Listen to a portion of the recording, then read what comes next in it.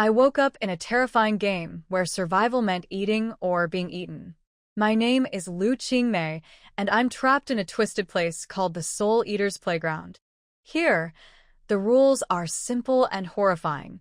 Only by consuming others can you survive. When I first saw Wenjun, my heart sank. Wenjun was a ghost I had taken in as a child, a dear companion who vanished long ago. But now, here she was, pale and dying, whispering the unthinkable, "Eat me." Her words hit me like a hammer. I didn't want to believe this nightmare was real, but everything around me screamed otherwise. The other players, bound in chains or wandering aimlessly, looked desperate, some lost to madness. When Jun's voice broke through my fear. "Qingmei, this is the game. We're all food here. Only one of us can live." Memories of our childhood flashed through my mind. We had once played hide-and-seek. She'd always hidden so well. Now, she wanted to hide again inside me. Her smile was strange, as if she had already accepted her fate. But I couldn't. I screamed, I denied, I cried. Yet, the hunger inside me was overwhelming, clawing at my control. My legs moved toward her even as my heart screamed to stop. When Jun's weak voice softened. "Do it, Qingmei. Live for both of us." Tears streamed down my face as I gave in to the unbearable truth. I embraced her one last time, whispering my apologies. Then, with a heavy heart, I let instinct take over. The taste of blood filled my mouth. It was the price of survival, the cost of this cruel game. In this dark world, friendships, love, and humanity mean nothing. All that's left is the primal need to endure. I don't know how much longer I can survive, but deep inside, there's a tiny voice refusing to give up. As long as it exists, I will search for a way out. Somewhere in the shadows, I feel a presence watching, waiting for a miracle. Maybe, just maybe, there's hope left for someone like me. One evening, I was called to a wealthy woman's house to assess her feng shui. After inspecting her home, offering tips to gather fortune, and enjoying a good meal, I left with a red envelope stuffed in my bag. That bag, by the way, is always full of strange things, a massive compass, charms, and tools that make people give me curious looks. Tossing it into a shared bike's basket, I pedaled home, my cheongsam hiked up for easier movement. Home is a small, cluttered apartment at the top of a dimly lit staircase. After a quick shower, and some wandering around in my usual half-asleep state, I finally collapsed into bed. A few hours later, at 4 a.m., my alarm jolted me awake. Groaning, I downed a shot of espresso, laced up my shoes, and hit the pavement for a morning run. 5 kilometers later, drenched in sweat, I practiced Tai Chi before finally winding down for the day ahead. Work at the small clinic is usually quiet. Patients often overlook me because I look too young. That changed when an elderly woman I treated came back days later, much improved. Her gratitude brought more people to my door, and the pace picked up. Once, I had to step in during a family argument, convincing a stubborn grandson to care for his ailing grandfather properly. Small victories like these make the long hours worth it. Then there are the unusual cases. One day, a wealthy man sought me out for a mysterious illness no one else could cure. His home was grand, but I couldn't miss the gray fox spirit sitting smugly on his head, the source of all his troubles. Keeping my composure, I played along, diagnosing and treating him with an herbal remedy. Secretly, I grabbed the fox by its tail and yanked it away, banishing it. The man felt instantly better and offered to fund a clinic in gratitude. I declined but happily accepted the payment before leaving, fox tail in hand, while his family looked on in stunned silence. Life is unpredictable, full of quiet mornings, demanding patience, and moments that make me question everything. But every challenge reminds me that there's always something new waiting just around the corner. It was just another day, filled with the usual chaos and a little bit of the unexpected. A nurse woke me from my nap, saying the director wanted to see me. Half asleep but fully alert now, I made my way to his office, grumbling about always getting called out, whether it was by a teacher in school or now at work. I plastered on my most charming smile and buttered him up with compliments about his hair and his youthful energy. Still, he cut straight to the point, complaints about my mediocre attitude. I nodded, agreed with everything, and walked out, not too bothered. Back at my desk, I unwrapped some dark chocolate and booted up Minesweeper, pretending to look busy. Then came a message on my phone, someone asking for the master's help. Apparently, they were a past client troubled by a restless baby spirit. I vaguely remembered the case, but couldn't recall the details. After a quick consultation with a Taoist friend, I sent over some instructions and set my price. They paid promptly, so I ended the day feeling pretty satisfied. After work, I headed to a high-end client's home. There, I performed a quick checkup, a bit of acupuncture, and earned a generous red envelope. Dinner at a nearby restaurant was my reward before heading home. On the train, I even received a message saying the client finally had a peaceful night. But peace didn't last. At home, just as I was falling asleep, a voice called out to me, "Master, help me." It startled me awake, but no one was there. Then the voice spoke again. It was a baby spirit, the same one from earlier, crying about being half-devoured and unable to rest. My heart sank. Dealing with baby spirits was always tricky, too much anger, too much grief. Still, I calmed it down and promised to help. Following a faint energy trail, I found the culprit, a shadowy figure greedily consuming the baby's essence. I confronted it, and after a tense chase, we ended up in an abandoned factory. The shadow turned out to be a lost soul desperate to regain strength.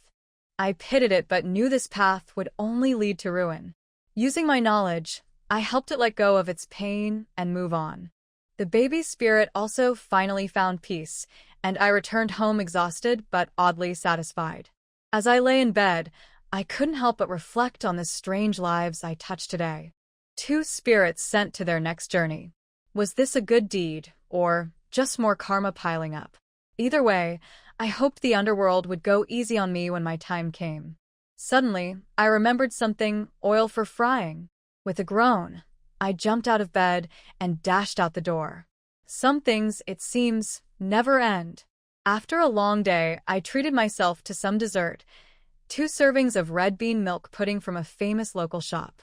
Riding a creaky bike under the glow of streetlights and the shade of banyan trees, I made my way home slowly, enjoying the peaceful evening.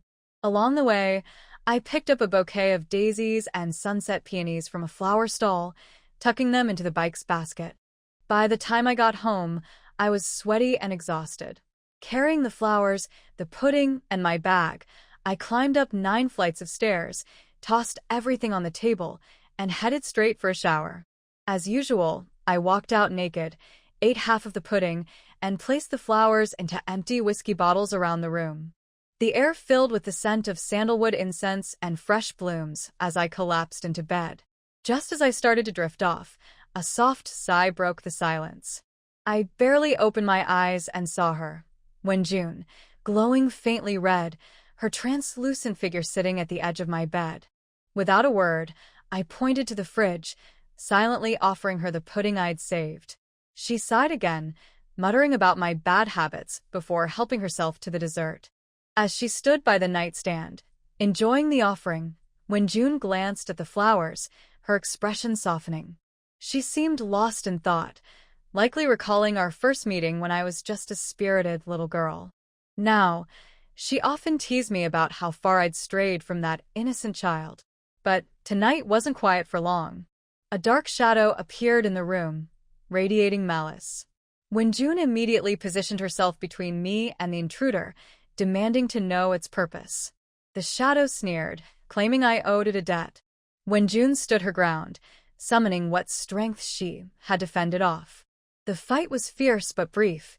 Despite Wenjun's courage, the shadow had the upper hand. Just as it lunged at her again, my phone rang loudly, jolting me awake. Annoyed, I sat up and glared at the shadow, too tired to process its presence. Without a second thought, I marched toward it, and, strangely, it fled in a panic. With the danger gone, I flopped back into bed, muttering about my ruined sleep. Wenjun watched in silence, torn between frustration and concern. She knew there was more to me than I let on, secrets I hadn't even shared with her. As she explored the room for clues, her gaze fell on my phone, where a mysterious message glowed on the screen. Tomorrow night, 10 p.m., the usual place. She frowned, deciding not to wake me, but vowing to follow me tomorrow. Whatever dangers were tied to my life, she wasn't going to let me face them alone. I woke up drenched in sweat, as if I'd crawled out of the earth itself. Dirt clung to my hands, dried grass stuck to my skin. This was normal for me, though. I cleaned up, put on my workout clothes, and headed out at 3 a.m., blasting some DJ beats in my headphones to shake off the remnants of my nightmare. At the track, I ran like a madwoman, my long braids swinging, my hat low over my face. To anyone watching, I must have looked like a completely different person, serious, focused, intense. Running isn't just exercise for me. It's preparation. I've never been normal. Since childhood, I've dealt with things most people can't see or even imagine. Shadows, spirits, creatures, things that use me, challenge me, force me to fight back. Over time, I learned to stop running and start hunting. After 10 kilometers, I paused and stretched. The air was still, but I could feel something lurking in the shadows of the track. Smirking, I whispered, "Let the hunt begin." The thing revealed itself, a formless blob shifting into a humanoid shape, mimicking my earlier run. I pulled a wooden hairpin from my pocket, its tip glowing faintly with purple light, and charged. In a flash, I was behind it, my pin piercing its head. It shattered into fragments of light, which I casually scooped up and swallowed. Energy coursed through me, another victory. As dawn crept over the horizon, I headed home, muttering blessings for the spirit's peaceful passage. To any passing joggers, I must have looked like a lunatic reciting mantras under my breath. Back in my apartment, I flipped through a Bible lying by the door. A verse caught my eye. "We all, like sheep, have gone astray." I snorted. Lost sheep? I gave up on that a long time ago. If I'm anything, I'm a beast. After a quick shower, I slipped into my professional persona, polished, composed, and entirely unremarkable. At the hospital, I played my role, a lazy doctor snacking on chocolate and dodging work. No one suspected the chaos my nights held. Later, a peculiar patient arrived. I could sense the dark energy clinging to him. While others saw just a sick man, I saw an infestation. Quietly, I dealt with it, drawing out the malignant force with my glowing pin and dissolving it before it could do more harm. The patient recovered almost instantly. When questioned by my colleagues, I shrugged it off, feigning ignorance. This is my life, a constant balancing act between the mundane and the extraordinary. By day, I'm just another doctor in a sea of white coats. By night, I'm something far less human, navigating a world of shadows and secrets. Each battle sharpens me, and I know the things lurking in the dark are beginning to notice. Let them come. I'm ready. Lu Qingmei was in the office, looking at the long queue of patients in front of the desks of the other two old men, and then looked at her deserted surroundings. Alas, why don't I grow a beard? He opened the drawer, took out his favorite dark chocolate, and started to chew it. Suddenly, the mobile phone on the desk vibrated, and Qingmei picked up the phone and answered it by looking at the unfamiliar number. "Hello, who is this?" The voice on the other end of the phone was steady and powerful. "Lu Qingmei, it's time to go back to the mountain to see the master." Qingmei was stunned for a moment and counted the days with her fingers. She actually forgot such an important day. Senior brother, I'll be back now. By the way, senior brother, did you miss me? I miss you very much." At this time, Lu Qingmei's senior brother Wu Di on the other end of the phone frowned and hung up the phone directly. Qingmei looked at the hung-up phone, and her face was full of smiles. She liked to deliberately disgust her senior brother, who hated her so much. After packing up her things and carrying her bag, Lu Qingmei quickly ran to the dean's office and smiled flatteringly at the gentle dean. "Dear Dean, my house seems to be on fire. I'll go back and take a look. I'll take a day off." As she spoke, She backed out of the dean's office and slipped away, leaving the dean sitting at the table with an incredible look on his face. Lu Qingmei bought the nearest flight ticket and took a taxi to the airport. After checking in and entering the terminal, she bought a bunch of souvenirs and snacks at the specialty supermarket in the terminal, ready to take them back to the old man. She bought herself a cup of iced latte and drank it comfortably, slumping in the seat like Goyu, gulping down the latte and then picking the lid to chew the ice inside. She picked up her phone, saved the number that Wu Di had just called, and marked it as Dear Senior Brother. After Lu Qingmei got on the plane and took off, her dear senior brother Wu Di and her master were picking some special herbs in the mountains. An old man with a hunched back was picking a plant from the ground. He held it under his nose and sniffed it gently and stroked his long gray beard with his other hand. The old man was dressed in plain cloth, with long hair sticking up with a wooden hairpin, and his gray beard had a sense of immortality. Next to him stood a young man, also dressed in the same cloth as the old man, with a tall and straight figure, a slightly delicate appearance, not too feminine, and a clear outline with a heroic look. This is the eldest brother Wu Di, whom Lu Qingmei likes to tease when she has nothing to do. He is really good-looking. Master, Lu Qingmei is getting more and more outrageous. She learned all the skills from you, but she left the mountain without hesitation. She didn't go back to practice medicine and treat illnesses. She dared to do anything to cheat and deceive people in order to make money. She only came back twice a year. Why did you accept such a heartless person? Wu Di looked at the master and spoke. His words were full of dissatisfaction and complaints about his fellow apprentice sister. The more he talked, the more he felt that it was not worth it for the master. The master carefully put the herbs in his hand into the medicine basket and then turned back to look at Wu Di. Although this old man is more than 90 years old, there are not many signs of time on his face. His eyes are full of energy, but his expression is indeed very peaceful and kind. At first glance, he is an experienced and knowledgeable old man. The master looked at a huge old tree next to him with a smile, and in a trance he seemed to see the little girl with dimples whom he met more than 10 years ago. Why did he accept Xiao Qingmei as his apprentice? Because she is different from anyone else in this world. The master spoke slowly, his tone full of gentleness and tolerance. Wu Di, everyone's path is different. Although Qingmei acts uniquely, she has what we taught her in her heart, that kindness, that respect for medical skills. She has not forgotten. She is just practicing in the outside world in her own way. Wu Di was silent. He actually knew that what the master said made sense, but he still felt that Qingmei should spend more time practicing well, instead of going out all day. However, he never had too many objections to the master's decision. Everyone's path of practice is different, and so are you and me. The important thing is that no matter where you go, don't forget your original intention in your heart. The master smiled, then turned around and continued to collect the medicinal materials he needed. At this time, a car stopped on the path at the foot of the mountain.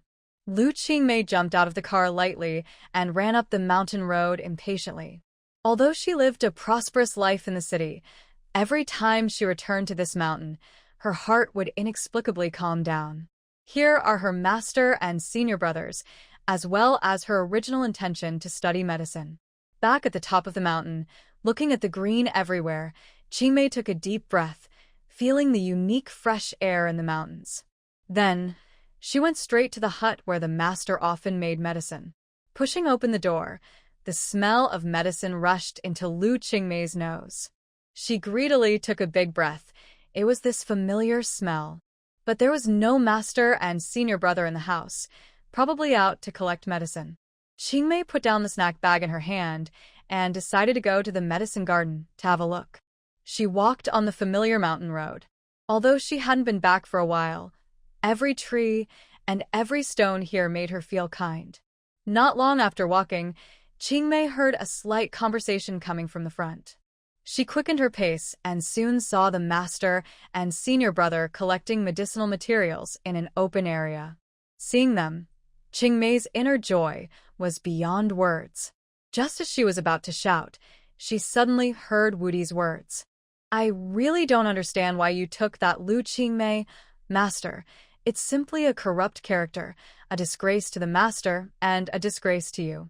Lu Qingmei's smile froze on her face. She didn't say anything else, turned around and left the medicine garden silently, heading towards the direction of the lounge where she used to live.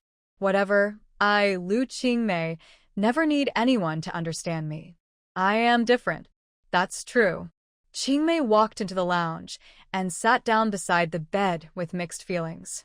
Although she always looked like she didn't care, Woody's words still made her feel deeply hurt. Outside, it was getting dark and stars began to appear in the sky. Qingmei walked along the mountain road, looking for her master and senior brother. Finally, she found them by the small lake on the other side of the mountain. The master was sitting on a big rock, and Woody was standing beside the master. The two seemed to be discussing something. Qingmei walked closer and heard the master saying to his senior brother, "Woody, understanding between people requires communication and time." You don't understand Qingmei's heart. There are reasons behind her behavior. In the early autumn of 2008, in a deep mountain somewhere in the Qinling Mountains, the roots of tall trees grew densely together, and the lush branches and leaves on the top of the trees intertwined and crossed, completely blocking the light and shadow outside the forest. The huge roots and vines exposed on the ground climbed in an interlaced manner. This is a place completely isolated from the outside world, and few humans can come here. But at this time, it seems that an uninvited guest has visited here. Bai Shu, who is over 80 years old, wears a military green outdoor hat and a military-colored outdoor vest. In his right hand, he holds a gray cloth bag, which is bulging with various strange plants. In his left hand, he holds a compass to check the direction while observing the surrounding environment. Bai Shu's expression on his face seems a little anxious. He has been following the compass here for a whole day, but he has been going around in circles. It seems that the magnetic field is messed up, the compass can't be used, and no communication equipment can be used here. Trouble, oh. He sighed, took out a piece of compressed biscuit from his jacket pocket, opened it, and ate 2 bites. While eating, he suddenly felt something hit his head, like a small stone. He touched his head and continued to chew the biscuit. TSK. An impatient tongue-clicking sound came from above his head. Bai Shu looked up suddenly and saw that there seemed to be a little man sitting on the old tree that was at least 20 to 30 meters high, with a pair of white legs dangling above his head. The man was holding a handful of mini fruits that seemed to be picked from the tree, and was throwing them under the tree out of boredom. The little man saw that the old man under the tree finally looked up, laughed twice with interest, and shouted to the old man, "Is the food in your hand delicious?" Bai Shu looked at the man on the tree with a little vigilance, ready to turn around and run at any time. He touched the various self-defense equipment and emergency equipment he carried with him, and his heart was slightly settled. "Who are you? Are you a child of the villagers in the mountains?" Little Lu Qingmei found the old man's nervous look even more amusing, and her legs swung more happily. "Hey, old man, guess who I am?" Bai Shu frowned. "I think you look like a little monster living in this mountain." Lu Qingmei suddenly grinned at the old man, and the dimples at the corners of her mouth flickered. This scene was indeed weird. Lu Qingmei stood up from the tree, jumped down, and landed gently in front of Bai Shu like a leaf. "Stinky old man, you are the monster, and I am the elf. I'll take you away from here, and you give me a taste of what you just ate." Qingmei blinked her big eyes and looked at the old man's clothes pocket, obviously coveting the compressed biscuits that Bai Shu had just eaten. Bai Shu knew that he might have encountered an inhuman being, so he didn't dare to act rashly. "Before, I went to the mountains to learn Taoism and heard some strange stories from my master. For example, some mountain spirits and wild monsters are good and bad. Some are naughty and like to tease ordinary people, while others are bloodthirsty and cruel and like to kill and plunder. I don't know whether my luck is good or bad this time." Bai Shu didn't dare to relax his vigilance, but he was eager to leave the deep mountains, so he had to obey Xiao Qingmei's words. He took out a compressed biscuit from his pocket. The silver-white packaging reflected Xiao Qingmei's face. She eagerly picked up the biscuit and tore it open to eat, like a beast that had been hungry for many days. Bai Shu began to observe her carefully. The child seemed to be 7 or 8 years old, with a thin body and skin that seemed to have not seen the sun for a long time, showing a sickly white. Her hair was long to her waist. She wore a very worn white vest and gray shorts. Her slender arms and calves were exposed, with occasional irregular scars on them. Bai Shu couldn't help but feel a little pity when he saw her eating so greedily. Although the little creature in front of him looked a little strange, he knew in his heart that life in the mountains was undoubtedly hard. He remembered his journey to study in the mountains when he was young. At that time, he also went through all kinds of hardships before he was able to achieve success. "Are you full? Do you want more?" Bai Shu asked softly, holding an unopened compressed biscuit in his hand. Lu Qingmei chewed the biscuit and nodded, with a barely perceptible warmth in her eyes. She swallowed the food in her mouth, and her eyes suddenly became sharp. "Old man, I can take you out, but you have to agree to one condition of mine." "What condition?" Bai Shu asked vigilantly. "I want to go with you and leave this mountain." Her voice was firm and serious. Bai Shu was slightly stunned. This was something he never expected. He thought that the little girl would ask for some strange treasures or other things, but she didn't expect that what she wanted was to leave the mountains. He looked at her carefully, trying to see some clues from her face. "Why do you want to leave? Isn't this your home?" Bai Shu asked. Lu Qingmei was silent for a moment, then said lightly, "This is my home, but it is also my cage. I want to see the outside world and see how people outside live." Looking at her expectant eyes, Bai Shu felt a heavy sense of responsibility. He didn't know what the consequences would be if he took such a mysterious little girl out of the mountains and forests, but he couldn't bear to refuse her request. "Well, if you really decide, I can take you with me." Bai Shu finally agreed. When Lu Qingmei heard this, a glimmer of joy flashed in her eyes. She quickly finished the biscuits in her hand, then stood up and pointed in a direction. "Follow me. The exit is over there." They began to move along the mountain path. Lu Qingmei walked in front, and her light steps seemed effortless. Bai Shu followed behind, full of doubts and expectations. The mountain road was tortuous, and the two passed through dense forests. Occasionally, they could hear the calls of wild beasts in the distance, which added a bit of horror and uneasiness to this journey. After about an hour of walking, they arrived at a cave entrance that looked very hidden. Lu Qingmei stopped and looked back at Bai Shu. "Here, we have to go through this cave." The interior of the cave seemed dark and damp. Bai Shu turned on the flashlight he carried with him, and the beam cast a piece of dancing light and shadow in the cave. He followed Lu Qingmei's footsteps and went deep into the cave. The air in the cave was getting colder and colder, and the water droplets dripping on the surrounding rock walls made a faint ticking sound. "Is this the way to the outside?" Bai Shu asked, feeling a little anxious. "Yes, as long as we go out, we can see the outside world," Lu Qingmei encouraged. At this moment, a strange sound of wind suddenly came from the cave, and it seemed that a vortex was formed in the cave. Bai Shu held the flashlight tightly, and his body instinctively formed a defensive posture. Lu Qingmei did not seem to be surprised by this. Instead, she gently grabbed Bai Shu's hand and signaled him not to worry. "These are the wind talkers in the cave. They will guide us to find a way out," Lu Qingmei explained in a low voice. Bai Shu was slightly relaxed. Although he was full of doubts about the so-called wind talkers, he could only choose to trust the little girl in front of him. As they went deeper, the sound of the wind gradually became harmonious, like a chant.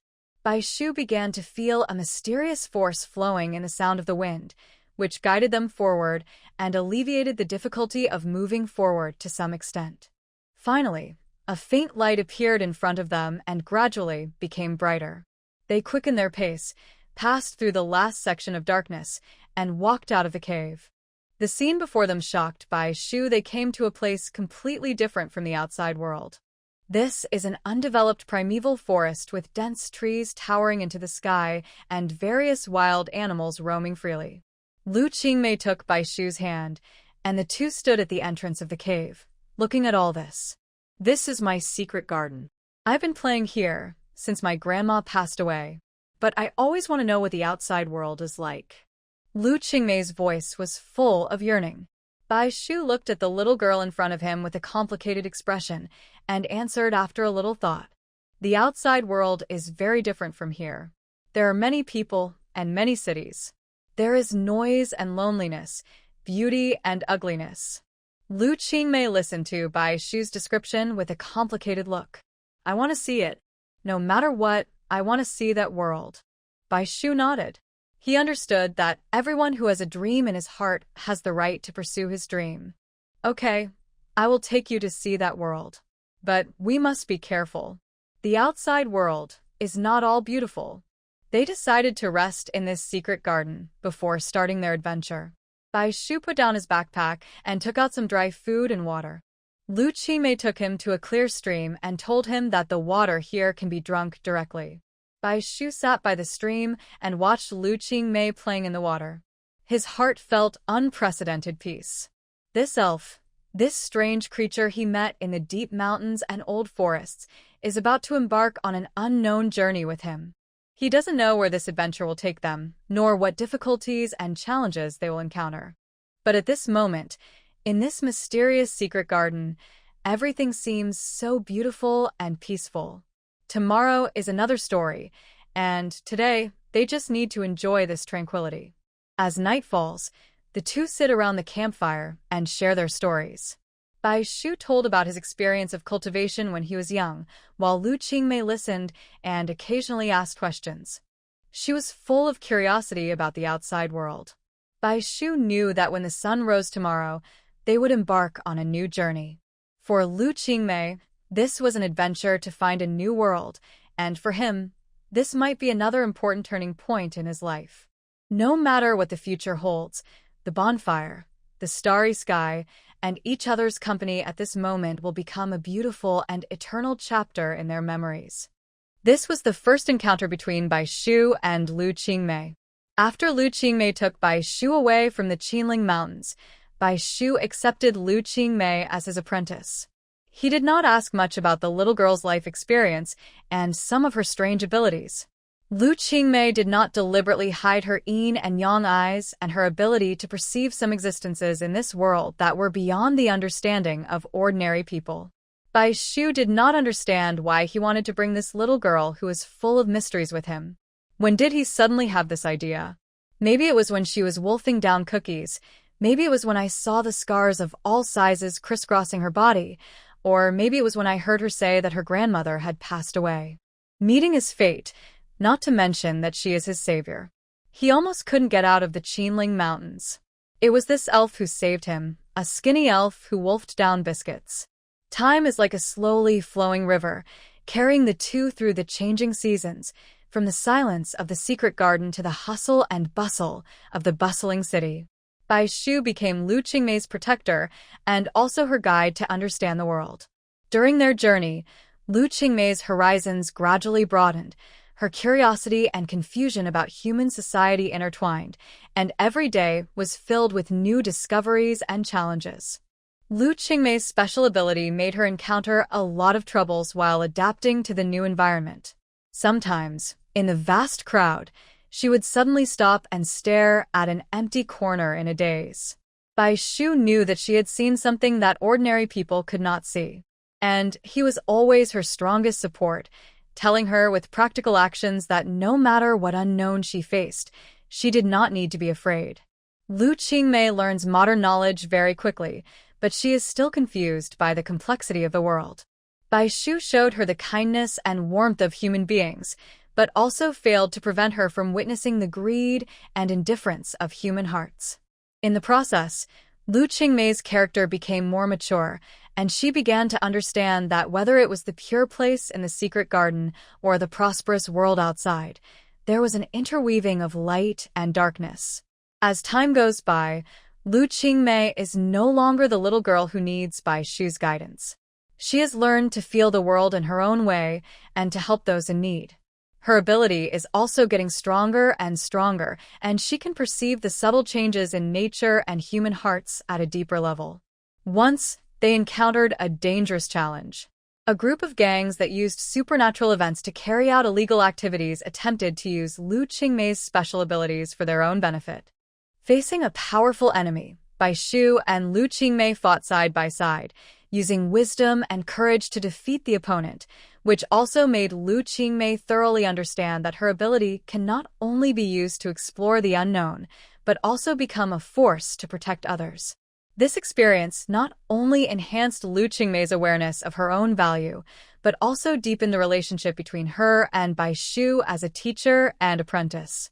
She learned to trust, to rely on others, and more importantly, she learned to be kind to others and use her abilities to achieve broader values. What happened next? Why did Qingmei become a doctor and cheat people every day? Wood interrupted Bai Shu's recollection. Bai Shu sighed as he looked at Wu Di. His eyes began to turn red and wet.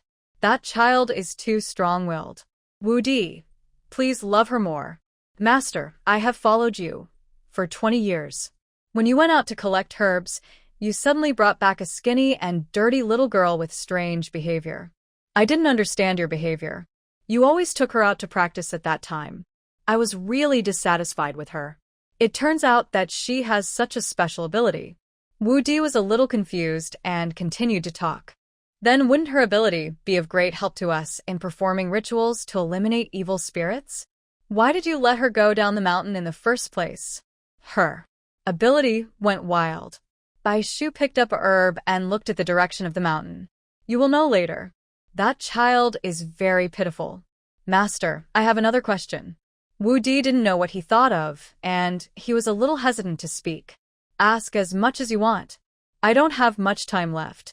I hope you can be Qingmei's backer in the future. No matter what, this is her home, and her family will always be waiting for her to go home. Bai Shu looked at his eldest disciple. Wu Di calmed down and spoke. Lu Qingmei, is she really a human? Bai Shu was a little stunned. He didn't expect him to ask this question. I am a human, no doubt. A crisp female voice sounded from behind. Lu Qingmei's appearance broke the silence and tension that had always surrounded Bai Shu and Wu Di.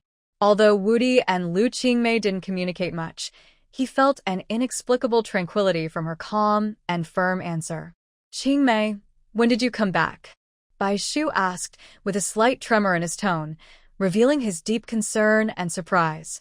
Lu Qingmei walked in front of the two of them, and the moonlight shone softly on her face through the treetops. I just came back. It seems that Master and Wu Di still remember me. Her voice was a little teasing, but more warm. Wu Di stared at Lu Qingmei, trying to find the shadow of the strange little girl from her face. He found that although the years left traces, Lu Qingmei still maintained her innocence and courage. Lu Qingmei, are you really okay? Wu Di finally spoke, with a little bit of awkwardness and a little bit of concern in her voice. Lu Qingmei chuckled. Worrying about me? This is not your style, Wu Di. I'm fine, but there are some things that need to be handled personally. Bai Shu looked at Lu Qingmei with complicated eyes. He had too many questions to ask, but in the end, he only asked one question. Have you controlled your ability? Lu Qingmei nodded. Yes, Master. I have traveled to many places and met many people over the years.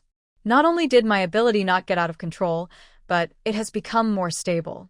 I have learned how to use it to help others and avoid the extreme situations in the past. The huge waves in Lu Qingmei's heart were finally suppressed by her. She couldn't tell the old man who cared about her that she had begun to devour her soul. Hearing this answer, Bai Shu breathed a sigh of relief, as if he had put down the burden of many years in his heart. That's good, that's good. The three of them were silent for a while, and an indescribable emotion filled the air. The former master and apprentice, brother and sister, were separated due to various arrangements of fate.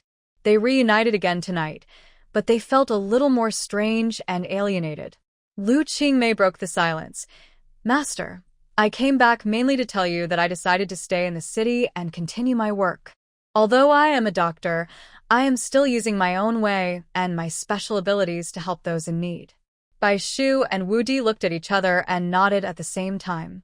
Although they may be reluctant in their hearts, they are more understanding and supportive of Lu Qingmei's choice. As long as you are happy and choose the path you think is right, we support you unconditionally. Bai Shu said firmly. Well, thank you, master. Thank you, senior brother. I brought you palms. The snacks in the south are very good and delicate. Go back and try them. Lu Qingmei's tone was flat, as if what she said just now did not make her feel any waves. Wu Di frowned, and it turned out to be the heartless and ungrateful wolf. The three of them walked back together. The moonlight fell and covered Lu Qingmei's body. Wu Di looked at Lu Qingmei, who was walking with her head down in the moonlight, and felt that she was like an old lady with white hair. From the time she spoke until now, he could not see any expression on her face. This little sister of his was full of mysteries. This little sister who looked heartless but hid so many things. This little sister that the master felt distressed when he mentioned her. In fact, he had been jealous of her for a long time. He was jealous that she had taken away all the attention of the master, that she learned faster than ordinary people, and that she was obviously talented and could inherit the master's mantle, but she just went down the mountain to an ordinary hospital to be an ordinary little doctor. Wu Di, stop staring at me. If you stare at me again, I will marry you and get the certificate tomorrow. Lu Qingmei turned her head and made a face at Wu Di. You are so corrupt. Lu Qingmei just finished speaking. Moral corruption inappropriate, the opposite of Tiangang. Wu Di, you have no other words. I'm tired of hearing these words every time. Wu Di's head was almost smoking, and his face was red. Lu Qingmei you. What?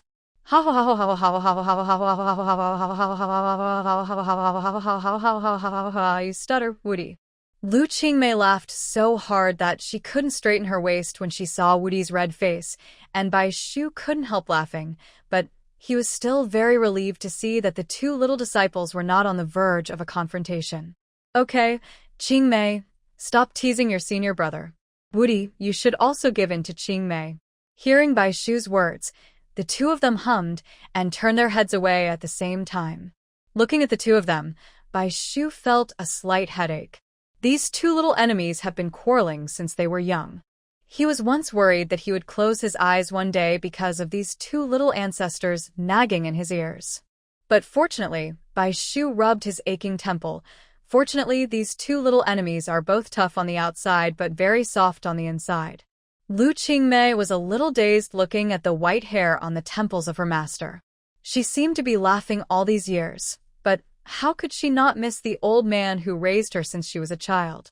Although she called him master, the relationship between the two was no different from that of father and daughter. Master, you are old. Lu Qingmei said this, without thinking. Bai Shu was stunned at first, then smiled and knocked on Lu Qingmei's head. You little conscienceless person, how can the master not be old? The master can accompany you for a lifetime. You still have a long way to go in the future. The master is old, but you and Wu Di are young. Lu Qingmei rubbed her head that was hurt by the master's knock, pursed her lips, and didn't say anything, but her eyes were quietly red. Bai Shu smiled and rubbed her head. Silly child, you should do what you want to do. Master doesn't need you to come back often. As long as you live well, Master will be relieved. Wu Di stood aside and watched the two of them. He just stood aside quietly without saying anything. He knew that no matter what he said at this time, it would be redundant. After staying for a few days, Lu Qingmei left. She did not say goodbye to the two of them. She just left a letter and left quietly. The letter said that she had a lot of things to deal with outside and had to go back to work in the hospital, but she would be back soon. Wu Di looked at Lu Qingmei's empty room with mixed feelings in his heart. He actually knew that Lu Qingmei would not stay here for too long, but she really left, and he still couldn't help complaining in his heart. She's gone. Wu Di stood behind Bai Shu and said softly. Bai Shu looked at the distance for a long time without replying. Just when Wu Di thought he would not answer, he heard him sigh leisurely. Yes, she left and went her own way, and we also have our own way to go. Bai Shu turned around and looked at Wu Di, his eyes full of determination and expectation. Wu Di, from now on, you'll take over my mantle. You are a very spiritual child. Our Kunshan Taoist medical school will be passed down by you. When Xiao Qingmei comes back in the future, you must treat her well. This little girl always makes me worry about her. I worry about her. After Lu Qingmei went down the mountain, she took the nearest flight back and rushed to the hospital to work without stopping after getting off the plane. She only asked for a few days off. If she didn't come back, she would be fired and the money she had worked so hard to earn would be gone. Secondly, she had other things to deal with.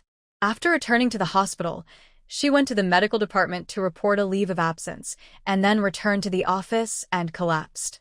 Other colleagues were not surprised. The dean came to inspect and saw her like this and shook his head and left. Lu Qingmei stared at the computer screen and checked the time. "It's time," she murmured. Sure enough, an old woman in her 70s walked in from outside the next second. Lu Qingmei looked at the aunt with a very ugly face and cursed her fiercely. "How dare you put on a dead body? The stench of the corpse is so bad." The man who came was the shadowy man who broke into her house that night and had a fierce battle with Wenjun. After escaping, he attached himself to a newly dead body and asked her to meet him in the evening using someone else's mobile phone. She did not go to the appointment the next night and was sure that this guy would come to her again. Sure enough, he sent her a message saying that he would come to the hospital at 10 o'clock this morning to give her a good fruit. He really gave her a good fruit. Only she could smell the smell. Because of her physical condition, her perception ability is thousands of times more sensitive than that of ordinary people. She stared at the so-called old woman in front of her, her tone cold. "What do you want from me?" The shadow man maintained the form of an old woman, as if he didn't mind the stench of corpse on his body. He smiled, and his voice came out of his throat, hoarse and harsh. "Lu Qingmei, you are indeed special. There are not many people who can sense my existence. But have you forgotten that you owe me for what you did 6 years ago?" Lu Qingmei snorted coldly. "Don't give me that. Just tell me your purpose." "It's very simple. I need your help." The shadow man's eyes suddenly became serious. "There is something. I need to borrow your ability to find it." Lu Qingmei stared at him. "Why should I help you?" The shadow man showed a sinister smile. "Because, if you don't help me, I will make you live a life worse than death." Faced with this blatant threat, Lu Qingmei was not panicked. She was used to dealing with these supernatural phenomena. She stood up slowly and smiled slightly. "Try it. I'm curious about how you can make me live a life worse than death." The shadow man saw that Lu Qingmei was not afraid at all, and a trace of surprise flashed in his eyes. But then he regained his composure. "It seems that you are not going to cooperate." At this moment, the door of the hospital was suddenly opened by a powerful force, and an old Taoist priest wearing a Taoist robe and holding a magic weapon strode in. 2 sharp rays of light shot out of his eyes and stared directly at the shadow man. "It turns out that you are a master of the Yin-Yang family." No wonder. There was a hint of anger in the shadow man's voice. He obviously didn't expect to meet such a character here. The old Taoist priest didn't say anything nonsense.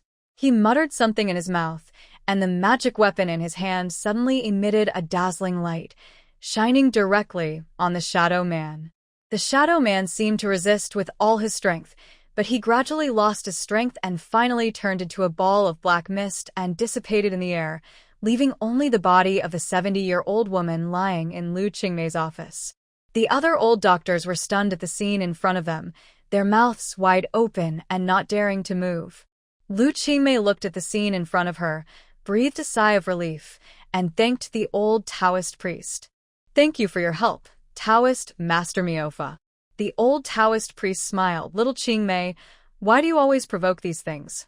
Following you, my performance in killing ghosts has increased a lot. It is not advisable to stay here for long. The ghost will definitely come back again. You need to be prepared." This Taoist Master Miofa is an old friend that Lu Qingmei often asks for help off-site. The two have known each other for more than 4 years. When the old Taoist priest first saw Lu Qingmei, he found the strangeness of this girl and kept following her to study her physique. He is indeed a master with 2 brushes. Lu Qingmei looked at the old Taoist priest in front of her and felt an inexplicable gratitude and peace of mind in her heart. She knew that in this world full of unknowns and dangers, it was very important to have such a person supporting her. After a while, Lu Qingmei and Taoist Master Miaofa handled everything in the office and handed the body temporarily occupied by the shadow man to the hospital for corresponding treatment. The two left the hospital together. Lu Qingmei still needed to continue to improve herself with the help of Taoist Miaofa. Lu Qingmei, I have a few ancient books here, which record many methods about yin and yang, the 5 elements, and the strengthening of soul constitution. I think they should be helpful to you. Taoist Miaofa rummaged in the trunk of his inconspicuous old car and finally took out a few yellowed books and handed them to Lu Qingmei. Lu Qingmei took these ancient books and felt a faint aura permeating each of them. She knew that these books were not ordinary items. She looked at the ancient books in her hand carefully and gently stroked the marks left on the cover by the years. Miaofa, how do you say I can become an ordinary person? Lu Qingmei's voice was very low. She seemed to be asking the old Taoist and seemed to be asking herself. When Taoist Miaofa heard this, the smile on his face froze slightly. After a moment, he slowly spoke. Qingmei, in this world, everyone's experience is unique. Your ability may be a burden to ordinary people, but it is also a gift. Learn how to use it, and you will understand that it brings you more than just trouble. Lu Qingmei remained silent, just looking down at the ancient book in her hand. She knew that Taoist Miaofa was right. Her innate special physique allowed her to perceive things that ordinary people could not perceive, and therefore made her life full of dangers and challenges. Perhaps, as Taoist Miaofa said, maybe she should learn to accept and use her abilities instead of avoiding them. The car was galloping all the way and Lu Qingmei was thinking a lot. Miaofa, if I become something like that black shadow one day, you will kill me. When Taoist Miaofa heard this, the car slowed down quietly.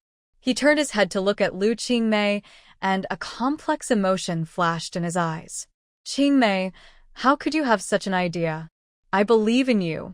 You have enough light and tenacity in your heart, and you won't get lost easily. Lu Qingmei smiled bitterly. Miaofa, I just think of some strange questions occasionally. You know, everyone has a dark side, and I am no exception. I just want to know that if that day really comes, at least you can stop me. Miaofa drove Lu Qingmei for many days and nights, and Lu Qingmei was very upset. Stinky Taoist, are you going to sell me to the mountains? Little Qingmei, you are such a bad girl, calm down. Lu Qingmei was about to continue to rage. Miaofa slowed down the car and turned back to comfort Lu Qingmei. I'll take you to Kunlun Mountain. After hearing the 3 words Kunlun Mountain, Lu Qingmei was quiet for a while. Kunlun Mountain is indeed a mysterious mountain full of rumors. Miaofa took her there to help her practice. But Xiao Qingmei, I have another question for you. Why is there always a follower behind you? And it's a chaotic soul. Miaofa looked at Wenjun, who was emitting red light in the back seat. Wenjun's eyes widened in shock. Can you see me? Miaofa held his forehead helplessly. I have been watching you all the way. I saw that you have been following Xiao Qingmei, and Xiao Qingmei has been feeding you all kinds of food and drinks. I think it's hard not to notice. Wenjun is stupid and not aggressive. It's okay, Miaofa, you can continue driving. Lu Qingmei interrupted the two. Miaofa saw that Lu Qingmei didn't want to say more about Wenjun, so he tactfully stopped talking and continued to drive his weathered and lingering broken car conscientiously. Miaofa's car shuttled through the vast night like a lonely boat, looking for a bright harbor in the endless dark ocean.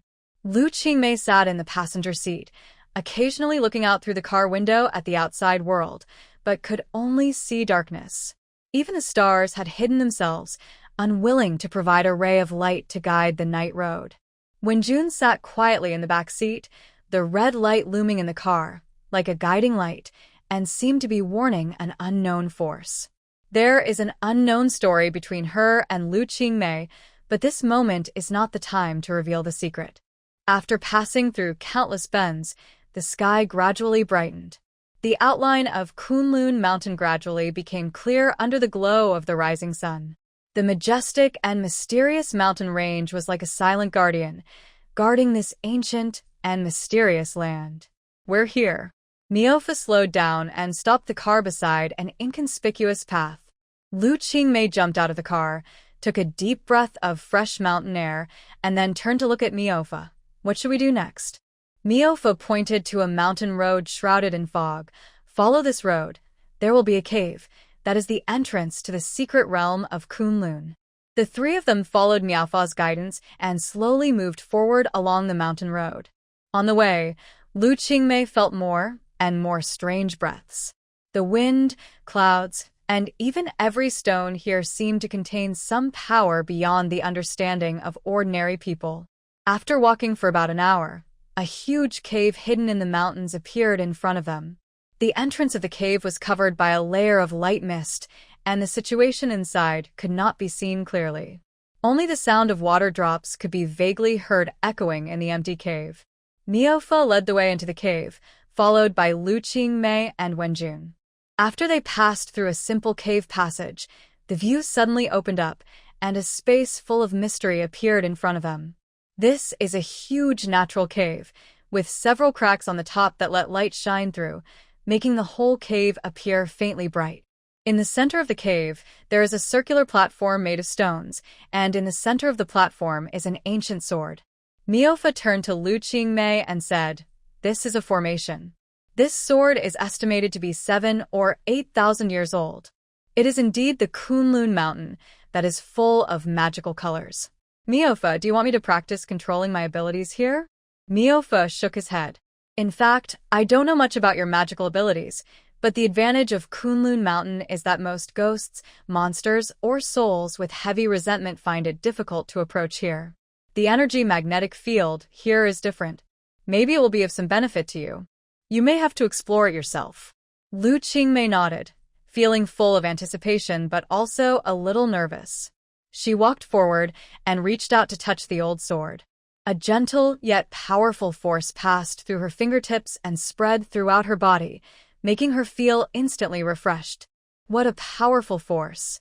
Lu Qingmei exclaimed. Miaofa stood aside, looking solemn. Xiao Qingmei, this sword is called Lingshan's sword. Legend has it that it can guide practitioners to touch the deepest level of power within themselves. But remember, let everything take its course and don't force it. Lu Qingmei nodded seriously, closed her eyes, and began to try to sense the connection between the sword and herself. As time passed, she seemed to enter a strange state. All the sounds around her faded away, leaving only her heartbeat and breathing. At this time, Wenjun silently guarded by the side, and the red light became brighter, as if cheering Lu Qingmei in its own way. Just like that, after an unknown amount of time, Lu Qingmei slowly opened her eyes. She felt that the power in her body had a qualitative leap, and her mind became more peaceful and profound. How is it? Miaofa asked. It's really incredible. I feel like I'm closer to this world. Lu Qingmei showed a long-lost smile. Miao Fe looked at Lu Qingmei and was happy for her in his heart. Then you should have realized something now. The path of cultivation is endless, but only the change of mind is the fundamental. Lu Qingmei nodded. This experience was indeed a very valuable experience for her. In the next few days, the three of them stayed in the secret realm of Kunlun Mountain. Lu Qingmei would go to sense the Lingshan sword every day, and her ability seemed to grow day by day. Miao Fe occasionally provided her with some guidance on cultivation and spent the rest of the time studying some formations and ancient books. And Wenjun, this seemingly stupid, chaotic soul body, seemed to have some changes during this period. Its light was more stable, and it would emit soft fluctuations from time to time, as if it had some kind of resonance with the energy of this sacred mountain. Late one night, Lu Qingmei sat outside the cave, gazing at the starry sky. She felt that there seemed to be a subtle connection between herself and this sea of stars. At that moment, a thought suddenly emerged in her mind. Does every star carry an undiscovered story? Perhaps her mission is to explore these stories and use her own power to unlock more unknowns. This thought has been lingering in Lu Qingmei's heart and has never dissipated. She deeply knows that her journey has just begun, and Kunlun Mountain is just the beginning of this long journey. A few days later, When Lu Qingmei felt that she had drawn enough strength from this mysterious place, she decided to leave and continue her journey of searching and exploring. Miaofa sent Wenjun and her to the entrance of the cave. Miaofa looked at Lu Qingmei and said, "Xiao Qingmei, remember, no matter where you go, you must keep an exploratory heart and don't ignore the voice in your heart." Lu Qingmei smiled slightly. "Don't worry, Miaofa. I will." Then, she turned around and embarked on a new journey. Wenjun, who was emitting red light, still followed Lu Qingmei happily, just like when they came. Behind them, the outline of Kunlun Mountain looked more mysterious and spectacular in the sun, as if telling an ancient and eternal legend. Miaofa looked at Lu Qingmei, who was going away, and touched his beard. "Xiao Qingmei, it depends on your own luck in the future." Lu Qingmei returned to the hospital. At that time, the old woman possessed by the black shadow fell in the hospital and turned into a corpse, which scared the hospital leaders and doctors. At that time, they hurriedly called the police to deal with the corpse. When they turned back and wanted to find Lu Qingmei, they found that Lu Qingmei had run away with a strange Taoist priest. The dean was so confused, but Lu Qingmei was cool and casual. She directly sent a message to the work group to ask for a week's leave and then disappeared.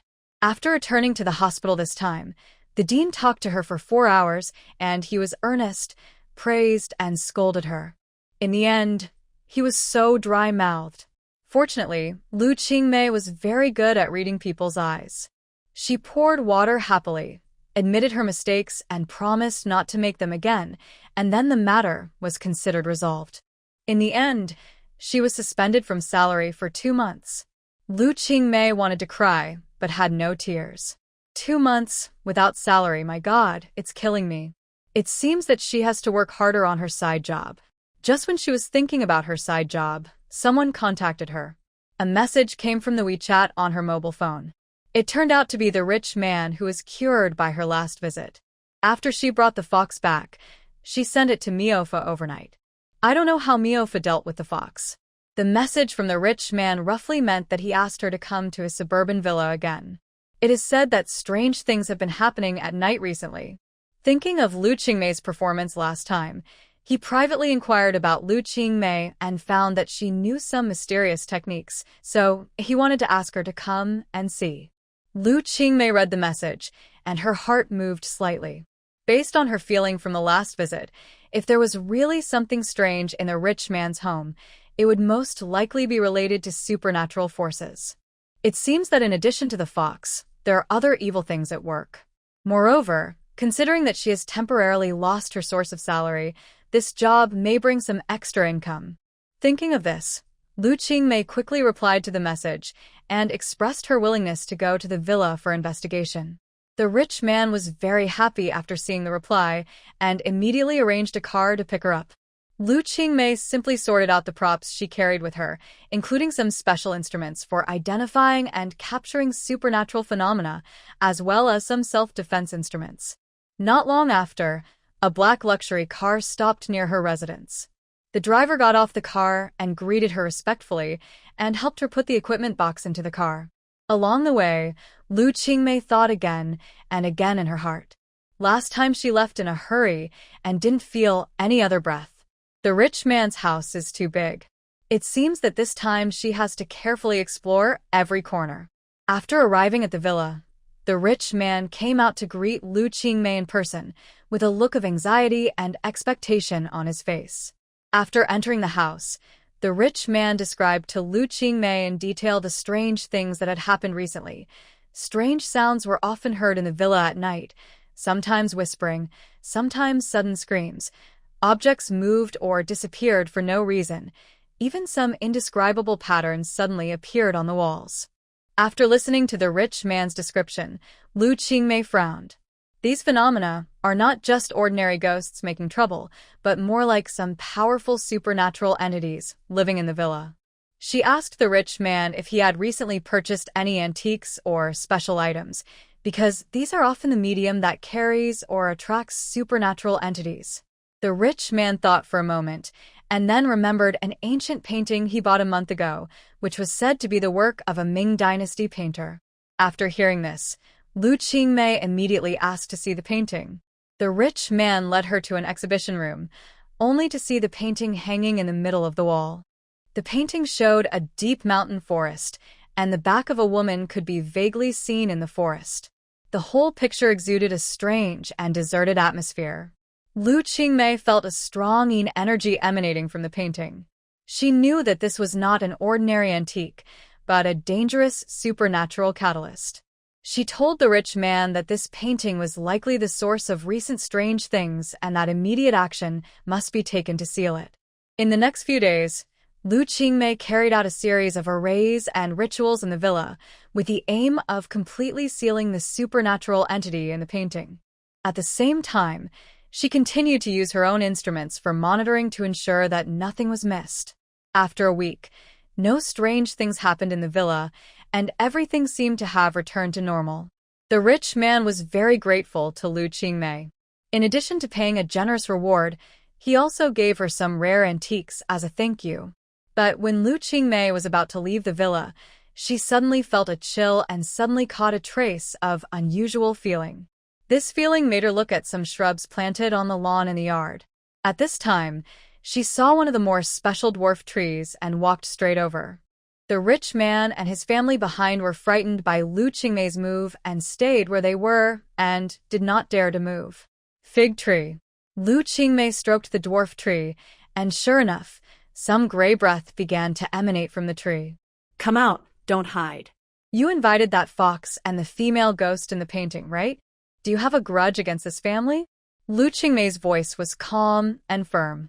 Her eyes stared at the fig tree sharply through the gray atmosphere. The tree seemed to sense something and began to tremble slightly. Then, a vague figure slowly emerged from behind the tree. The figure gradually became clear and finally condensed into the image of a middle-aged man. He was wearing clothes that seemed to be a bit old, his face was pale, and his eyes were filled with a hint of melancholy and resentment. Lu Qingmei stared at him. Who are you? Why are you causing trouble here and hurting innocent people? The man's voice was a little hesitant and sad. I was the previous owner of this villa.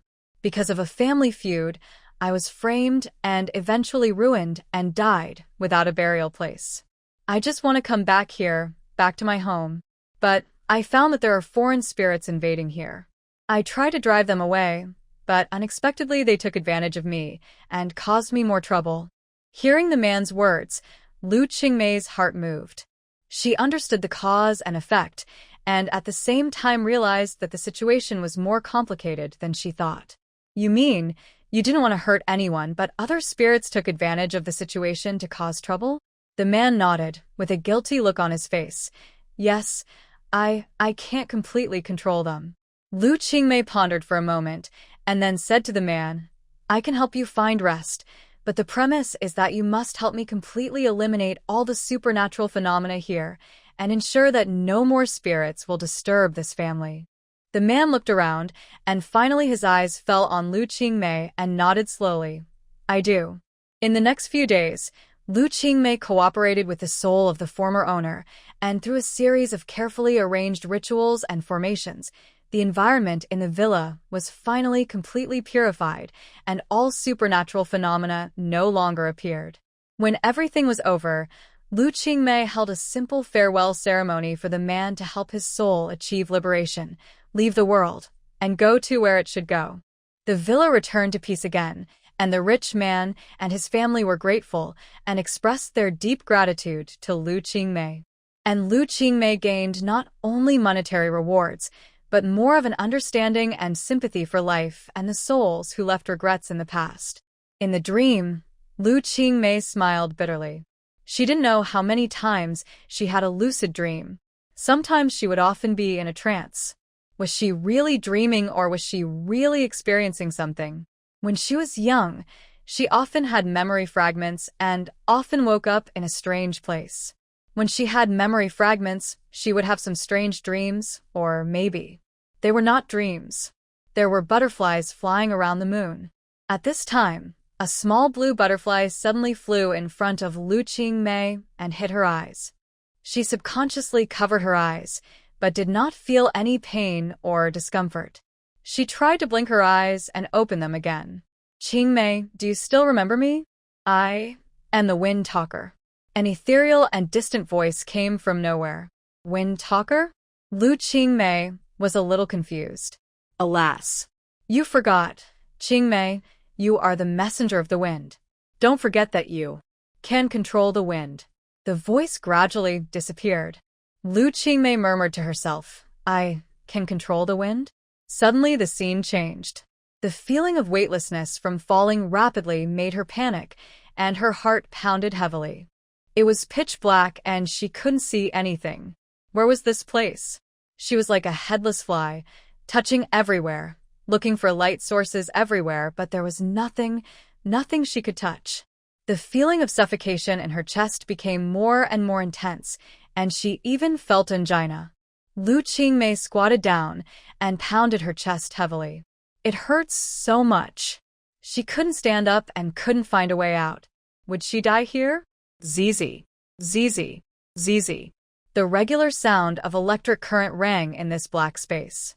She raised her somewhat dazed eyes, but still couldn't see anything. The sound gradually became louder, from far to near, and exploded directly in her ears. Welcome to my game, my dear players, the character I personally cultivated, Miss Qingmei. The rules of the game. Participants use their own supernatural powers to enhance their own strength by devouring or rescuing various souls, so as to resist the invasion of evil spirits and eventually become the strongest soul eater. Please note, each player has their own unique abilities due to their special experiences or backgrounds, such as sensing ghosts and manipulating certain elements. And each player has a ghost companion. Please be careful not to let your ghost companion be devoured by other players. Her head was a little painful from the shock of this voice, and she was trying to digest this information. What player? What ghost? What soul eater? What an inexplicable dream. Wake up quickly, Lu Qingmei. She opened her eyes again, and the scene in front of her began to change again. First, when Jun's figure emitting red light suddenly exploded and disappeared like a puff of smoke. Lu Qingmei's pupils contracted, and she subconsciously stretched out her hand to stop it. But the next second, his hand was grabbed by a pale hand. This was the old woman possessed by the black shadow. There were no eyeballs in the old woman's eye sockets. The two black holes stared at Lu Qingmei and suddenly shed 2 lines of blood and tears. Lu Qingmei suddenly pulled her hand back and stepped back, and felt that she had stepped on something strange again. She looked down and saw that it was the infant spirit that she had already saved, but the infant only had half of its body at this moment. The left half was gone, leaving only the bloody right half. The baby stared at Lu Qingmei, who had stepped on him with wide eyes in pain, but he had no throat and could not make any sound at all. Lu Qingmei's hair stood on end. She wanted to escape, but in this dark space, she had no idea where to escape. Suddenly, the suffocation came again, like an invisible big hand, tightly grasping her heart. She tried to breathe in, but it seemed as if the air was solidified and she couldn't breathe in. In this dark space, Lu Qingmei felt an unprecedented fear and loneliness. Although she knew it might be just a dream, the feeling was as vivid as if it really happened. She tried to calm down and repeatedly told herself that it was just a dream. After a moment, she gradually adjusted her breathing and regained a bit of calm. However, at this moment, a faint light lit up not far away. She hesitated for a moment, but finally moved towards the light. When she approached the light, she found that it was actually a swaying lantern, and a vague figure stood next to the lantern. You are finally here, the figure said in a voice that seemed a little tired. Do I know you? Lu Qingmei asked hesitantly. We may not have met before, but in this game, we are all people who are looking for our own destiny. The figure seemed to smile. You can call me the guide. Game. Lu Qingmei repeated, feeling more and more confused. How do I leave here? Your mission is not yet complete. Qingmei, you need to find your true self and reveal the hidden memories. The guide's voice was a little serious. Before that, you can't leave. Lu Qingmei felt a power surging in her body. Could this be the legendary power to control the wind? But she had no idea about it and didn't know where to start. How can I find my true self? She asked anxiously. Follow your intuition and look for those key soul fragments. They will lead you to the answer. After speaking, the lantern in the guide's hand suddenly became brighter, and in a flash, she returned to the darkness, but this time the difference was that she had an identical lantern in her hand. Lu Qingmei took a deep breath and began to explore in this dark space. She was no longer a headless fly, but had a clear goal, which was to find all the soul fragments. Along the way, she met various trapped souls, some asking for help, some angry, and some giving up all hope. Every time she rescued a soul, she felt her power increasing. Not only that, after being rescued, these souls sometimes left some small clues or vague memory fragments, allowing her to have a better understanding of her past. But many things are still vague, and she always feels that she can't touch a certain point. Lu Qingmei woke up suddenly, and Wenjun called her anxiously. A nightmare again? Qingmei. Wenjun was full of worry. Qingmei always had nightmares and often couldn't wake up. It's okay, Wenjun. I may have to go back to Qinling recently. I haven't been back for a long time, and some of my childhood memories are blurred. Lu Qingmei returned to her usual appearance. She has long been used to it, hasn't she? It happened that it was the May Day holiday recently, and she went directly to the airport to buy a ticket back to her hometown. Hometown, such a distant name, Qinling Mountains, she is coming back. After more than 10 years, it is a challenge for her to return to this place again. Yes, she did deliberately avoid a lot of things, and she was not as indifferent as she seemed on the surface. She had been suppressing a lot of things. As an outlier, it was really tiring to pretend to be ordinary among ordinary people. If possible, she wanted to become an ordinary person, working from 9 to 5, and living a plain life. Grandma, if you were still here, what kind of road would you show me? Can my sins really be redeemed? Lu Qingmei sat on the plane to Qinling Mountains, and the clouds outside the window floated in the air like a cloud. Her mood was like a tangled mess, difficult to sort out. In her memory, the rolling mountains were always accompanied by an inexplicable sadness and heavy burden, as if something was waiting for her to uncover. After getting off the plane, a familiar mountain breeze blew in her face. It carried the moist smell of the land and the faint fragrance of plants and trees, which made Lu Qingmei take a deep breath, and a hint of complex emotions rose in her heart.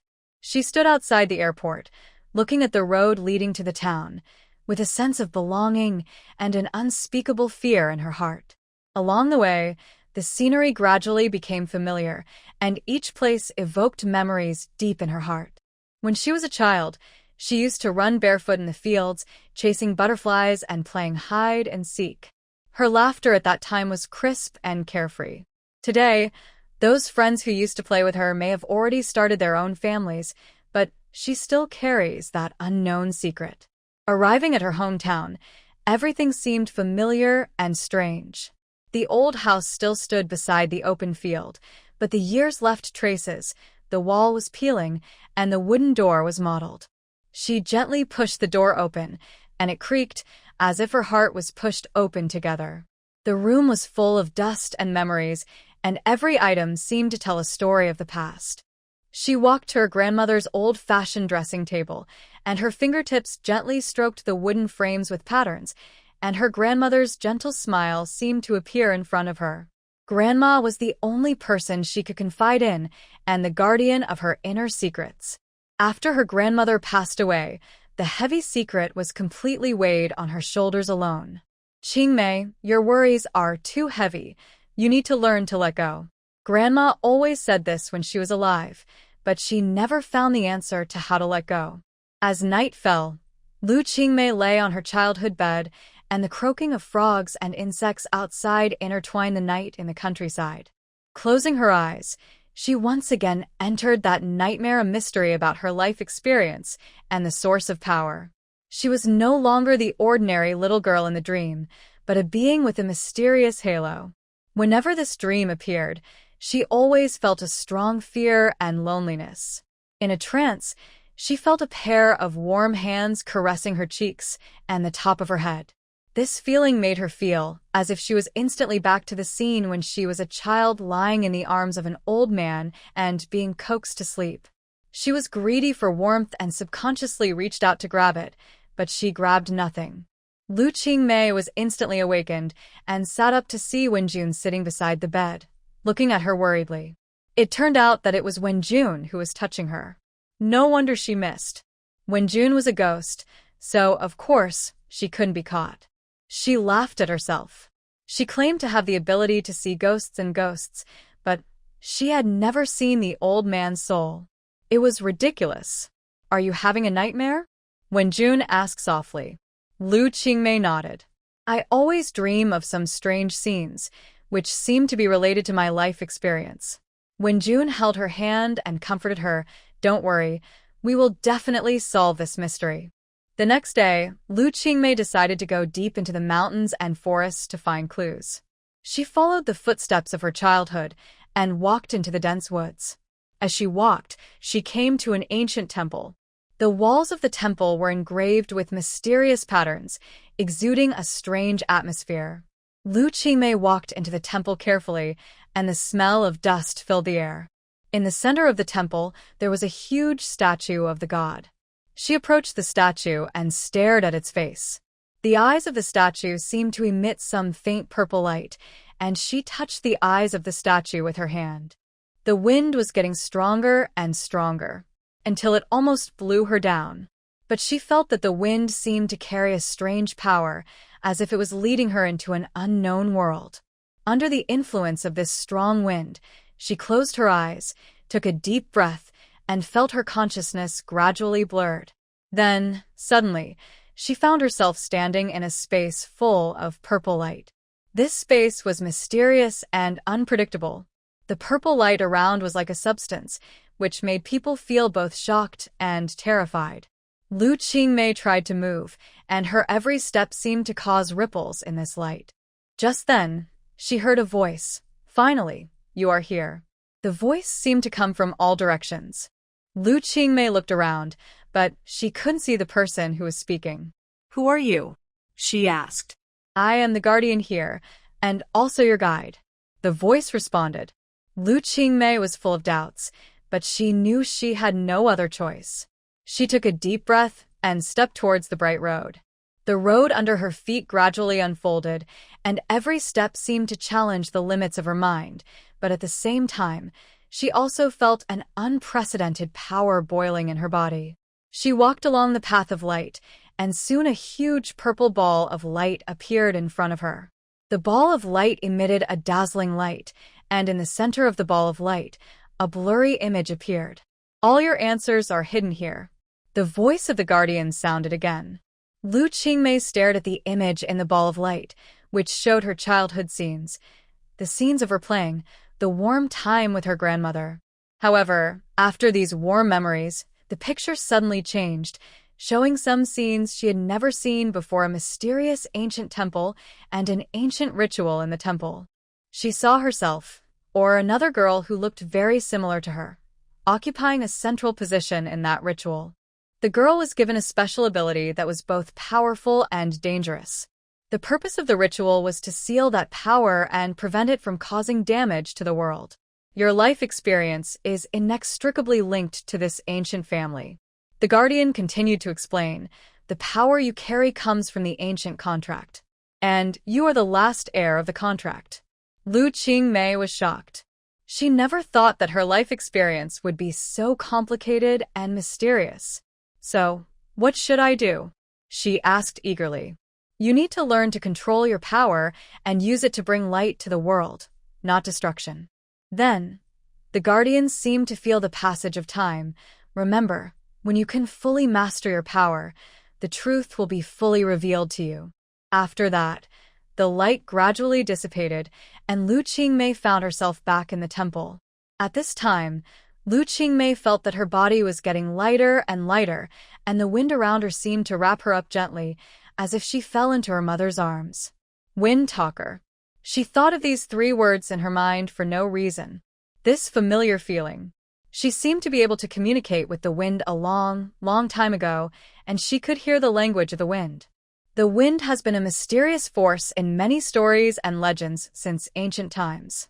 Now, when Lu Qingmei felt all this, she suddenly realized that this was not groundless. She once had a unique ability, and this ability seemed to be slowly awakening. She still remembered the words of the Guardian, that she needed to learn to control her power. So, she decided to start by trying to understand the language of the wind. Sitting down in the center of the temple, she closed her eyes, relaxed her mind, and tried to sense the gentle wind around her. At first, she could only feel the existence of the wind, but gradually, the wind seemed to have a melody. At first, the melody was very chaotic, but Lu Qingmei tried to concentrate, and slowly the melody began to become clear. The language of the wind, the temperature of the wind, the shape of the wind, she seemed to be able to feel it, and it was extremely clear. The energy of the wind can be used by her. Lu Qingmei opened her eyes and thought about the meaning of her existence in this world. Devouring souls and controlling wind, what can these two abilities allow her to do in this world? After realizing that she could devour souls, she often went berserk. When the feeling of hunger came, she felt like a hyena with a big hole in its stomach, frantically looking for food to fill herself. And in the picture that the so-called guardian just showed her, what happened to the woman who looked very similar to her? Was it her ancestor? Will a family with such power really not go to ruin? Doubts and unknowns about the past filled Lu Qingmei's heart with all kinds of complicated emotions. In order not to be overwhelmed by these emotions, she decided to put aside her puzzled doubts for the time being, move on, and begin to explore her relationship with the wind, looking for ways to control and balance the power. Lu Qingmei stood up and waved her arms gently, trying to communicate with the wind at a deeper level through body movements. She felt every wave in the air, as if the wind was responding to her call. She closed her eyes, took a deep breath, and felt herself gradually merged with the wind. Slowly, she found that she could affect the flow of the wind. At first it was just a slight change, but with time and trial, she found that she could guide the direction and speed of the wind, and even feel the subtle changes in the air in the distance. This feeling of controlling the wind made her both excited and alert.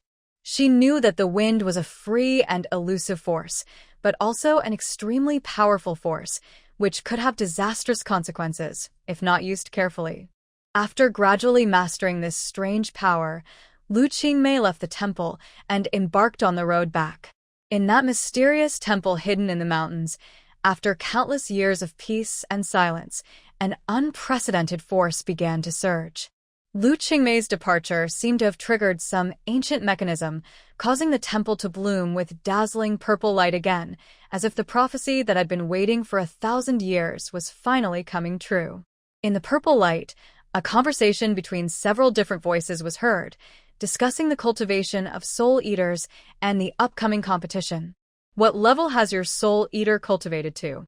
Is it qualified to participate in the war? One of the voices asked.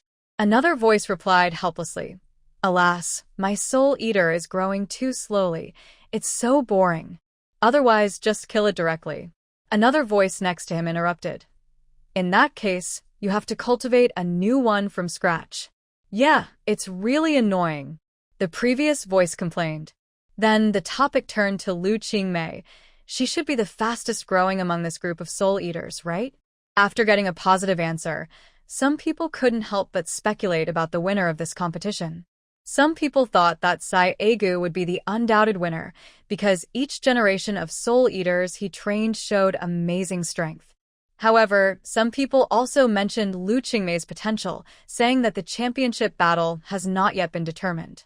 Under the interweaving of these voices, the mysterious temple seemed to have become a stage with undercurrents, and all participants were preparing for the upcoming competition. And Lu Qingmei's name, like the purple light that suddenly bloomed, became the focus of everyone's discussion.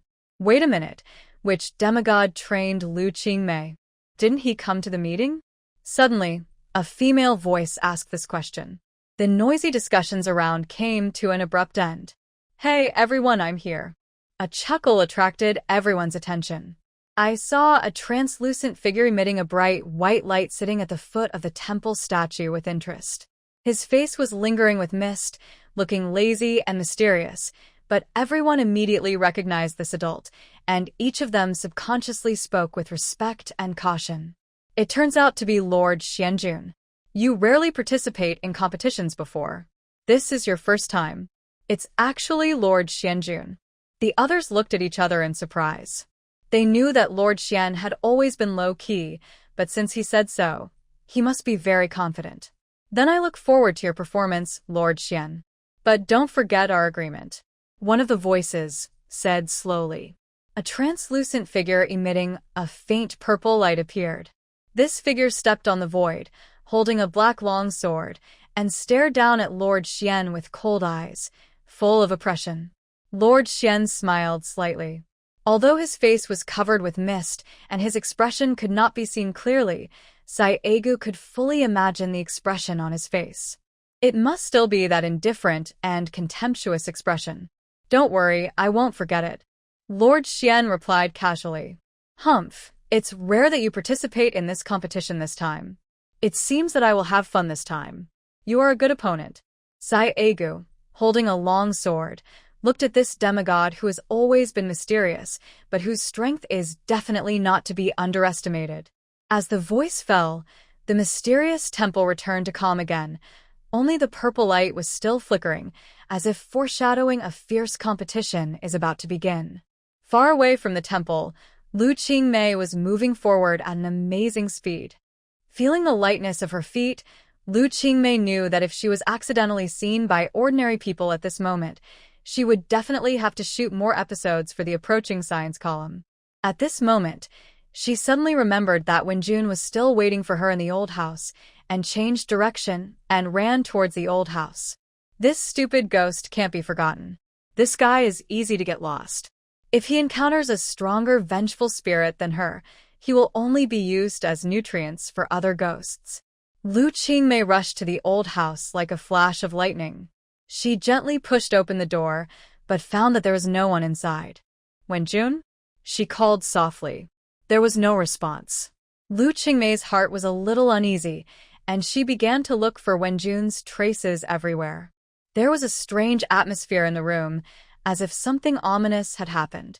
Suddenly, she found a line of blood words on the wall. Save me. Lu Qingmei's face turned pale, and she rushed out of the room without hesitation and ran in the direction indicated by the blood words. Lu Qingmei followed the remaining soul breath and came to a dark forest.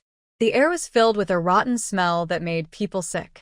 She looked around vigilantly, secretly gathering wind in her hands, ready to deal with any danger that might arise at any time. Suddenly, a black figure rushed out from the woods and rushed towards Lu Qingmei. She dodged sideways and kicked the black figure.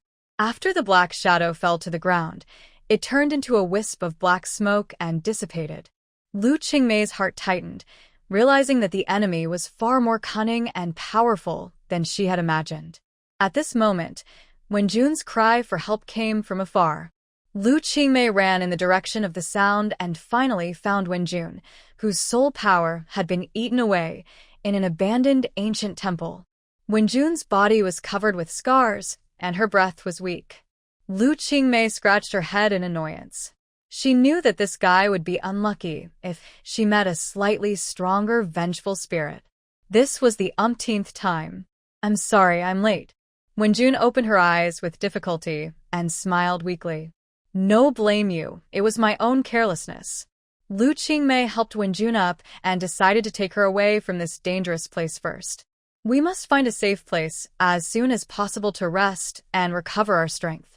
They staggered out of the ancient temple, but a sinister laugh came from behind them. Do you think you can escape easily? An evil spirit shrouded in darkness appeared in front of them.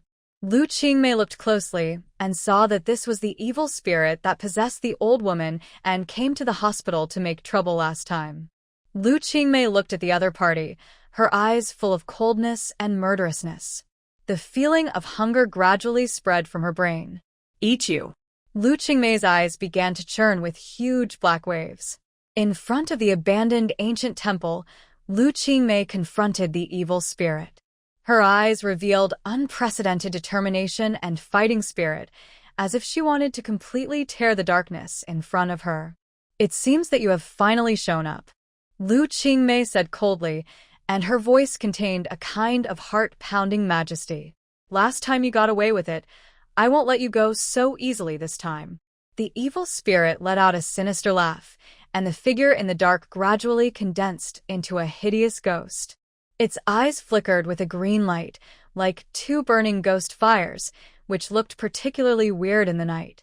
Do you think you can still win this time?" The evil spirit taunted. "Although your power is strong, your companion is so weak, she will only be a burden to you." As it said, it stretched out a withered hand and pointed at Wenjun. Although Wenjun was weak at the moment, her eyes were shining with determination.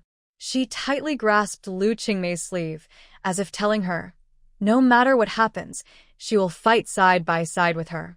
"You are wrong," Lu Qingmei said slowly, and every word seemed to carry 1,000 pounds of force. "She is not my burden, but my partner. We have experienced countless life and death tests together, and every time she accompanied me through the darkness and found the light. Her existence is the source of my strength." She gently put Wenjun in her arms on the ground, and her movements were cautious as if she was treating a fragile object, but as soon as she raised her head, she flashed in front of the evil spirit like lightning and took off the wooden hairpin that tied her hair from her head and inserted it into the throat of the evil spirit. The evil spirit had never thought that she would be so fast now. She widened her eyes and felt her body shattered and dissipated inch by inch before being absorbed by Lu Qingmei. Lu Qingmei's eyes were completely black at this time. The crazy hunger, like a hyena, had completely controlled her brain. She focused on swallowing the other person's body. She spit it out and put it in the palm of her hand. It turned out to be a small wooden ring. She picked it up and looked at it carefully. The black in her eyes had faded, and her eyes had regained clarity. "Qingmei, I'm in so much pain." When June was lying on the ground, her face was as pale as paper, and beads of sweat oozed from her forehead. Lu Qingmei knelt beside Wenjun nervously, observing the injuries on her body. What should she do? She was a little anxious. She couldn't heal ghosts. Her ability could only control the wind or devour souls, or to transcend. She scratched her hair in front of her forehead anxiously. What should she do? What should she do? Lu Qingmei didn't notice that a sneaky head quietly poked out from behind the big tree behind them. The owner of this head looked at Lu Qingmei, then at Wenjun lying on the ground, wondering what she was thinking. Finally, she walked out carefully. Sister, are you okay?" Lu Qingmei was startled by the voice and turned around suddenly. "Who?" She stood up and took a defensive posture. "Don't be afraid. I'm not a bad person." The girl stammered. "I just saw the sister is injured. I can heal her." The girl took a few steps forward.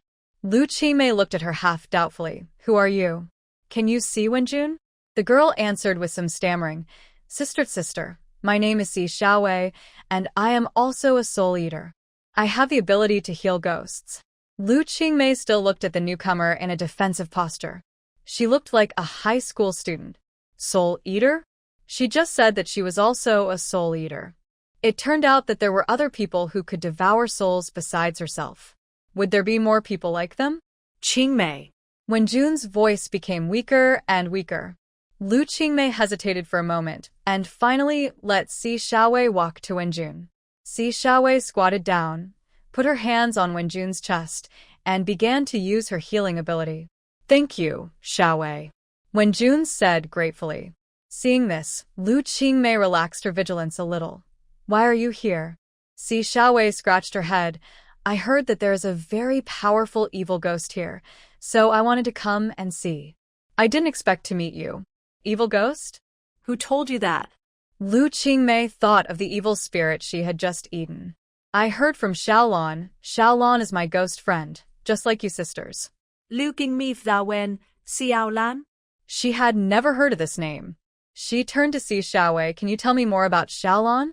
Si Xiaowei nodded and whispered, "Xiaolon is a very ancient ghost. He was an outstanding explorer when he was alive. After his death, his soul has been wandering in this world and accumulated a lot of knowledge about ghosts and soul eaters. So, he told you that there are evil ghosts here? Lu Qingmei couldn't help asking. Yes, Si Xiaowei replied. He said that the evil ghosts here are very dangerous, and even he can't fight against them. So I wanted to see if I could help. Wenjun barely sat up. Although her wounds had healed, her body was still weak. Thank you, Xiaowei. But the evil ghost we just encountered has been swallowed by Qingmei. Si Xiaowei widened her eyes in surprise. Really? That is a very powerful evil ghost. You are really amazing. Lu Qingmei waved her hand, indicating that she didn't want to discuss this topic anymore. She looked at Wenjun. Wenjun, how do you feel now? Wenjun smiled. Much better. Thank you, Xiaowei, for your help. Si Xiaowei smiled shyly. You're welcome. This is what I should do. Sister, why did you come here? Lu Qingmei looked around. She and Wenjun were just here to investigate some abnormal phenomena, but they didn't expect to encounter such a situation. In fact, we came here because we heard that there were abnormal phenomena here, but we didn't expect to meet evil ghosts and you.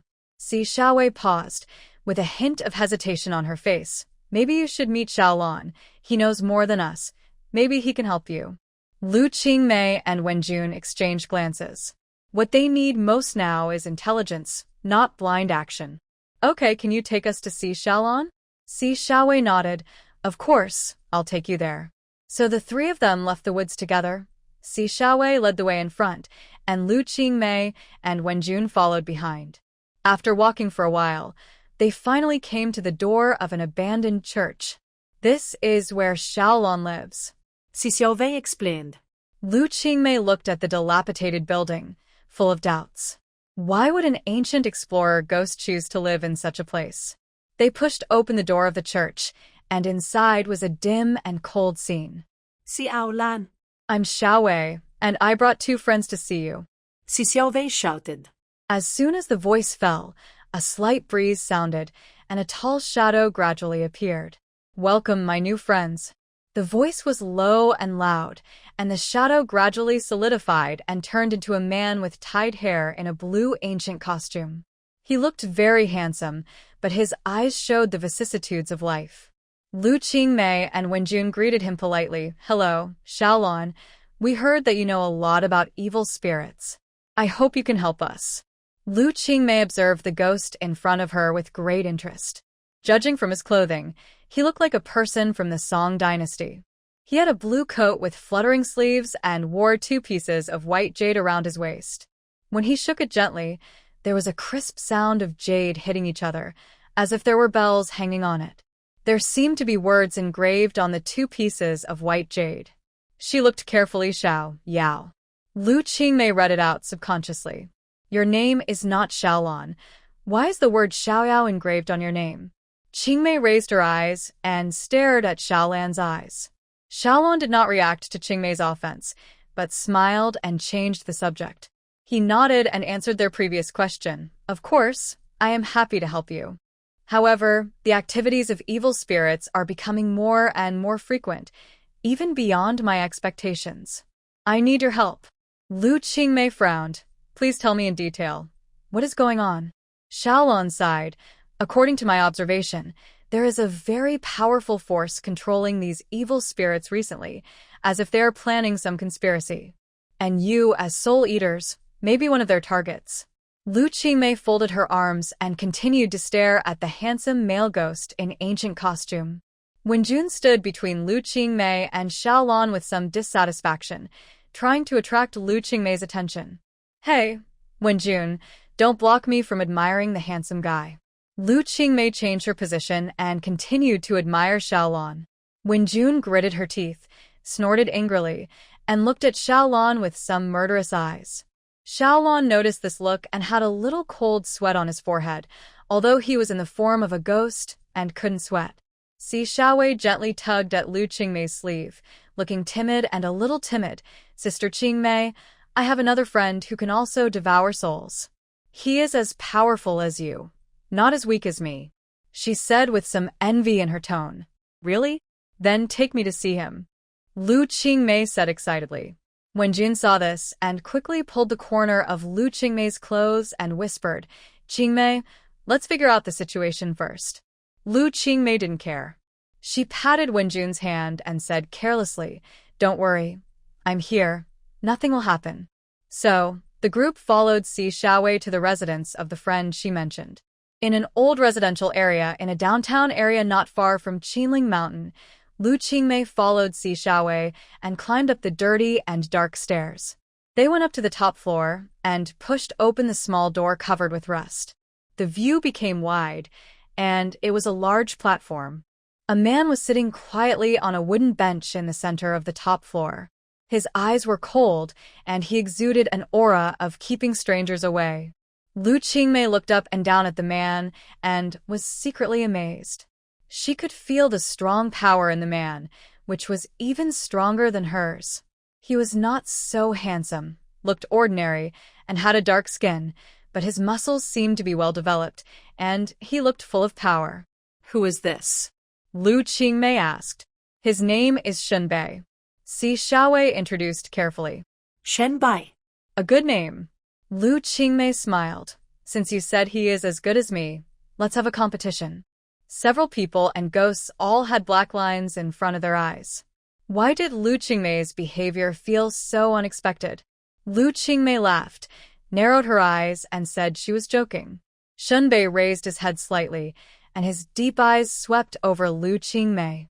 His aura seemed to fluctuate slightly because of her arrival. Although Lu Qingmei was joking just now, she could feel the oppression, and her heart confirmed her judgment. This man is definitely not an ordinary person. Please sit down, everyone. Shenbei said lightly. His voice was low and powerful, as if it had a special magnetism, which made people relax involuntarily. Lu Qingmei, Wenjun, and Xiaolon looked at each other and sat down cautiously, while Si Xiaowei stood beside Shenbei, looking a little uneasy. Si Xiaowei said you have something to ask for, right? Shenbei got straight to the point. Lu Qingmei nodded and briefly told the whole story. After listening to this, Shenbei thought for a moment and said slowly, "This matter is not simple. You have to face not only those ordinary ghosts or evil spirits, but also some more powerful existences. What suggestions do you have?" Lu Qingmei asked, her eyes full of expectation and fighting spirit. "First of all, we need to unite more forces." Shenbei turned his eyes to Si Xiaowei. "Xiaowei, are you willing to help them?" Si Xiaowei hesitated slightly, but soon nodded firmly. "I am willing, although my power is not as strong as everyone, but I will try my best." Lu Qingmei accurately captured the everyone that Si Xiaowei said. It seems that there are still many partners with superpowers. Lu Qingmei seemed a little excited. Yes, she was really excited. After living for more than 20 years, this was the first time she knew that there were people like her. Shenbei seemed to remember something at this time and turned and entered a small house on the top floor platform. Lu Qingmei estimated that this was where he usually lived. He didn't come out for a long time, which made Lu Qingmei a little confused. She was about to knock on the door to see what was going on. Why did this person suddenly leave a bunch of ghosts outside? This was a bit rude. Si Xiaowei hurriedly stepped forward to stop Lu Qingmei. "Sister," he went to ask his friend. Lu Qingmei raised her eyebrows and soon realized that the friend Si Xiaowei was talking about was probably a ghost like Wenjun Xiaolan. Strange. Why do people like them who can devour souls have a ghost friend around them, just like a standard configuration? This question is buried silently in her heart. When Shenbei came out of the small house, there was indeed a misty shadow following him, a girl who looked young, wearing some simple clothes, and looked like a little girl from ancient times. She was holding a small box in her hand, which looked like some kind of medicine. "This is my friend, named Agu," Shenbei introduced, with a hint of gentleness in his tone. Agu nodded and showed a warm smile to everyone. Lu Qingmei noticed that this ghost was different from other ghosts. She did not seem to have that gloomy aura, but seemed very bright. "Hello everyone, I'm Agu." Agu's voice is clear and sweet, like a spring stream. She handed the small box in her hand to Shenbei. Shenbei took it and opened it cautiously. Inside was a bottle of yellow liquid. This is the elixir we prepared ourselves, specially used to deal with those powerful evil spirits. Take it just in case. Shunbei handed the bottle to Lu Qingmei with a trace of solemnity in his eyes. Lu Qingmei took the bottle, and the expression on her face became serious. "Thank you for your help," she said sincerely. "You're welcome. I also think this is something that should be done." Shunbei smiled slightly. "However, we still need more partners to fight these powerful enemies together." When Jun frowned and asked, "And can other forces join forces?" Shunbei nodded, his eyes calm.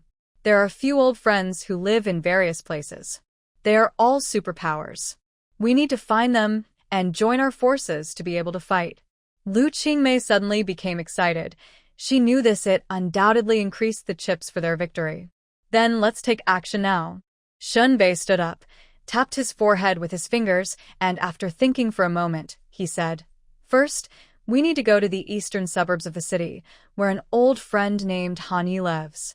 His powers are very powerful, and he can control flames." Deciding on the direction to go, the group set off quickly.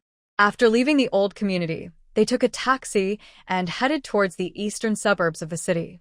In the car, Lu Qingmei kept feeding Wenjun some snacks and drinks she just bought, while Si Xiaowei sat obediently next to him, adding a word or two from time to time. Xiaolan's ghost state made him look a bit unreal in the sun, but his expression always remained calm, while Gu quietly snuggled next to Shinbei. There seemed to be a tacit communication between the two of them, and there was no need for language. They can understand each other. The car drove to the edge of the city and finally arrived outside an abandoned factory. The place was empty and run down, as if it had been abandoned long ago. Shunbei took the lead to get out of the car and waved to the car, gesturing for everyone to follow. After a period of walking, they entered the interior of the factory, which was overgrown with weeds. The machines were rusty, and the air was filled with a smell of decay. Suddenly, there was a rush of footsteps in front of her. Lu Qingmei suddenly became alert and quickly put into a defensive posture. Shunbei raised his palms calmly, asking everyone to stop. A tall and muscular man appeared in their sight. He held a burning fire stick in his hand and looked at the strangers with stern eyes. "Honey." Shunbei greeted with a smile. As soon as he finished speaking, the man extinguished the flame stick and quickly stepped forward to shake hands with Shinbei. "Shinbei, I didn't expect it to be you." Hanyi smiled happily, turned to Lu Qingmei and others, and asked slightly warily, "Are these your new friends?" Shunbei nodded and briefly introduced the matter. The ins and outs of. After hearing this, Hanye's face gradually became serious. He took a deep breath and whispered, "It seems that things are really not simple. If those powerful beings revive, I'm afraid the whole world will fall into chaos. Because of this, we need to unite all our forces." Shunbei said in a deep voice, "I understand. I will fully support you." Hanyi nodded firmly. "I still have some friends here. They may be able to help." Hanyi led them into a basement of the factory, where there were several people were performing some kind of ritual, and the air was filled with a mysterious atmosphere.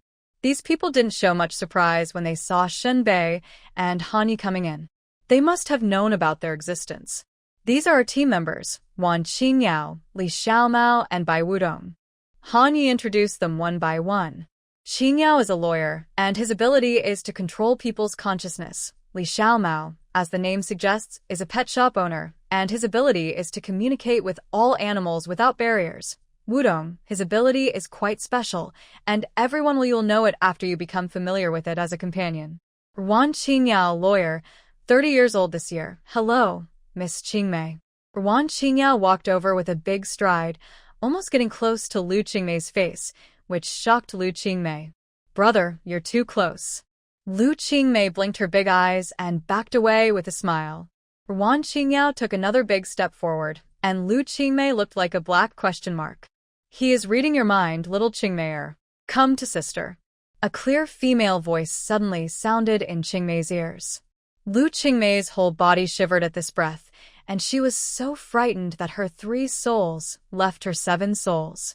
She turned around and saw Li Mao Mao, who was wearing big waves, lip and eyebrow nails, and a cool red and gray smoky makeup on his face, talking almost close to her face. Li Xiaomao can communicate with all animals. This girl is so cool. But why does this behavior look similar? Female copper. Lu Qingmei's sixth sense started to work. This should be a cool tea with long curly hair. Now Lu Qingmei felt that the most normal one here should be the boy who worshipped Wudong and looked like he was 20 years old. He lowered his head and kept quiet. From the moment she came in to when Han Yi introduced them to each other, he never raised his head. Lu Qingmei's curiosity grew wildly. What kind of abilities did he have? Han Yi will say it is the most special. Hello, my name is Lu Qingmei. Lu Qingmei stretched out her hand to Li Xiaomao, and Li Xiaomao held her hand. You're so cute. Thank you. Lu Qingmei felt a little embarrassed by the praise. You guys chat, I'll go see Bai Wudong. Han Yi said and walked towards Bai Wudong. What's wrong with him? Lu Qingmei asked curiously. Every time he uses up his abilities, he will be like this and have to rest for a few days. Li Xiaomao explained. What is his ability? Lu Qingmei was even more curious. Li Xiaomao put his finger to his mouth. When he wakes up, you can ask him yourself. Is he sleeping? Lu Qingmei looked surprised. It's not sleeping, but a state of self-healing. Li Maotai explained, her voice softened a lot. Every time he uses his ability, he will fall into this state, like a machine cooling itself. Lu Qingmei's curiosity was aroused by this mysterious description, and she couldn't help but want to get closer to Bai Wudong, but Han Yi had already squatted down and put his hand gently on Bai Wudong's shoulder. Bai Wudong still lowered his head, as if deep in thought or sleeping, and the surrounding atmosphere seemed particularly peaceful. Let's talk about other things first. Li Xiaomao gently pulled Lu Qingmei's arm and took her to the sofa nearby. When he wakes up, you will have a chance to ask him. For Wan Qingyao, he also took a step back slightly, seeming a little embarrassed by his sudden approach. He adjusted his collar, trying to ease the tension at that moment. Qingmei, I'm sorry just now. I was just a little too curious. It's okay.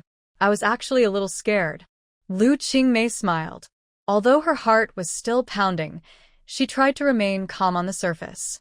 She was curious about the abilities of everyone here, and also began to wonder why these people were given these abilities, and whether there was some mysterious existence behind them controlling them. Each of us has a unique ability. Wan Qingyao decided to break the silence and began to explain their special features. Xiaomao can communicate with animals. Han Yi can control the element of fire. And I can read other people's minds. Of course, not completely, only some fragments. Lu Qingmei widened her eyes in surprise. So each of you has such a special ability. Then what about Bai Wudong? What is his ability? Bai Wudong's ability is more complicated.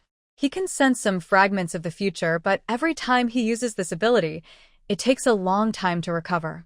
Han Yi added on the side, his voice gentle and powerful. We call his ability peak, but he himself doesn't like this word because it makes him feel like a peeper. So, every time he uses it, he will enter this self-protection mode. Lu Qingmei nodded, finally understanding Bai Wudong's state. It sounds amazing, but it's also very hard. Indeed. Li Xiaomao sighed. Everyone has their own unbearable parts, which is why we get together and support each other. Just as everyone continued to discuss, Bai Wudong suddenly moved. He slowly raised his head, revealing a pair of tired but deep eyes. Although he still looked a little weak, he was awake enough. Did I disturb you? Bai Wudong's voice was low and slightly hoarse. His eyes wandered among the crowd and finally fell on Lu Qingmei. Are you the new member? Yes, my name is Lu Qingmei. Lu Qingmei stood up and nodded slightly. Bai Wudong showed a faint smile. Welcome to join us. Our team needs more new forces. Lu Qingmei felt an invisible pressure, but more excitement and expectation. She knew that she would face unknown challenges and adventures with these people with special abilities. Since Lu Qingmei joined this team of several people and ghosts, she has felt unprecedented enthusiasm. Each of these people is very enthusiastic about her. They seem to be very interested in her ability to control the wind and often ask her if she can fly. Lu Qingmei herself has never thought about this question. She just got this ability to control the wind from the temple. At most, it speeds up her speed on land. When the speed is full, it can be comparable to high-speed rail. If she can fly, it will be really interesting. Li Xiaomao came over again with her red and black smoky makeup and big hair. Xiao Qingmei, when you can fly, take me with you. I want to fly too. Lu Qingmei always blushed and became shy when Li Xiaomao teased her. Although she thought she was thick-skinned enough, she always felt that she was no match for Li Xiaomao. Okay, let me study how to fly. Lu Qingmei was a little helpless because of Li Xiaomao's teasing. At this time, a gust of wind blew, and Lu Qingmei suddenly felt her body become lighter. She was shocked. Is this the feeling of flying? She tried to wave her hands and found that she really flew. Wow. I can really fly. Lu Qingmei shouted excitedly. Li Xiaomao saw this and cheered. The other team members ran over and witnessed this magical scene. Great, we have a teammate who can fly, the captain said excitedly. Wenjun sat on the sofa, looking at Lu Qingmei like a pleased old mother. Qingmei, you are the best. You can do anything you want to do. At this time, Egu, who was leaning on Shinbei, looked at Wenjun with an unpredictable look and then took it back calmly. After Lu Qingmei flew out of the house, she flew around in the sky again, and then flew back to the room and landed slowly. Li Xiaomao hugged Lu Qingmei excitedly. Quick. Xiao Qingmei, take your sister to fly around. Lu Qingmei had no choice but to agree, and was pulled out of the room by the impatient Li Xiaomao. She held Li Xiaomao's waist and slowly flew into the air. At first, she was a little nervous, but soon she got used to the feeling of flying. Lu Qingmei deliberately flew to a more secluded place, to a place with many trees in the mountains. Gradually, she flew higher and flew into the clouds. However, just as they were enjoying the joy of flying, a strong airflow suddenly hit them and blew them off balance. Lu Qingmei tried to control the wind direction and tried to stabilize her body, but the wind was getting stronger and stronger, and she was about to lose control. Qingmei, keep flying, it's okay. A deep male voice exploded in Lu Qingmei's brain. This is Ruan Qingyao. My God, is his ability to control the mind so amazing that he can invade other people's consciousness from such a distance. Qingmei, relax slowly and take a deep breath. Ruan Qingyao said another sentence in Lu Qingmei's brain, and Lu Qingmei did it. Gradually, she felt that her brain suddenly became blank. When she woke up again, she found herself standing in a room, surrounded by people, and Li Xiaomao was still hanging on her waist. Han Yi and Ruan Qingyao went forward to check if Lu Qingmei and Li Xiaomao had any injuries. Seeing that they were both fine, everyone was relieved. Only Wenjun's face turned black, and she rushed forward and rolled her eyes at Li Xiaomao. You are too rash. Qingmei has just learned to fly, and you want her to take you flying. What if something happens? Li Xiaomao stuck out her tongue. I just want to feel it. Who knows, I will encounter an emergency.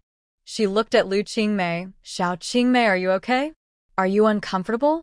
Lu Qingmei shook her head. I'm fine, but the airflow just now was so strong that I almost couldn't control it. Ruan Qingyao said, it seems that you still need to practice more. Flying not only requires mastering superpowers, but also requires certain skills and experience. Don't take risks again in the future. The captain clapped his hands. Okay, everyone go back and rest first. Today's training ends here. We will continue tomorrow. After everyone dispersed, Lu Qingmei came to the balcony alone and stared at the sky in the distance.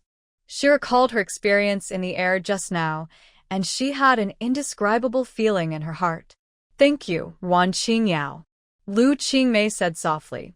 She didn't know if Ruan Qingyao could hear it, but she hoped he could feel her gratitude. At night, Lu Qingmei lay in bed, tossing and turning, and unable to fall asleep. The scene of flying during the day kept emerging in her mind, especially Ruan Qingyao's voice.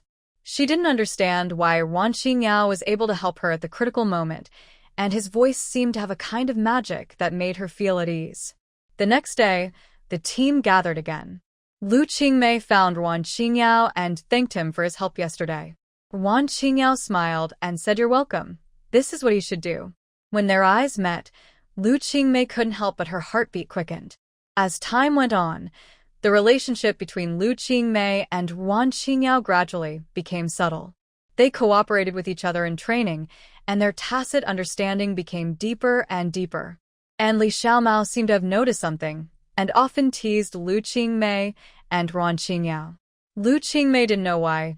She felt that Wenjun's face was getting darker and darker, and the ghost spirit on her was getting heavier, and she really felt a little bit of resentment ringing a bell. One night after training, Lu Qingmei felt a cold hand wandering around her body while she was sleeping. She subconsciously grabbed the hand and muttered, "Wenjun, stop it." When she grabbed the hand, she suddenly felt that the hand was strange. It was not Wenjun's hand. Lu Qingmei suddenly woke up, opened her eyes, and saw a strange face. It was a gu. Lu Qingmei wanted to break free from her hand, but found that she could not move. A gu leaned close to her ear and whispered, "Do you think you can escape?" Lu Qingmei's mind was in a mess. Isn't this a gu Shinbei's ghost friend? Why is he looking for her? What's going on? How can this ghost who looks like an ancient little girl be so strong? A gu's eyes were cold, revealing a hint of weirdness. She grabbed Lu Qingmei tightly, making it impossible for her to escape. What are you going to do?" Lu Qingmei asked in horror. A gu's mouth corners slightly raised, revealing a sneer. "I want you to know that things that don't belong to you will eventually be returned." After saying that, a gu's hands began to exert force, and an invisible force enveloped Lu Qingmei, making her feel difficult to breathe. Just when Lu Qingmei thought she was going to die, a flash of light appeared, and a gu was knocked back several steps. "You broke the rules." Wenjun's whole body was glowing red, and her eyes were cold. "What the Hades? What's wrong with you two?" Lu Qingmei was furious. She was a little grumpy after waking up, and these two ghosts woke her up and said some inexplicable words.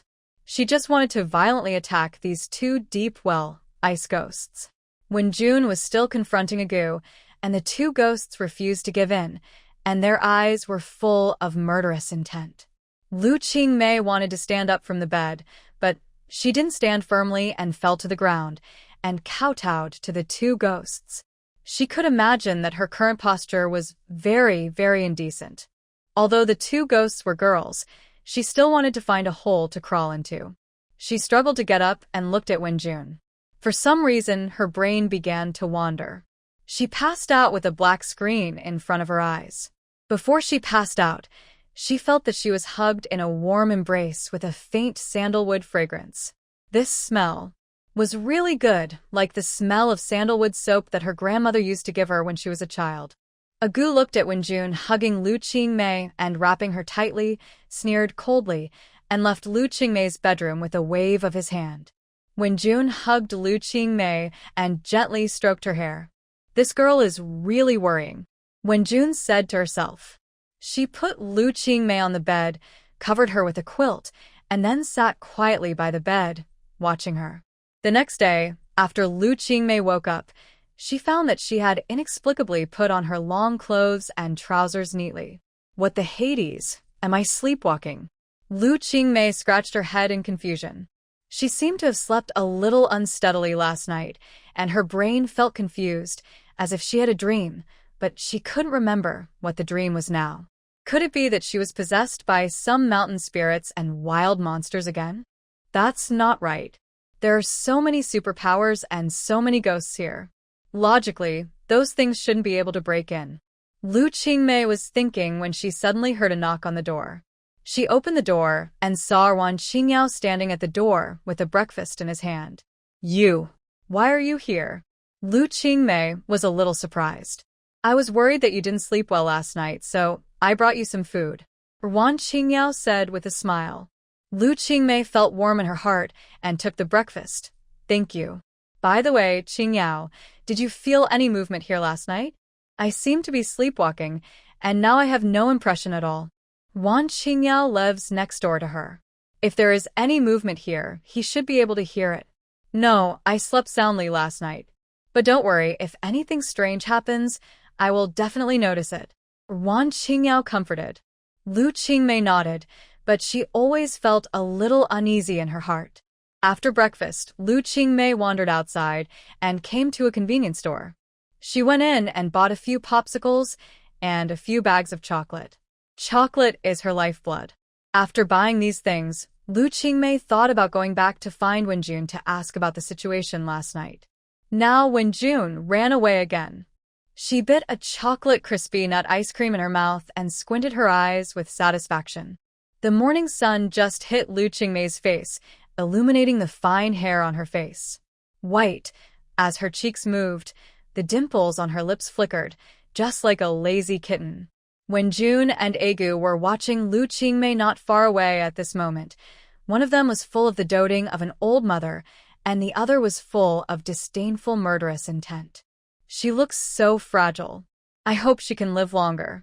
Agu hugged his arms and spoke to Lu Qingmei. Wenjun sneered. She is definitely not a delicate flower. You underestimate her too much. Humph. Let's see the result in the competition. Agu replied without giving in. The momentum between the two ghosts seemed to be about to go to war. At this time, Lu Qingmei seemed to feel that someone was looking at her.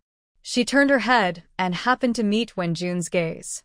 Wenjun was startled and immediately turned around and disappeared. Seeing this, Agu also disappeared. Lu Qingmei shook her head in confusion, thinking that she had hallucinations. She returned home, took out another popsicle, unwrapped it, and prepared to enjoy the delicious food. Suddenly, she remembered that she would feed Wenjun later. This has been her long-standing habit for nearly 20 years. She feeds Wenjun as long as Wenjun stays with her. When she was a child, her grandmother taught her to give delicious food to whoever she likes. Later, her grandmother suddenly passed away. Wenjun's appearance brought a ray of light to her unexpectedly collapsed world. In order to let this little friend accompany her all the time, she would definitely give most of the delicious food to Wenjun first. Knock, knock, knock, someone is knocking on her door. Lu Qingmei opened the door and saw Li Xiaomao standing outside. Today, Xiaomao's eyeshadow was blue-purple. He was wearing a blue riveted leather jacket, a gray vest with star patterns on the inside, and denim shorts. He looked very cool. Qingmei looked at him with appreciation. Li Xiaomao raised his eyebrows at Qingmei and stretched out his slender jade hand with black manicure to hook Qingmei's chin. Xiao Qingmei, am I beautiful? Beautiful, beautiful, beautiful. Lu Qingmei said with a smile. Do you have something to ask me? If I have nothing to do, can I come to see you? Li Xiaomao walked around Lu Qingmei and walked into the room, sitting down on the sofa. It's so hot here. As he said that, Li Xiaomao took off his coat and threw it aside. Lu Qingmei closed the door and walked to sit next to Li Xiaomao. Tell me, what's the matter? Li Xiaomao smiled and whispered in Lu Qingmei's ear. I heard that you sleepwalked last night. Huh. How did you know? Lu Qingmei looked at Li Xiaomao in surprise. Hey, I naturally have my own way. Don't forget that I can communicate with small animals. Sometimes your chat with others will be heard by some small animals on the roadside. Li Xiaomao smiled mysteriously, but don't worry, sleepwalking is not a big deal.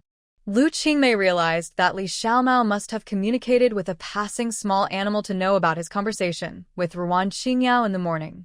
By the way, did you have any strange dreams last night? Li Xiaomao asked curiously.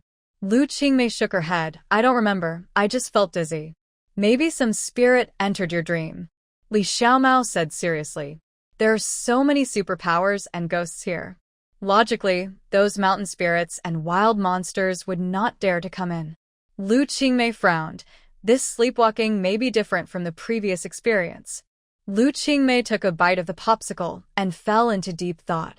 Suddenly, the phantom of the warm embrace before she fainted last night flashed through her mind, and a familiar feeling lingered in her heart.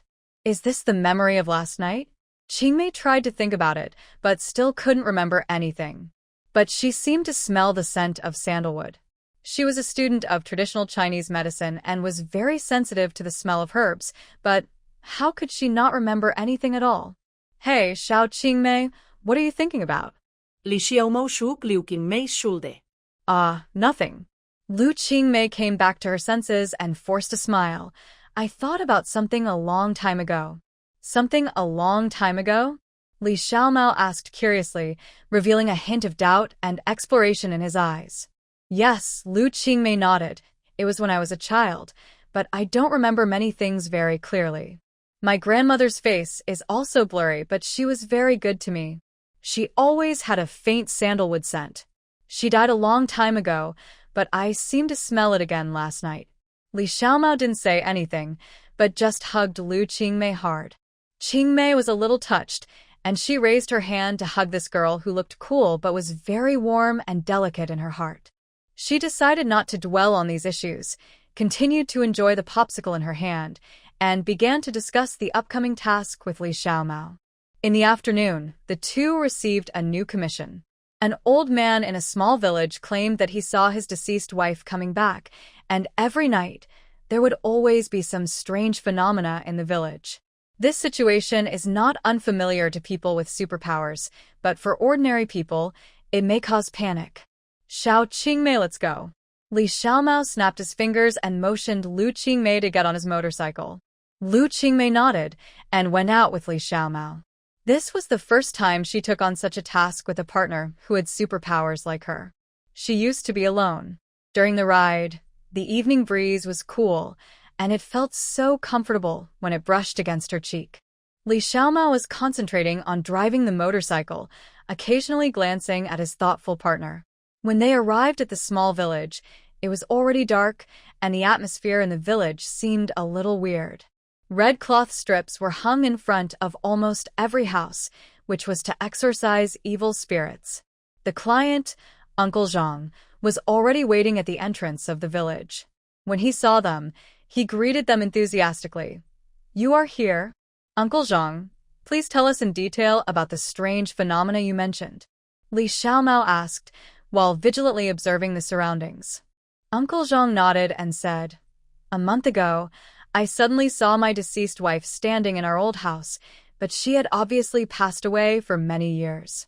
After that, every night there would be some strange sounds in the village, like crying, and there were also children laughing, but there were no children in the village at all. Can we go to the old house to have a look?" Lu Qingmei asked, always feeling that the things here seemed to be related to her dream. "Of course, but you have to be careful. There have been many weird things recently." Uncle Zhang led them to the old house, telling them creepy stories along the way. The three of them came to the old house, and a stale smell came to their noses. Lu Qingmei couldn't help but frown. She always felt that there was an indescribable sense of depression here. Pushing open the door, the house was filled with the smell of dust. Uncle Zhang pointed to a corner and said in a trembling voice, "That's where I saw my wife." Lu Qingmei approached the corner and carefully observed everything around her. Suddenly, she felt a chill, as if a pair of eyes were watching her in the dark. Meow, a sharp cat cry broke the silence, and Li Xiaomao immediately became nervous. "Maybe it's a wild cat," Uncle Zhang comforted. But Lu Qingmei had an ominous premonition in her heart. She always felt that this village was hiding a bigger secret. Lu Qingmei and Li Xiaomao decided to spend the night in the old house to see if they could find more clues. As night fell, the whole village was dead silent. Suddenly, a cold wind blew, and the window creaked. "Meow, it was that strange cat cry again. I'll go outside and take a look." Li Xiaomao picked up the flashlight and walked to the door. Lu Qingmei followed closely behind, and the two of them searched around vigilantly. "Look." Li Xiaomao pointed to a photo on the wall, which showed a young woman with a bright smile. Lu Qingmei stared at the photo, and a strange feeling came over her. She felt as if she knew this woman. At this moment, the woman in the photo suddenly blinked, and the two were startled. Lu Qingmei and Li Xiaomao looked at each other and saw the surprise in each other's eyes. They decided to leave here first and return to Uncle Zhang's house. "This is so strange, that picture can actually move," Lu Qingmei said with lingering fear. "I also think that there must be something wrong with this village." Li Xiaomo frowned. After returning to Grandpa Zhang's house, the two discussed their next plan. "Let's go to other places in the village tomorrow. Maybe we can find some clues." Lu Qingmei suggested. Okay, by the way, find out who the woman in the photo is. Li Xiaomou nudda. The next day, they walked around the village and found that the villagers were all afraid of the old house and were evasive when talking about it. After asking several elderly villagers, someone finally told them that the woman in the photo was Mr. Zhang's granddaughter, who had disappeared many years ago. It was said that some strange things happened in the village at that time. Lu Qingmei and Li Xiaomao's doubts deepened. What secrets were hidden in this village? They decided to investigate further. Talking to the villagers made Lu Qingmei and Li Xiaomao more alert to the village. They learned that after Uncle Zhang's granddaughter disappeared, strange things began to happen in the village, and some people even left the village and did not want to talk about past events. In order to find out the truth, Lu Qingmei and Li Xiaomao decided to enter the old house again that night and expose themselves to possible danger in order to solve the mystery. As the night deepened, the moonlight sprinkled faintly on the outer wall of the old house, which looked particularly eerie. This time, Lu Qingmei brought some spells and magic tools, while Li Xiaomao replaced it with a powerful flashlight, fully prepared. We must be careful, Li Xiaomao whispered, and the moment they approached the house, their heartbeats quickened. The old house was still filled with the smell of dust, but this time Lu Qingmei felt that there seemed to be a familiar sandalwood fragrance in the air. She frowned slightly and continued to explore inside. Suddenly, a child's laughter came to her ears, and the sound was so clear that it seemed to be right next to her ears. The two stopped at the same time, held their breath, and carefully distinguished the movements around them. Meow the cat called again, and this time the sound seemed very urgent, as if reminding them of something. Lu Qingmei walked carefully towards the direction where the sound came from. A black shadow suddenly flashed before her eyes. She was stunned, but found nothing. There is really something wrong with this place, Li Xiaomao whispered. She was also very nervous at the moment. Let's go to that corner first. Maybe we can find more, Lu Qingmei suggested. She always felt that there would be some important clues there. When they walked to that corner again, Lu Qingmei squatted down and gently stroked the wall. Suddenly, her fingers touched a slightly concave place. She pressed it, and the wall began to move slowly, revealing a secret door. This. Li Xiaomao opened his eyes wide in surprise. Neither of them thought there was a secret door here. Lu Qingmei and Li Xiaomao looked at each other and walked in tacitly. The space behind the secret door was very narrow, with only one staircase leading to the underground. The stairs were covered with dust, but they decided to continue exploring. As they went deeper and deeper, the strange fragrance in the air became stronger and stronger, and Lu Qingmei's head became heavier and heavier, as if a force was calling her. She couldn't help but recall the sandalwood fragrance she smelled yesterday. Finally, they reached the end of the stairs, which was an old basement. There was a long table in the middle of the room, and the table was full of yellowed photos and some paper rolls. Lu Qingmei picked up a photo and found that it was a photo of Uncle Zhang and a woman when he was young. The two looked happy. Is this Uncle Zhang's wife? Li Xiaomao asked. Lu Qingmei nodded and continued to look through other photos. In a worn-out album, they saw a family photo. The woman in the photo was holding a baby. This is Uncle Zhang's missing daughter.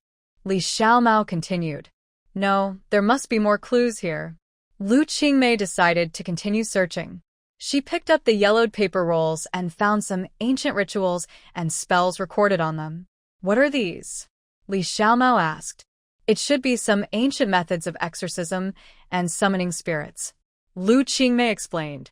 She suddenly realized that these rituals might be related to the situation in front of her. Just as they were concentrating on the exploration of ancient books, a painful sobbing sound suddenly came from the house. This sound was like the wailing from the depths of the soul, filled with deep pain and despair. Lu Qingmei and Li Xiaomao both looked up in astonishment and suddenly found that in the corner of the room, a ghostly figure quietly emerged. It was the mysterious woman in the photo.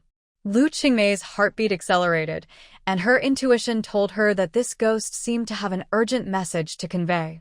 She approached carefully and asked softly, "Who are you? What do you want to tell us?" The ghost woman did not respond directly, but floated lightly to a wall and touched it with her fingertips. In an instant, the wall seemed to be enlightened by magic and became transparent. Through this transparent wall, Lu Qingmei and Li Xiaomao were surprised to find a hidden space which seemed to hide some important secrets. The two stepped into this mysterious space with curiosity and expectation. Here, they found a stone slab engraved with ancient texts. Lu Qingmei's fingertips gently ran over the lines of the stone slab, and the ancient text gradually appeared before her eyes as if it was awakened. She read the words one by one. The dead returned to explore the truth. Only a pure and kind heart can solve this deep curse. It turns out that this village has been shrouded in a curse. Li Xiaomao said thoughtfully, the disappearance of Uncle Zhang's wife and granddaughter may be inextricably linked to this curse. Lu Qingmei nodded silently, with a strong sense of mission in her heart. It seems that we need to find a way to lift the curse and let this village return to peace. So they decided to return to the village and ask Uncle Zhang for more details about the ancient ritual. After arriving at Uncle Zhang's house, after listening to their narration, Uncle Zhang's face instantly turned pale as paper, as if he remembered the long-forgotten past. I remember that when I was young, I heard the elders in the village mention this curse. Uncle Zhang recalled with a trembling voice, at that time, the village was suffering from a severe drought, and the villagers invited a Taoist priest. The Taoist priest said that the village had committed an ominous omen and needed to perform necromancy to quell the resentment of the dead. At this point, Uncle Zhang lowered his head, with unspeakable grief in his eyes, but the ceremony ultimately failed.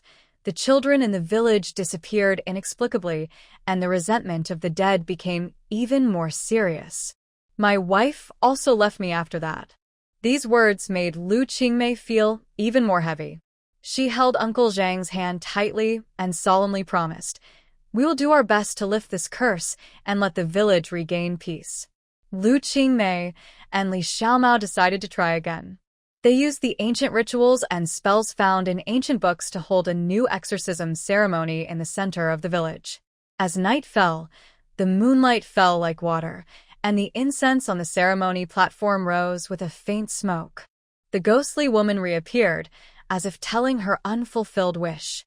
"Please give us some pointers and tell us how to lift this terrible curse."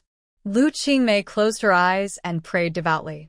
At this moment, she stood under the solemn ceremony platform, and the smoke from the burning incense wrapped around her like a light gossamer, adding a bit of mystery and elegance to her. The moonlight fell on her like a clear spring, making her look like a fairy descending to the earth, with a layer of holy light on her body. Li Xiaomao looked at Lu Qingmei's figure, and an inexplicable emotion surged in his heart. At this moment, a long-forgotten picture suddenly emerged in Lu Qingmei's mind when she was a child. She was nestled in her grandmother's lap and listening to those touching stories. The warm scene seemed to be right in front of her, and her grandmother's kind smile was as warm as the sun, and the sandalwood pendant in her hand was flashing a faint light. Sandalwood pendant. Lu Qingmei suddenly realized, and she quickly rushed to Uncle Zhang's house and found the sandalwood pendant in the drawer. She held the pendant tightly, with mixed feelings in her heart. This pendant seems to contain the mysterious power to dissolve resentment. Lu Qingmei said softly to Li Xiaomao. With awe and caution, the two gently placed the pendant on the ceremony platform. As the pendant was properly placed, the figure of the ghost woman gradually became ethereal, slowly dissipating like smoke, and finally completely blending into the air, never to be found again.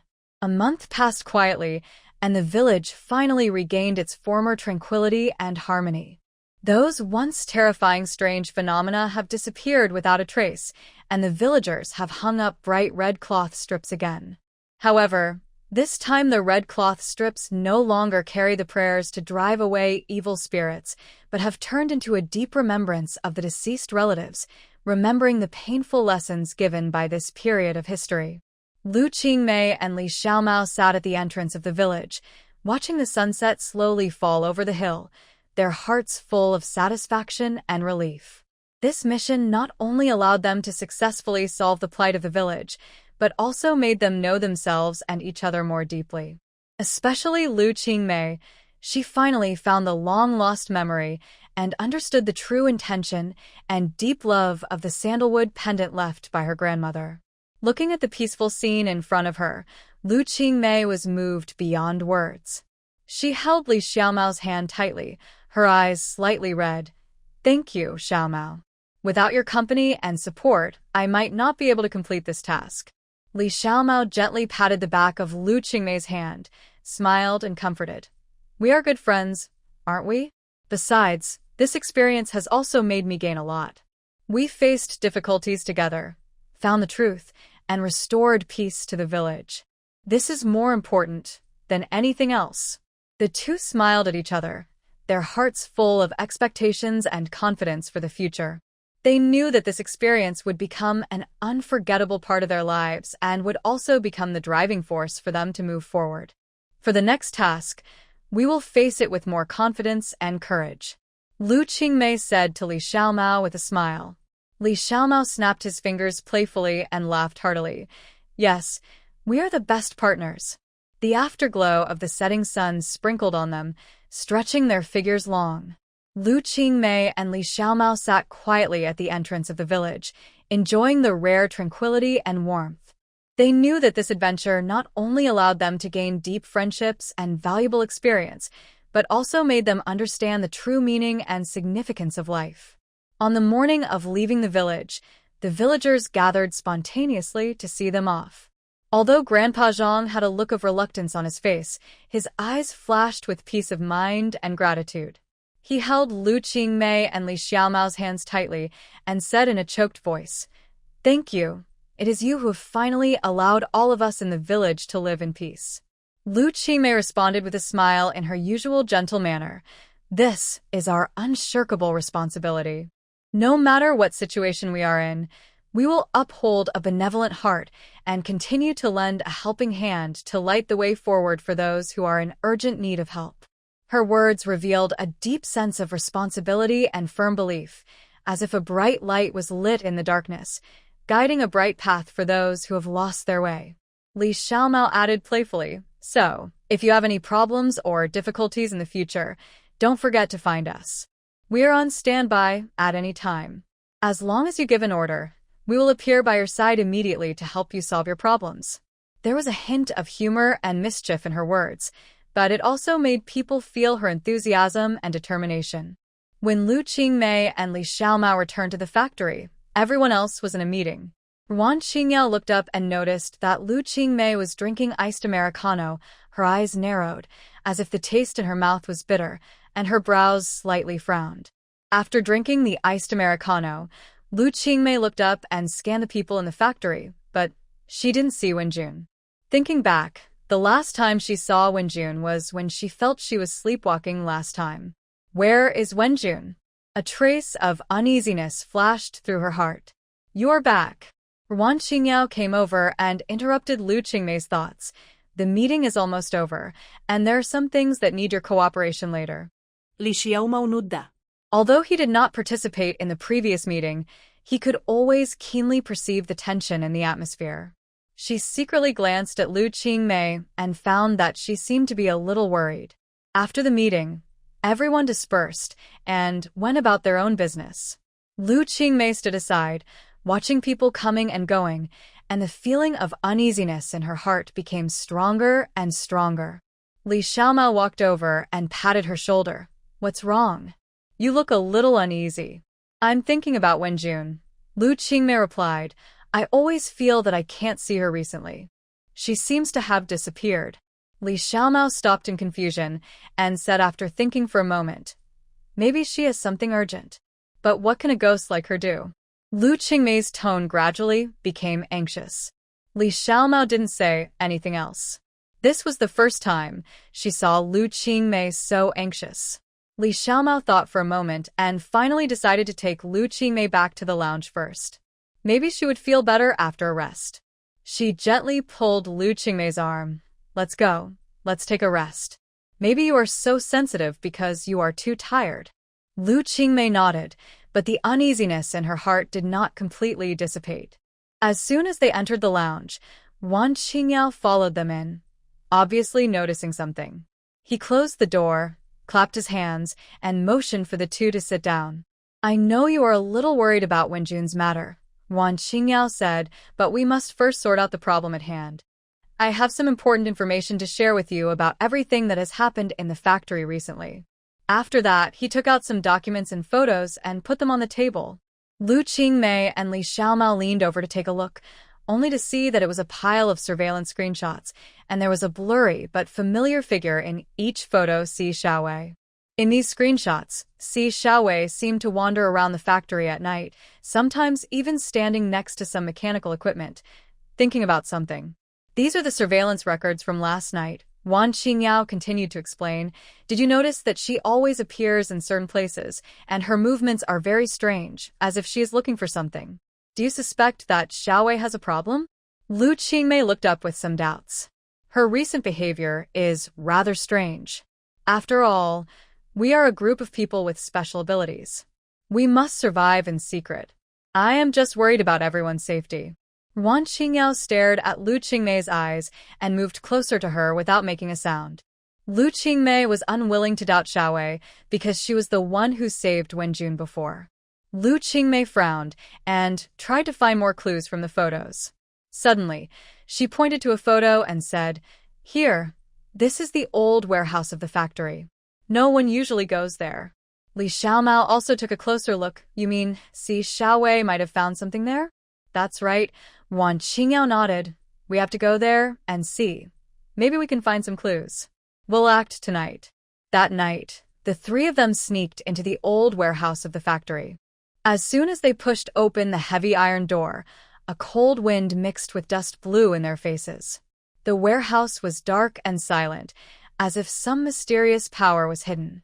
Lu Qingmei turned on the flashlight, and the yellow beam swept through the warehouse, illuminating the piles of old equipment and dusty corners. Let's look for it separately and keep in touch, Wan Qingyao said, and then walked to the left. Lu Qingmei and Li Xiaomao walked in another direction. After a while, Lu Qingmei found that there seemed to be something hidden in an old box piled up in a corner. She went forward and flipped through it, and found that it was actually a roll of old books and documents. She carefully opened a roll and found that it was full of strange symbols and words, as if it was a record of some ancient ritual. Li Xiaomao, come and see this.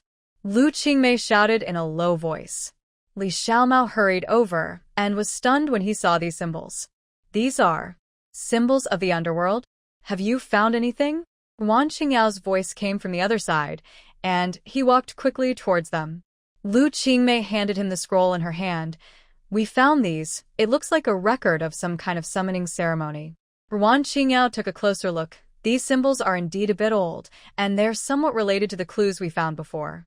Suddenly, a strange sound came from the warehouse, like some kind of machinery running. The three of them immediately became alert and followed the sound. Finally, they found an ancient device covered with dust in a dark corner deep in the warehouse, and the device seemed to be still slightly hot. Is this a sealing device? Li Xiaomao said in surprise. Is Wenjun trapped here? We have to try to see if we can unlock it. Lu Qingmei said firmly. Wan Qingyao nodded, but we need to be careful. This kind of device may have traps. The three of them worked together and carefully unlocked the seal on the device. As the last symbol was cut open, a dazzling light suddenly burst out. Lu Qingmei closed her eyes and blocked the dazzling light with her hands, and she could vaguely hear Wenjun's voice in her ears. The light gradually dissipated, and Wenjun's figure appeared in front of them. She looked a little weak, but her eyes were full of gratitude and relief. Thank you, she said softly. I am finally free. What happened? Lu Qingmei asked anxiously. Wenjun sighed. Someone set up a seal in the factory and tried to control my soul. I have been looking for a solution and finally found a clue, but I am trapped here. Who did it? Li Xiaomao asked. I don't know who it is, but I feel a strong malice. Wenjun replied, there must be a bigger conspiracy behind this. Wan Qingyao nodded. Anyway, at least we now know the existence of the enemy, and we have to be more careful. Lu Qingmei fell into a deep silence. Could it really be Xiaowei? Why did she do this? Xiaowei can never be a traitor. Shunbei expressed his opinion loudly, and the whole conference room was silent in an instant. Shunbei, where do you get your confidence from? Why do you insist that she is not a traitor? Han Yi looked unhappy, and the fire on his body seemed to explode with sparks. Lu Qingmei secretly observed the sparks on Han Yi's body and was secretly shocked in her heart. This captain was just like the spirit of the Flame Mountain. Even if he was just a little angry, it seemed that he was enough to burn the entire office. Because of what happened last night, Han Yi summoned all the superpowers to hold an emergency meeting so that these superpowers who were busy on weekdays gathered together. At this moment, Si Xiaowei, who was monitored, huddled in the corner, silent, like a frightened bird. Wan Qingyao tried to understand her inner world through mind reading, but whenever he approached, Si Xiaowei always dodged and avoided his eyes. Lu Qingmei raised her eyebrows slightly, knowing that Wan Qingyao's mind-reading ability seemed to require eye contact to work. On the other side, Li Xiaomao yawned, looking bored. Behind her, a looming figure loomed, and it seemed to be a little boy of 7 or 8 years old. Is this the ghost friend of the kitten? Lu Qingmei held her chin and wanted to find out, but was blocked by Wenjun, who suddenly floated over. At this meeting, not only did the superpowers gather together, but their ghost friends were also present. Lu Qingmei looked around and saw a looming figure behind each superpower. In addition to the little boy behind the kitten, there was Wenjun, who followed her, and Si Xiaowei's adventure ghost friend Xiaolan. However, Xiaolan seemed to be indifferent to Si Xiaowei being summoned for trial. He was concentrating on fiddling with the jade pendant in his hand. Behind Wan Qingyao stood a towering figure, 3 meters tall, which was daunting. It seemed to be a giant ghost. Lu Qingmei remembered that during training, she had heard Qingyao call its name Su Du. Behind Han Yi was a smiling auntie, who was as kind and gentle as a bodhisattva in a temple, always with a warm smile. Although Han Yi had a hot temper, just like his supernatural power, he would always become as well-behaved as a child whenever he talked to the ghost of this auntie, Bingmu. Lu Qingmei's eyes swept over each supernatural person and their ghost friends present one by one, and finally fixed on the silent Si Xiaowei. There was silence in the conference room. The air seemed to solidify, and there was a depressing and solemn atmosphere, like the eve of a storm. The reason why I am so sure, Shunbei said slowly, his tone firm and steady, is because Xiaowei has no motive to betray us at all. Han Yi sneered, and sparks jumped on his shoulders. No motive? In addition to Wenjun being sealed inexplicably, a batch of important materials in the warehouse last night also disappeared strangely, and there was only her image at the scene. How do you explain it? Lu Qingmei also looked at Shunbei, quite interested in his words. This young man has always been known for his calmness and rationality, and rarely expresses his opinions. Shunbei was not frightened by Han Yi's questioning. He took a deep breath and said, "This is the crux of the problem. All the evidence points to Xiaowei, which seems too deliberate and suspicious. We all know that Xiaowei's ability is healing, and she alone cannot complete the task of emptying the entire warehouse. What's more, the disappearance of those materials may be framed by an insider, and Xiaowei may have been framed." His words made everyone present fall into deep thought. At this time, when June next to Lu Qingmei spoke up, "Perhaps we should re-examine the surveillance videos to see if there are any signs of tampering." Tampering? Wan Qingyao frowned and said, "Our surveillance system is top-notch, and it is unlikely to be tampered with. But there are always exceptions." When June said softly, and her words attracted the attention of several people including Lu Qingmei. "If there really is an expert sneaking in, our security measures do have loopholes." Lu Qingmei continued, "Although this sounds like a conspiracy theory, at this critical moment, we cannot rule out any possibility." At this time, Bing's mother behind Han Yi smiled and said slowly, "Perhaps we should broaden our thinking and look for more clues instead of just focusing on Si Xiaowei." Although Han Yi was unwilling, he still suppressed his anger and nodded in agreement. "Okay, since everyone thinks so, let's review it again."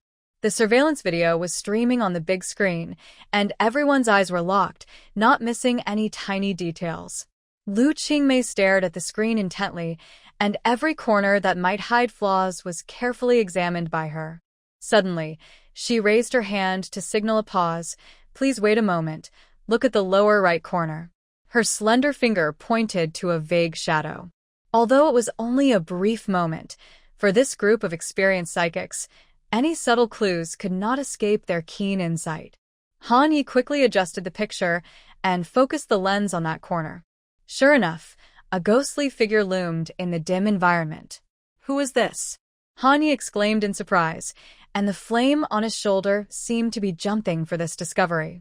Wan Qingyao stepped forward and stood side by side with Su Du, and the two examined this scene together.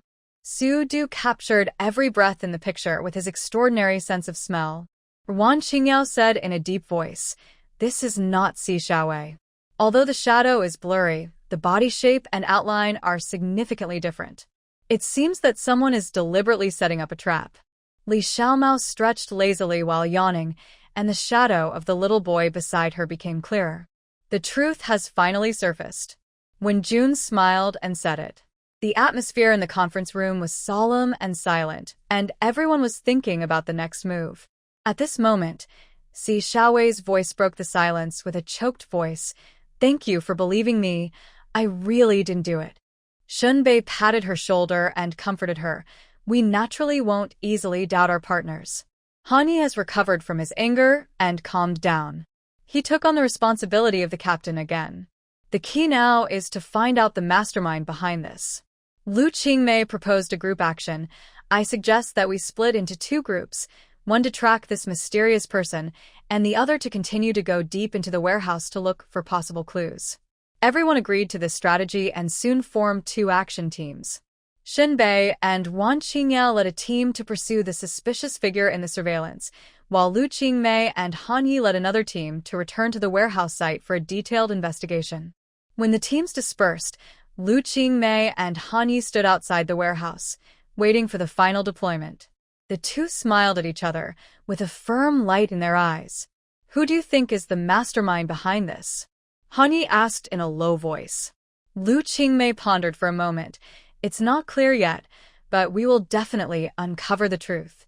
The interior of the warehouse was still messy, as if the traces of the chaos last night had not dissipated.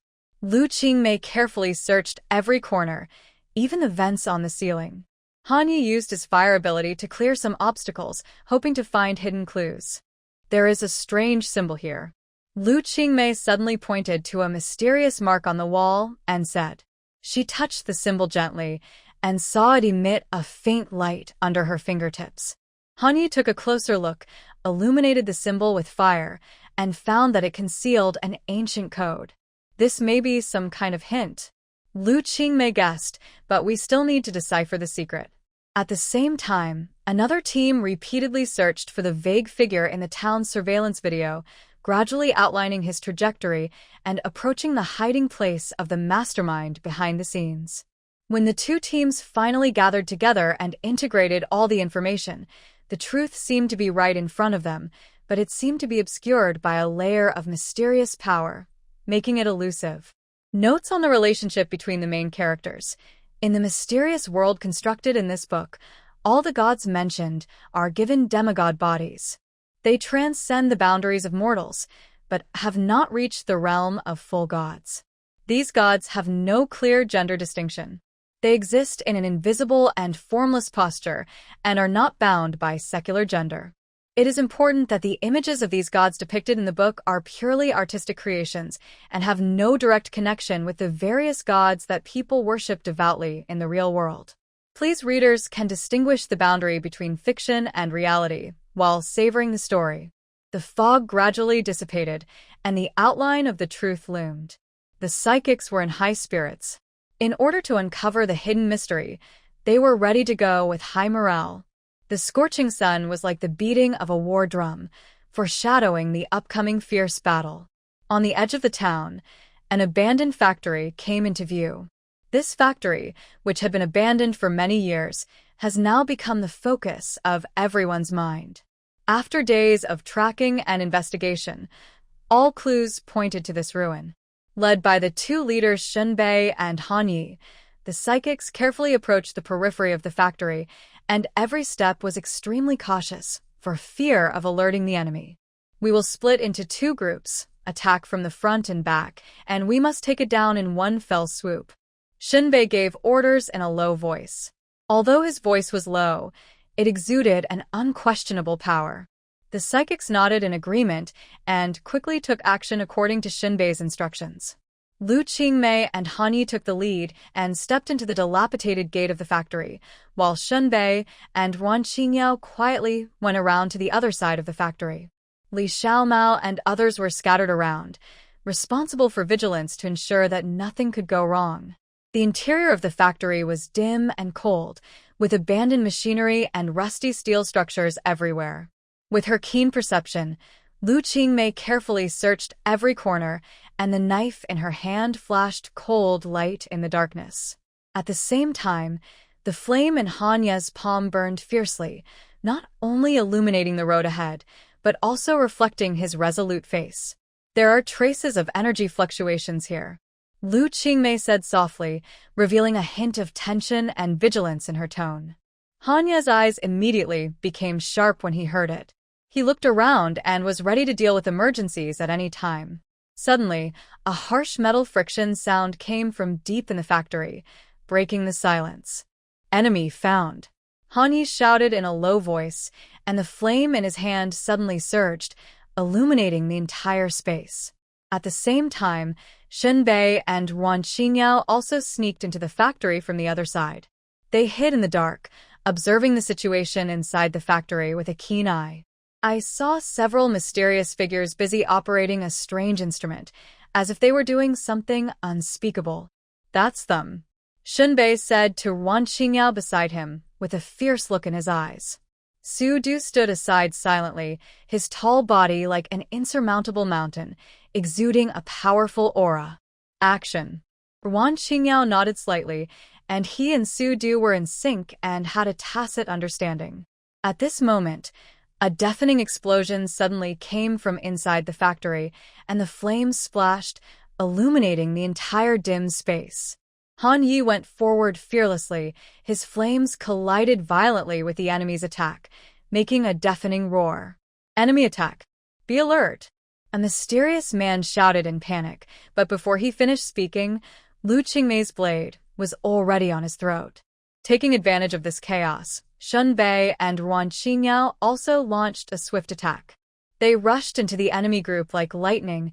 Shunbei's body movements were strange and unpredictable, and every punch was accompanied by a sharp gust of wind.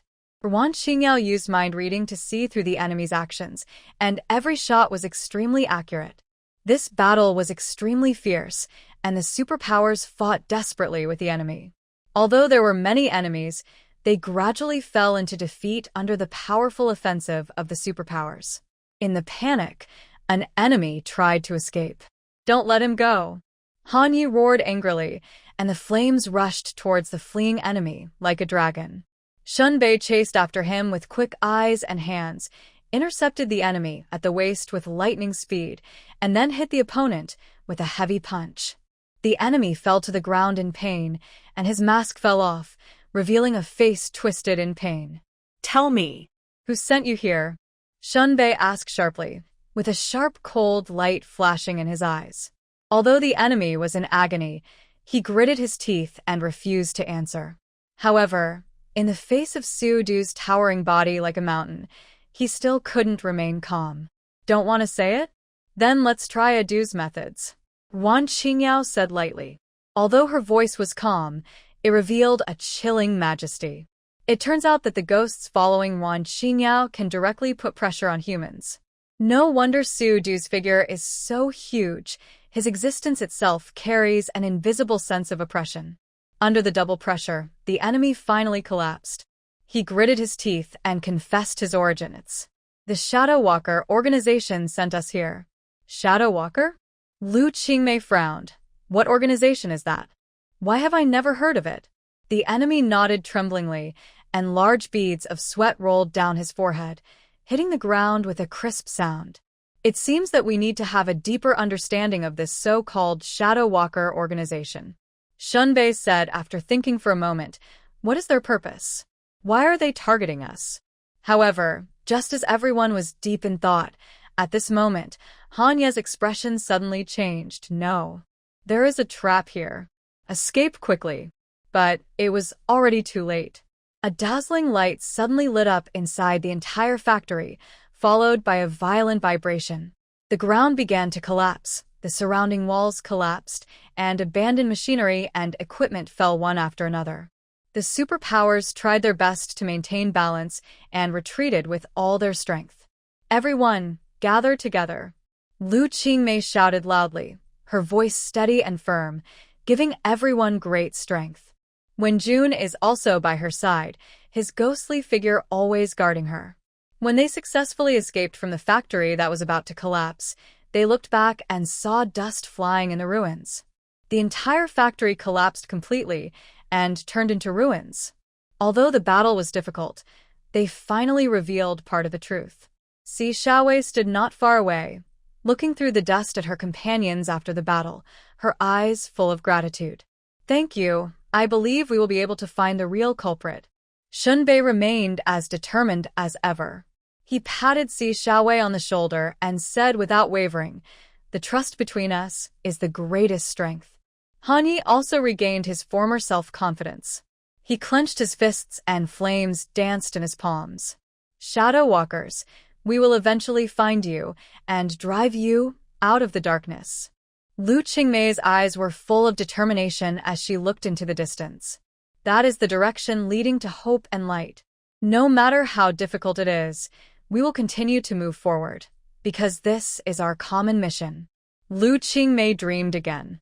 This dream seemed to be some kind of desire deep in her heart, or her subconscious exploration of the unknown world.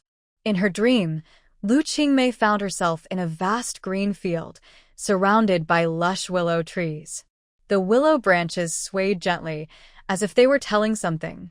The breeze blew by, and she felt a coolness brushing against her cheeks, along with the unique fresh fragrance of willow trees, which was refreshing. In front of her eyes was a green world, like a wonderful dream, like a fairy tale. Lu Qingmei walked aimlessly. She didn't know where she was or why she was here. But she felt an unprecedented sense of tranquility and serenity, as if she was the only one left in the world. She closed her eyes, breathed deeply the fresh air, and felt the gift of nature. In the hazy dream, Lu Qingmei seemed to have traveled through a time and space tunnel. Soon the whole scene began to change again, and she was caught off guard and entered a fantasy and mysterious illusion. She felt as if she was in a world completely different from reality, surrounded by a strange and unpredictable atmosphere, which made people feel scared but also vaguely revealed a sense of déjà vu. In this unpredictable fantasy, Lu Qingmei was shocked to discover her young self. The little girl stood alone under a leafy tree that looked like a giant umbrella, looking up at the birds flying freely in the sky, her eyes filled with desire and curiosity for the boundless world. Lu Qingmei silently stared at everything in front of her, and suddenly there was an indescribable throbbing in her heart. As the scenes in the fantasy slowly unfolded, Lu Qingmei's past memories flooded into her mind. She recalled that when she was a child, she often loved lying on her side under the shade of a canopy of trees on hot summer afternoons, enjoying the cool air and listening to her grandma tell those weird and ancient legends. These stories are like twinkling stars in the night sky, shining brightly and lighting up her eager expectations and infinite reveries for a better future. My little Qingmei, please grow up well. Lu Qingmei couldn't see her face clearly. Grandma's face seemed to be shrouded in a thin layer of mist, and her voice was ethereal and seemed to come from the sky. Lu Qingmei longed to stretch out her hands and gently touch the relative who had spent countless hours with her only family. Why would I forget my grandma's kind face? Even in the dream, her heart was still full of pain and heaviness. It felt like being oppressed by a boulder, suffocating, making it impossible to break free and never stand up straight. She couldn't touch it. Why couldn't she touch it? She groped around in a panic. Finally, she seemed to touch her grandma's hand. She looked down and wondered, was that a ring? Its appearance is rough and slightly bulky, but it is so familiar. Where did you see this ring? Lu Qingmei suddenly understood. She lowered her head and looked at the ring carefully. The material of the ring is simple and elegant, and it is engraved with complex totems, which seem to contain some unfathomable power. She tried to pull the ring out of her grandma's hand, but unexpectedly found that the ring seemed to be closely connected to her grandma's finger, like tangled threads that were difficult to separate. At this moment, the scenery in the fantasy realm began to tremble violently, crumbling like a castle about to collapse. Lu Qingmei's heart trembled, realizing that this dreamlike scene was about to pass. She clutched the ring tightly, as if it was the last straw leading to this magical dream. "Grandma, Grandma," Lu Qingmei called eagerly, but the grandma in the fantasy didn't seem to notice her call, and still maintained her hazy and distant figure. Lu Qingmei felt an indescribable sadness and nostalgia in her heart. She didn't want to miss the opportunity to reunite with her grandma in a dream. Just when she was about to fall into darkness and lose consciousness, the ring suddenly burst into a dazzling light. In the light, the figure of the grandmother gradually became clear, and a kind smile appeared on her face, as if telling Lu Qingmei not to be afraid or discouraged. "My little Qingmei, you must be brave. No matter how bumpy the road ahead is, you must go on firmly." The grandmother's voice was soft and firm, as if sowing a seed of hope in Lu Qingmei's heart, allowing her to find courage and strength in the predicament. As the grandmother's words fell, the trembling in the illusion gradually subsided, and the light gradually dissipated. Lu Qingmei was surprised to find that she was in a completely unfamiliar environment, surrounded by a lush bamboo forest. The breeze blew, and the bamboo leaves made a rustling sound, which seemed unusually quiet and peaceful.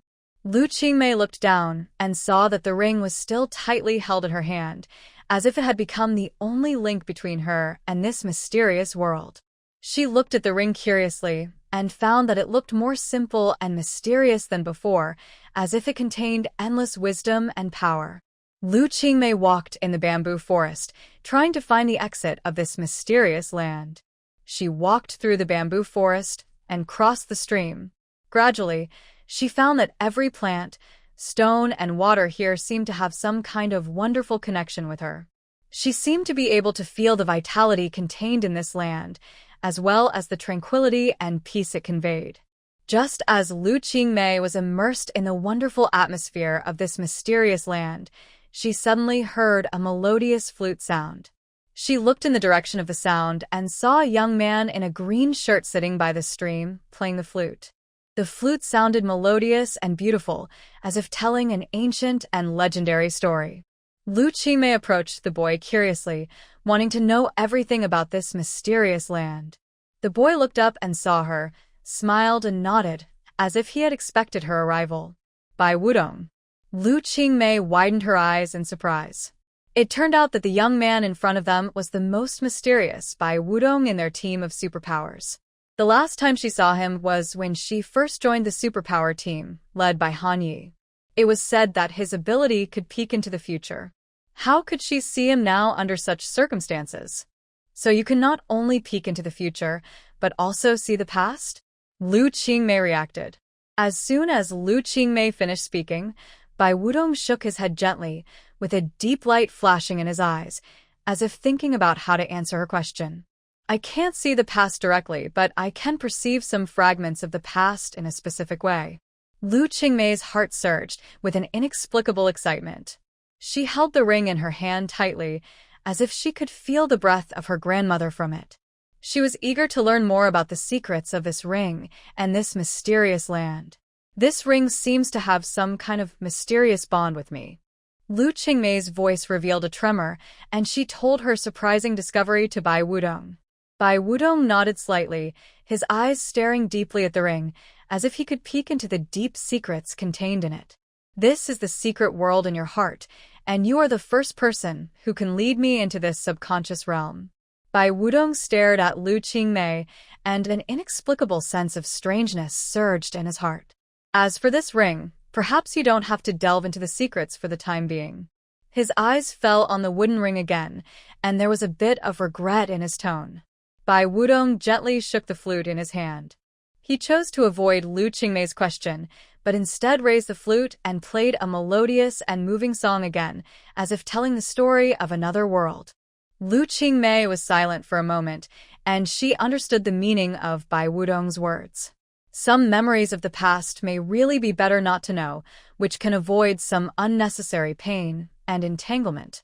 However, her curiosity and desire to explore were hard to suppress. What kind of secrets are hidden between this ring and this mysterious land? Since you can sense some fragments of the past, can you tell me where this ring came from? How is it related to me? Lu Qingmei couldn't help asking. Bai Wudong put down the flute in his hand, and his eyes fell on the ring in Lu Qingmei's hand again. He was silent for a moment, as if he was organizing his words, wanting to reveal the secret in the most appropriate way. This ring, if I'm not mistaken, should be left to you by your grandmother. Bai Wudong spoke slowly, and every word seemed to carry a heavy weight. It's not just an ordinary ring, but also a symbol of your grandmother's spiritual power. Lu Qingmei's heart palpitated when she heard this. She held the ring tightly, as if she could feel the warm and familiar breath of her grandmother. This ring actually carries the spiritual power of her grandmother, so what is so magical about it? Bai Wudong in front of her just glanced at her indifferently and then immersed himself in his strange melody, continuing to play intoxicatedly. Lu Qingmei's face was pale, and her hands trembled as she picked up a few rings, her heart full of doubts and uneasiness. What did these rings mean? She felt an inexplicable fear, as if she was peeping into an abyss that she could never understand. You need to find the answers to these questions yourself. Bai Wudong's voice was unusually calm. He did not stop playing the flute, but the sound was erratic as if passing through the mist. Everyone must face his past, no matter how complicated and painful it is. Lu Qingmei was stunned and looked around. The bamboo forest was still quiet, but she felt that this land seemed to hide countless secrets. She tried to calm herself down and decided to continue exploring to find the truth. She slowly stood up, put away the rings, and continued to walk deep into the bamboo forest. After walking for a while, she found that the front was suddenly clear and an ancient building appeared in front of her. It was a well-preserved ancient temple.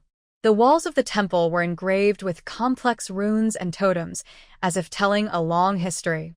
Lu Qingmei stepped into the temple. There was a faint fragrance in the air, which made her feel a little familiar. She followed the fragrance to a side hall, where a bronze statue was enshrined. In front of the statue was an incense table with several incense candles lit on it. The incense rose up, as if guiding her. She approached the bronze statue and looked at it carefully. She found that the statue's eyes seemed to be looking at her with a kind smile. She took a deep breath and placed the rings in her hand on the incense table one by one. She was surprised to find that there was a faint light flashing in the eyes of the bronze statue. "You're here." An ethereal voice suddenly sounded. Lu Qingmei looked around in astonishment, but did not find any figure. Her heartbeat accelerated, and her intuition told her that the voice came from some mysterious existence. The voice came from the majestic statue in front of her. "Little Qingmei, go on bravely. Don't be afraid. Grandma will always protect you and never leave you." Lu Qingmei's tears slid down her cheeks, and she choked and responded, "Grandma, have you always been by my side?" "Yes, child. But now you should leave this dream." The voice of the statue was full of compassion and love. Before Lu Qingmei came to her senses, everything around her began to fall apart. She opened her eyes suddenly and looked at the mottled marks on the ceiling of the dormitory. Only then did she confirm that she had returned to the real world. She gently wiped the tears from her face and sat up silently. "Xianjun, your wrist is really exquisite." Sai Gu stood in this solemn temple, his eyes like ice cones shooting at the towering statue. The statue seemed to be touched by some mysterious power and gradually transformed into the figure of Xianjun. He leaned lazily on the altar, overlooking Sai Egu below with a condescending attitude. Oh, I would like to hear the details. What did I do to make you sigh so much? Xianjun opened his thin lips and smiled lightly, as if he didn't care about Sai Egu's accusation. Although they are pawns in our hands, the way you treat them is much crazier than those of us who claim to be demigods. Sai Egu sighed, then turned around and left with heavy steps. In the temple, only Xianjun, who was dressed as white as snow, was left. He lowered his eyes and head and seemed to reveal a trace of compassion at that moment. However, if you look closely, you will find that in that mercy, there is actually a deep, cold, and indifferent indifference. Oh, the so-called demigod. Xianjun raised a self-deprecating arc at the corner of his mouth. Lu Qingmei sat quietly on the bed for a long time and finally recovered some energy. She quickly washed and dressed, took out 2 slices of bread from the refrigerator and ate them quickly, and then prepared to go out for exercise and train her supernatural powers. However, before she stepped out of the house, Li Xiaomao rushed in and pulled her in one direction without saying anything. What's wrong, Xiaomao? Lu Qingmei patted her chest and almost choked on the bread she had just swallowed.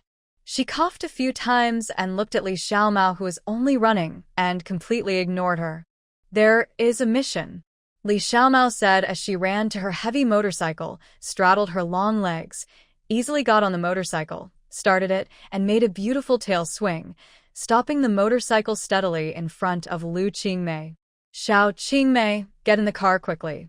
sister will take you to fly. They are all rushing to the mission site first. Lu Qingmei praised Xiaomao's driving skills and quickly got on the car. Li Xiaomao stepped on the accelerator and the motorcycle rushed out like an arrow. On the way, she briefly explained the mission to Lu Qingmei.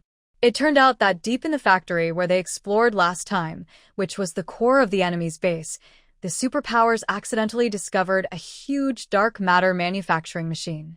This machine is constantly absorbing the energy of superpowers, not only the superpowers in a certain place, but also the warriors with superpowers like them. When the two rushed to the destination at lightning speed, the scene was already in chaos. The superpowers were fighting fiercely with a group of mysterious black shadows, and the air was filled with a tense and fierce atmosphere. Lu Qingmei jumped off the motorcycle and joined the battle without hesitation. Her superpowers broke out instantly, and the strong wind wrapped in flames swept out like a fire dragon. Li Xiaomao always joked that the combination of their abilities was adding fuel to the flames. Although this made Lu Qingmei laugh and cry, it was undeniable that their abilities could indeed enhance each other and form a powerful fighting force. However, during the battle, Lu Qingmei was surprised to find that these black shadows could actually absorb her abilities. This shocked her. What exactly were these black shadows? They were neither human nor ghost, but they knew all about them. Her heart tightened, and she immediately adjusted her tactics to become more cautious and defensive. She calmly analyzed the situation in front of her and found that these shadow walkers were extremely agile and unpredictable and seemed to always be able to see through her movements and intentions. This forced her to concentrate more on dealing with it. Qingmei, be careful. A hurried shout came into her ears. It turned out to be Han Yi. He was struggling to resist the attack of another group of shadow walkers. Although his fire ability was extremely fierce, these strange enemies did not seem to be afraid of it. Li Xiaomao did not dare to be careless. She exerted her abilities with all her strength, and her lightning speed and precise attacks were dazzling. Although her speed is slightly inferior to Lu Qingmei, she is still a leader among the superpowers. She ventured close to Lu Qingmei and quickly fought side by side with her. The two cooperated tacitly and formed an indestructible battle defense line. Lu Qingmei was amazed at Li Xiaomao's performance. Xiaomao's superpower is to communicate with animals, but now he can show such amazing speed and attack power. It's like a mage playing close combat, a true hexagonal warrior. We must find the dark matter generator as soon as possible. Li Xiaomao panted, otherwise, we will be dragged down. Lu Qingmei nodded. She could feel that the superpowers in her body were being consumed rapidly. This feeling of weakness made her more anxious than ever before.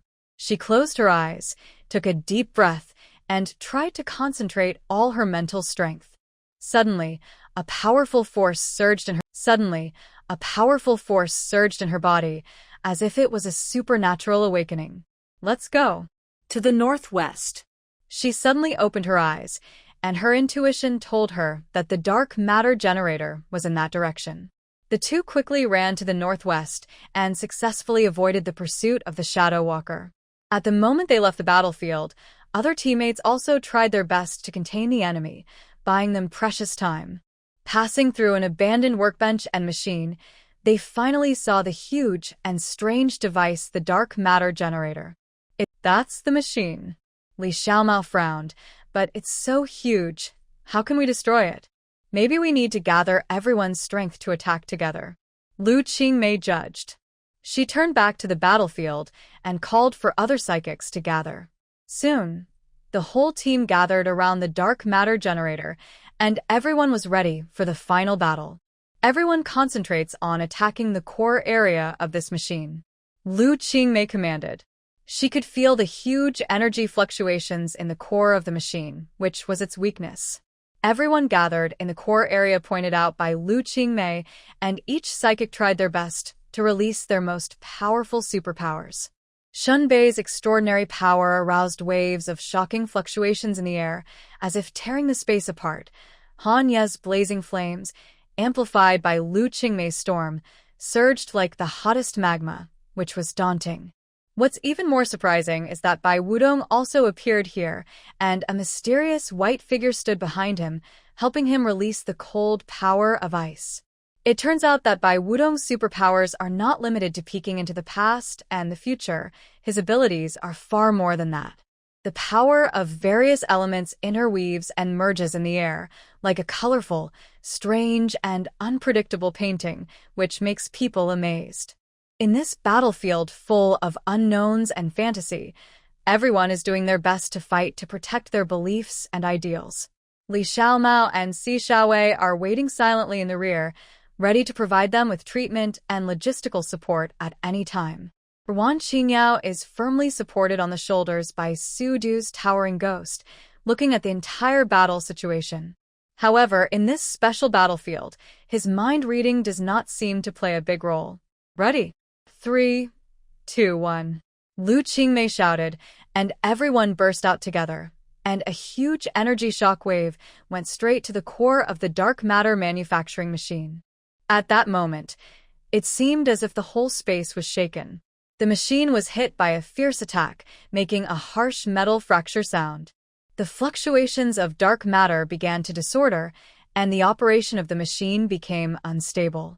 Cracks spread rapidly, and the dark matter manufacturing machine was obviously on the verge of collapse. Keep attacking, don't stop. Li Xiaomao Shota. But at this moment, a stronger and colder force surged out from the inside of the machine, as if it was making a final counterattack. The strong dark energy spread out in all directions, forcing everyone to step back a few steps. Lu Qingmei gritted her teeth and insisted on using all her strength to maintain the attack. Li Xiaomao beside her also desperately injected his energy into the attack. We can't give up, Lu Qingmei encouraged. The dark energy became more and more violent, but with the joint efforts of the superpowers, they finally couldn't resist this torrent of attacks. With a deafening explosion, the dark matter generator was completely destroyed and turned into countless fragments scattered all over the ground. The smoke dissipated, leaving only a mess on the field. Lu Qingmei and her teammates stood there panting. Although they were exhausted, everyone had a triumphant smile on their faces. We succeeded. Han Yi covered his injured shoulder and forced a smile. Lu Qingmei turned her head and looked at the faces of each teammate. Those tired and determined faces made her feel greatly excited. They were not fighting alone. In this dangerous world, her greatest support was her companions who could face difficulties and obstacles together. Qingmei, you are so brave. Li Xiaomao came over and patted her on the shoulder. Lu Qingmei smiled slightly. She knew that this was not only her own achievement, but the result of everyone's joint efforts. Those shadow walkers who seemed to have been defeated just now suddenly seemed to be blessed by mysterious power and stood up again, as if they had drunk the magical water of resurrection and instantly recovered their fighting power. Most of these shadow walkers had their faces shrouded in a haze, making it difficult to recognize their true appearance. However, in the center, there was a young man whose figure was particularly clear. There was a strange rune tattoo engraved on the corner of his eye. His face was pale and almost transparent, as if he was a ghost, ethereal and lifeless. The previous words were slowly uttered by him. Faced with this sudden change, everyone immediately became alert and took up a fighting posture again. However, compared with the previous battle, they clearly felt unprecedented pressure. The speed and strength of these shadow walkers have increased dramatically, and each attack is unstoppable, making them overwhelmed. Lu Qingmei and Li Xiaomao fought side by side, and their superpowers complemented each other, barely resisting the fierce attacks of the shadow walkers. But as time went on, their strength was gradually consumed, and each resistance seemed more and more strenuous. This won't work. We must find a way to consume their strength. Li Xiaomao keenly perceived the key to the problem in the chaotic battle, and she made a bold suggestion. Lu Qingmei pondered for a moment, then nodded in agreement with Li Xiaomao's idea. I have an idea. We can try to trap them with superpowers and then defeat them one by one. Her voice was firm and calm, as if injecting a new force into everyone. Okay. Li Xiaomao responded quickly, with a determined light in his eyes. Lu Qingmei took a deep breath, focused her mind, and pushed the storm power to the extreme. She waved her hands, and a strong wind confinement was released instantly. The howling wind turned into countless tightly bound air chains, binding the shadow walkers firmly in place. Although the shadow walkers were powerful, they were unable to break free from the restraints under Lu Qingmei's precise, supernatural control.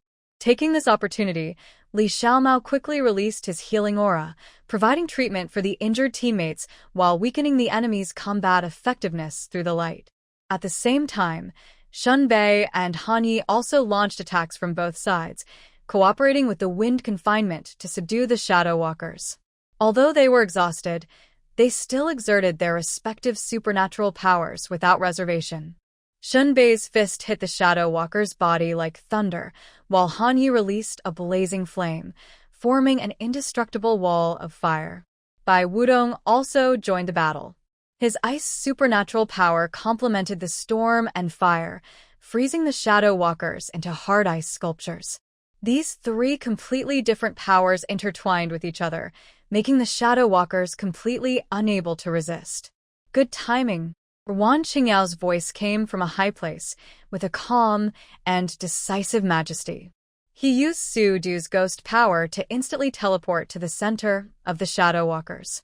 Then, he opened his arms, and a powerful mental force instantly spread out. This time, Wan Qingyao's mind reading finally came in handy. He widened his eyes and concentrated on breaking through the mental barriers of the shadow walkers, searching for their weaknesses. The thoughts of the shadow walkers flashed through his mind one by one, and every subtle loophole was keenly captured by him and passed to other teammates as instructions and reference. Han Yi, the energy core of the shadow walker in front of the left has defects and can be attacked. Shun Bei, the defense of the second shadow walker on the right is relatively weak and can be broken through. Wan Qingyao calmly directed the direction of the battle, ensuring that everyone could accurately attack the enemy's weaknesses. With Wan Qingyao's precise command and the tacit cooperation of everyone, the entire battle situation began to gradually develop in a direction that was favorable to them. The shadow walkers began to feel anxious, and their attacks became more and more rapid and disorderly. This was exactly the opportunity that Lu Qingmei and his team needed to seize. She once again concentrated all her efforts to activate her storm power to intensify the offensive, throwing several shadow walkers directly into the air and making them unable to move, which gave her teammates more attack opportunities and favorable factors such as time and space advantages, support measures, means, methods, and approaches. However, Just when everyone thought victory was in sight, a brand new enemy suddenly appeared in front of them, a tall and mighty Shadow King wearing black armor and holding a giant sword. The dark energy he exuded was much stronger than all the previous Shadow Walkers, and every step was as frightening as knocking on everyone's heart. I am the Shadow King. Your struggle is meaningless. The low and cold voice echoed on the battlefield, full of majesty and unquestionable dominance. The young man with rune tattoos on the corners of his eyes stood behind the Shadow King, with a cold and cunning smile on his face, as if he was enjoying the panic-stricken expressions of the crowd. Facing this sudden and powerful enemy, everyone's face became solemn. They knew that this Shadow King was undoubtedly the biggest threat and challenge they had ever encountered. Not only was he extremely powerful and unmatched, but he also seemed to have some unknown and mysterious power that could control the direction of the entire battle. Shun Bei and Han Yi tried their best to resist, but they still couldn't resist his violent attack. Lu Qingmei and others were also forced to dodge and look for opportunities to counterattack. However, the Shadow King's offensive became more and more fierce, as if he was going to. At this critical moment, Bai Wudong bravely stepped forward. His mysterious white figure gradually became clear, like a dazzling sacred light, dispelling the darkness around him.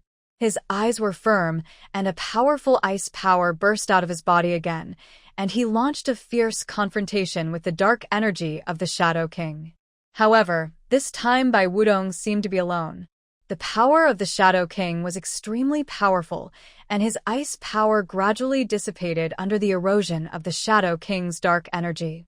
Just when the ice power was about to completely disintegrate, Wan Qingyao's spiritual power suddenly erupted like a volcano, forming an invisible barrier, temporarily blocking the fierce offensive of the Shadow King. Bai Wudong, you have to hold on. Wan Qingyao shouted loudly, and at the same time, he exerted his spiritual power with all his strength to try to interfere with the thinking of the Shadow King. After a short rest, Lu Qingmei finally cheered up again. She knew that this was a life or death moment, and only by trying her best could she win a glimmer of hope. She gathered the remaining storm power and turned it into a violent tornado, heading straight for the Shadow King. Li Xiaomao and Si Xiaowei silently provided treatment support in the rear to ensure that their comrades would not fall down due to serious injuries. Huge energy fluctuations raged wildly on the battlefield, and storms, flames, ice, and spiritual power intertwined into an irresistible torrent. Under the impact of this powerful force, the Shadow King's giant sword was shaken off, and cracks began to appear on his armor. You can. The Shadow King's voice was full of shock, but before he finished speaking, he was completely submerged by this powerful combined force. The people who survived this life and death battle silently savored the joy and relief of victory.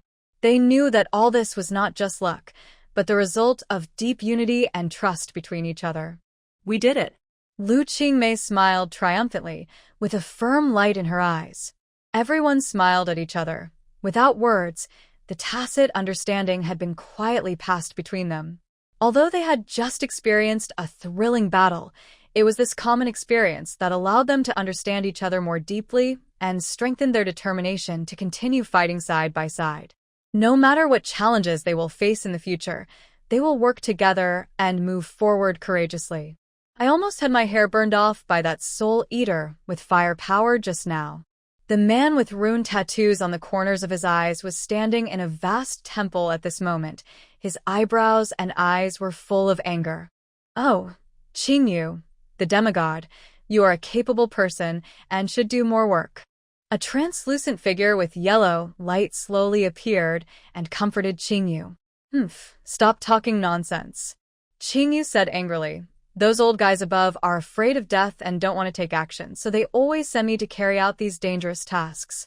The yellow figure hurriedly smiled and said, You are the focus of the organization's training, and you will become a god in the future. This little thing is not a piece of cake for you. A sneer appeared at the corner of Qingyu's mouth. Become a god? I think those so-called gods are just a group of selfish guys. Just when Qingyu was indignant, a cold voice came from above. Qingyu, don't be rude. Qingyu was startled and looked up, only to see a figure emitting purple light slowly walking out of the void. Lord Sai Egu. Qingyu hurriedly bowed his head and saluted. Sai Egu's eyes were sharp, like burning purple flames, staring at Qingyu and said, "You failed this mission. Do you know your guilt?" Qingyu gritted his teeth. "I know my crime, but the strength of those soul eaters is beyond our expectation." Sai Egu snorted coldly. "Excuse. As a demigod, you can't even deal with a few soul eaters. You disappoint me so much." Although Qingyu was dissatisfied, he didn't dare to contradict him. He could only ask humbly, "Then, sir, what should we do next?" Sai Egu pondered for a moment and said slowly, "In this case, we can only start Plan B. I didn't expect that those little guys were so united. Their cooperation has reached a perfect level. When they really step onto the competition field, the fierce battle between them will be such an interesting feast." A little boy with a flashing blue light suddenly appeared in front of everyone. When he smiled, the dimples at the corners of his lips seemed to be filled with honey, but the chill in his words made people shudder. "Sir Xinkue." Qingyu bowed his head respectfully to the little boy, but his hands began to tremble slightly, uncontrollably. "Qingyu, am I so scary?" Xinkue asked softly in an innocent tone. Xinkue walked up to Qingyu, patted his shoulder, smiled, and said, "Don't worry, this is just a small test. You will definitely do better next time." Qingyu lowered his head and secretly breathed a sigh of relief. He knew very well that the seemingly childish Xinkue actually had amazing power. It was rumored that several demigods had accidentally angered him and were devoured by him without mercy. That kind of chilling method seemed to be exactly the same as the soul eaters he trained, devouring the opponent without mercy. "Lil cat, do you like that Lu Qingmei?" Su Xingyu sat on Li Xiaomao's heavy motorcycle with his chin in his hand, and asked curiously to Li Xiaomao, who was squatting to repair the motorcycle. Li Xiaomao looked up. Su Xingyu's tender white legs swayed, and the dimples at the corners of his mouth faintly appeared as he spoke. He was really an invincible and cute little boy. "I like it. Little Qingmei is so cute." Li Xiaomao put down the wrench in her hand and wiped the sweat off her face. The oil on her hand rubbed onto her face, which looked funny. "Really? If she died, would you be sad?" Su Xingyu blinked his innocent eyes and continued to ask. Li Xiaomao was stunned by his words for a long time. "I don't know." Li Xiaomao stared at the ground blankly. She had never thought about this question. Su Xingyu jumped off the motorcycle and squatted in front of Li Xiaomao. He looked up at Li Xiaomao and said seriously, "If I die one day, will you be sad?" Li Xiaomao looked at him and suddenly felt a sharp pain in her heart. She quickly turned her head away, picked up the wrench, and continued to repair the car. "Will you?" Su Xingyu asked relentlessly. "I think so." Li Xiaomao mutaratsufli. "That's good." Su Xingyu smiled, and smiled happily. He stood up and patted Li Xiaomao on the shoulder. "Don't worry, I won't make you sad." After that, he turned and left the garage. Li Xiaomao looked at his departing back, and she felt an indescribable feeling in her heart. She didn't know what this feeling was, but she knew that she didn't want Su Xingyu to be hurt. "Will ghosts die too?" Li Xiaomao murmured silently as she looked at his back. She used to think that ghosts were immortal, but at this moment she suddenly realized that maybe ghosts would disappear one day. This idea made her feel a little inexplicably scared. At night, Li Xiaomao lay in bed, tossing and turning, unable to sleep. Su Xingyu's words kept popping up in her mind. "If I die one day, will you be sad?" She didn't know why she cared so much about this question, perhaps because she cared too much about Su Xingyu and she was afraid of losing him. In the night, Li Xiaomao sat by the bed, and the back of Su Xingyu, when he left during the day, echoed in her mind. The thin body looked particularly thin in the moonlight, but it exuded a kind of tenacity and loneliness invisibly. She couldn't help but feel a complicated emotion in her heart. She knew that although Su Xingyu was a ghost, he also had real emotions and deep thoughts. He is also a living being that needs love and companionship. Li Xiaomao has been accustomed to the existence of Su Xingyu. In this lonely world, Su Xingyu is like her brother, her relative, giving her endless warmth and comfort. She can't imagine what her life will be like if Su Xingyu really leaves one day. Suddenly, a slight knock on the door interrupted Li Xiaomao's thoughts. She stood up in confusion, opened the door, and was surprised to find Su Xingyu standing outside the door. His figure seemed a little blurry in the night, but his bright eyes revealed deep longing. "Why are you here so late?" Li Xiaomao asked in surprise. Su Xingyu smiled and replied, "Xiaomao, I miss you." Hearing this, a warm current surged in Li Xiaomao's heart. She looked at Su Xingyu, with a touching light in her eyes. Su Xingyu walked up gently, hugged her, and said, "Xiaomao, we are relatives forever. No matter what the future holds, I will always be with you." At this moment, Li Xiaomao's heart seemed to be melted. She hugged Su Xingyu back tightly, tears welling up in her eyes. She whispered, "Xingyu, we will always be each other's only relatives." One person and one ghost, one big and one small, hugged each other tightly. In this quiet night, their hearts were closely connected, as if they could feel each other's heartbeat. Is it true love or false deception? Maybe it doesn't matter. What matters is that at this moment, they need each other and accompany each other. Li Xiaomao's thoughts began to drift back to the horrible scene when she first met Xiao Xingyu. At that time, a fire swept the entire community, and the sea of fire was full of charred corpses and screams. She lay helplessly in the sea of fire waiting to die. Just when she was about to lose consciousness, a thin figure suddenly appeared in her sight. That was Su Xingyu, who risked his life to rescue her and allowed her to be reborn. Recalling these past events, Li Xiaomao's heart was filled with gratitude and warmth. She knew that if Su Xingyu had not appeared, she might have died in the fire. And now, they can depend on each other and spend time together, which is undoubtedly the most precious gift God has given her. Li Xiaomao held the little body without temperature in her arms, and her heart was full of love and determination. She knew that no matter what would happen in the future, she would face it with Su Xingyu. Because in this lonely world, they are each other's closest relatives and the most solid support. "Xingyu, do you know? Since you saved me from that fire, you have always been the most important person in my heart," Li Xiaomao said softly, with a firm light in her eyes. Su Xingyu raised his head slightly, and his eyes flashed with curiosity and warmth. As a ghost, he may not understand the complex emotions of humans, but he can feel Li Xiaomao's love and care for him. "Little cat, don't worry. I will always be with you, whether alive or dead," Su Xingyu said, gently holding Li Xiaomao's hand. The two held hands tightly, as if at this moment, their hearts were also closely connected. Whether facing the test of life and death or the unknown future, they are willing to accompany each other and move forward hand in hand. 10 years ago, Qingyuan Community, the prosperous center of Zhejiang City, was a peaceful and tranquil place. "Xingkue, your behavior this time seems to be a bit too much." Sai Egu looked at the hellish scene in front of him, frowned, and his heart was full of doubts. "Oh? Don't you think this scene is quite fascinating?" Xingkue raised the corners of his mouth slightly, revealing a sly smile.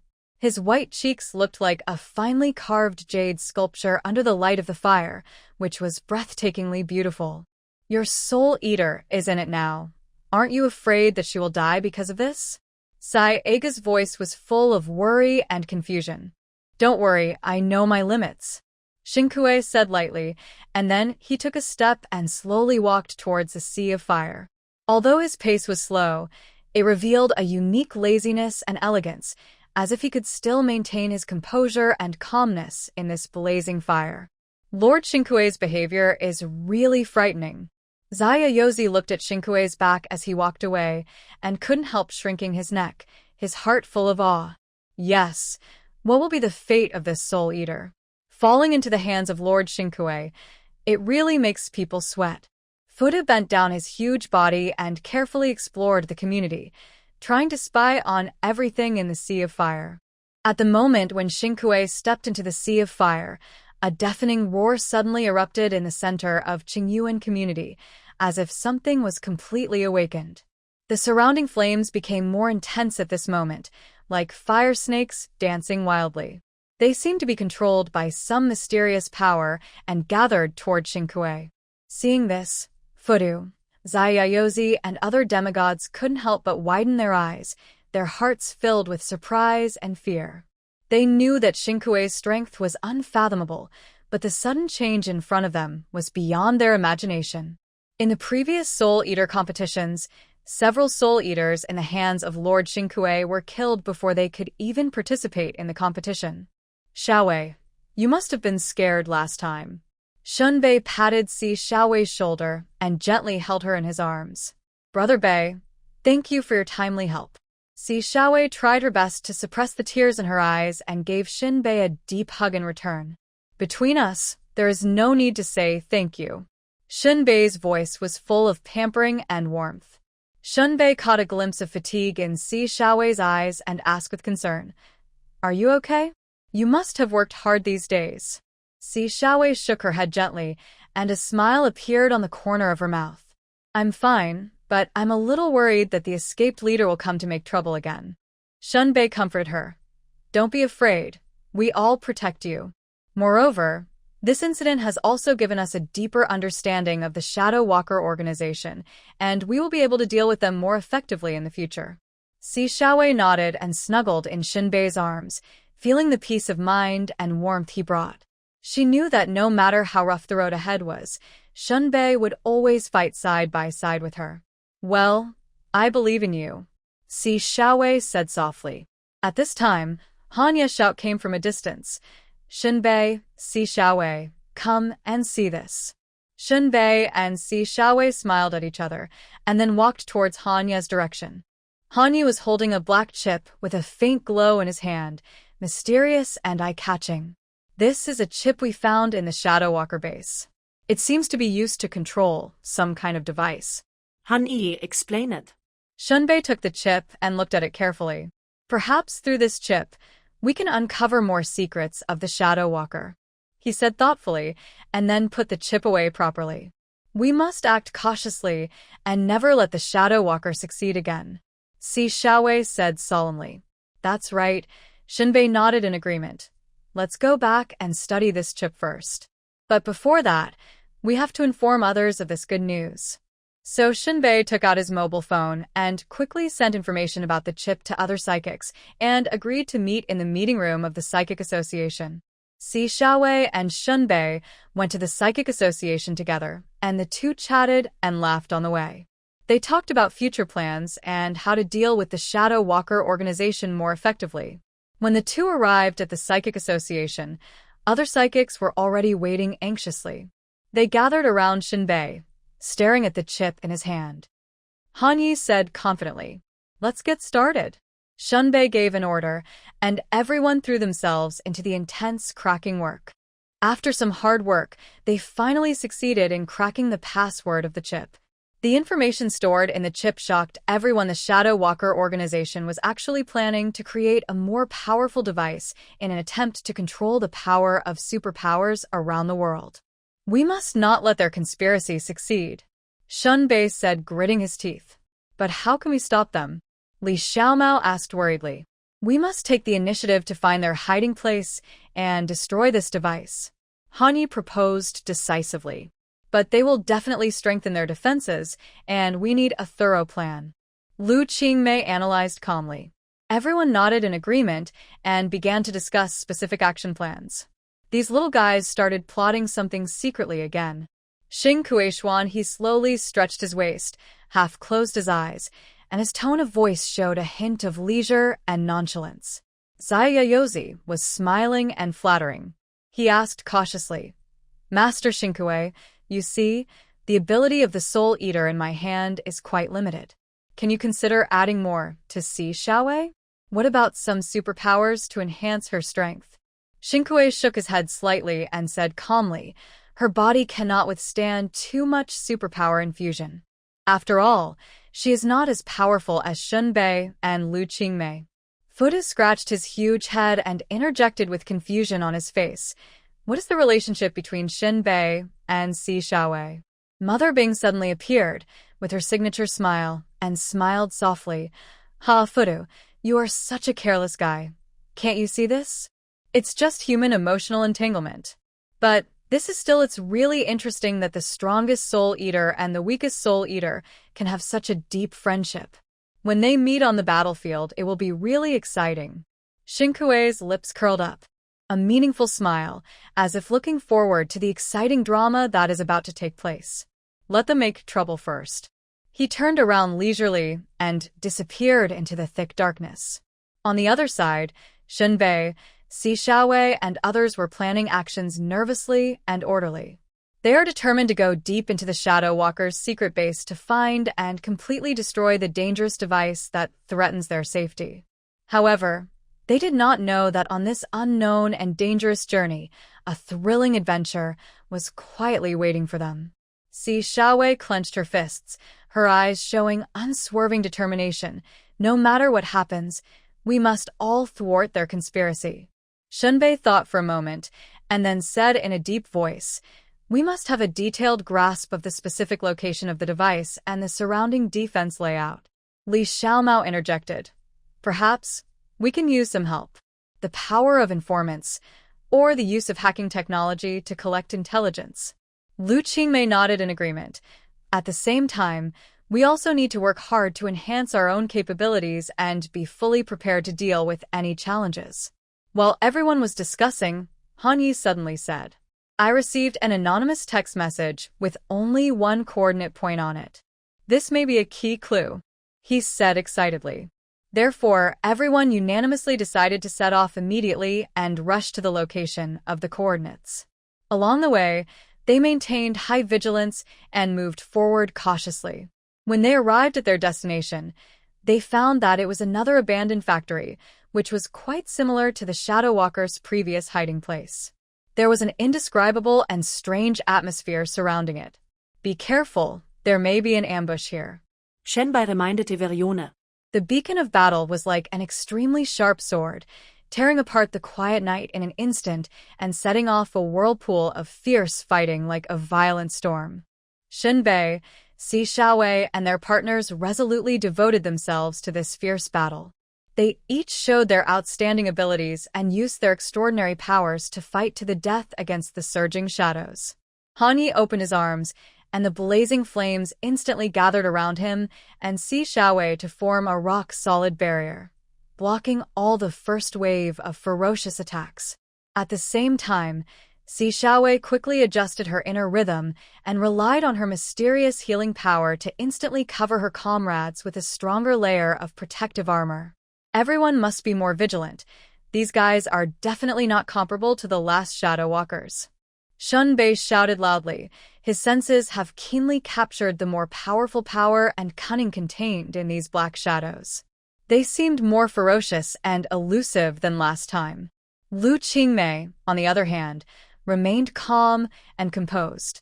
She used the power to control the wind and skillfully controlled the surrounding objects to fly up, building solid obstacles and traps to make it difficult for the enemy to approach. Although the enemies in these shadows were well-trained and powerful, they did not let their initial setbacks disorient them. On the contrary, they adjusted their battle formations in a more orderly manner, trying to find a breakthrough and break through everyone's defenses. However, Shun Bei and his comrades had already cooperated like an arm and a leg. They faced every impact without flinching and defended this sacred land with firm belief and extraordinary strength.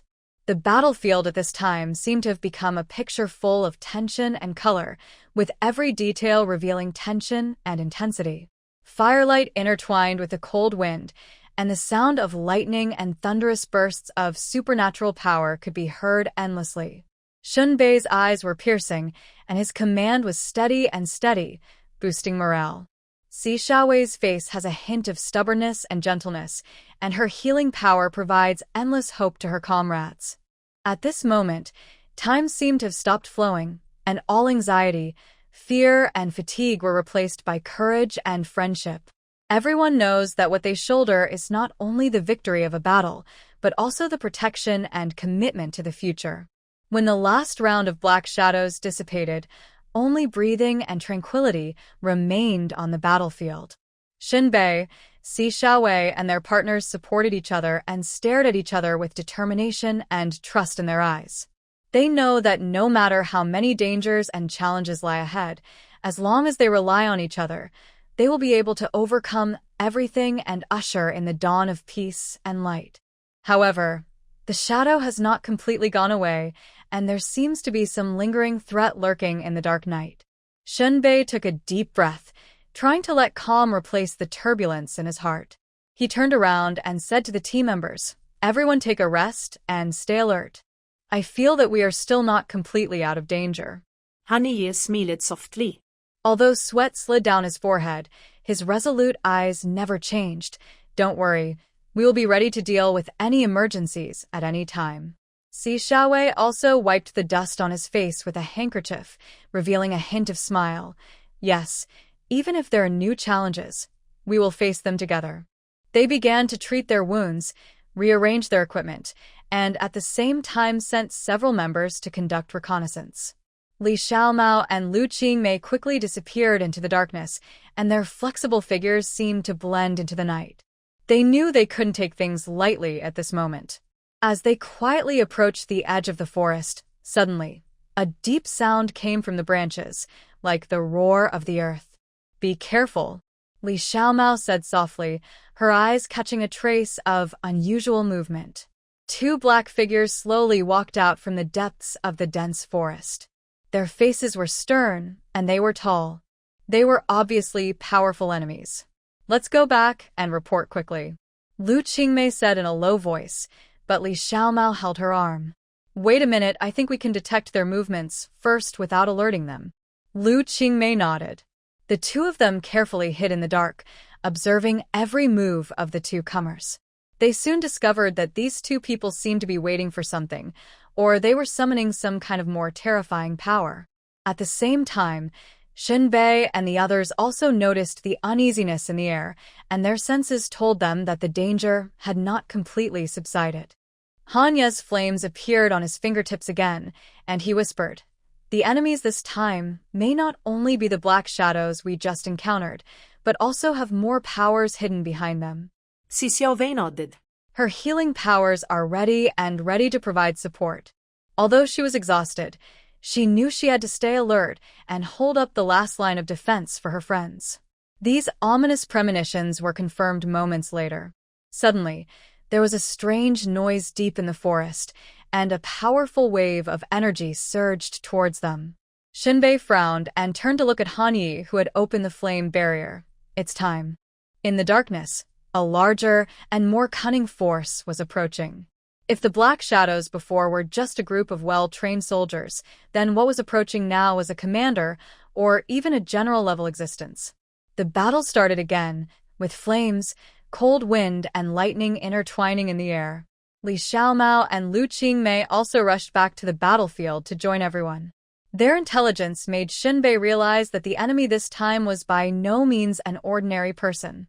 Shinbei's eyes were bright, and he quickly directed his teammates to adjust their formations. "Hanyi, maintain the flame barrier. Si Xiaowei, be ready to heal at any time. Li Xiaomao, Lu Qingmei, you are responsible for containing the enemy's core strength. We must be here. Stop them." At this time, a tall black figure slowly approached, his eyes flashing red like a will-o'-the-wisp, and his whole body was shrouded in dark armor. He is the main enemy this time, a powerful being named Shura. Shura sneered, "You humble humans, how dare you compete with me? Today, I want you to experience real fear with your own eyes."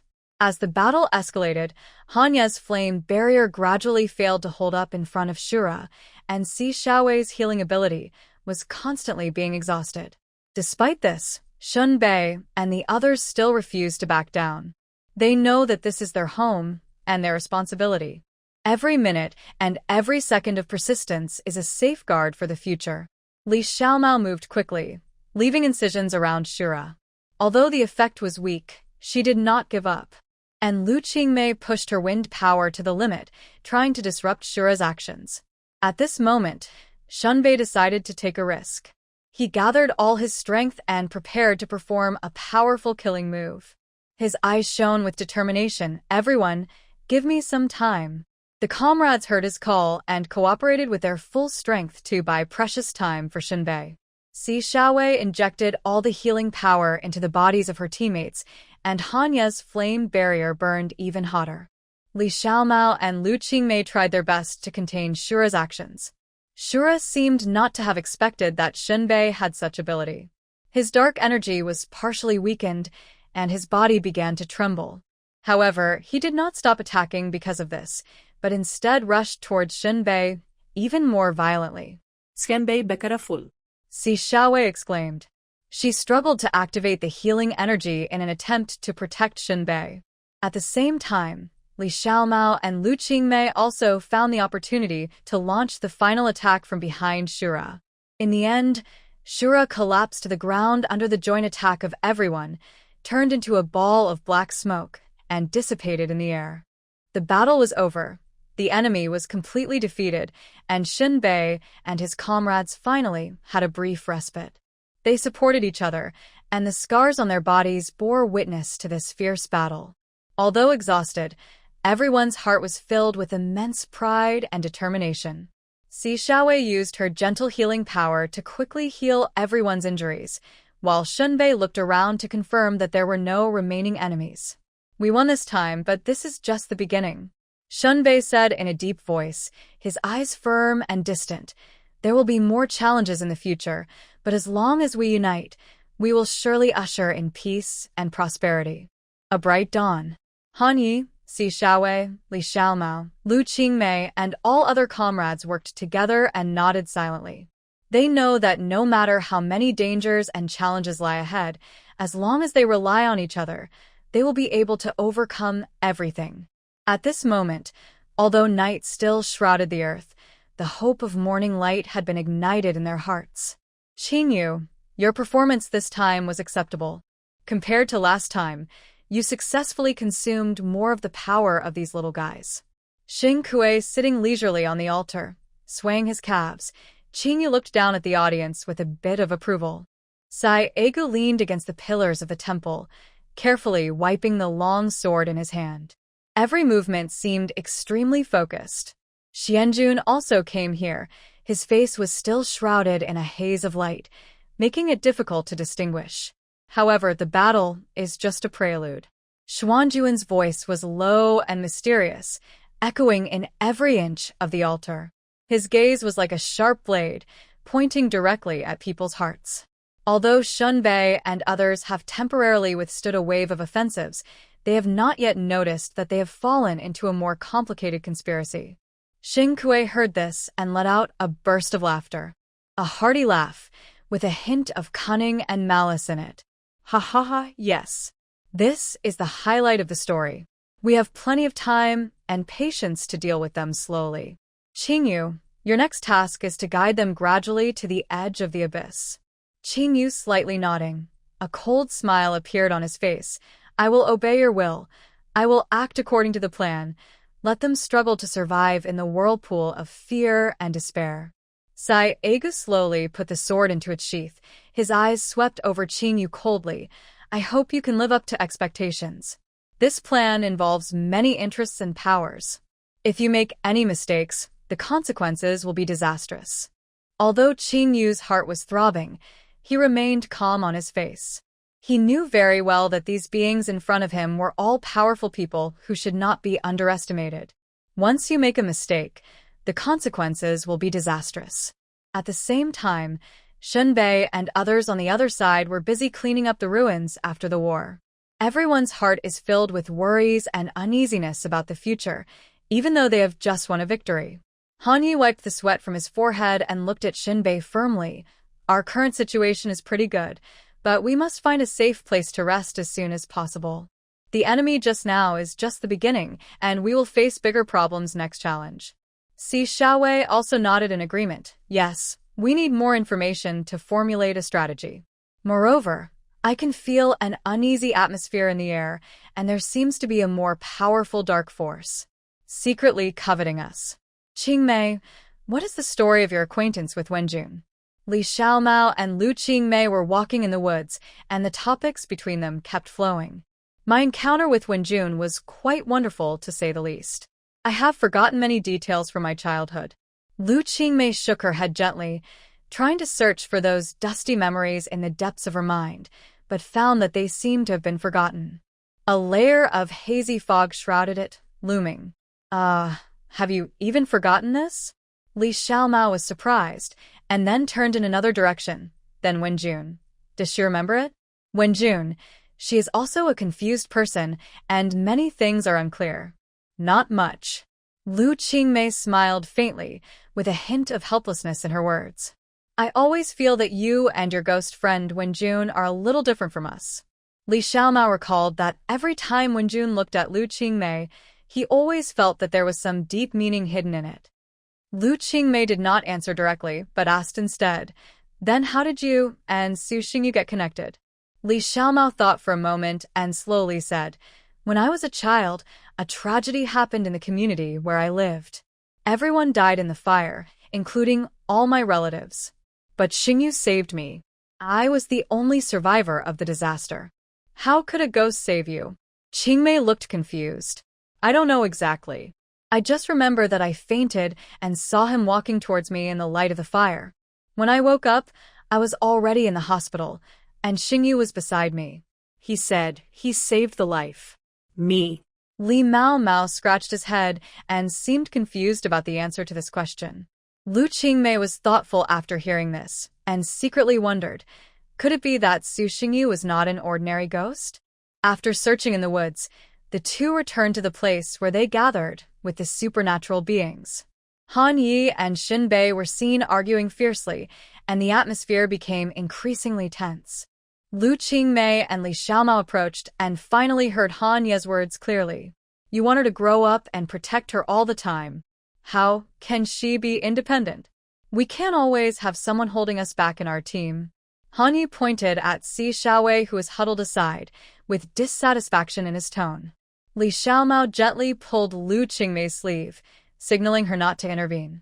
"They often do this, leave them alone," Mao said softly, taking Lu Qingmei aside. At this time, Mother Bing's figure quietly appeared behind Han Yi, with a gentle smile on her bodhisattva-like face. "Xiaoya, don't be angry." When Han Yi heard this, he instantly restrained his anger and followed Mother Bing away obediently, like a child. It seems that only Mother Bing can control Captain Han. Wan Qingyao sat on Su Du's generous shoulders and sighed as he watched the two people leave. Lu Qingmei looked at their backs, and a strange feeling came to her mind. She recalled her own experience of amnesia, Wenjun's mysterious behavior, and the scene described by Li Xiaomao of Su Xingyu saving people in the Sea of Fire. Perhaps the people and things around us are not as simple as they seem, Lu Qingmei whispered to herself. She turned to look at Li Xiaomao and asked, "Xiaomao, do you know how Han Yi and Bing's mother met?" Li Xiaomao shook his head, indicating that he knew very little about the two's past. Lu Qingmei sighed softly, knowing in her heart that these seemingly ordinary people were hiding unknown secrets.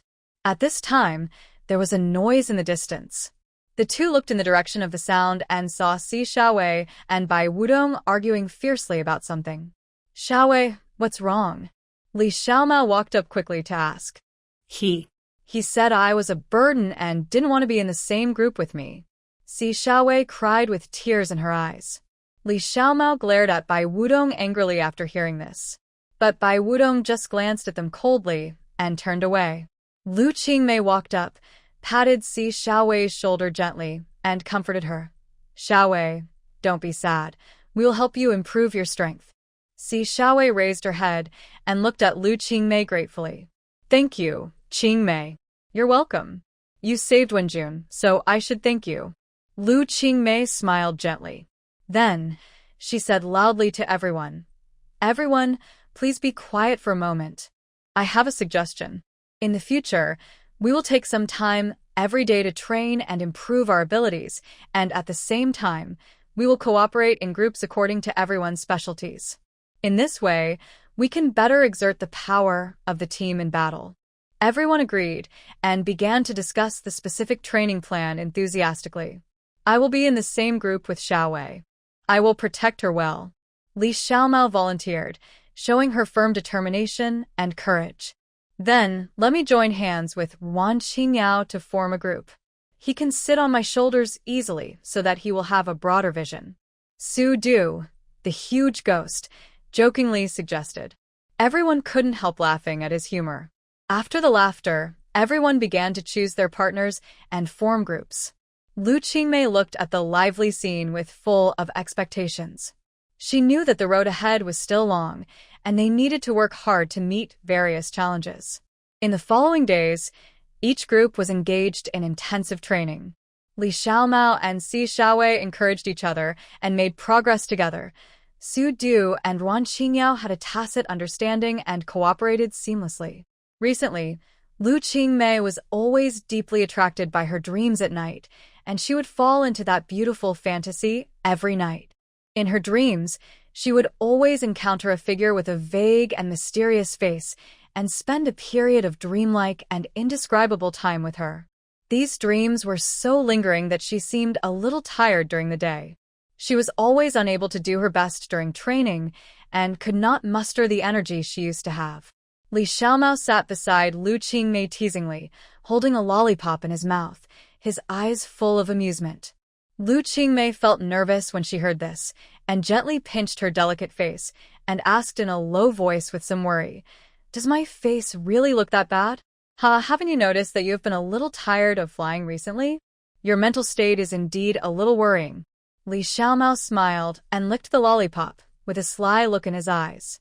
"Maybe I was really entangled by some demon," Lu Qingmei whispered, with a trace of confusion on her face. "Qingmei, how about we go to catch demons together tonight?" Li Xiaomao's eyes lit up. She was always interested in such adventurous things. No. Lu Qingmei thought of those tangled dreams, and a shy blush appeared on her face. "I'd better take a good rest and recover my spirit." How can that be? "What if the monster comes to trouble you again at night?" Li Xiaomao patted his chest and said proudly, "Don't worry, I will protect you." As the night fell, the two stepped into a quiet and mysterious forest. The wind blew the leaves, making a rustling sound, adding a bit of mysterious atmosphere to this quiet night. "Xiao Qingmei, follow me, I know a good place," Li Xiaomao whispered mysteriously in Lu Qingmei's ear. Lu Qingmei followed Li Xiaomao obediently, and soon they came to a wide and quiet lake. On the lake, fireflies were flying, flashing a faint and charming light. A small wooden boat was tied to a tree near the lake, floating gently on the lake with the breeze, as if inviting them to explore this fantasy world in the night together. "Wow, this place is so beautiful, like a fairyland on earth," Lu Qingmei exclaimed sincerely, with a stunning light in her eyes. "Of course, this is the secret base I found. Come on, Xiao Qingmei, go on the boat with your sister to play." Li Xiaomao excitedly pulled Lu Qingmei's hand and walked quickly to the small wooden boat. The two jumped onto the boat lightly, and Li Xiaomao paddled the boat skillfully, and the wooden boat slowly sailed to the center of the lake. Under the moonlight, the fireflies were like stars, flashing a dreamy light, setting off the surroundings like a poem and a painting. "It's really beautiful, as if I'm in a fairy tale world." Lu Qingmei was intoxicated by the beautiful scenery in front of her, and her mood gradually relaxed, forgetting the troubles of the day. Suddenly, a cool night breeze blew, gently lifting the hem of Lu Qingmei's skirt. She couldn't help but shiver slightly, and subconsciously hugged her arms tightly. "Is it cold?" Li Xiaomao carefully noticed Lu Qingmei's abnormality and asked softly. "Well, a little." Lu Qingmei nodded gently, her voice trembling. "Then come closer to me, I'll warm you up." Li Xiaomao smiled gently, stretched out his arms, and hugged Lu Qingmei tightly. Lu Qingmei's heartbeat accelerated involuntarily. She felt the warmth and security in Li Xiaomao's arms, and an inexplicable feeling quietly grew in her heart. At this moment, a firefly flew lightly to her fingertips and stayed there, as if having a silent conversation with her. Lu Qingmei's lips curled up slightly, revealing a sweet smile. She felt as if she had merged with the nature around her, composing this quiet and beautiful night together. Just as Lu Qingmei was intoxicated by the tranquility and beauty of this moment, she suddenly felt someone gently patting her shoulder. She turned her head in confusion, and what she saw was Li Xiaomao's face with a faint smile. "Xiaomao, what's wrong?" Lu Qingmei asked with some curiosity. Li Xiaomao did not answer immediately, but slowly reached out and gently held Lu Qingmei's slender hand. Her palm conveyed a warm and firm strength, which made Lu Qingmei's cheeks blush. Xiaomao. Lu Qingmei's voice trembled slightly, as if she was moved by this sudden intimacy. Li Xiaomao's eyes flashed with deep affection. She opened her red lips slightly, and her voice was low and full of magnetism. "Qingmei, I like you." These few short words were like a stone falling into a calm lake, stirring up ripples in Lu Qingmei's heart. She felt an inexplicable panic and throbbing intertwined, making her at a loss. However, in this moment of daze, Li Xiaomao had gradually approached her and gently pressed a gentle kiss on her beautiful red lips. Lu Qingmei's body suddenly stiffened, and her brain seemed to be frozen by this sudden kiss. But as time went by, she gradually felt the passion and affection between Li Xiaomao's lips, and her heart began to melt. On this beautiful night, the two hearts gradually approached each other. Lu Qingmei's eyes were moist. She held Li Xiaomao's hand back, smiled, and said, "Xiaomao, I like you too." The two hugged each other, enjoying this quiet and beautiful moment. At this time, the fireflies seemed to feel their happiness, and they flew up one after another, like a gorgeous dance of light. The stars in the night sky twinkled, witnessing this new love. "In the future, we will come here to watch fireflies together," Li Xiaomao whispered in Lu Qingmei's ear. "Okay." Lu Qingmei nodded, her heart full of sweetness. Their story has just begun. Neither of them noticed that next to a big tree on the shore, a figure with a bright red body was staring at the two people on the arcade.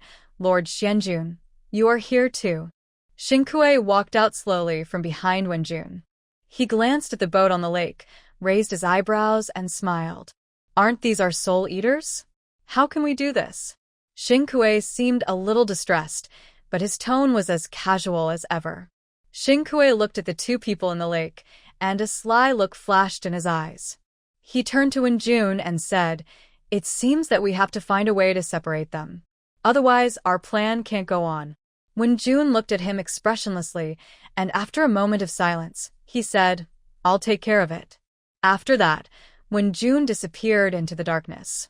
Xianjun, you've played yourself into it, and you're even dreaming about her every night. It's interesting, really interesting." Xingkui held his chin and stared at Lu Qingmei on the boat. "What a pity my people picked up the loophole." Xingkui raised a smug smile at the corner of his mouth, and he said to himself, "But it doesn't matter. The game has just begun." Then, he also disappeared into the darkness. The next morning, Lu Qingmei and Li Xiaomao returned to the training ground hand in hand. Qingmei, Xiaomao, you two look good today. Did you take some magic medicine together last night?" Si Xiaowei ran over with Shen Bei and greeted them happily. "Xiaowei, you look good too." Li Xiaomao glanced at Shen Bei teasingly, and then turned his eyes back to Xiaowei's face. Lu Qingmei and Li Xiaomao smiled at each other, understood each other, and continued to move forward firmly. Although the tenderness and sweetness of last night made their emotional bond stronger, the hard training during the day could not be relaxed.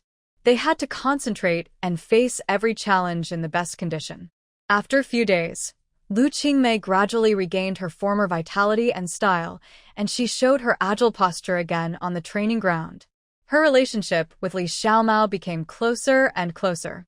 The two were not only comrades fighting side by side, but also indispensable spiritual pillars in each other's lives.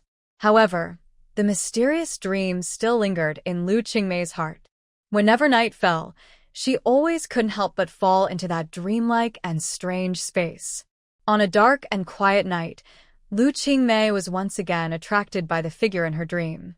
She was surprised to find that this time, she could see the face clearly. It was a familiar and unfamiliar face, as if it was hidden in the deepest part of her memory, but it seemed that she had never really touched it. He was breathtakingly beautiful, and his androgynous face exuded an intoxicating charm. His amber eyes were as deep as the sea, as if they could swallow everything. Lu Qingmei wanted to get close to him, but she always felt that there was an invisible barrier blocking her. She could only look at him from a distance, her heart full of endless desire and doubts. Who are you? Why do you always appear in my dreams? Lu Qingmei whispered in her dream, trying to uncover the secret behind this mysterious man. When she woke up from the dream, Lu Qingmei felt mixed emotions, and she decided to uncover the mystery herself. So, she invited Li Xiaomao to go to the lake together, and the two of them paddled a small wooden boat slowly towards the center of the lake. As night fell, the breeze blew gently, and the surroundings were quiet, with only the sound of heartbeats echoing in her ears. Qingmei, did you have that dream again? Li Xiaomao asked with concern, and her voice seemed particularly gentle in the night. Lu Qingmei nodded gently, with a light of confusion and exploration in her eyes. Well, I saw his face this time, but it always felt vague. Li Xiaomao gently held her hand, giving her strength and courage. No matter what you encounter, I will be with you and face it together. Lu Qingmei looked at her gratefully, and a warm current surged in her heart. Thank you, Xiaomao. With you here, I am not afraid of anything. The two leaned on each other and let the small wooden boat drift in the lake with the wind. The night deepened, and the starry sky was bright, as if countless pearls were inlaid on the dark sky. Lu Qingmei looked up, and an indescribable feeling surged in her heart. She knew that this mystery might be related to her life experience, or it might be closely linked to her future destiny. But she was not afraid, because she had Li Xiaomao's company and the support of faith and courage. As the small wooden boat drifted, they gradually came to the depths of the lake. The water here was calm, as if it was a peaceful paradise. Lu Qingmei closed her eyes, feeling the coolness of the lake and the gentle breeze of the night, trying to find a clue between dreams and reality. Qingmei. Wenjun suddenly appeared on the boat at some point. Her whole body was bright red like a flame, and she appeared between the two of them on the boat silently and abruptly. Wenjun, why are you here? Lu Qingmei felt a little flustered for some reason, and looked at the expressionless Wenjun nervously. Wenjun's eyes seemed to be a light amber color. Why didn't she notice it before? Lu Qingmei looked at Wenjun's eyes and lost her mind. Wenjun, you came to disturb our date. Li Xiaomao pulled Lu Qingmei directly into his arms and raised his eyebrows at Wenjun provocatively. You are a ghost. Why don't you just stay like a ghost? Why do you always follow Qingmei? Our Xingyu won't always follow me. Li Xiaomao gave Wenjun an extremely evil smile. Wenjun frowned slightly, looking at Lu Qingmei in Li Xiaomao's arms. A complex light flashed in the depths of her eyes. She did not respond to Li Xiaomao's provocation immediately, but looked at the two of them quietly, as if thinking about something. Qingmei, I have something I want to talk to you about alone. Wenjun finally spoke, her voice calm and firm. Lu Qingmei felt confused and uneasy, but nodded, and gently broke free from Li Xiaomao's arms. She turned to Li Xiaomao and said, Xiaomao, wait for me here for a while. I will be back after I finish talking to Wenjun. Although Li Xiaomao was somewhat reluctant, he understood Lu Qingmei's determination, so he nodded and let go of her hand. Okay, but remember to come back early. Lu Qingmei and Wenjun stood at one end of the boat. The lake around them was quiet and silent, as if time had stopped.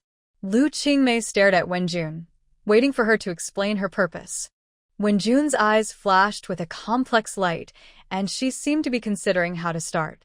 After a moment of silence, she finally said slowly, Qingmei, I know you have many doubts in your heart about the mysterious person who frequently appears in your dreams, and there seems to be some unfathomable connection between us. Lu Qingmei was shocked. She didn't expect Wenjun to mention her dream so directly. She nodded, took a deep breath, and asked Wenjun, do you know who the man in the dream is? I feel that he is both familiar and strange, as if he has some kind of connection with me.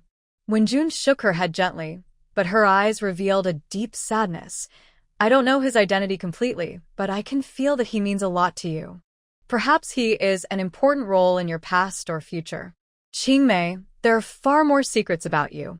Your life experience and your destiny are all hidden in these mysteries. Lu Qingmei's heart was filled with emotions when she heard this. She never thought that her life experience would be so complicated. She held Wenjun's hand tightly and asked anxiously, "How can I solve these mysteries? I feel like I am trapped in a huge fog and can't see the road ahead." Wenjun gently patted the back of her hand and gave her some comfort. "Qingmei, don't be afraid. I will do my best to help you solve these mysteries. We need to work together to explore your past and predict your future. Only in this way can you find the path that truly belongs to you." Although Lu Qingmei was a little confused, she looked at Wenjun's face and nodded. This was the companion she had always depended on and the existence she trusted. Wenjun suddenly approached Lu Qingmei and gave her a hug. Lu Qingmei leaned on Wenjun's shoulder, and she smelled a faint sandalwood scent. "Are you and her in love?" Wenjun's muffled voice sounded from her left ear, and she could even feel a hot air spraying between her ear and neck. Is it an illusion? Ghosts should not breathe. Lu Qingmei's brain was a little chaotic at the moment. Lu Qingmei was slightly stunned, and her heart was suddenly stirred by Wenjun's question, but she immediately calmed down and responded softly. "Wenjun, the relationship between Li Xiaomao and me is irrelevant. We are comrades in arms and partners who support each other, but more importantly, we rely on and trust each other." Wenjun was silent for a while. She slowly let go of Lu Qingmei, her eyes deep and complicated. "No matter how you choose to face these emotions, I hope you can find your true self. Don't let the eyes of others bind you." There was a little helplessness and expectation in her voice. Lu Qingmei looked at Wenjun, and she suddenly realized the true meaning of Wenjun's words. She hoped that she could transcend the fog in front of her and find her own future. She took a deep breath and said firmly, "Wenjun, thank you. I will try my best to find the answer and no longer be trapped in dreams and confusion." Wenjun nodded slightly, with a trace of relief in her eyes. "Very good, Qingmei. We still need some time to explore all this, but please remember that I will always be by your side to accompany you." For some reason, Lu Qingmei felt a kind of stable power in her heart. Perhaps it was this power that gave her the courage to face the unknown future. Lu Qingmei and Wenjun hugged each other again, and then they returned to Li Xiaomao. Li Xiaomao saw them coming back and said with a smile, "Okay, are you done talking? We should go back." On the way back, Li Xiaomao and Lu Qingmei chatted about family matters, while Wenjun remained silent and did not say a word. Lu Qingmei keenly noticed that there seemed to be a subtle embarrassment in the atmosphere. She knew that this was due to the long-standing discord between Li Xiaomao and Wenjun, and now that she and Li Xiaomao have established a romantic relationship, this embarrassment seems to be more difficult to reconcile. On the one hand, Wenjun is her good friend, and on the other hand, Li Xiaomao is her lover. This puts Lu Qingmei in a dilemma, not knowing how to balance the relationship between the two. As a result, Lu Qingmei's thoughts began to drift, and she could not fully focus on the conversation with Li Xiaomao. "Qingmei, have you heard of Bai Wudong's ghost partner?" Li Xiaomao suddenly mentioned this name, interrupting Lu Qingmei's meditation. "Well, I really haven't seen it." Lu Qingmei was brought back to reality by this question. She tried to think about it, and then answered truthfully. "His ability is indeed very special. Not only can he predict the future, but he can also control the ice element." Lu Qingmei exclaimed, full of curiosity and awe for Bai Wudong's ability. "Yes, we have never been able to see the true face of his ghost partner. We can only occasionally glimpse his vague figure behind him in battle." Li Xiaomao's tone revealed a bit of envy and yearning. "Then isn't he the strongest among us?" Lu Qingmei asked curiously. Li Xiaomao smiled slightly, shook his head and said, "Actually, that's not the case. Each of us has our own unique strength. Although Bai Wudong is powerful, it doesn't mean he is invincible. Each superpower has its own unique value and use."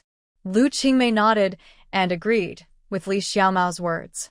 Her eyes fell on the silent Wenjun inadvertently, and an inexplicable emotion surged in her heart.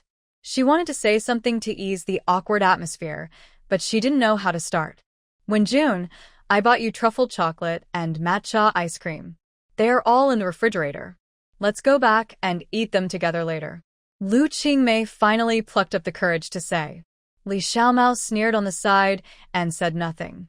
Wenjun nodded lightly, as a response to Lu Qingmei's kindness. As night fell, the three finally returned to the dormitory. Lu Qingmei couldn't wait to open the refrigerator and took out the delicious snacks one by one and placed them on the dining table. She smiled and said, "Come on, everyone come and have something to eat." Wenjun walked to the dining table silently and sat down, picked up a chocolate and put it in her mouth, her face still without any expression. Li Xiaomao was flipping through her phone while casually dealing with Lu Qingmei's enthusiasm. Wenjun, aren't you leaving yet? Li Xiaomao suddenly put down his phone and looked up at Wenjun. Lu Qingmei suddenly felt embarrassed. She didn't know how to respond to Li Xiaomao's words. Why should I leave? Wenjun asked back lightly, revealing a hint of disdain in her eyes. I want to sleep with my girlfriend. It's not appropriate for you, a ghost, to be here. Li Xiaomao's tone was a bit provocative. Wenjun sneered and ignored Li Xiaomao's provocation. She turned to Lu Qingmei and said, I won't leave because of a few words from you. If Qingmei is willing to let me stay, I will stay. Lu Qingmei was caught in the middle and felt extremely embarrassed. She knew that no matter how she chose, it would hurt one of the parties. However, at this moment, she had to make a decision. She took a deep breath and said, Little cat, let Wenjun stay today. We are all friends, and maybe chatting together can help resolve some misunderstandings. Li Xiaomao frowned in dissatisfaction, but still said nothing. Wenjun smiled slightly, as if she was not surprised by Lu Qingmei's decision. The three of them sat down at the dining table. Although the atmosphere was still a little awkward, it was at least not as tense as before. Lu Qingmei tried to ease the atmosphere. She took out a bottle of wine and suggested, since everyone is here, why don't we have a drink to relax? Okay. Li Xiaomao responded first. Whatever you want. Wenjun also said lightly. So, the sound of the wine bottle opening was accompanied by the crisp sound of clinking glasses, and the three of them began a unique night talk. Little cat, you completed the last mission very well. I heard that you successfully captured several evil spirits. Lu Qingmei took the initiative to bring up the topic, trying to find an entry point that both parties could resonate with. That's right. Li Xiaomao raised the corner of his mouth proudly. Those evil spirits are indeed difficult to deal with, but under the suppression of my superpowers, they have no power to fight back. Wenjun sneered and mocked. Huh, your little tricks that can only communicate with unintelligent creatures are nothing in the circle of superpowers. Li Xiaomao was so angry that her hair stood up. Seeing this, Lu Qingmei hurriedly patted Li Xiaomao's shoulder to calm her down. As time went by, alcohol began to flow between their words, and the conversation of the three people gradually became casual. Suddenly, Li Xiaomao put down the wine glass in his hand and looked directly at Wenjun. Wenjun, let's make things clear today. You always follow Qingmei like a tail. Is this really good for her? Wenjun raised her head and looked at Li Xiaomao with complicated eyes. Maybe in your eyes, I am just an annoying burden. But Qingmei has always been very good to me. Our relationship is not something you can easily judge. Then why do you always put on a condescending attitude? Do you know how uncomfortable Qingmei is between us? Li Xiaomao's voice gradually became louder, and her emotions seemed a little excited. Lu Qingmei hurriedly held Li Xiaomao's hand, trying to calm her anger. Xiaomao, don't be excited. Wenjun also has good intentions, but each of us expresses our concern in different ways. It's not a matter of method. Qingmei. Li Xiaomao broke free from Lu Qingmei's hand and continued to say to Wenjun, if you really care about her, you should understand that she also needs her own living space. Wenjun took a deep breath and tried to calm her tone. I understand what you mean, Xiaomao. I don't want to see Qingmei being wronged. But as her friend, I just want to do my best to accompany her to grow until she becomes strong enough and no longer needs me. Li Xiaomao was stunned when she heard this, as if she was touched by Wenjun's words. She slowly sat back in her chair and sighed softly. Maybe we all love her, but in different ways. I just hope that she can live a truly happy life. Lu Qingmei listened quietly to the conversation between the two, and the tension in her heart gradually dissipated. She showed a warm smile and said softly, "Thank you. Thank you very much. Whether as friends or lovers, I hope we can get along well. After all, we are all working for the same goal, right?" As Lu Qingmei's voice fell, the room suddenly became quiet. This silence was filled with a strange sense of peace, as if the invisible gap between the three people was shrinking little by little. Li Xiaomao looked at Lu Qingmei, then at Wenjun, and there seemed to be some complexity in her eyes, but in the end she just nodded gently.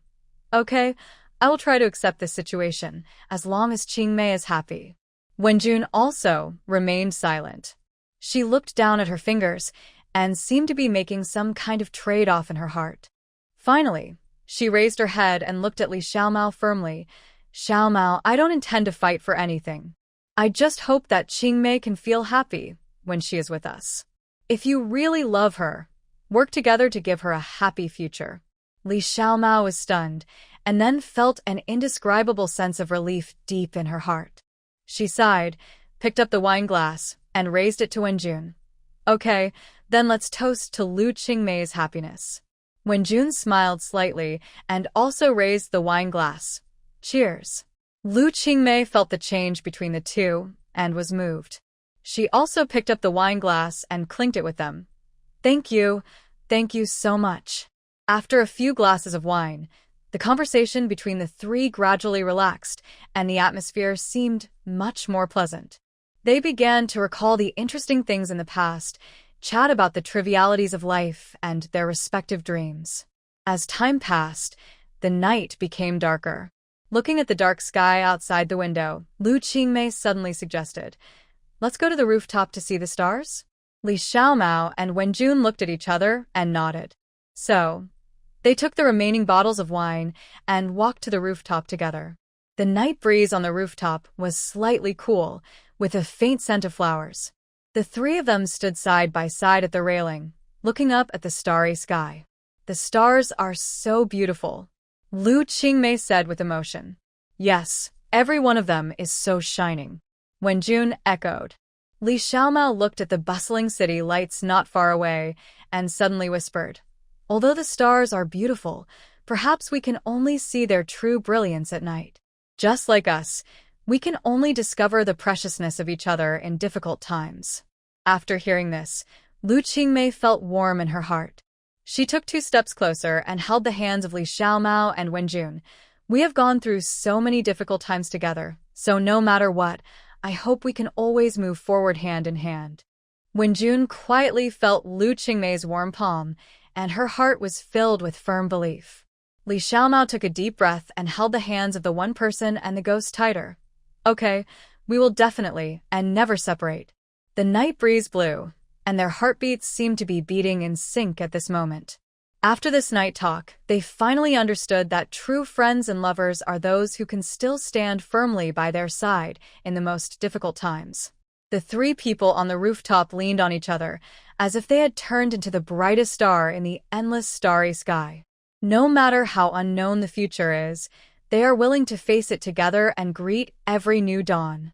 "Lord Xianjun, you have been having a great time recently, and you are in high spirits." Xing Kuei sat on the top of a bronze statue, swinging his legs leisurely, as if enjoying a visual feast. Xianjun was still hidden in a white mist. He was dressed in gorgeous clothes, with a variety of manners, and his mouth corners slightly raised, revealing a mysterious smile. At this time, they were in a magnificent temple, with bronze statues scattered in an orderly manner, solemn and mysterious. Several demigods gathered here, each showing their unique style. Sai Agus sat under his statue, concentrating on wiping the black sword in his hand with a focused expression. Fudu, the demigod with a body as huge as a mountain, moved slowly, with steam all around him, as if he had walked out of the deep sea. He was wearing exquisite dark blue clothes, which added a bit of majesty. "Fudu, don't block the way, you big guy, I can hardly see." Qingyu poked Fuda's leg in dissatisfaction, and then stepped out from the side. The rune tattoo on the corner of his eye emitted a purple-red light, adding a bit of mystery to the face that was originally full of evil spirit. Bingmu still maintained the kind smile of Guanyin Bodhisattva, quietly observing the every move of the demigods, like a wise man, knowing everything in the world. Bingmu, your smile is too weird. I feel scared when I look at it. Qingyu complained bluntly. Bingmu shook her head gently. Her smile did not diminish, as if she had long been accustomed to Qingyu's frankness. At this time, Zayayozi came forward and tried to smooth things over with a smile. The 2 jade pendants on his waist jingled, which was crisp and pleasant, and the word Xiaoyao was clearly engraved on them. He raised his hand to signal everyone to stay calm, trying to ease the tense atmosphere. Xianjun raised his head slightly, and his eyes scanned the gods present through the white mist. He waved his sleeves lightly, as if clouds were dancing in the wind, and his voice was calm and deep. I have called you all together today to discuss important matters. Sai Aga stopped his actions when he heard this, put his long sword back into the sheath, and asked in a deep voice, Xianjun, what is the important matter? Fuda lowered his head, and a trace of worry flashed in his deep eyes like the sea. The water vapor filled the air, making him even more mysterious. Don't worry, Xianjun said slowly. I recently discovered that there are soul-eaters in the human world who are not cultivated by us. These soul-eaters seem to be the work of Western demigods. What? Zayayozi exclaimed, with an expression of disbelief on his face. Western demigods? How dare they violate the agreement? Xingkue jumped down from the statue, walked to Xianjun, frowned and asked, how many of these soul-eaters are there? How strong are they? Xianjun nodded slightly, his expression solemn. The exact number is still unclear, but their strength is by no means ordinary. Then, how should we respond? Qingyu interrupted. Should we just let them wreak havoc in the human world? Xianjun shook his head, his tone firm. Of course not. We must find these Western soul-eaters as soon as possible and let our soul-eaters deal with them. Bingmu frowned, as if thinking about a deeper question. Xianjun, is it possible that these Western demigods are testing our bottom line and want to start a war? Xianjun nodded in agreement. Your concerns are not unreasonable. We do need to keep a close eye on their movements and, at the same time, strengthen our surveillance of the human world. Sai Aga touched his chin, his eyes flashing with a sharp light. Since they have broken the agreement, we don't need to be polite anymore. I propose to counterattack them directly. Fu Du spoke slowly, his voice low. Deep and powerful. We have not yet figured out their true purpose and strength. If we act rashly, we may fall into a trap. Zayayozi sighed and shook his head helplessly. Everyone, what we need at this moment is calmness and strategy, not blind impulse. Qingyu waved his hand impatiently. Okay, don't argue anymore. In my opinion, it's better to send someone to find out the details of these Western soul-eaters first, and then make a decision. Xianjun smiled and nodded, agreeing with Qingyu's suggestion. Qingyu is right. We need to find out the situation first, and then make a decision. Xingkue, this matter will be left to you. Xingkue blinked and agreed readily. Okay, Xianjun. I will find out the ins and outs of these Western soul-eaters as soon as possible. The demigods nodded one after another, and their trust and support for Xingkue were beyond words. They knew that there would be a tough battle to fight next. Xingkue turned and left, and his figure gradually disappeared in the clouds. Xianjun's eyes became more serious. He looked at the gods and said slowly, in addition to investigating the Western soul-eaters, we also need to strengthen our own strength. In the near future, we will postpone the competition of our group of soul-eaters. Sai Aga, you and I will be responsible for strengthening the training of the soul-eaters. Fudu, you pay attention to the abnormal movements in the human world. Zayayozi, you contact other demigods to discuss countermeasures together. As for Qingyu and Bingmu, he paused, and then said, the two of you will guard the temple together to prevent accidents. Everyone took the order and left, and the temple suddenly became quiet. Xianjun knew that the battle with the Western demigods had just begun. In a corner of the human world, a group of mysterious figures were secretly observing the actions of the Soul Eaters. "My lord, are we really going to do this?" one of the figures asked hesitantly. "Of course, this is the Master's order." The leading black shadow responded in a low voice, "We must let these Eastern demigods know how powerful we are." These black shadows slowly dispersed in the shadows, and their eyes revealed a firm and cold light. There is no doubt that there is a powerful force behind them, a force that can compete with the Eastern gods. At the same time, Xing Kuei has been traveling through the human world. He disguised himself as an ordinary human and soon found some strange smells in a small town in the west. There was a faint smell of blood in the air of the town. Xing Kuei raised his eyebrows. These guys in the west are really barbaric and primitive. Xing Kuei quickly explored and followed the smell to a dilapidated warehouse. The door of the warehouse was closed, but low chewing sounds and faint struggles could be heard from inside. He sneaked in and saw several tall soul eaters eating several corpses on the ground. They devoured and chewed the souls and corpses together, which was very cruel. From their beast-like eating appearance and body shape, he immediately judged that these were not soul eaters cultivated in the East. It is indeed the work of the West, he thought to himself. Xing Kuei did not alert the enemy, but chose to retreat quietly and report what he saw and heard back to the temple. Xianjun and Cai Gu returned to the temple immediately after receiving the news. Xianjun frowned after receiving the news, and it was obvious that the situation was more complicated than expected. Cai Gu complained bitterly about the bad taste of Western demigods. Fu Du kept an eye on the dynamics of the human world and ensured that any abnormal phenomena could be reported in time. He was huge, but he moved quickly, like a mobile fortress, giving people endless sense of security. Zaya Yozi contacted other demigods everywhere, trying to form a strong alliance. Although the demigods have their own conflicts of interest, they are willing to cooperate and overcome difficulties in the face of common threats. At the same time, Qingyu and Bingmu were on high alert at the outer boundary of the temple. They not only supervised the security of the temple, but also were ready to deal with any emergencies at any time. "Qingyu, do you think we can win?" Bingmu asked with some worry. "Don't worry, Bingmu." Qingyu patted her shoulder, with a flash of disdain in his eyes. "Those Western guys are just paper tigers, and our Eastern power will never lose to them." "Qingmei, do you believe in God?" Li Xiaomao sat in the training ground and looked at the sky, and suddenly asked Lu Qingmei beside him a question. Lu Qingmei wiped the sweat from her forehead, and then wiped the sweat from Xiaomao's cheek. "I don't believe in God," Lu Qingmei answered, without hesitation. Li Xiaomao turned her head, with a look of inquiry in her eyes. "Why?" "Because when I needed God the most, God didn't save me, so I don't believe it. Maybe I was abandoned by God." Lu Qingmei smiled lightly. The dimples at the corners of her mouth were sweet and greasy, but there was no smile in her eyes. "I don't believe it either," Li Xiaomao said softly.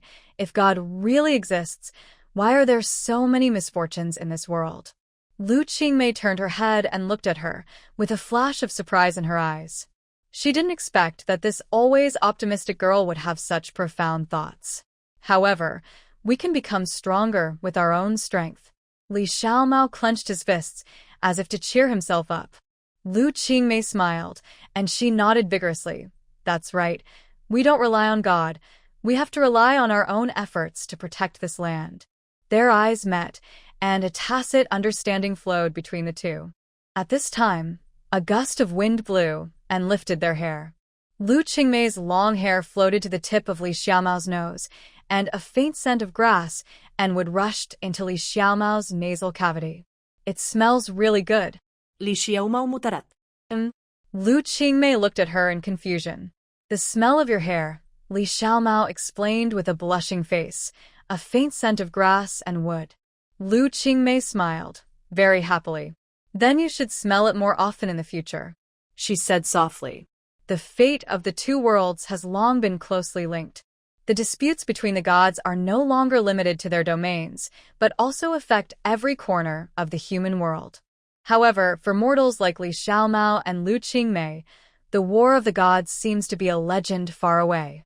They are like countless ordinary people on this land, pursuing dreams and hopes in their day-to-day lives. They did not realize that the gears of fate were quietly turning, involving them in a struggle that was more grand than they had imagined. At the same time, the tense atmosphere in the temple was still pervasive. After Xing Kuei came back, he gave detailed feedback on the information obtained from the investigation to Xianjun and other demigods.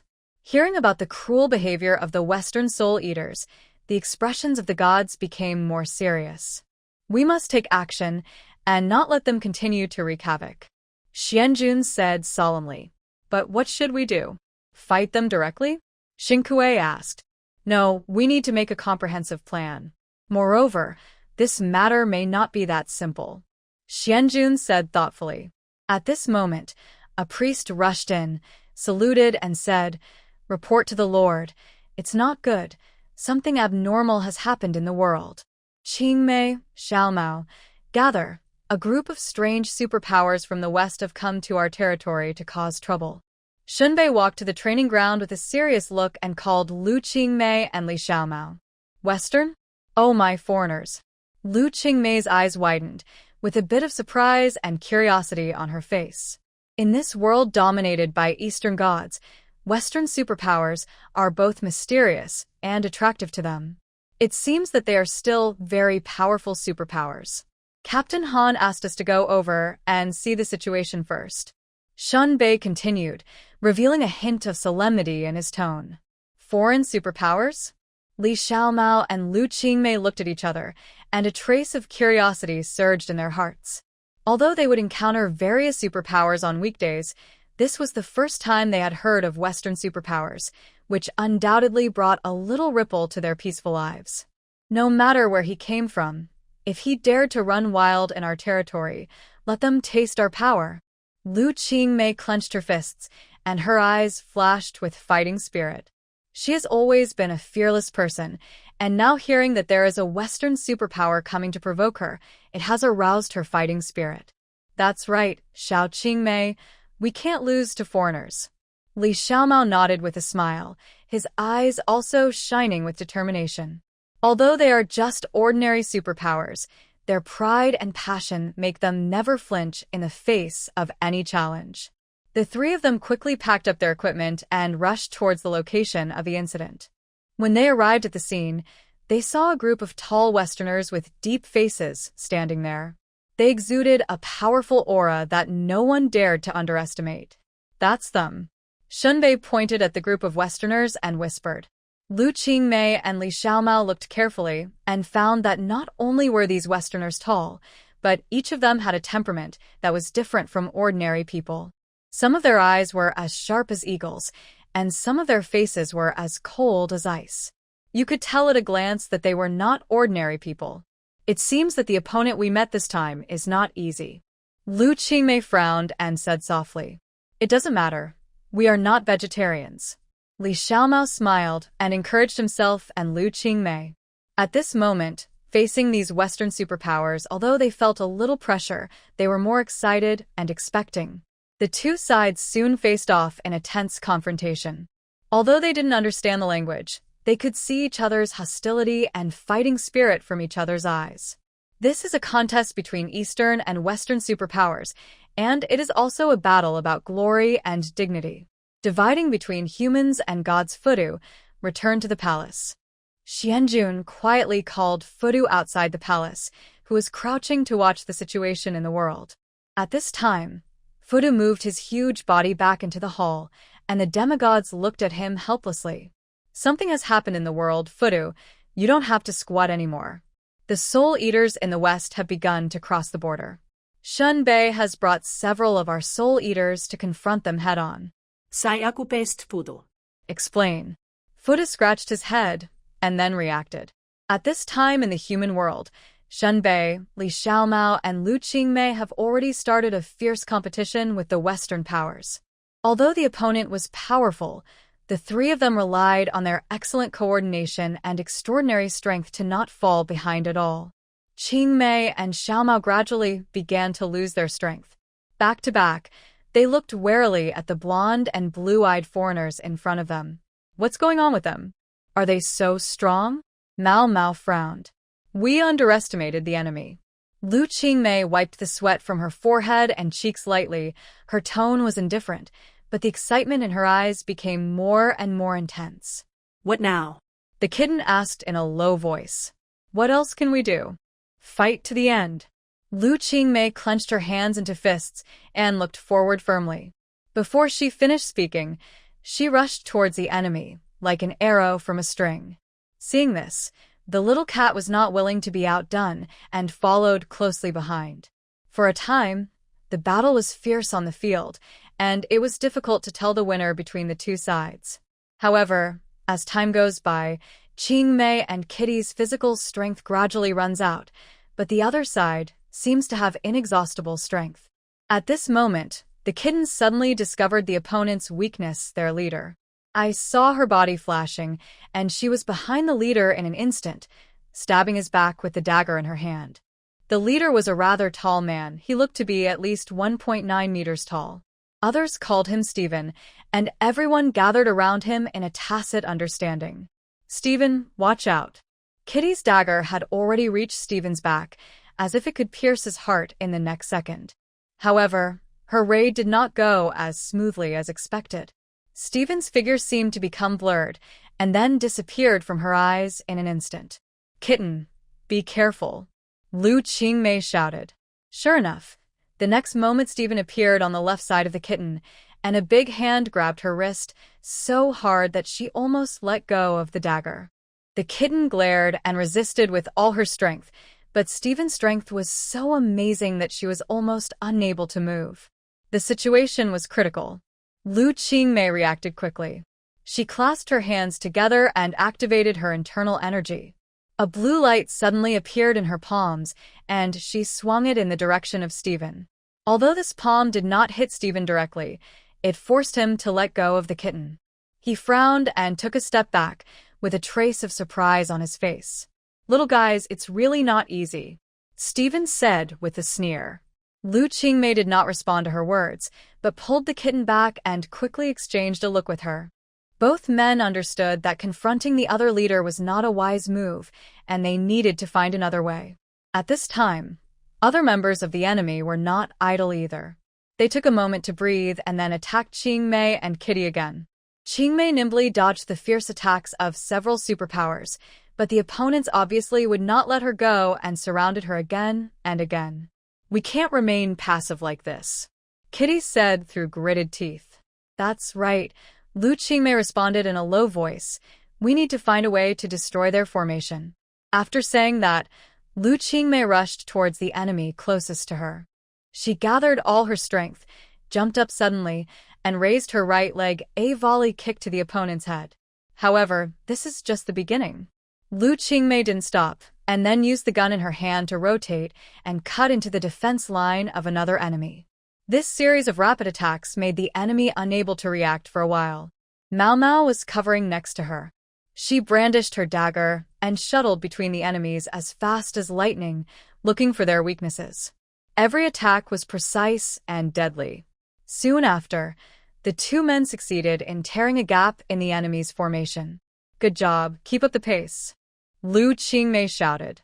But Stephen obviously also realized the problem. He looked fierce and waved his hand to summon more men to join the battle. At the same time, his own momentum gradually increased, and a faint dangerous aura spread. Be careful, he is going to get serious, Xiao Mao reminded. Lu Qingmei nodded and quickly adjusted her strategy. This won't work. Xiao Mao accepted this plan without hesitation. She held her breath, adjusted her breathing slightly, and looked at Stephen with a firm look. Then, she flashed and quickly pounced from the flank to the rear of the enemy.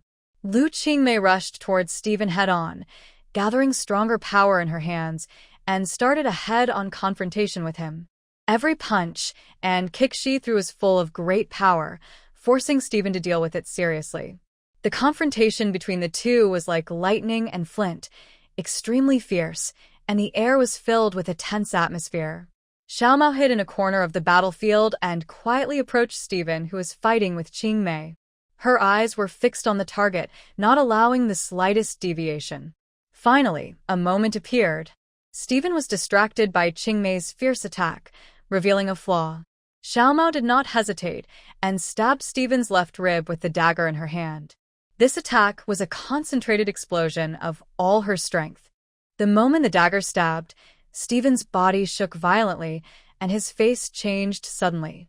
He used up his last strength to strike back, knocking Xiaomao back several meters. But he also exhausted his physical strength, his knees softened, and he fell to the ground. Xiaomao. Lu Qingmei rushed forward and caught the Xiaomao who was knocked away.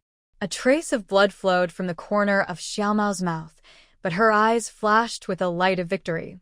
We won. The light in Stephen's eyes gradually dimmed, and he fell to the ground, mumbling something, but the voice was so weak that it was almost inaudible. Seeing this, his men lost their will to fight and gradually dispersed. Qingmei and Xiaomao smiled at each other. The difficulty of this battle was beyond their imagination, but in the end they won with their mutual trust and tacit understanding.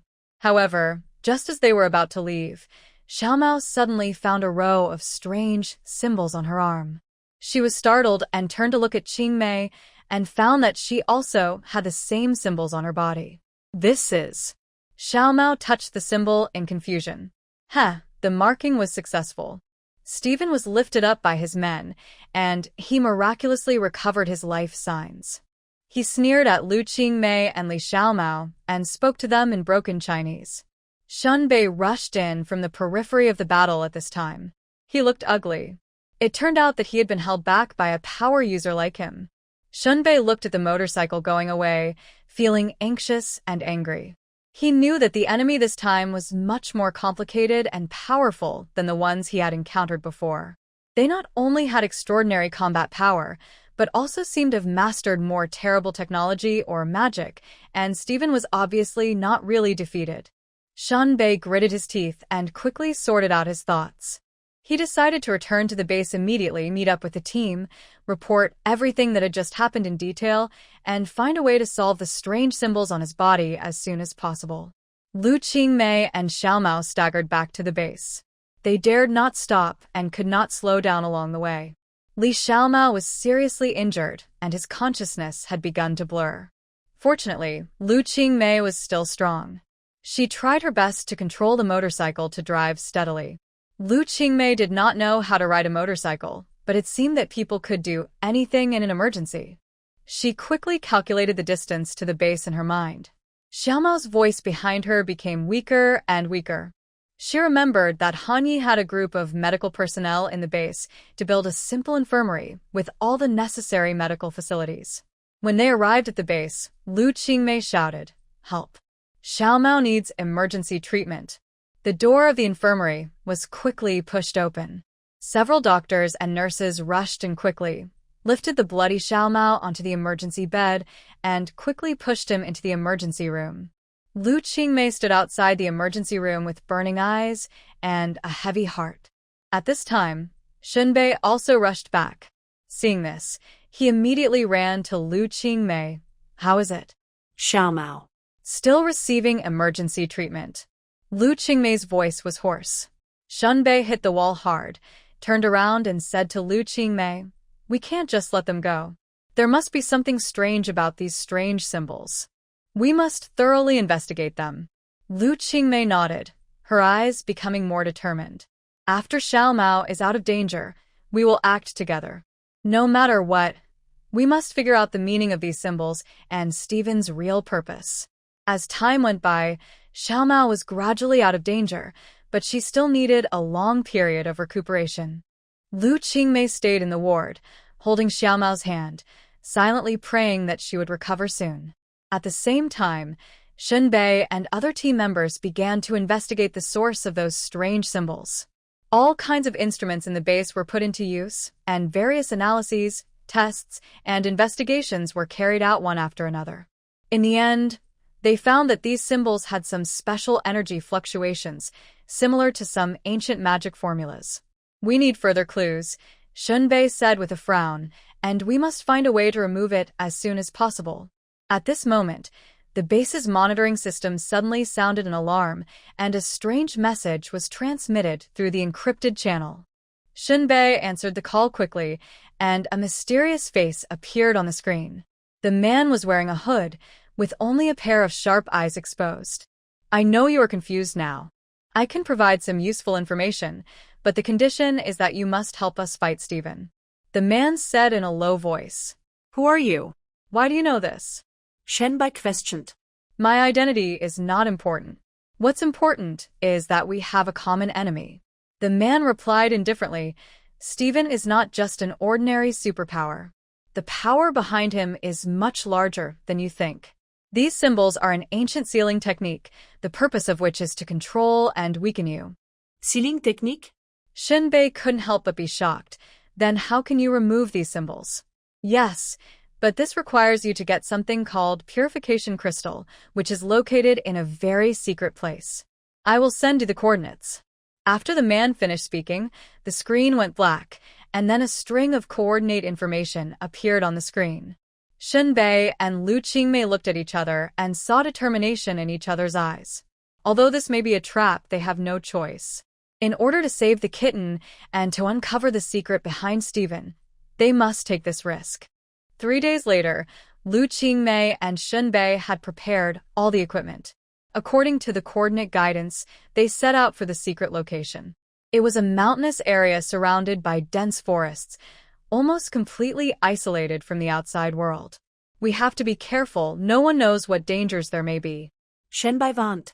Lu Qingmei nodded and adjusted the weapons and equipment she carried. No matter what, we must find the purification crystal. The two walked carefully through the woods and finally stopped at the entrance of a hidden cave. The sight in front of them made them feel a little surprised. The entrance to the cave was covered with complex runes, which looked like some kind of protective circle. It seems we were lucky enough not to be discovered in advance. Shenbai joked. But Lu Qingmei did not relax her vigilance. She gently touched the runes at the entrance of the cave and felt the energy fluctuations contained in them. These magic circles are supposed to be used to hide and protect the things inside. We have to be careful. They cautiously entered the cave. The cave was dark and damp, and a smell of decay hit their faces. Lu Qingmei turned on the flashlight, and the beam swept across the cave wall, revealing more ancient rune patterns. Look, there is a path leading deeper here. Shunbei pointed at a narrow corridor and said. The two continued walking along the corridor, and soon they came to a spacious underground hall. In the center of the hall, a crystal with a shimmering blue light stood there quietly, surrounded by a dense array of runes. That's it, Lu Qingmei said excitedly. However, the moment they approached the crystal, the underground hall suddenly shook, as if some huge mechanism was triggered. The surrounding rune arrays began to glow, and a strong wave of energy filled the air. It seems that we have triggered some kind of defense mechanism, Shunbei said nervously. Sure enough, an invisible barrier gradually formed, blocking the two people's path. At the same time, a group of unknown creatures emerged from the dark corner. They were ferocious in shape and exuded a cold aura. They were obviously unfriendly existences. Qingmei and Shunbei quickly got into fighting stances, knowing that this would be a tough battle. Don't take it lightly, we must get that crystal, Lu Qingmei shouted. Shunbei nodded, and then the two of them rushed towards the enemy group and started a life and death struggle. Every attack from the enemy was full of terrifying power, but Lu Qingmei and Shunbei relied on their tacit cooperation and super fighting skills to repel waves of enemies. As time passed by, the physical strength of both sides was hovering on the edge of the limit. Finally, Lu Qingmei seized an opportunity, flew over the enemy's encirclement, and quickly approached the purification crystal. She stretched out her hand, struggled to grasp the surface of the crystal, and suddenly felt a cool energy flowing into her body. We got it, Lu Qingmei shouted, and Shunbei arrived in time to cover her retreat. After going through hardships, the two finally got the purification crystal and quickly retreated outside the cave. As they retreated, the unknown creatures seemed to have lost their target and gradually dissipated into the darkness. Under the nourishment of desire, All kinds of gods came into being, such as the god of wealth, the moon god, and the guanyin who sends children. However, can these gods really save anyone? Desire is like a bottomless abyss, causing human beings to constantly pursue more material and spiritual satisfaction. And those gods who are fed by desires may just be containers carrying human desires. Can they really understand human suffering and longing? Grandma, what is that? Lu Qingmei tugged at the corner of Grandma's clothes curiously. Shrines dedicated to gods, can keep us safe. The devout old woman inserted the 3 sticks of incense in her hand into the incense burner. The dense smoke went straight up. The gods on the shrine lowered their eyes, showing compassion and indifference. Peace. Xiao Qingmei murmured. Grandma, the gods are so powerful. The old woman stooped and stroked the top of Xiao Qingmei's hair, smiling lovingly. Point, Grandma. Wake up, Grandma plays with me. Xiao Qingmei called over and over to the old woman lying on the bed.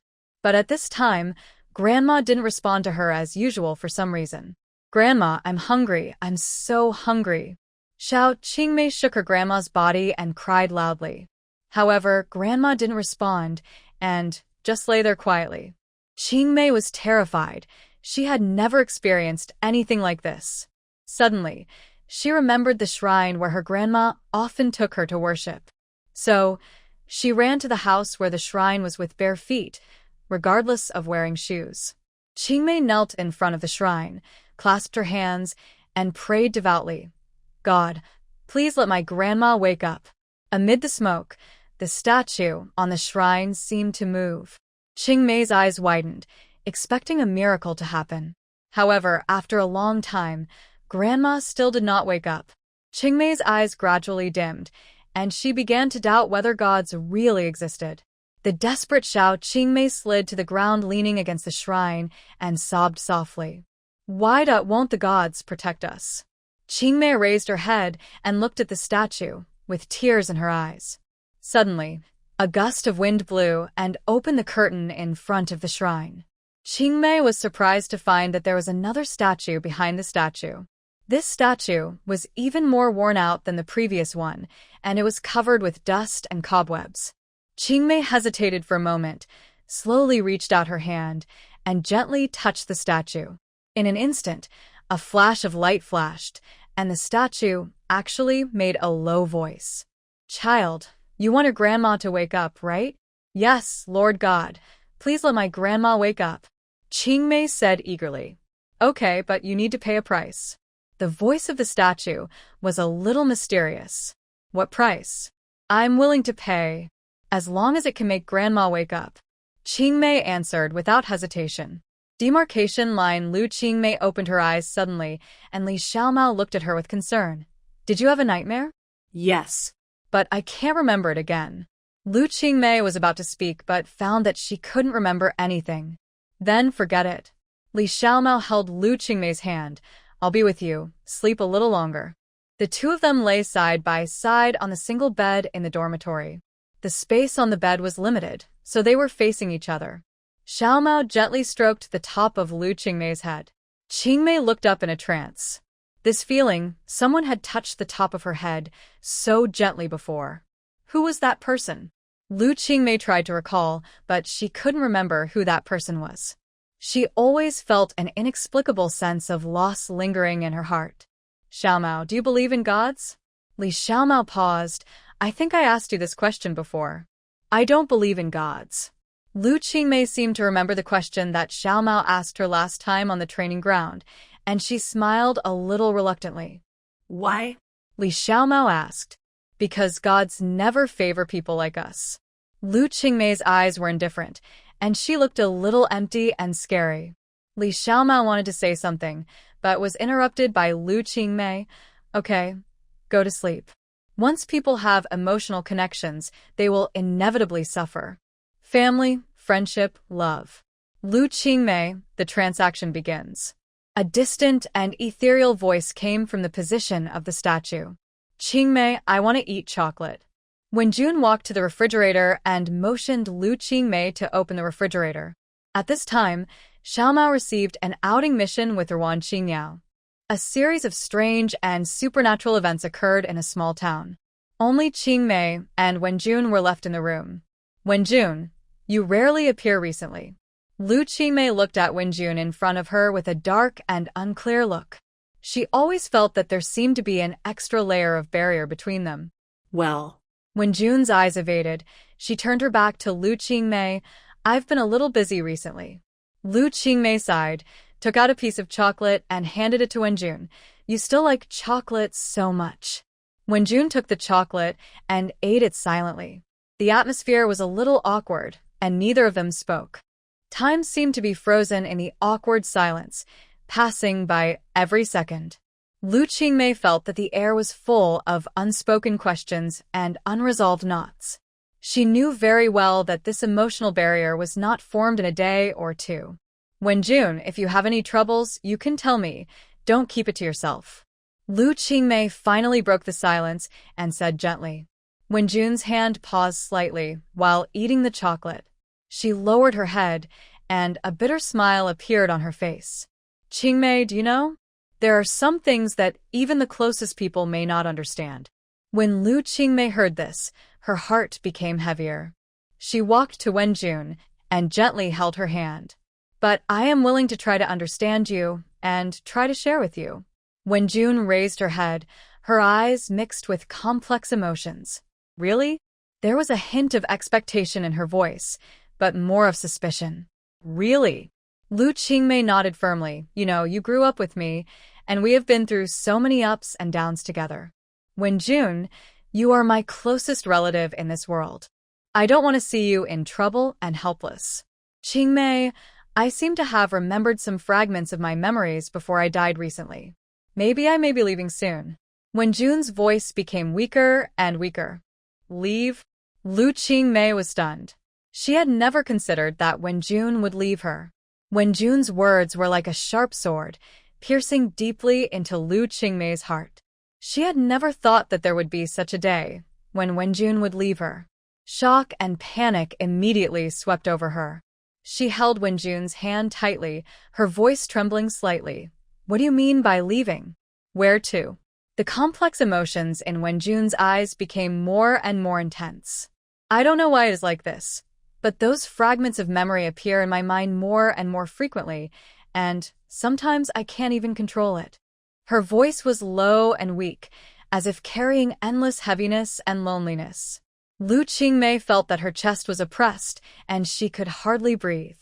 She tried to stabilize her voice. Wenjun, no matter what, I won't let you face it alone. No matter how difficult the road ahead is, we will go on together. Wenjun looked at Lu Qingmei's firm eyes, and she sighed softly. Qingmei, there are some things you will never understand. The memories of my life bring me not only sadness, but also a strong sense of uneasiness. I don't want you to be involved. Lu Qingmei shook her head. No, I'm not afraid. Wenjun, you are more important to me than anyone else. I will never watch you suffer alone. No matter what, I will be with you. Wenjun looked at Lu Qingmei's persistent expression and finally smiled, but the smile was still mixed with worry and helplessness. Thank you, Qingmei. The atmosphere in the room fell into silence again, but this time the silence was no longer heavy, but more peaceful. The two stood quietly, accompanying each other, but they each endured complex emotions in their hearts. At this time, the phone suddenly rang. It was Wan Qingyao calling. Her anxious voice came. Qingmei, we found some clues. Come and help. Okay, we'll go there right away. Lu Qingmei hung up the phone and turned to look at Wenjun. Wenjun, let's go together. Wenjun hesitated for a moment and finally nodded. Other superpowers also received Wan Qingyao's call and set off from their bases one after another. It seems that this mission is a bit complicated and requires all to go out. When everyone arrived at the town, they found that there was a strange atmosphere here. The streets were empty and the silence was creepy. Lu Qingmei and Wenjun walked carefully, and suddenly, a strange sound came from a house. They looked at each other and decided to go in and check. When they opened the door, a stale smell hit their noses. The room was covered with dust, and there were distorted portraits hanging on the walls, which made people feel terrified.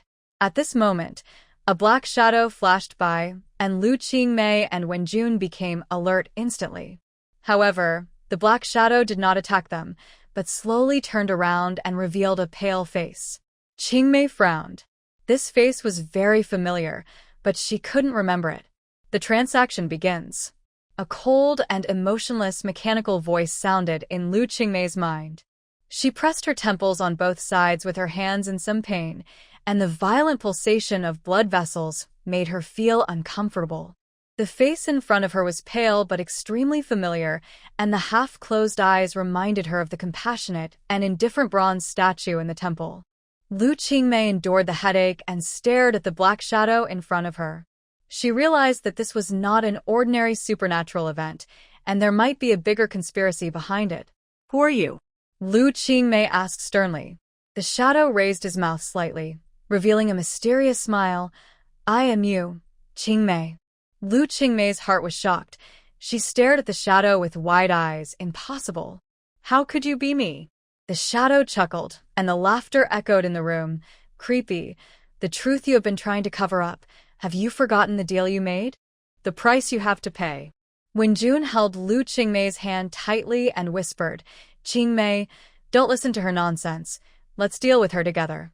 Lu Qingmei calmed down and said in a deep voice, no matter who you are, don't think about succeeding. After that, she exerted her own supernatural power, and the lights suddenly rose. Seeing this, the shadow stretched out his hand calmly, and a black airflow gushed out, competing with Lu Qingmei's light. In the fierce battle, Lu Qingmei gradually gained the upper hand.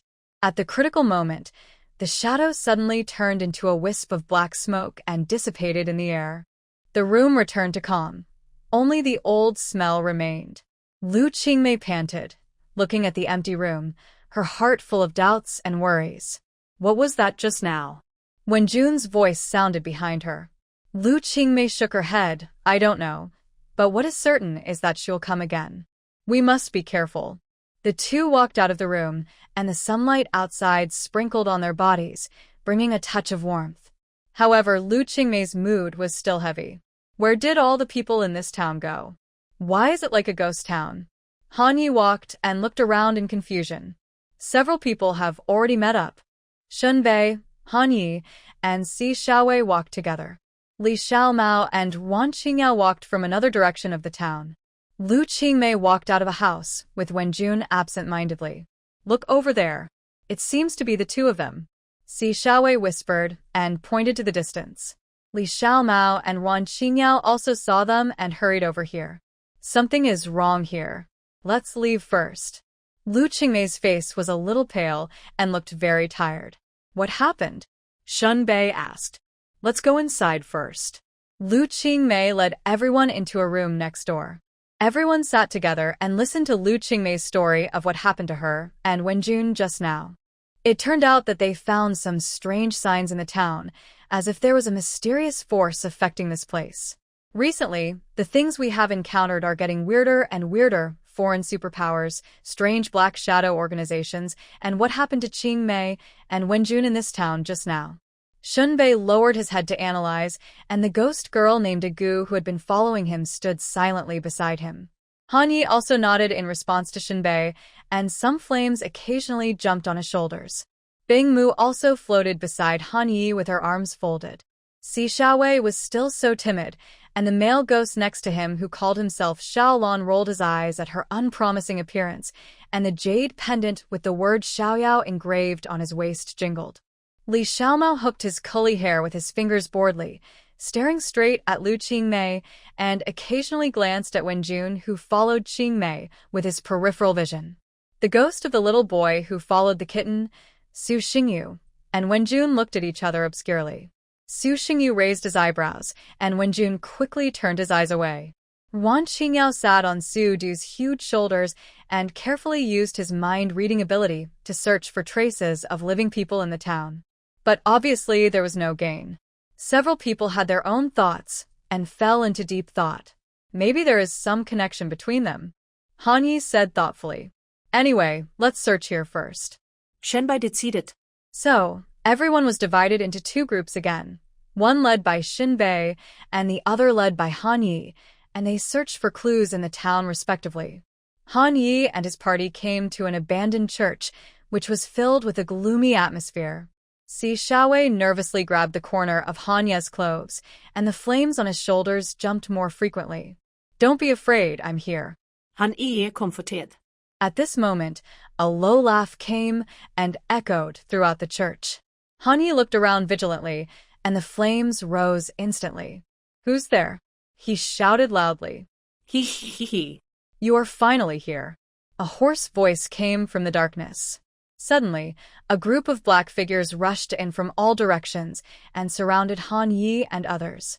"It's the Black Shadow Organization," Si Xiaowei exclaimed. Han Yi fought fiercely with the black shadows, and the flames illuminated the entire church. However, the black shadows were numerous and gradually gained the upper hand. At the critical moment, Li Xiaomao and Ruan Qingyao arrived and joined the battle. Everyone worked together and finally repelled the Black Shadow Organization. "Who are these black shadows?"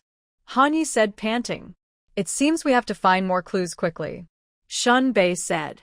They continued to search the town, but found more strange phenomena.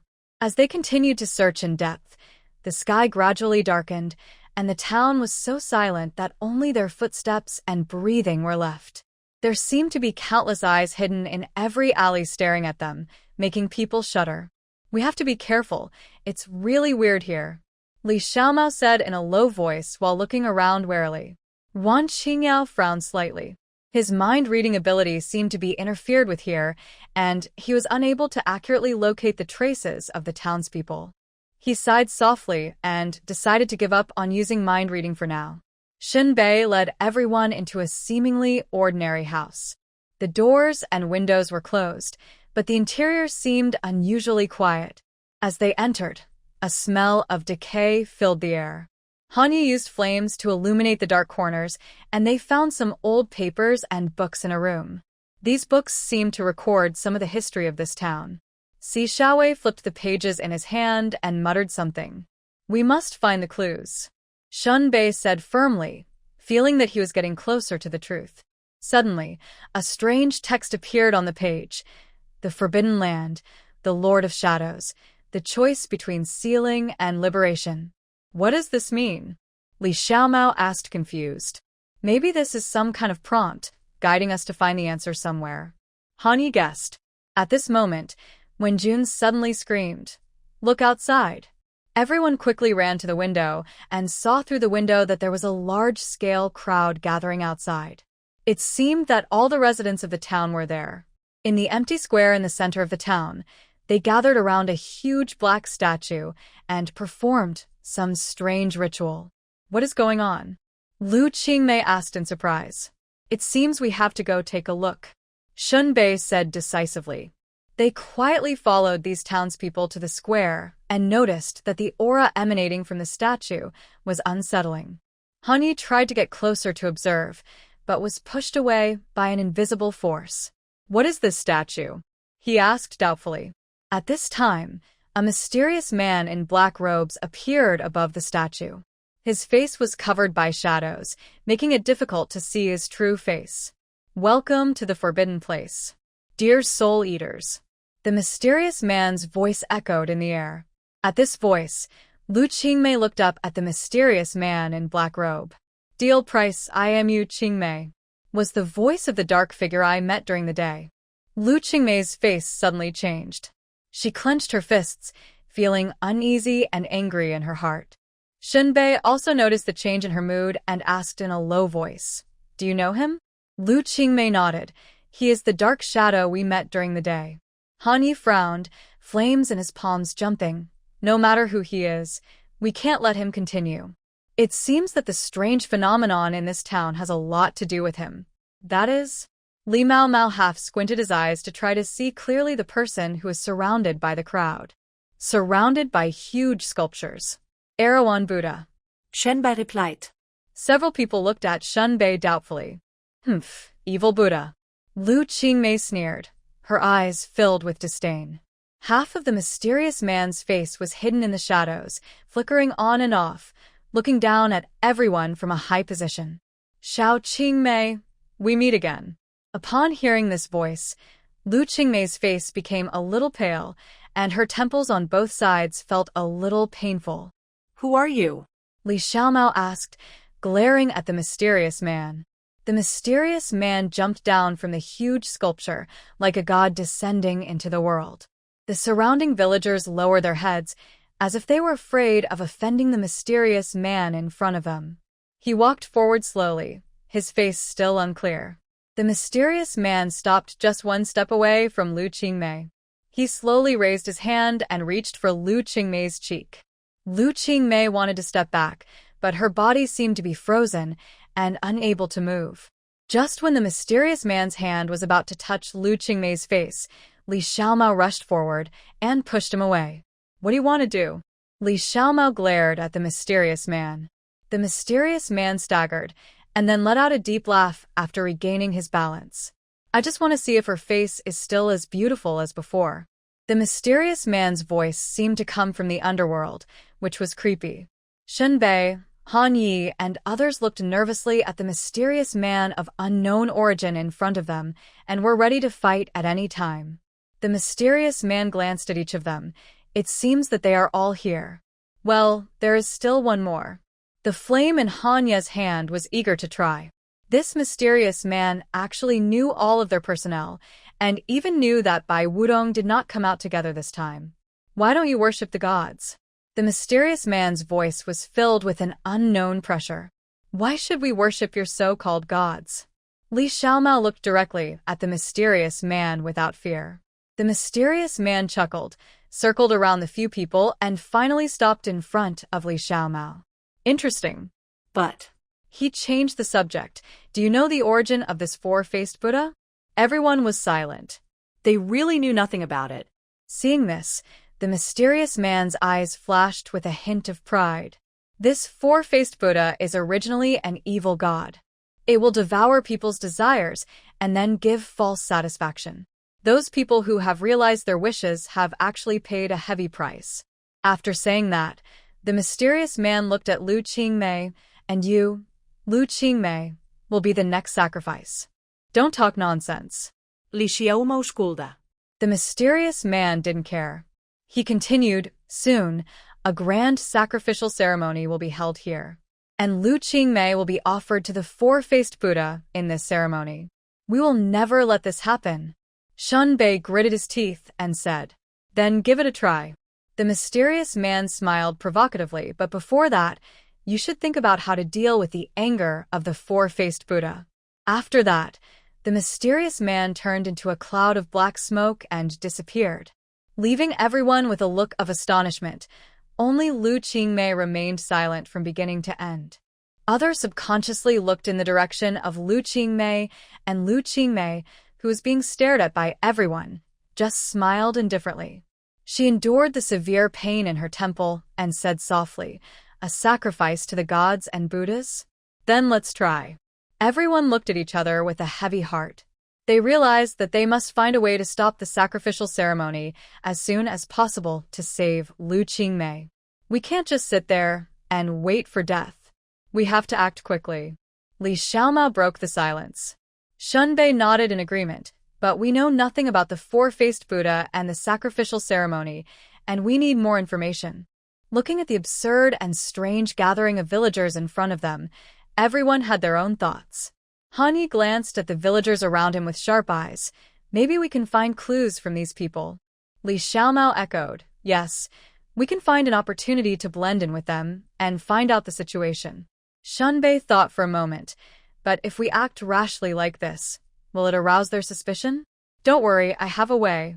Lu Qingmei's eyes flashed with a cunning. After several people discussed the plan, they began to act separately. Li Xiaomao successfully mixed into the team of villagers with her cleverness. She secretly observed the villagers' every move, looking for clues about the sacrificial ceremony. On the other side, Shen Bei and Han Yi quietly followed a villager who seemed to have a higher status, trying to get more information from him. Wan Qingyao frowned. He knew that this four-faced Buddha was not an ordinary statue, and there was a deeper power hidden behind it. This power can not only block his ability to detect people's hearts, but also affect his perception. Meanwhile, the villagers were still busy around, preparing for the upcoming sacrificial ceremony. Li Xiaomao used her wit and flexibility to shuttle among the villagers, pretending to be busy and eavesdropping on their conversations from time to time. Have you heard?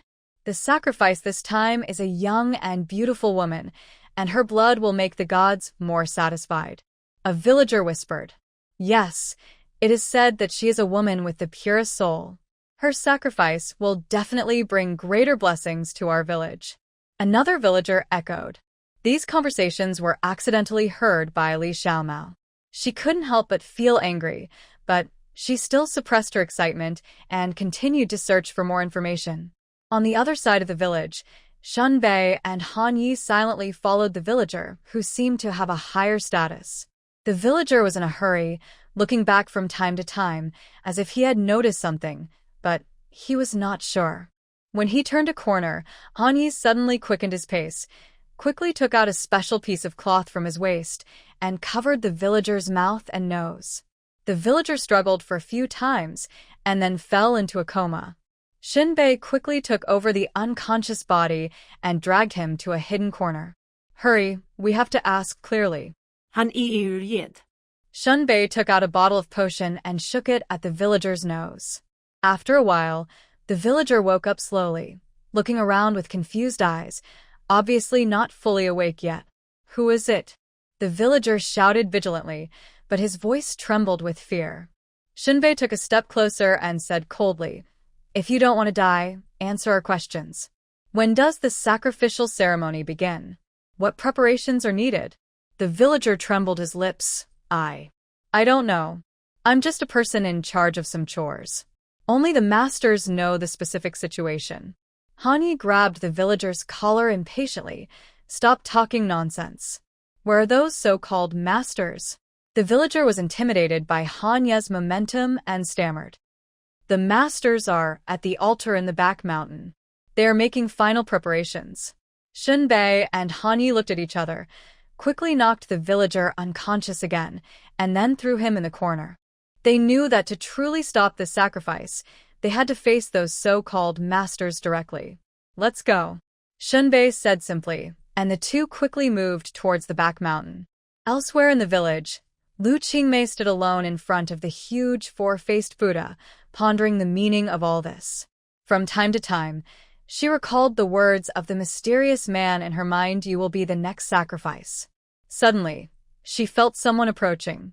It was Wan Qingyao, who came to her side quietly and whispered, The power of the four-faced Buddha should not be underestimated. My mind reading is ineffective in front of it. We must be more careful. Yeah.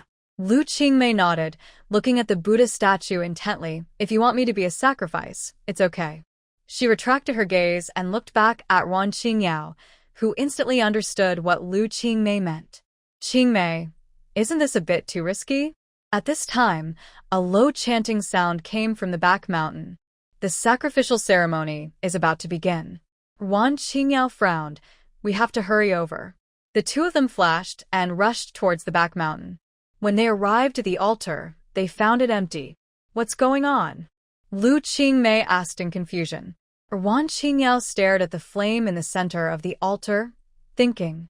Suddenly, a strong wind blew around, and a strong breath swept over. It's the four-faced Buddha, Wan Qingyao exclaimed in surprise. The huge Buddha statue standing in the center of the town began to move. Its half-closed eyes flashed with a strange purple light, as if it had come alive. Lu Qingmei and Wan Qingyao stood side by side, watching the changes in front of them with vigilance. The Buddha statue was muttering something, and the whole town was shrouded in a mysterious light. Lu Qingmei and Wan Qingyao felt an invisible pressure, and they resisted it with difficulty. At this time, a group of people in black robes walked out of the darkness, led by an old man. He looked at the two people with a flash of surprise in his eyes. You can actually find this place. It seems that you are also capable. However, you should not destroy our sacrifice. The old man said coldly. You use living people for sacrifice. This cruel behavior is intolerable. Wan Qingyao scolded. Humph, this is a necessary sacrifice in order to obtain the blessing of the four-faced Buddha, the old man said disdainfully. Wan Qingyao keenly noticed the hidden meaning in the old man's words. He stepped forward and asked sternly, "What are you planning? What is the real intention of the four-faced Buddha?" The old man's pupils shrank slightly, as if he didn't want to waste his words to explain. "You don't need to know too much. Since you are here, just be a sacrifice obediently." He waved his hand and signaled the black-robed people to take action. Wan Qingyao pulled out the sharp blade at his waist, and the blade flashed coldly in the moonlight. Lu Qingmei also took a fighting posture.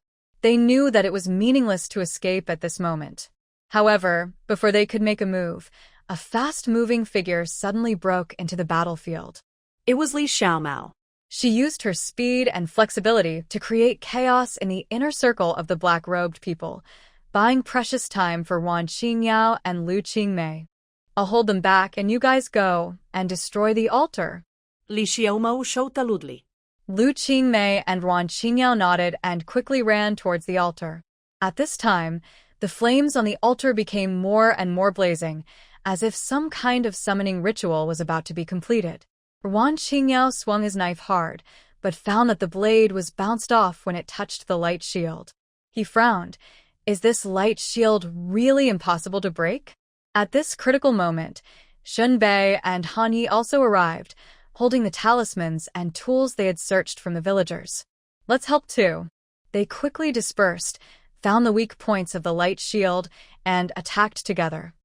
At this moment, a deafening roar came from the four-faced Buddha statue in the center of the town, and the whole village seemed to be shaking. Seeing this, Wan Qingyao concentrated his energy and swung a knife with all his strength, finally breaking the light shield completely. Lu Qingmei took the opportunity to stick the talisman in her hand on the altar and recited an ancient spell. The four-faced Buddha did not stop moving. The huge Buddha statue moved towards the crowd step by step with a haze covering the sky and the earth. The lotus under the Buddha statue was shining with a light pink halo, beautiful and dreamy, but it brought people an overwhelming fear and pressure. As the spell was recited, a dazzling light bloomed on the altar. The Buddha statue let out a painful howl, and its body began to shake violently. "Success!" Lu Qingmei shouted excitedly. However, the Buddha statue did not fall down. It used up its last strength to attack Wan Qingyao and others. "Don't worry about me. Go and stop the Buddha statue," Wan Qingyao said weakly. Lu Qingmei gritted her teeth and turned to face the Buddha statue. But the Buddha statue seemed to have seen something and stopped. Lu Qingmei looked in the direction of the Buddha's sight. Wenjun, get out of the way." She was horrified to find that the Buddha statue stopped and looked at Wenjun, who was standing at the foot of the four-faced Buddha, and the red light on her body became brighter and brighter. Wenjun did not respond to Lu Qingmei and still stood still facing the huge Buddha statue. "Get out of the way." Lu Qingmei flew towards Wenjun regardless of anything, riding the wind at an incredible speed. Seeing that the four-faced Buddha was about to attack Wenjun, Lu Qingmei was extremely anxious. She tried her best to rush to Wenjun, but the distance was too far. She watched the side of the four-faced Buddha, holding the lotus, lean over and grab Wenjun with his hand. At this moment, Wenjun's body emitted a strong red light, colliding with the purple light of the Buddha statue. In the light, Wenjun's face became extremely solemn, and she recited a strange mantra. The Buddha statue seemed to be suppressed in some way, and its movements became slow. Lu Qingmei took this opportunity to speed up and rush towards Wenjun. However, just as she was about to get close, the Buddha statue suddenly exerted its strength and grabbed Wenjun tightly. Lu Qingmei's heart sank. She must not let Wenjun get hurt. She took a deep breath and exerted all her strength. A sharp gust of wind rushed straight towards the Buddha statue. The strange Buddha statue swallowed Wenjun in front of Lu Qingmei. Lu Qingmei was stunned. She couldn't believe what was happening in front of her. "Wenjun!" she shouted heartbreakingly. At this time, Wenjun's voice came from the four-faced Buddha statue. "Qingmei, don't be sad. This may be destined. No. I must save you. Lu Qingmei's eyes flashed with determination. She put her hands together, concentrated her mind, and mobilized all the abilities in her body. Gradually, a layer of green light appeared around her. With my power, I will destroy your illusion. Lu Qingmei shouted, gathering all her spiritual power at her fingertips, and shot a bright beam of light at the Buddha statue. The Buddha statue, holding a lotus, looked at Lu Qingmei with a seemingly solemn smile, and instantly his face began to break apart inch by inch from top to bottom. Broken stones of the Buddha statue were scattered on the ground, and smoke and dust filled the air. Lu Qingmei's eyes widened, looking for Wenjun anxiously. Wenjun, she called loudly. Wenjun, where are you? Wenjun. There was no response. Lu Qingmei shouted over and over again. She knelt on the ground in embarrassment and dug through the broken stones to look for Wenjun. Li Xiaomao, Wan Qingyao, Shenbei, and Han Yi rushed over together. Seeing Qingmei's appearance, they felt a little uncomfortable. Han Yi grabbed the master, who was just next to the altar in the back mountain. Haha, the sacrifice was successful. It turns out that the sacrifice was changed. Hearing this, Han Yi was furious and slapped the master in the face. You monster! You have harmed so many people. The master's mouth was bleeding, but he was still crazy. He smiled and said, This is God's will. You can't stop it. At this time, the ground began to shake violently, and a small temple slowly rose from where the broken Buddha statue had been. This is... Everyone was shocked and confused. Suddenly, a mysterious power came from the temple, attracting everyone tightly. Lu Qingmei struggled, but her body flew towards the temple involuntarily. No, hold her! Wan Qingyao shouted, trying to catch Lu Qingmei. Qingmei! Li Xiaomao was worried. Wan Qingyao gritted his teeth and stared at the master. What on earth did you do? The master laughed wildly. This is a gift from God. She will become a messenger of God. She barely stabilized her body and opened her eyes to find that she was in a dark and mysterious space. As far as the eye can see, there is a magnificent and strange altar, surrounded by runes that shine with strange light. Before she could observe further, she suddenly felt a strong sense of oppression coming from all directions. That kind of power seemed to be pervasive, trying to erode her will. Lu Qingmei gritted her teeth and tried her best to resist this evil force. Welcome, brave sacrifice. A low and cold voice sounded in her ears, as if coming from all directions. Lu Qingmei followed the sound and saw a vague figure emerging from the center of the altar. The figure was wearing a robe, with a black gauze covering his face, revealing only a pair of deep, cold eyes. Who are you? Lu Qingmei asked warily. I am the envoy of the Erawan Buddha, responsible for presiding over this sacrificial ceremony. The figure said slowly, Your blood and soul will become part of our noble ceremony. Lu Qingmei squinted her eyes. The masked man's eyes were gleaming with silvery gray, a familiar color that she had seen somewhere before. She endured the pain and stood up, walking step by step in the direction of this man. Are you the envoy of the Erawan Buddha?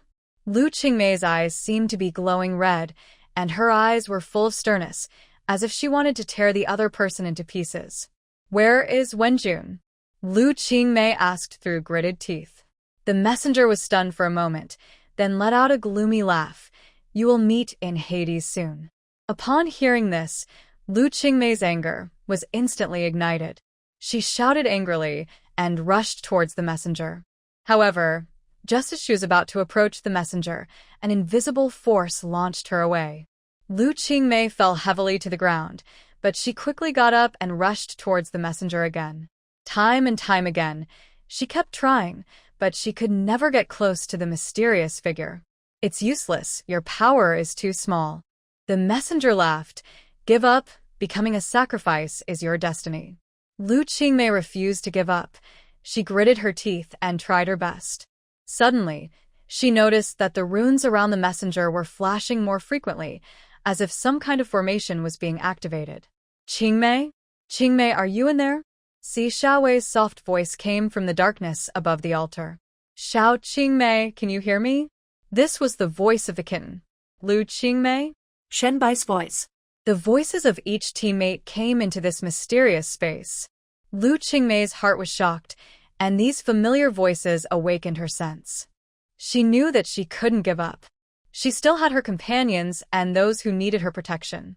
She stood up again, with determined eyes and a burning fighting spirit in her heart. Messenger of gods and Buddhas? There was a cold breath in her words, as if a cold wind had passed over the lake, causing ripples and circles. If the so-called gods and Buddhas only exist in this way, then they are not worthy of being supported by humans. The land of China does not support idol gods, let alone evil Buddhas. Such evil things that are nourished by human flesh and blood should deserve to be killed. Destroy.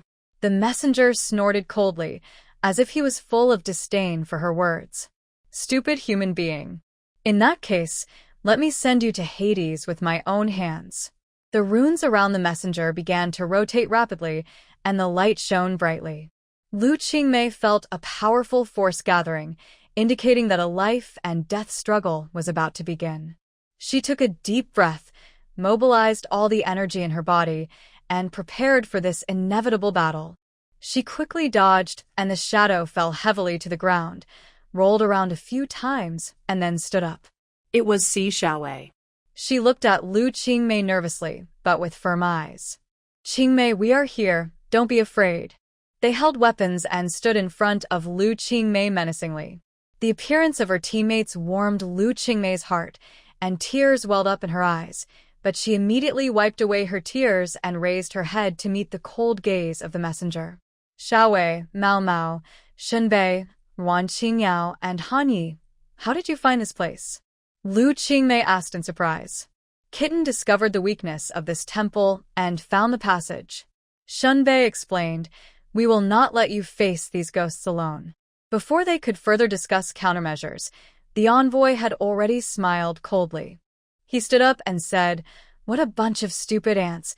They dare to challenge the sacred sacrificial ceremony. Since you want to die together, I will help you. The messenger raised his hand, and the surrounding runes suddenly emitted a strong light and turned into countless lights. Arrows were shot at 4 people.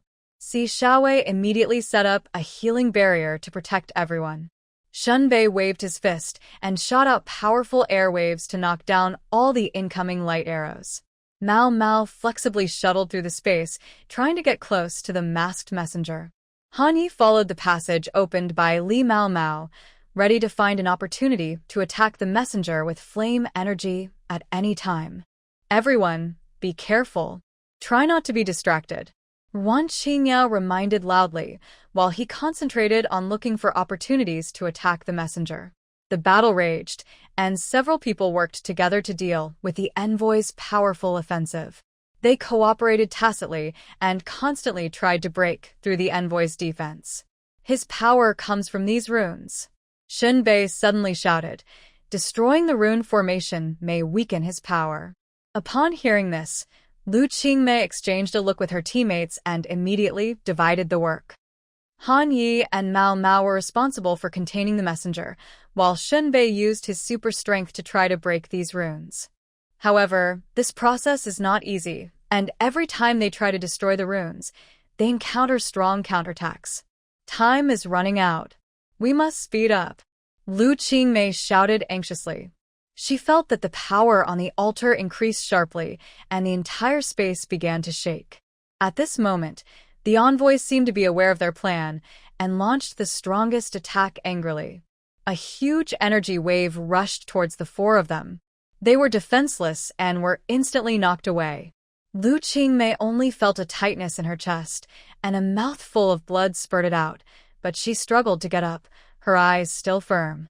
At the critical moment, Shenbei finally succeeded in destroying the key rune.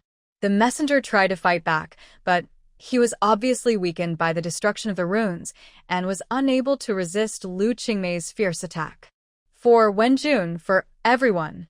Lu Qingmei roared angrily, pouring all her strength into her fist and hitting the messenger's chest hard. The other party let out a muffled groan, and then the entire figure collapsed and disappeared in the light.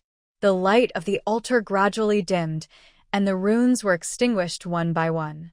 Lu Qingmei felt that she was exhausted, her legs weakened, and she almost fell to the ground. Si Xiaowei immediately stepped forward to support her, with concern on her face. "Qingmei, are you okay?" "It's okay. Is it all over?" Lu Qingmei asked breathlessly. Shunbei looked at the space that was gradually calming down and nodded. "It should be over. The envoy has been eliminated." Everyone breathed a sigh of relief and sat on the ground exhausted.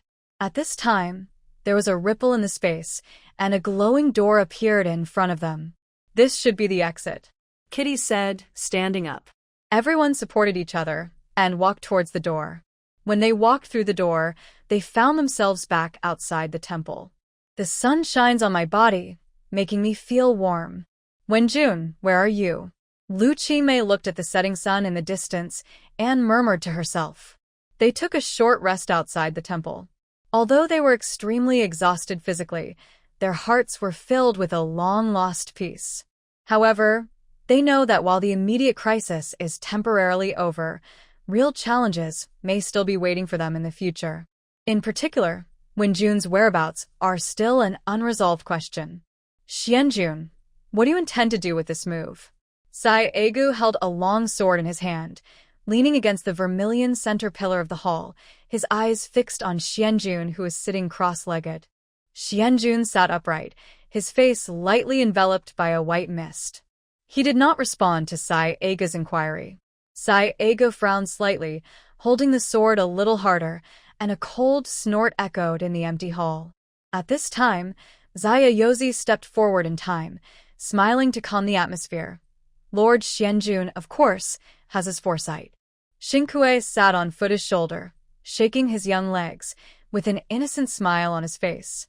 He interjected, "We Zayayozi can still talk."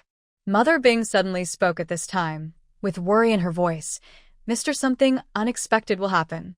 Xianjun slowly opened his eyes and said in a calm tone, "I have a sense of control." He looked at Sai Egu. "You don't have to worry, everything is under control." Although Sai Egu was dissatisfied, he had to suppress his doubts for the time being. Although he stopped asking questions, he still had doubts about some of Xuanjuan's decisions.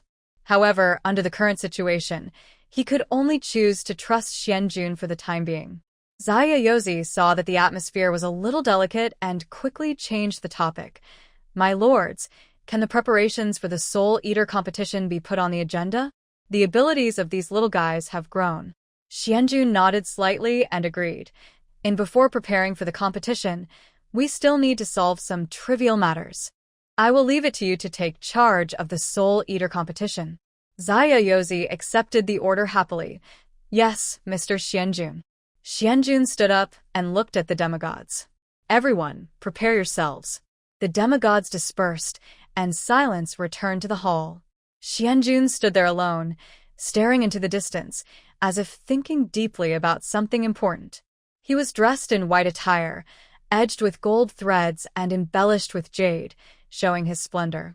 However, when he lifted up his wide sleeves, the dense black and purple runes on his arms were revealed, which was strange and mysterious. "Lu Qingmei, could you be her? Put down your sleeves to cover up the runes on your hands." Zayayozi began to prepare for the Soul Eater competition, and demigods from all sides received news one after another. At the same time, Lu Qingmei looked around for Wenjun's whereabouts, feeling extremely anxious. One night, she accidentally met a mysterious man who told her clues about Wenjun. Lu Qingmei followed the mysterious man without hesitation, but she didn't know that this was an unknown adventure. Lu Qingmei followed the mysterious man into a foggy forest. The moonlight cast mottled shadows through the branches and leaves. They walked through the quietness, step by step. The mysterious man was dressed in a black robe, his face hidden under the hood, revealing only a pair of deep eyes, which seemed to be able to see through people's hearts. "You said you knew the whereabouts of Wenjun. Where is he?" Lu Qingmei finally couldn't help but speak, with a trembling and expectant voice. The black-robed man whispered, "There is an ancient altar ahead, where a long-lost memory is sealed. Only by unsealing it can you find the answer to the present. Lu Qingmei's heart was filled with doubts, but she didn't ask more questions, but just quickened her pace. She knew that no matter what was waiting for her ahead, she had to find Wenjun, which had become her inner belief and support. Finally, they came to an open space surrounded by towering trees, in the middle of which stood a bronze altar, with complex runes carved around the altar, emitting a faint light. The black-robed man stood in front of the altar, clasped his hands together, and began to chant in a low voice. As the spell was chanted, the light gradually grew stronger, and the runes on the altar seemed to come alive, and the flowing light formed strange patterns. Suddenly, the space above the altar began to distort, and an illusory image appeared, as if it was an ancient memory. In the gorgeous temple, golden light flowed, colored glaze shimmered, and carved beams and painted buildings showed endless luxury and nobility. Above the dome, there were stars, as if the night sky was inverted here. The ground was covered with delicate carpets embroidered with dragon and phoenix patterns. On the walls around, Eastern myths and legends were carved, each of which was lifelike. Various gods knelt on both sides of the palace, majestic and solemn. Some of them held magic tools, while others lowered their eyebrows. Each god had supreme authority in his own field, but at this moment they gathered here and respectfully bowed to the highest point of this temple. Their clothes were also solemn, with embroidered gold threads flashing and jade pendants and earrings jingling, as if accompanying this solemn moment. At the highest point of the temple, a woman sat there. Her appearance was solemn and natural. She wore a gorgeous crown and a brocade robe. Her face was beautiful but dignified. Her eyes were deep and compassionate. In her hand was a dazzling gem, radiant with light, as if all the brilliance of the world was condensed in it. She exuded an indescribable sacred aura, which convinced all the gods present. Xianju needed. The beautiful woman sat at the highest point of the temple, slightly curved her lips, but the indifference in her eyes was like a short blade that cut Xianjun to blood. Hunyuan. You? Xianjun knelt at the woman's feet in embarrassment, and the pain in his body could not be ignored by him. Xianjun, are you in pain? The curve of the woman's lips gradually widened. Ha ha ha. Xianjun suddenly laughed, and the laughter echoed in the empty temple. Reporting to the Lord, I'm not in pain. Since it doesn't hurt, just bear it. Hunyuan looked at Xianjun indifferently, and a dagger appeared in his hand.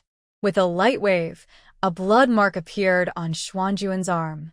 Xianjun clenched his teeth and didn't let himself make a sound. He knew that Hunyuan would not let him go. Xianjun, do you know? The more painful you are, the happier I am. Hunyuan's voice sounded in Xuanjuan's ears like a ghost. Qingmei. Lu Qingmei. Wake up. Qingmei opened her eyes suddenly, and what came into her sight was Li Xiaomao's cool face with smoky makeup. She sat up a little dazed and observed the surrounding environment. Xiaomao. Did I fall asleep in the wild? Who is Hunyuan? Li Xiaomao suddenly blurted out. Hunyuan? Qingmei heard the name, and a trace of confusion flashed in her eyes. I don't know any Hunyuan. I just seem to have had a strange dream. Li Xiaomao stared at Qingmei, as if wondering if she was telling the truth. Well. Anyway, let's go back first. The two stood up and walked towards the city. Along the way, Qingmei was thinking about the mysterious Hunyuan, but she couldn't remember anything about this person. Are you still looking for her? On the way, Xiaomao seemed to mention Wenjun casually. Yeah. Qingmei didn't look back. Qingmei, do you like Wenjun? Li Xiaomao stopped. Qingmei also stopped. She turned around and looked at Li Xiaomao steadily, with an unprecedented seriousness on her face. I don't know. Li Xiaomao didn't seem to be satisfied with this answer. She frowned. You don't know? How could you not know? I really don't know. Qingmei repeated, her eyes full of confusion. I can't explain my feelings for Wenjun. She is a very important person in my life, my relative. Just relatives? Li Xiaomao asked. Qingmei paused, as if looking for the right words. Yes, relatives. Li Xiaomao looked at Qingmei, with a complex emotion flashing in her eyes. She opened her mouth, as if she wanted to say something, but in the end she didn't say it. The two fell into silence again, with only the sound of footsteps echoing in the silent night. What about you to me? Li Xiaomao was not going to let Qingmei go. What kind of existence am I to you? Do you really regard me as your girlfriend? I often feel very far away from you. Qingmei stopped walking. She turned around and looked at Li Xiaomao. Her eyes were complicated and deep. Xiaomao, I always regard you as my best friend. Just a friend? Li Xiaomao seemed a little disappointed. She smiled bitterly, I see. Qingmei clearly felt the change in Li Xiaomao's mood. She stretched out her hand, wanting to comfort her, but she didn't know what to say. The inner turmoil made her particularly uneasy. Xiaomao, don't be like this. I know I may not have expressed it clearly, but I really cherish our friendship. Qingmei tried to explain. Friendship? Qingmei, do you know what you're talking about? Li Xiaomao turned around, eyes slightly wet. You know my feelings for you, but you have always regarded it as friendship. Qingmei hesitated for a moment and finally whispered, I'm sorry, Xiaomao. I really didn't handle these feelings well. Li Xiaomao sniffed and forced a smile. Forget it, let's not talk about this, let's go. The two continued to walk towards the city, and the silence between them was heavier than before. In the night, their shadows were stretched long, like two parallel lines that could not intersect. After returning to the city, Qingmei and Li Xiaomao returned to their own residences. Qingmei sat in front of the window, and the scene in the dream was still echoing in her mind: the temple, Xianjun, and Hunyuan. She couldn't help wondering, what is the meaning of this dream? Why does it feel so real? In the dead of night, Qingmei tossed and turned and couldn't fall asleep. She picked up her phone and found a message from Li Xiaomao. Qingmei, maybe we both need some time to calm down and sort out our feelings. Good night. Qingmei's heart sank. She knew that the relationship between her and Li Xiaomao might never go back to the way it was before. She replied with a short good night, then put down her phone and closed her eyes, hoping to escape the troubles of reality with the help of sleep. However, she entered that strange dream again. This time, she was standing on a barren land, surrounded by thick fog. A huge shadow could be vaguely seen in the distance. It was the temple. She walked slowly towards the temple, and her heartbeat accelerated with every step. When she finally reached the door of the temple, the door opened automatically, and a familiar voice echoed in her ears. Qingmei, you are here. Qingmei was shocked. The voice turned out to be Wenjun's. She walked quickly into the temple and saw Wenjun standing in the center of the temple. Wenjun's face was still so gentle and beautiful, but there was a hint of indifference in her eyes. Lu Qingmei, kneel down. Wenjun said coldly. Lu Qingmei frowned and wanted to grab Wenjun. Wenjun shook her hand and gently brushed Lu Qingmei away. Wenjun, what's wrong with you? Lu Qingmei asked in confusion. Wenjun's eyes were empty, as if she had lost her soul. She slowly said again, kneel down. Lu Qingmei was shocked, and tears flowed uncontrollably at the strange Wenjun in front of her. She didn't understand why Wenjun suddenly treated her like this, but she still knelt down obediently. Wenjun, go home with me. Lu Qingmei looked up at Wenjun, who was a little strange at the moment. Wenjun turned around and wanted to leave in silence. Lu Qingmei eagerly reached out and grabbed the corner of her clothes, pulling herself staggering. Wenjun, where are you going? Wenjun stopped, but didn't look back. Lu Qingmei begged. Wenjun, don't ignore me. However, Wenjun seemed to have not heard and walked away resolutely. Lu Qingmei stood up suddenly and chased after her. Wenjun, stop right there. Lu Qingmei stretched out her hand but caught nothing.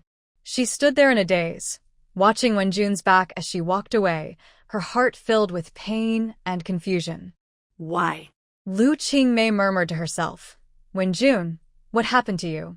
She wanted to run forward, but found that her feet were as heavy as if they were filled with lead, and she couldn't move a step. Is this a dream? Lu Qingmei's eyes were a little blurry, and she tried to open her eyes wide. The tears in front of her eyes were shining with colorful light, beautiful and gorgeous. Lu Qingmei's heart was filled with pain and confusion. She didn't understand why Wenjun suddenly became so indifferent to her. She tried to catch up, but her feet were as heavy as if they were filled with lead, and she couldn't move a step. Is this a dream? Lu Qingmei's eyes were a little blurry, and she tried to open her eyes wide. The tears in front of her eyes were shining with colorful light, beautiful and gorgeous. She stretched out her hand, wanting to touch Wenjun's back, but her fingertips passed through Wenjun's body, as if Wenjun was an illusory existence. Lu Qingmei felt a pain in her heart, and her tears flowed even more violently. She recalled every bit of her time with Wenjun, and those beautiful memories came flooding back to her mind. They used to be best friends and had spent countless happy times together. They went to school together, played together, and shared their thoughts together. Wenjun was always so gentle and kind, and always silently guarded Lu Qingmei.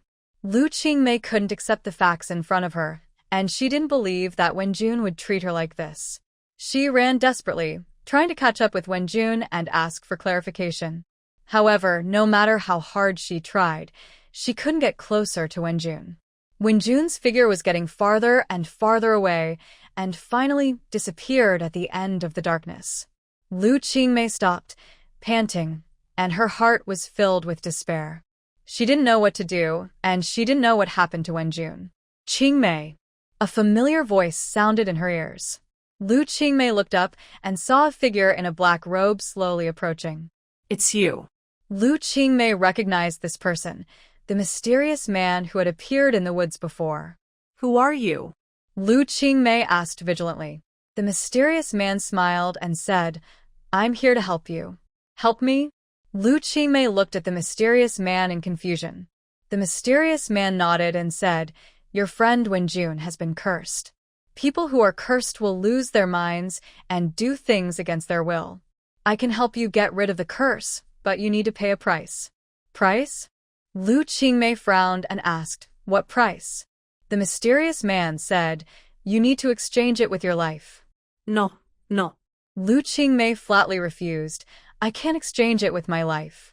The mysterious man expected her to answer like this and sighed softly. I know it's difficult, but it's the only way. If you really care about Wenjun, you should save her.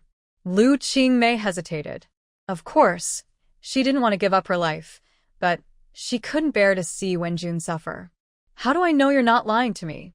She questioned. The mysterious man took out a black pill and said, This is a pill to cure the poison. If you take it, you can cure Wenjun of the poison. But if you don't believe me, you can try other methods first.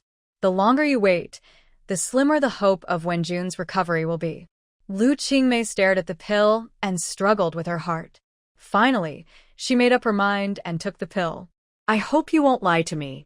After saying that, she swallowed the detoxification pill without hesitation. After taking the detoxifying pill, Lu Qingmei felt a sharp pain.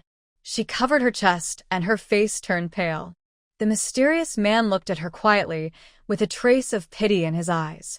After a while, Lu Qingmei's pain gradually eased, and she stood up straight, panting. Go see Wenjun. The mysterious man pointed to the front. Lu Qingmei hurriedly ran in the direction where Wenjun left, her heart full of expectation and anxiety. When she finally found Wenjun, she found that she was curled up in a corner with a painful expression. Lu Qingmei walked forward distressfully and gently called Wenjun's name. Wenjun slowly opened her eyes, and when she saw Lu Qingmei, a trace of confusion flashed in her eyes, and then gradually regained clarity. Qingmei, why are you here? She asked weakly. Lu Qingmei excitedly held Wenjun's hand. Wenjun, you woke up? So good. How do you feel? Wenjun struggled to sit up, frowning and recalling. I just remember that I suddenly felt dizzy and then lost consciousness. What happened? Lu Qingmei told Wenjun in detail what happened before and how the mysterious man appeared and gave the antidote pill. After listening, Wenjun looked at Lu Qingmei in shock. You are willing to pay the price of your life to save me? Wenjun's eyes were moistened instantly. She held Lu Qingmei's hand tightly and choked with sobs. Qingmei, how can you be so stupid? I don't deserve you to do this. Lu Qingmei shook her head and said firmly, "For me, nothing is more important than you. We are friends and indispensable to each other's lives. I can't watch you suffer." Wenjun felt the warmth in Lu Qingmei's palm, and gratitude and self-blame were intertwined in her heart. She took a deep breath, tried to calm down, and then looked at Lu Qingmei seriously. "Qingmei, thank you. From now on, no matter what happens, I will stay by your side and never let you take risks for me again." The two smiled at each other. Although they had experienced twists and turns, this deep friendship became stronger. Lu Qingmei helped Wenjun up, and the two walked forward hand in hand, as if no matter how bumpy the road ahead was, as long as they relied on each other, they could overcome all difficulties. At this moment, a gust of wind blew, bringing a hint of unusual breath. Lu Qingmei and Wenjun became alert at the same time. They looked around, but did not find anything unusual. However, the mysterious black-robed figure seemed to blend into the night and disappeared without a trace. "He's gone," Lu Qingmei said softly, with both relief and doubt in her heart. She didn't know who the mysterious man was, why he appeared here, and why he helped them. But she understood that no matter what, they had overcome this difficulty. "Yes, he's gone." Wenjun also responded, but her eyes were more determined. "However, we cannot let our guard down. This world is full of unknowns and dangers, so we must be more cautious. Master Xianjun has great acting skills." Xing Kuei smiled brightly, but his words were full of sarcasm. "What a trick, Master Xianjun." Sai Egu snorted coldly with a nasal sound and sneered. "You deliberately staged a self-torture trick to make Lu Qingmei think that you were poisoned, and then led her to find a mysterious person to ask for a pill to cure the poison. And the so-called pill to cure the poison is actually poison, right?" Xuanjuan's face was still shrouded in mist as usual, and his expression could not be seen clearly, but Sai Egu still noticed that he seemed to smile. "Master Xianjun, sometimes I really doubt whether you have any grudges with your soul eaters, but mortals like them should not have any entanglements with you, which is really strange." Sai Egu continued to speak to Xianjun, half questioning and half teasing. Xianjun was silent for a moment, then chuckled and said, "You guessed right. I do have some connection with that woman. However, this is also her destined disaster." Sai Egu and Xing Kuei looked at each other and thought to themselves, this Xuanjuan's actions are becoming more and more unpredictable. "Master Xianjun, what should we do next?" Xing Kuei asked. Xianjun calmly ordered, "Proceed as planned." After speaking, Xianjun turned and left, leaving Sai Egu and Xing Kuei on standby. "I am Hunyuan, a top god in the realm of the gods. How dare you, a little demigod, look directly at me?" On the altar, the goddess, wearing colorful clothes, sat high on it, and her whole body exuded a brilliant and dazzling light. The clothes were like the changing clouds in the sky, and an indescribable, mysterious power flowed between every strand of fabric. Emerald green pearls dotted it, as if the stars in the sky fell into the mortal world, shining brightly, setting off her extremely beautiful face. She was elegant and majestic.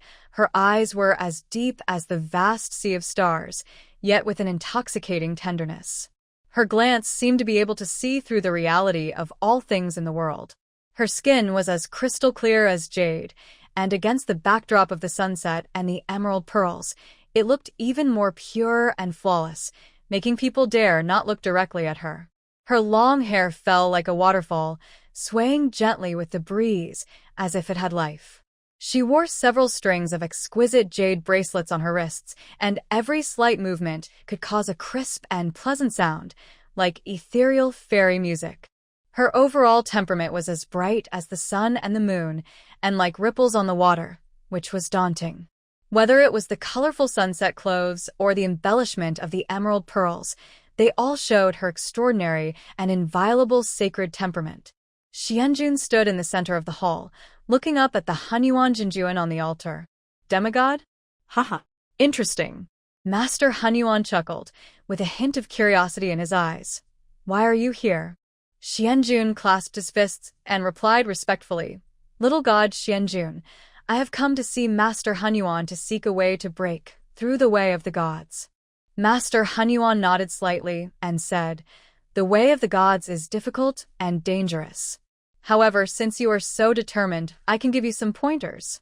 Hearing this, Xianjun was delighted and hurriedly thanked him. Master Hunyuan stood up and walked down the altar slowly. Her steps were light, like a fairy walking on water. Every step was accompanied by a flash of light, and the whole hall was shaken. Walking in front of Master Xianjun, Master Hunyuan stretched out his jade-like hand and gently touched Master Xuanjuan's forehead.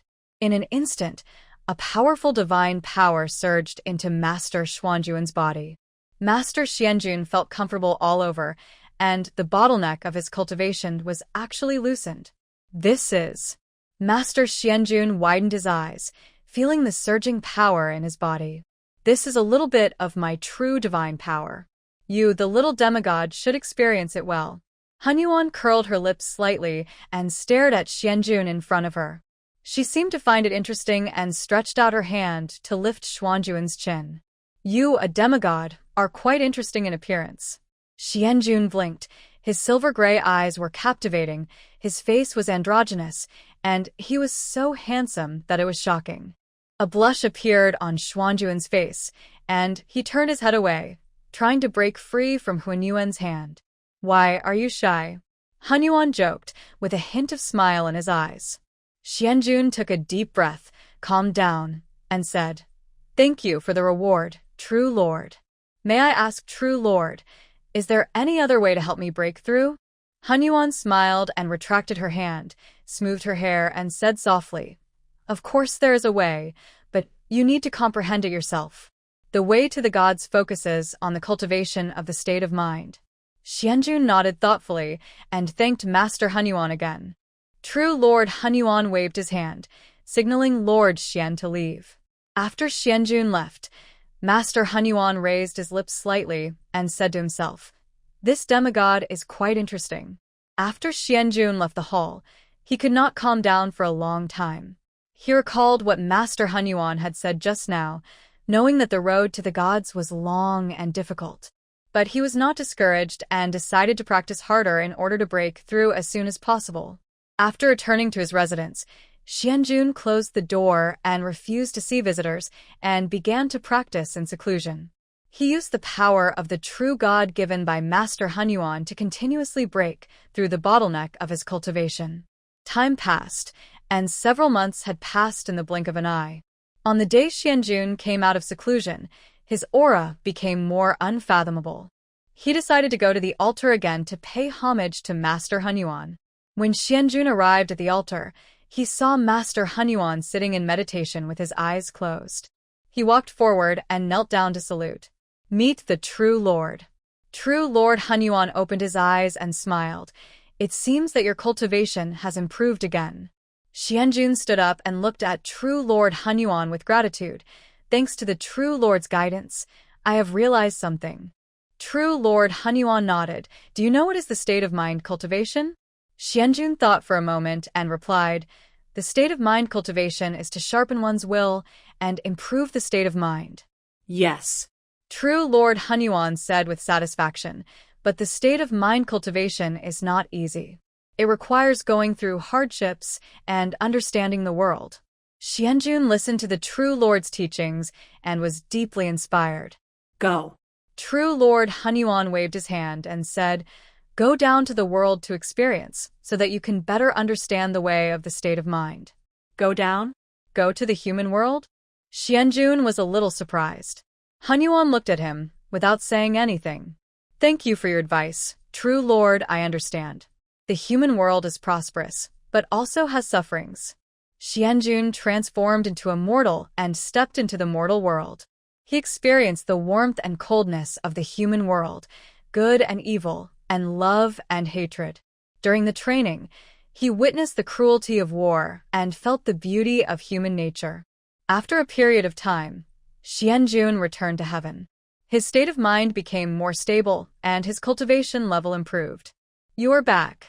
Hunyuan Jinjuan looked at Xianjun in front of him, with a flash of admiration in his eyes. Did you gain anything from this training? Xianjun bowed deeply. The little god has benefited a lot. After experiencing all kinds of things in the world, my state of mind has been greatly improved. Hunyuan Jinjuan nodded slightly. Very good. Now you have the potential to break through the way of gods. Xianjun showed joy. Thank you for your cultivation. Hunyuan Jinjuan took out a pill shining with mysterious light. This pill is called Pashen pill, which can help you break through the way of gods. Xianjun took the pill and was grateful. Wenjun, what are you thinking about? Lu Qingmei waved her hand in front of Wenjun. Wenjun came back to her senses and smiled at Lu Qingmei. Nothing. Oh. Lu Qingmei responded and then stopped asking questions. The two of them just stood there quietly, and no one spoke again. Wenjun's eyes fell on the lake in the distance, but her thoughts had already flown away. You are indeed an extraordinary cauldron.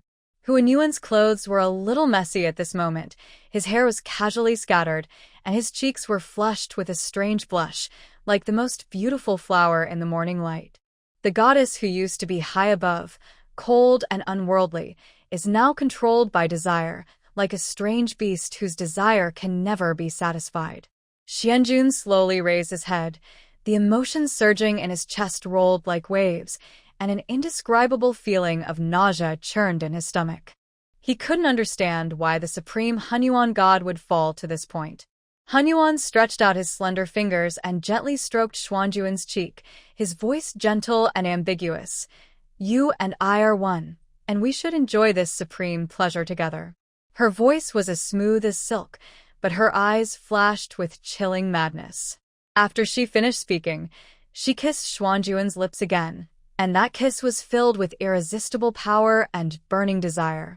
Xuanjuan's heart seemed to be torn apart, and he tried desperately to break free, but found that his body was imprisoned and unable to move.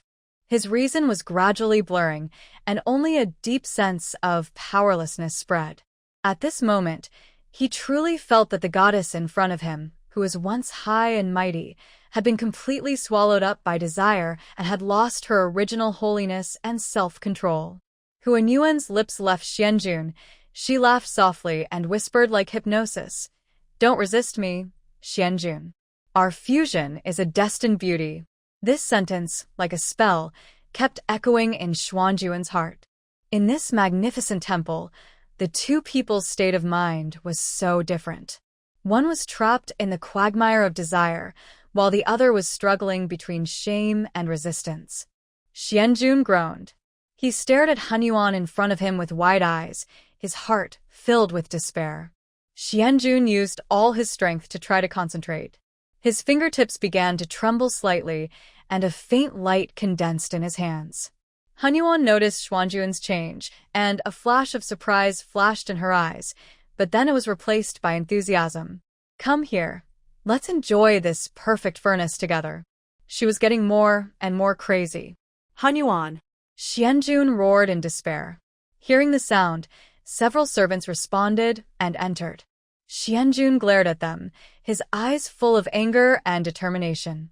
He gritted his teeth, and with his last bit of strength, he shot the light in his hand at a pillar in the hall. There was a loud boom, and the whole palace was shaken. In the smoke and dust, Xianjun took the opportunity to break free from Huanyuan's restraints and flew away. Hunyuan looked at Xuanjuan's figure going away, and a complicated expression appeared on her face. She was angry at Xuanjuan's resistance, but also felt a little disappointed at his departure. Chase. Don't let him escape. Hunyuan turned and ordered the guards, no matter what, you must bring him back. After Xianjun escaped from the temple, he used all his skills to hope to get rid of the pursuers. He had only one thought in his mind, that is to get away from Hunyuan and find his former self. However, the pursuers sent by Hunyuan were powerful and soon approached Xianjun. Stop! A shout came, and a fierce attack attacked Xianjun. Xianjun dodged sideways and looked back, only to see that several pursuers had surrounded him. Xianjun, you can't escape, one of the pursuers said coldly. Xianjun took a deep breath, and a trace of determination flashed in his eyes.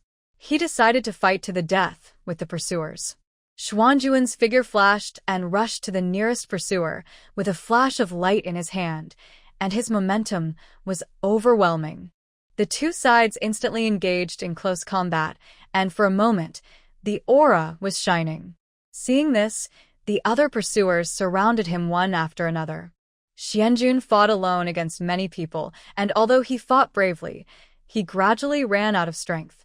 At the critical moment, Xianjun saw the opportunity, used all his strength to break through the encirclement, and flew away into the distance. He prayed in his heart, hoping to find a way out of the predicament as soon as possible. However, what exactly is waiting for him ahead? Han Yuan. I swear on my divine body that I curse you to reincarnate for thousands of lifetimes and sink into the abyss of the sea of suffering in the mortal world. No matter in this life or the future, you will bear the pain and sorrow that is difficult to let go, as if you are a lonely boat lost in the sea of suffering, with neither hope nor refuge.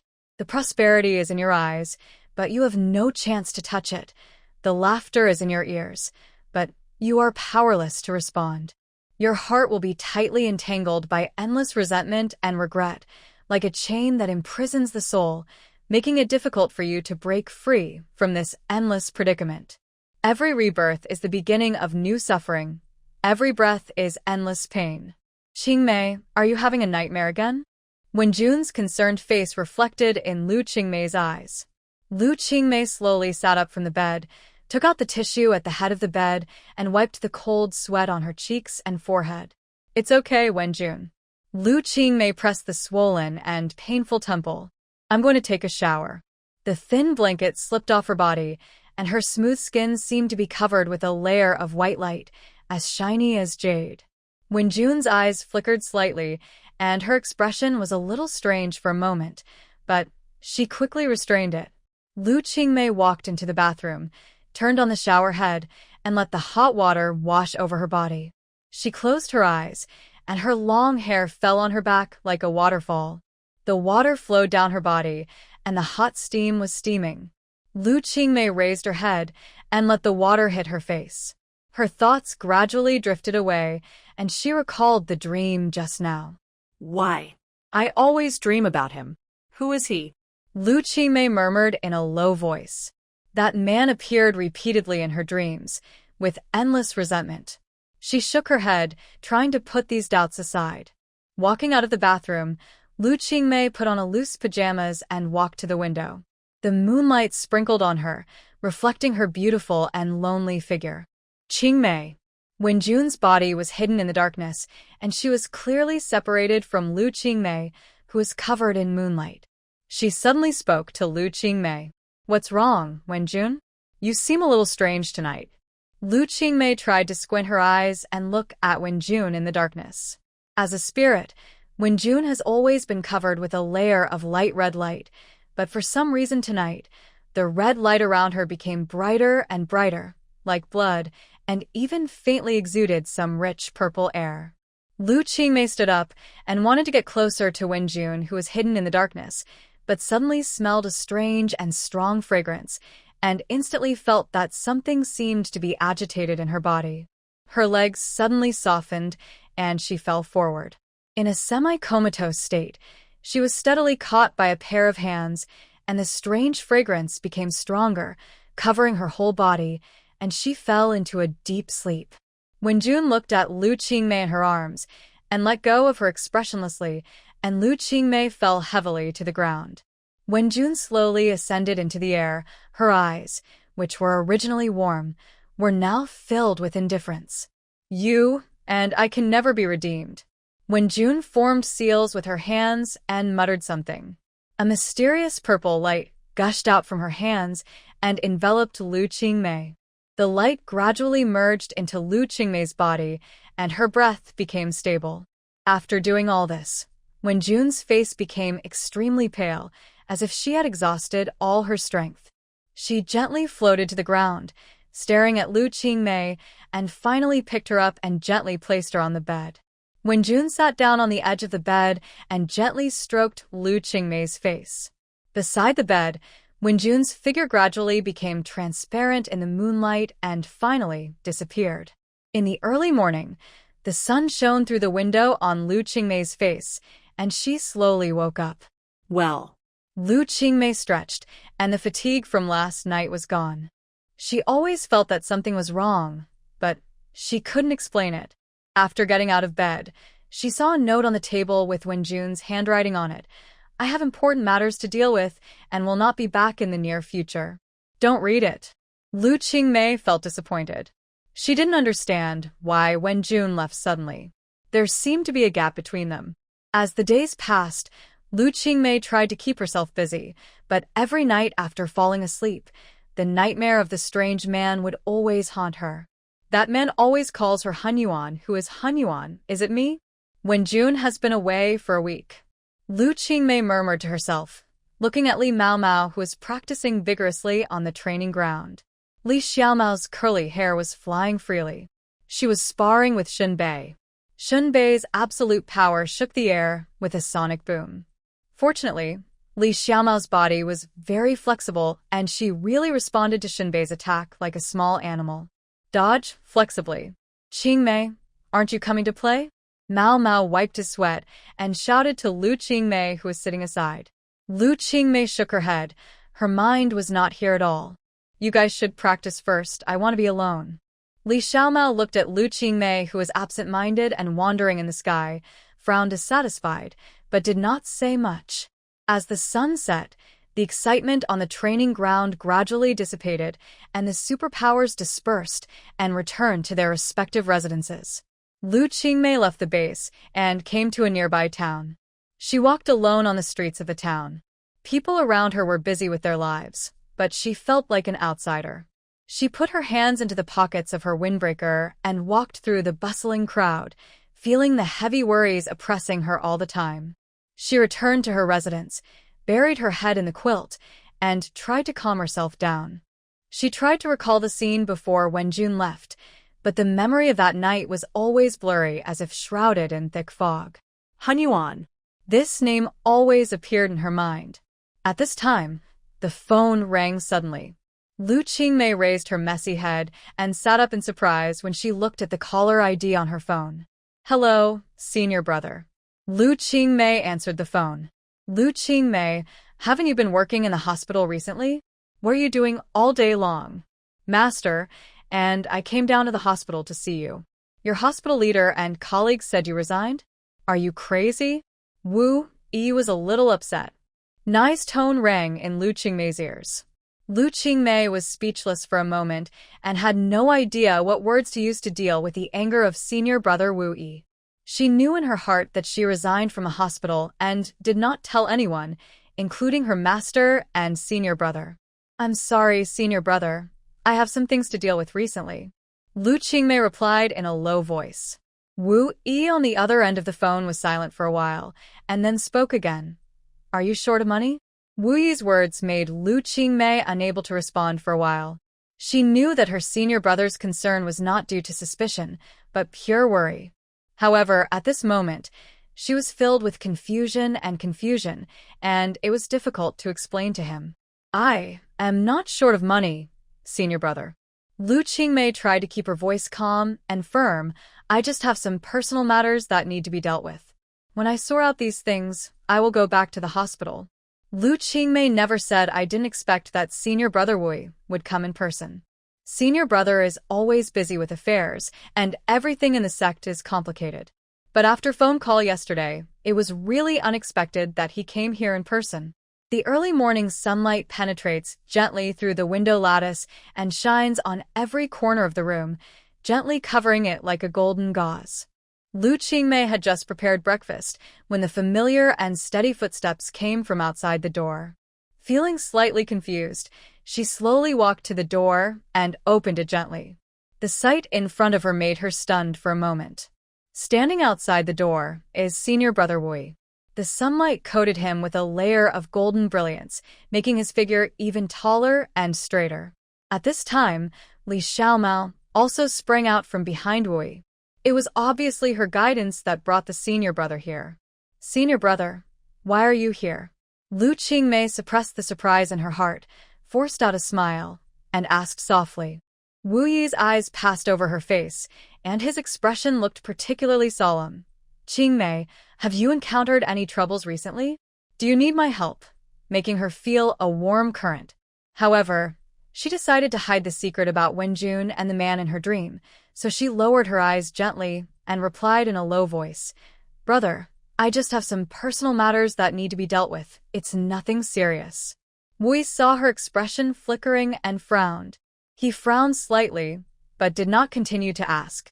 He took out several exquisite magic weapons from his large sleeve robe and handed them to Lu Qingmei. "Take these magic weapons for self-defense. If you are in danger, you must use them." The warmth of the magic weapons came through the palms of her hands, making her feel it deeply. "I got the care of my senior brother." Tears filled her eyes and she solemnly thanked him. "Thank you, senior brother. I will be careful." Wei nodded in agreement, his tone both calm and solemn. "Keep in touch at any time. If you need anything, be sure to let us know. Don't show off to me." Lu Qingmei nodded firmly. "Okay, senior brother." Wei looked at her deeply, then turned and left, his figure gradually lengthened in the bright sunshine, growing taller and straighter. Lu Qingmei looked at the retreating figure with mixed feelings in her heart. She knew that her senior brother's concerns were sincere, but there were some challenges that she had to face alone. After sending brother Wei away, Lu Qingmei returned to the house, quietly staring at the magic weapon in her hand, thinking to herself, Wenjun doesn't know what his situation is at this moment. A breeze blew by, and the wind chimes by the window made a crisp and sweet sound. Lu Qingmei's thoughts were interrupted, and she looked out the window thoughtfully. "Lu Qingmei, if you continue to ignore me, I'm really angry." Li Xiaomao's little face was livid with anger, and he poked his head out of the window. Lu Qingmei hurriedly walked out the door and pulled the kitten into the house. "Oh, my good kitten, how could I ignore you?" She gently pinched Li Xiaomao's cheek to apologize. "Humph, you were staring at those magic weapons just now and ignored me," Li Xiaomao complained with a pout. Lu Qingmei couldn't help laughing. She explained, "Okay, I'm sorry, my little cat. But how did you meet senior brother Wei today?" Li Xiaomao blinked her bright eyes and whispered. He was holding a compass in his hand, pacing around the periphery of the base, whispering your name. "I remembered the very serious and solemn senior brother you described, and I thought this person was undoubtedly him. Therefore, I mustered up the courage to ask if he was looking for you." After hearing this, Lu Qingmei felt a warm current in her heart and said softly, "Little cat, thank you so much for caring for me so meticulously. Qingmei, you always like to bear it alone. Sometimes you might as well share it with those of us who really care about you." After saying this, Li Xiaomao held Lu Qingmei tightly in his arms and gave her the most solid support. Outside the window, the sun was still bright and dazzling, spreading all over the ground in golden color. "By the way, little cat, I dreamed of that man again last night." Lu Qingmei's voice was soft and ethereal, like a spring breeze. "Dream of him again?" Li Xiaomao was surprised when he heard this, and he looked up at Lu Qingmei. Lu Qingmei nodded to confirm, with a hint of confusion in her eyes. "This time, I seemed to see his face." "Really? Then can you describe his appearance?" Li Xiaomao asked impatiently. Lu Qingmei frowned slightly and thought carefully. "I only remember that his eyes were extremely unique, like a silver-gray lake, deep and mysterious, but his specific face was vague." "This is indeed puzzling," Li Xiaomao murmured to himself, and then it seemed that a flash of inspiration came to him. "Qingmei, could this be related to the memory you lost?" Lu Qingmei's heart surged with an inexplicable excitement. "Perhaps, only by finding back my lost memory can I solve this mystery that entangles my heart." "Then what should we do next?" Li Xiaomao asked anxiously. Lu Qingmei was silent for a moment and slowly said, "I plan to look for clues first and try to restore my memory." "I'll go with you." Li Xiaomao grabbed Lu Qingmei's hand without hesitation. Lu Qingmei looked at her with emotion. "Thank you, kitty. But this may be a journey full of dangers. Please take your positions, players." The mechanical electromagnetic sound was emotionless, and it stimulated the hearts of all the superpowers present. Lu Qingmei stood up with difficulty. "Where is this? My head hurts." It was dark all around, and only the huge screen in front of her emitted a faint light. Lu Qingmei rubbed her temples and tried to recall what happened before. She remembered that she was on a mission with Kitty, and then came here. Welcome to my Garden of Eden. Several blood-red characters suddenly flashed on the screen, followed by a creepy laugh. Lu Qingmei's heart tightened, and she realized that she was in a terrible crisis. At this time, a figure appeared beside Lu Qingmei, and she crawled on the ground in an extremely weird posture. It's you. Lu Qingmei recognized the other party, and it turned out to be Wenjun, who had been missing for a long time. Eat me. The woman crawling on the ground spit out 3 words weakly, as if she had exhausted all her strength. Lu Qingmei rolled her eyes, and her remaining rationality gradually disappeared. She looked at the woman crawling on the ground. Wenjun. Dear soul eaters, welcome to my paradise, where you can enjoy your food to your heart's content. A cold mechanical sound rang throughout the space, mixed with some strange electric current sounds, like the jamming of an old radio that could not receive electromagnetic waves. Soul eaters, please be careful not to eat your friends by mistake. That would be too unfortunate.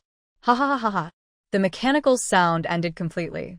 The strange laughter echoed in the space, and every word hit the hearts of everyone present, like a sharp blade, cutting off their only remaining hope bit by bit. Lu Qingmei looked around and found herself in an unfamiliar space, surrounded by thick fog, and could not see the scene in the distance clearly. She tried to calm down and think about how to deal with the situation in front of her. After hearing the sound, the other people showed a look of horror on their faces. They began to look for an exit, but found that all the doors were closed. What is going on? Why are we here? Someone questioned.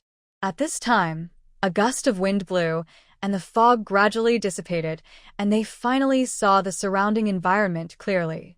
They saw that all kinds of food were placed around, and in the center stood a mysterious man in a black robe. He held a long scepter in his hand, which was engraved with complex patterns and mysterious runes. It glowed faintly in the dim light, as if whispering an ancient secret. He wore a black pointed hat on his head, and the brim of the hat was slightly curled up, like a ghostly smile, making his pale face even more gloomy and terrifying. Those eyes were bottomless, as if they could see through everything in the world, and they exuded a chilling breath. This man stood there, silent, but gave people a strong sense of oppression, which made Lu Qingmei think of the black impermanence in Hades, as if he could capture people's souls with just one look. His robe fluttered gently in the breeze, and the dark fabric was dotted with silver threads, like the stars in the night sky, revealing a hint of mystery and coldness. His every move was strange and unpredictable, as if he was out of tune with the world around him, but he also had some indescribable attraction that made people unable to look away, but also afraid. Lu Qingmei held her breath, her heartbeat gradually accelerated. She felt as if she was in a cold dream. The other person's existence was like an invisible chain, tightly binding her soul and making her unable to move. Welcome, brave soul eaters, the black-robed mysterious man said in a low voice. You came here to accept my test. Only by passing the test can you leave here. Otherwise, you will stay in my paradise forever. Lu Qingmei forced herself to calm down. She knew that she had to concentrate to find a way to escape. She looked at the mysterious man, trying to get more information from his words. Who are you? Why did you bring us here? Lu Qingmei asked coldly. The mysterious man did not answer directly, but continued in that disturbing tone.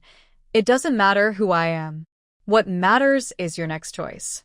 Everyone has their own secrets and fears, and my paradise is the place to reveal these secrets. You must face your own heart, otherwise you will never have peace. At this moment, the surrounding food suddenly moved and began to wriggle as if it had life, emitting bursts of stench. Everyone's face changed drastically, and they retreated one after another, but soon found that they had no way to retreat. The wall behind them suddenly rose up with iron bars, trapping them in place. Wenjun was still crawling on the ground in a weird posture, and her voice became weaker and weaker. Eat me, This is the only way. Lu Qingmei was deeply shocked by this scene, and a huge wave of emotions rose in her heart. She turned her head and glanced at the other people present. Among them were several other psychic partners who had disappeared during the mission: Xinbei, Si Xiaowei, Han Yi, and Ruan Qingyao. Li Xiaomao and Bai Wudong were not seen, only these two were missing. Lu Qingmei frowned. They were all pale, and obviously they had not been able to break through the inner demons. Wenjun, what are you talking about? Lu Qingmei asked anxiously. Wenjun's remaining rationality supported her to raise her head slightly and look at Lu Qingmei. This is a game about the soul. Those foods are not ordinary foods. If you eat them, you'll get a boost in superpowers, but the price is to devour your friends. As soon as these words came out, the surroundings suddenly became terribly quiet. Everyone looked at each other, and no one dared to easily believe this crazy statement. But at this moment, a strange superpower grabbed a piece of floating food and handed it to his mouth. Others shouted in panic for him to stop, but he was not moved at all, as if he had been controlled by some kind of power. After taking a bite, his eyes instantly became bloodshot, his whole body began to tremble violently, and veins appeared on his forehead. After a moment, he fell vertically as if his soul was emptied. See? The mysterious man seemed very satisfied with this scene. He raised his scepter and pointed it at Lu Qingmei. This is your fate. If you don't want to become like this, play according to the rules. Realizing the seriousness of the matter, Lu Qingmei clenched her fists tightly. She knew that these foods in front of her must not be touched. This is not only a test of willpower, but also the cruelest challenge to human nature. Don't believe him. Lu Qingmei shouted loudly. We must find another way. Suddenly, she felt the communicator on her wrist vibrate slightly. This was a signal from the kitten. It seems that there is another kitten somewhere here. If this is a test, then what is the purpose of the test? There must be some logic. Lu Qingmei murmured to herself. Perhaps we must find his weakness. The companion next to her nodded, dodged the squirming food, approached Lu Qingmei quietly, and whispered to her how to act. Be careful. Don't make any sound. Cheng Kai reminded in a low voice. His superpower is super hearing, which can detect some sounds that ordinary people can't hear, which has brought great help to the team. Everyone held their breath and followed Cheng Kai all the way. Lu Qingmei kept alert while monitoring the movements of the mysterious man in black robe with her peripheral vision. I saw it. Cheng Kai exclaimed excitedly. There is a secret passage here. However, just as they were about to act, the mysterious man seemed to have noticed their actions and said coldly, It seems that some soul eaters are still unwilling to accept reality. Before he finished speaking, he swung his scepter violently, and the whole space suddenly trembled, and the food around them swarmed towards everyone like a swarm of insects. The situation took a sharp turn for the worse, and Lu Qingmei knew that she could not delay any longer. She shouted loudly, Quick! Rush into the secret passage. Lu Qingmei was the last to enter, and then she used all her strength to seal the entrance, temporarily blocking the pursuit of the strange food. After passing through the narrow passage, they came to a spacious basement and got a chance to breathe temporarily. It was darker than the previous space, but there was no suffocating sense of oppression. We succeeded?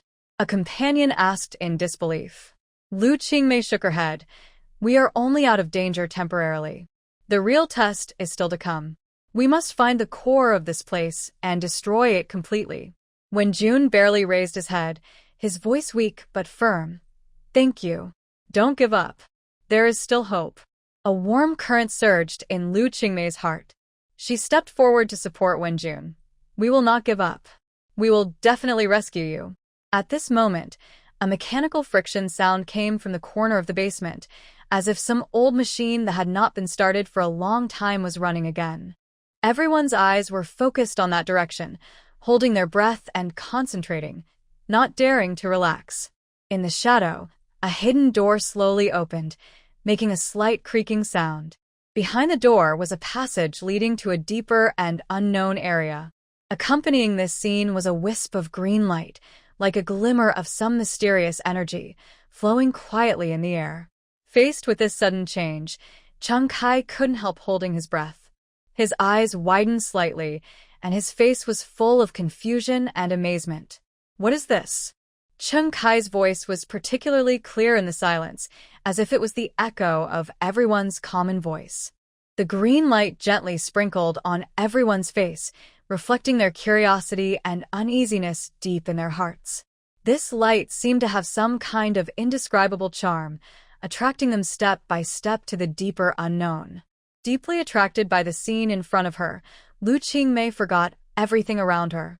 Her eyes flickered in the green light, as if she was lost in an endless stream. However, she did not notice when June beside her. Her weak body was trembling slightly, but a strange smile appeared on her face. Lu Qingmei took the lead and walked towards the hidden passage. She knew that she had to move forward and could not stay in this unknown basement for too long.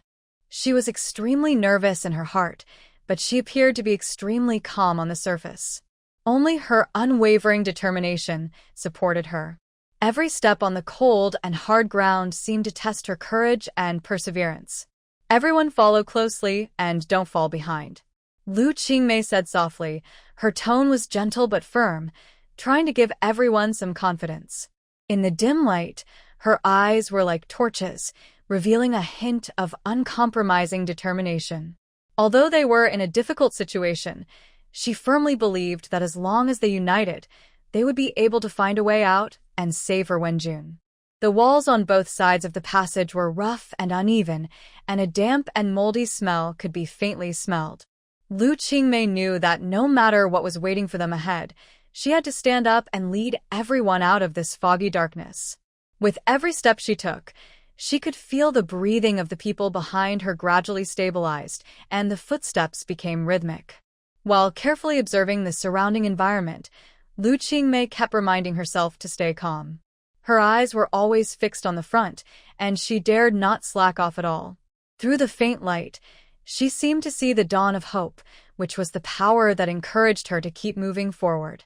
In this underground world, Lu Qingmei became a beacon in everyone's hearts. No matter how deep the darkness was, she would lead everyone to break through the haze and welcome the arrival of light. Shenbei, Si Xiaowei, Han Yi, and Ruan Qingyao followed closely. When June was supported, her complexion became paler, and her steps seemed a little staggering, as if she might fall at any time. Chung Kai took every step very carefully. His extraordinary hearing scanned the surroundings like a radar, capturing any slight sound to prevent unexpected danger. The passage was long and dark, as if it had no end. Time seemed to have lost its meaning here, and only the sound of footsteps and their heavy breathing echoed in the narrow space. Lu Qingmei tried to stay rational, thinking about various possible situations and countermeasures in her mind. Suddenly, a faint light appeared in front of them. This light was like a ray of hope in the darkness, which cheered everyone up. They quickened their pace, as if an invisible force was pushing everyone's legs, looking forward to getting closer to this warmth as soon as possible.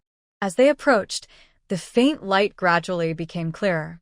The light source seemed to come out from behind a wall, and the light softly but firmly broke the darkness around them. In this desolate and silent environment, the light was like a lonely and tenacious star, guiding them forward. "Where is this?" one of them murmured in a low voice, his voice full of curiosity and doubt. However, before the voice fell, a heart-wrenching scream suddenly rang out in the air, deafening, as if something terrible had been lurking in the darkness for a long time, waiting to devour them. Ah! The scream pierced everyone's heart with endless pain and fear. Everyone stopped immediately, breathing rapidly, and the surroundings suddenly fell into a deeper silence. Everyone's eyes were wide open, trying to see the source of the scream, but the darkness still enveloped everything, and a suffocating sense of the unknown came over them. The light still existed, but at this moment it was not just hope, but more like a boundary, separating them from the unknown horror they were about to face. Every step was full of hesitation and trembling, and their heartbeats continued to strengthen with the echo of the scream, as if even the air was trembling. "No, it'll be all right." Someone tried to break the oppressive atmosphere, but the voice seemed so weak. The light was still flickering in front of them, attracting them and reminding them that hope and fear are often two sides of the same coin. Driven by fear, some people wanted to turn around and flee, but more people gritted their teeth and moved forward step by step towards the light. Finally, they came to the wall and found that the light came from behind a door. Just as they were about to push the door open, a figure suddenly rushed out of the darkness. With the help of the weak light, they could see that it was a man with a distorted face and crazy eyes. "Don't come over," the man hissed, with a hint of despair and fear in his voice. "This is the devil's territory behind, and you can never get out once you go in." His body trembled violently, as if he was in great pain. At this moment, another voice came from behind the door. "Don't you want to save her?" This sentence pierced everyone's heart like a sharp sword. They looked at each other, with doubts and hesitation intertwined on their faces. The collapsed man seemed to struggle for a moment, and then suddenly rushed back again. Cheng Kai, with his super hearing ability, seemed to sense something and walked into the door without hesitation. Although the others were uneasy, they followed. When everyone entered the door and saw the scene in front of them, everyone widened their eyes, and horror and nausea hit their hearts. The man who rushed back was like a beast, licking the person in his arms, and that was a woman in his arms.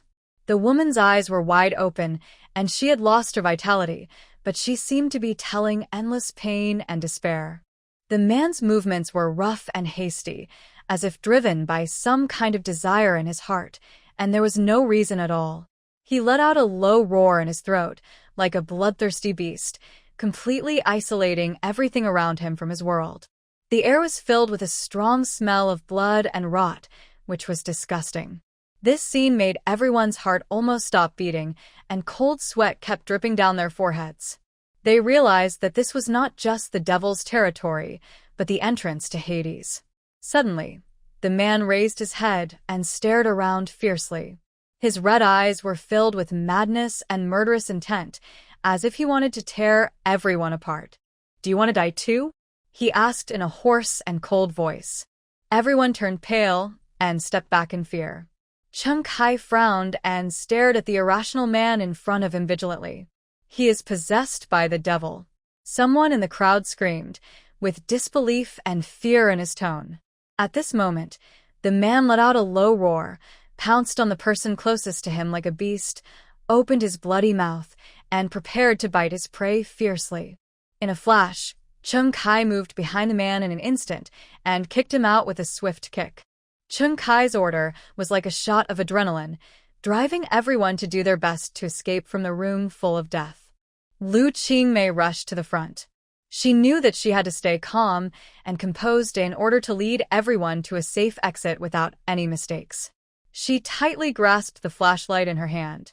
This was the only tool she brought to this strange place. The beam of light drew struggling rays of light in the dim passage.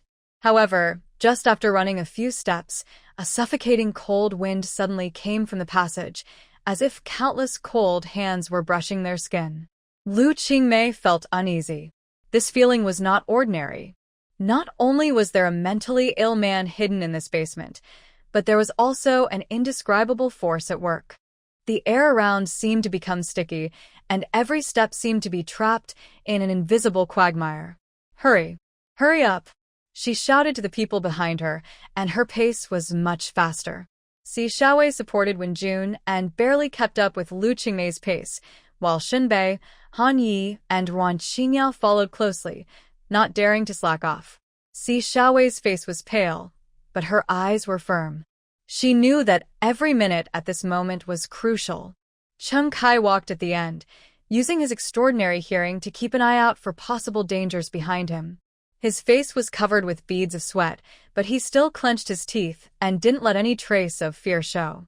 Suddenly, there was a thunderbolt under his feet, and he made a stop gesture.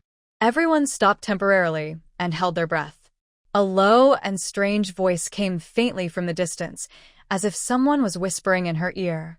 At this moment, Lu Qingmei saw a light in front of her, which was brighter and warmer than the one she had seen before, like a life-saving rope reaching the despair deep in her heart. A glimmer of hope rose in her heart. Is this the exit? She quickened her pace and ran straight towards the light. There seemed to be a hazy shadow waving in the light, but Lu Qingmei rushed over without hesitation because she knew that was their only chance. Her heartbeat accelerated and her breathing became rapid, as if time had been stretched. At this moment, the world only had her and the light. Everything around became quiet, with only the rapid breathing of each other.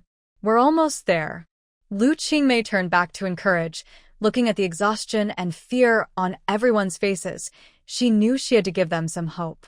But just when Lu Qingmei was about to touch the light, a cold hand suddenly grabbed her shoulder.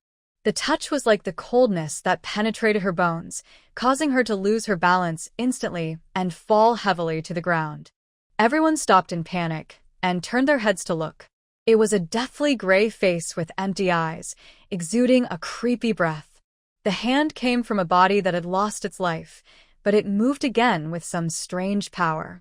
The lifeless face was distorted and terrifying, like a nightmare that could devour the soul, as if it was going to pull all those who approached it into an endless dark abyss. Strive to break free. Don't let it touch you. He stepped forward quickly, pulled Lu Qingmei up from the ground, and kicked the unknown creature away with force. Time and space seemed to freeze at this moment. The body fell limply to the side after being kicked away, but it still tried to crawl towards them, staring at them with its empty eyes. After Lu Qingmei stood firm, she had not yet fully recovered from the shock just now, and she saw that the lifeless body was still moving slowly and firmly towards them. She felt that her heart was about to jump out of her chest, but she still forced herself to calm down and said to everyone, "Keep running. Don't stop." Everyone rushed towards the direction of the light again, trying to escape from this nightmare place as soon as possible. However, they soon discovered that the passage seemed to be getting longer and longer, as if there was no end, and the light that was originally within reach always maintained a fixed distance, as if a naughty elf was deliberately teasing them. "This is wrong," Wan Qingyao said worriedly while running. "This light seems to be tempting us." Her voice was filled with unconcealed fear, in sharp contrast to the silence around her. Everyone's heartstrings were tense to the extreme, and every step seemed to be stepping into an unknown abyss. The whispers in the darkness and the echoes of every step on the ground made them feel extremely lonely and helpless. However, they had no choice but to keep moving forward, hoping that the light would give them real salvation in the next second. What they didn't know was that the conspiracy behind the darkness was being woven intensively, and what awaited them was a deeper fear. "There's no time to think so much. We can only move on." Shunbei gritted his teeth and responded, his face full of tenacity. At this moment, Chung Kai stopped, closed his eyes, and concentrated on listening to everything around him. His hearing captured every subtle sound like a radar, and suddenly he frowned and said, "Everyone be careful. There seems to be an ambush around." Before he finished speaking, the walls on both sides of the passage suddenly cracked, and countless tiny creatures poured out like a tide. These creatures have different shapes, some like snakes, some like insects. They crawled all over the ground, quickly approaching everyone's feet. "Oh my God! What is this?" Si Xiaowei was frightened by this scene and screamed. She waved her arms to try to repel the creatures that were climbing up, while struggling to maintain balance and move forward. Due to the narrow space, it was difficult for Han Yi to use his fire ability. He could only carefully avoid the crowd and burn the creatures bit by bit, but it was obviously inefficient. Lu Qingmei realized that this might be some kind of trap. She quickly judged, "Don't step on them, try to jump over them." So everyone began to jump over the dense swarm of creatures, but as time went on, they gradually felt exhausted and could not avoid being caught by the ankles of those strange monsters occasionally. When June obviously didn't have much strength to continue running, her steps became slower and slower. Finally, she lost her balance during a jump and fell heavily to the ground. Si Xiaowei stopped immediately and tried to help her up, but the crawling creatures quickly surrounded them. "Come and help," Si Xiaowei called out urgently, her voice full of panic. But in this tense situation, Others could not save themselves, and it was difficult to split up to save them. At this moment, Lu Qingmei suddenly turned back, her eyes locked on the star-like light, and suddenly understood something. She resolutely rushed back, quickly took out a match from her waist, lit it, and threw it into the group of creatures. In an instant, the flames spread, burning those strange creatures. "Everyone, hurry up, while the flames are not extinguished," Lu Qingmei shouted desperately. The fire in the distance reflected on her firm face, as if glowing with unyielding brilliance. The scorching flames made the air hot, and the temperature around rose sharply, but everyone did not flinch and ran to the safe exit with all their strength. Under the cover of the flames, everyone finally successfully crossed this dangerous area. Lu Qingmei was the last person to jump over the sea of fire. The corners of her clothes were almost swallowed by the blazing flames, but she was fearless and rushed into the safe passage with others without hesitation. Everyone shuttled through the flames one after another. Although they were all injured, they finally got rid of the entanglement of the monsters who were chasing them relentlessly. Their hearts beat as fast as drums, but they were also comforted by finally escaping danger. After a difficult journey, they approached the dazzling light again, and this time there was no obstacle in front of them. Lu Qingmei pushed hard, and the heavy door opened. The dazzling sunlight instantly poured into the passage, and the warm sunlight filled everyone's face, as if washing away the fatigue and fear along the way. "This is the exit." They finally saw a green lawn, as if the god of freedom was waving at them. Everyone rushed out of the passage desperately as if they were reborn, greedily breathing the long-lost fresh air, feeling the caress of the sun and breeze. We really got out." Si Xiaowei was so excited that tears flowed down her face. She held Wenjun tightly, her face full of joy and gratitude. Lu Qingmei looked back at the dark passage, with a lot of thoughts in her mind.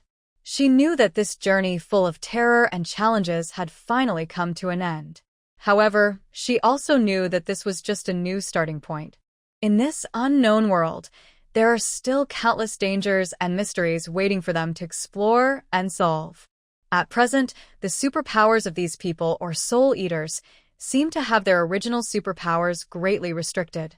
After a short rest, everyone began to discuss the next response plan. "We must find a way to restore our superpowers as soon as possible." Lu Qingmei frowned and spoke in a heavy tone, as if every word carried a well-thought-out responsibility. "But we know nothing about this world. Where do we start looking for clues?" Shun Bei frowned, his eyes flashing with confusion. This world seemed to be shrouded in layers of fog, and every mystery was like a closed door, but their resources and time were extremely limited, which further increased her worries. "Interesting." A heart-pounding voice suddenly broke the silence. The voice was as cold as the biting cold wind in the cold winter, full of strange electromagnetic fluctuations, as if it came from a distant and unknown dimension. The sound waves twisted the air, bringing a creepy sense of oppression, like invisible fingers gently stroking the spine, provoking the tremors of every nerve ending. After hearing the sound, Lu Qingmei immediately looked around, trying to catch the source of the sound. However, there was no one around, only the sound of the mighty wind and the rustling of leaves. This made Lu Qingmei and everyone else's faces become gray and solemn. They knew that this sound was by no means friendly. "Who is it? Come out!" Cheng Kai shouted loudly, trying to intimidate the other party with his momentum, but the only answer to him was still the palpitating echo. Suddenly, a black shadow quickly emerged from the woods, floating like a phantom that was pulled out.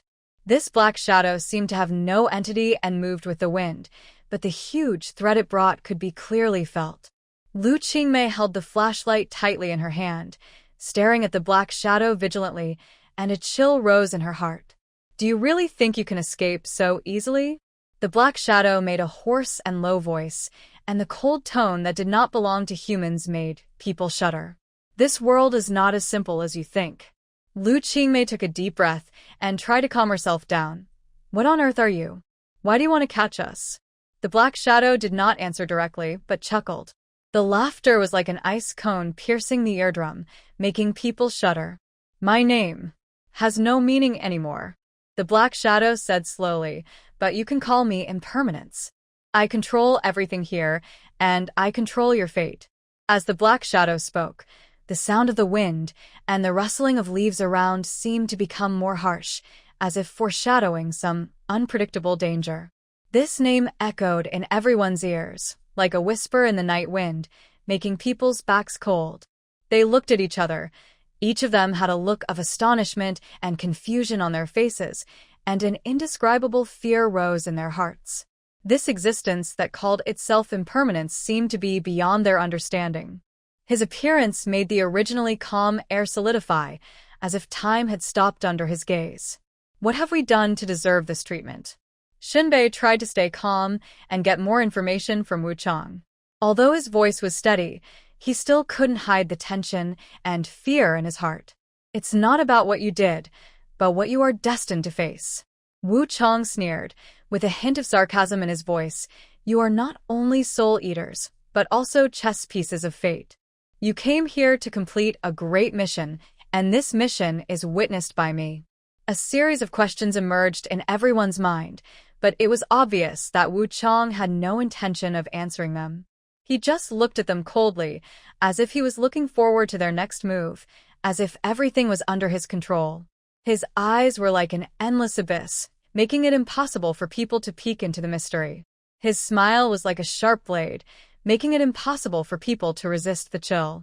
His existence was like an invisible shackle, making it impossible for people to escape from the shackles. In this weird atmosphere, everyone felt that their fate seemed to have been controlled by this existence that called itself Wu Chang. At this moment, Wu Chang's eyes suddenly became extremely sharp and shot at Wenjun beside Lu Qingmei like a cold arrow. At this time, Wenjun had fallen into a semi-comatose state, and her face was as pale as paper. Lu Qingmei almost instinctively moved a few steps towards Wenjun and completely blocked Wu Chang's terrible eyes with her body. Seeing Lu Qingmei's guarding action, Wu Chang slowly raised a faint smile at the corner of his mouth, and a complex light flashed in his eyes.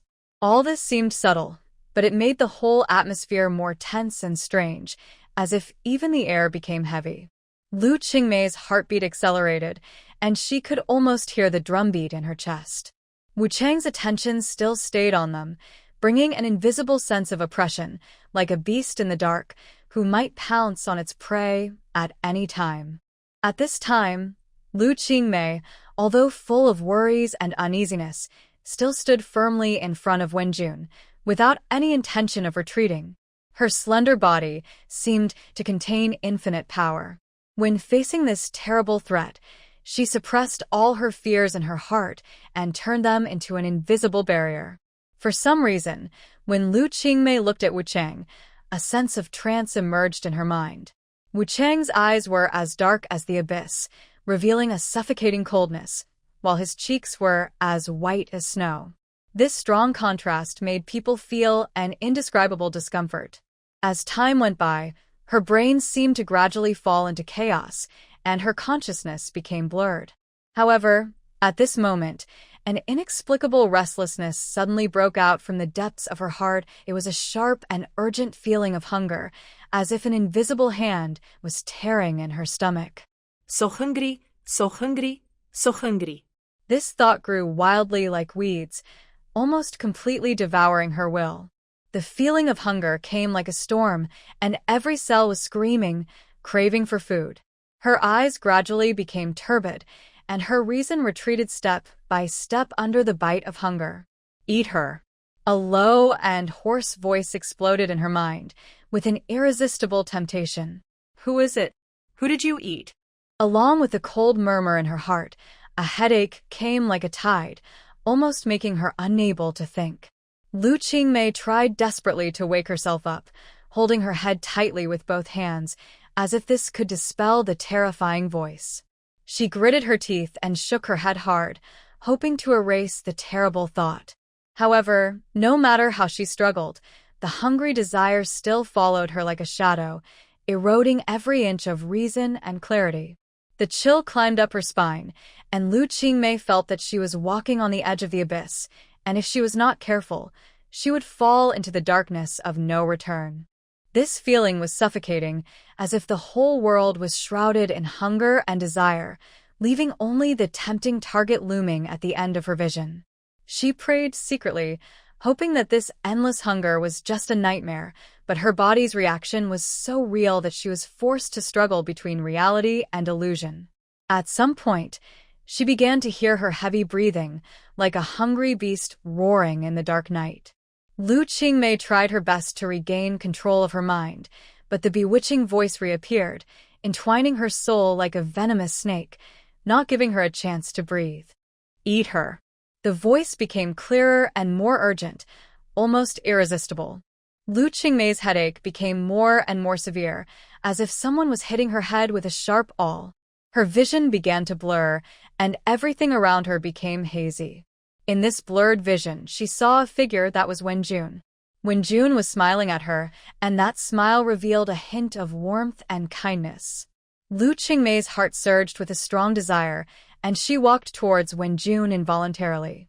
Her steps became faster and faster, as if driven by an invisible force.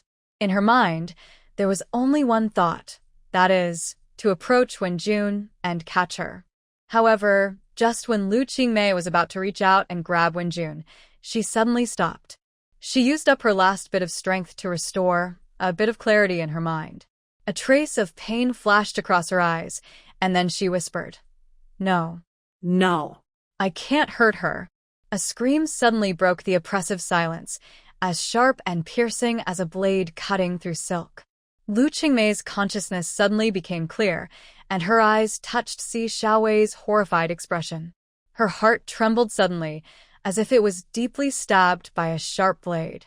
The blood on her hands flashed with a strange light, as if silently mocking her out-of-control behavior just now. She felt like she woke up from a nightmare, but the scene in front of her was more suffocating than any nightmare. I åtte Wenjun. Lu Qingmei's voice was like a subtle mosquito buzzing, floating in the air and almost inaudible. Her legs softened, and she fell to the ground powerlessly, as if all the strength in her body was instantly drained. Her hands drooped limply at her side, blood dripping slowly through her fingers and splashing on the cold ground. The tears in her eyes were like a flood that burst its banks, pouring out uncontrollably, wetting her pale and haggard cheeks. Her whole world collapsed in an instant, and she fell into endless darkness and despair. In front of her, Wenjun had already fallen to the ground, her breath weak as a candle in the wind. Her face became paler and paler, like a lifeless piece of rice paper. The blood on her neck and shoulders was like a stream of scarlet rivers, which was particularly glaring in this gray world, burning Lu Qingmei's eyes. Lu Qingmei's heart suddenly surged with intense self-blame and pain, as if thousands of cold needles were piercing her heart at the same time. She could hardly breathe, and her entire chest was choked by the pressure. Chen Kai was the first to wake up from his shock. He saw his eyes wide open and anger burning in his deep eyes, heading straight for Wu Chang. His voice rolled through the empty night like thunder, full of anger. "Wu Chang, what on earth have you done to us?" His voice trembled with uncontrollable violence, and he pounced on Wu Chang like a beast, intending to find the answer from that gloomy face. Chen Kai clenched his fists, his veins exposed. His anger was like a volcano about to erupt, and he could burn everything in front of him at any time. Wu Chang still stood quietly in the dark corner, and the shadow seemed to be his natural barrier. There was a faint sneer on the corner of his mouth, and his eyes were cold and deep, like an endless darkness. "Do you think that you can resist the arrangement of fate with your own perseverance?" His voice was low and cold, as if it came from the abyss of Hades. "This is an irresistible force. I just want you to see your own nature clearly." Shun Bei's eyes flashed with anger and determination, his fists clenched, and his knuckles turned white due to the force. He stared at Wu Chang with gritted teeth, as if he wanted to shatter his cold mask. "Wu Chang, your evil deeds will not succeed." He roared hoarsely, with unyielding determination in his voice. "We will never become your pawns." The whole space seemed to tremble with the power of this confrontation, and the air was filled with tension. Wu Chang's sneer deepened a little bit, and he stood there leisurely, as if everything was under control. And Shenbei's figure, under the dim light, seemed so resolute and unshakable. They, one representing ruthless fate, and the other symbolizing unyielding resistance, were standing at the intersection of fate at this moment, bursting into a violent collision with each other. Wu Chang's voice was unusually calm, like a gust of cold wind passing by. "Soul Eater, you are destined to be participants in a game. The gears of fate have already turned. No matter how much you struggle, it is nothing but futile." As the sound of this sentence fell, his body seemed to be surrounded by a strange dark shadow. The shadow spread rapidly, like an endless dark tide, spreading to the surroundings at an alarming speed.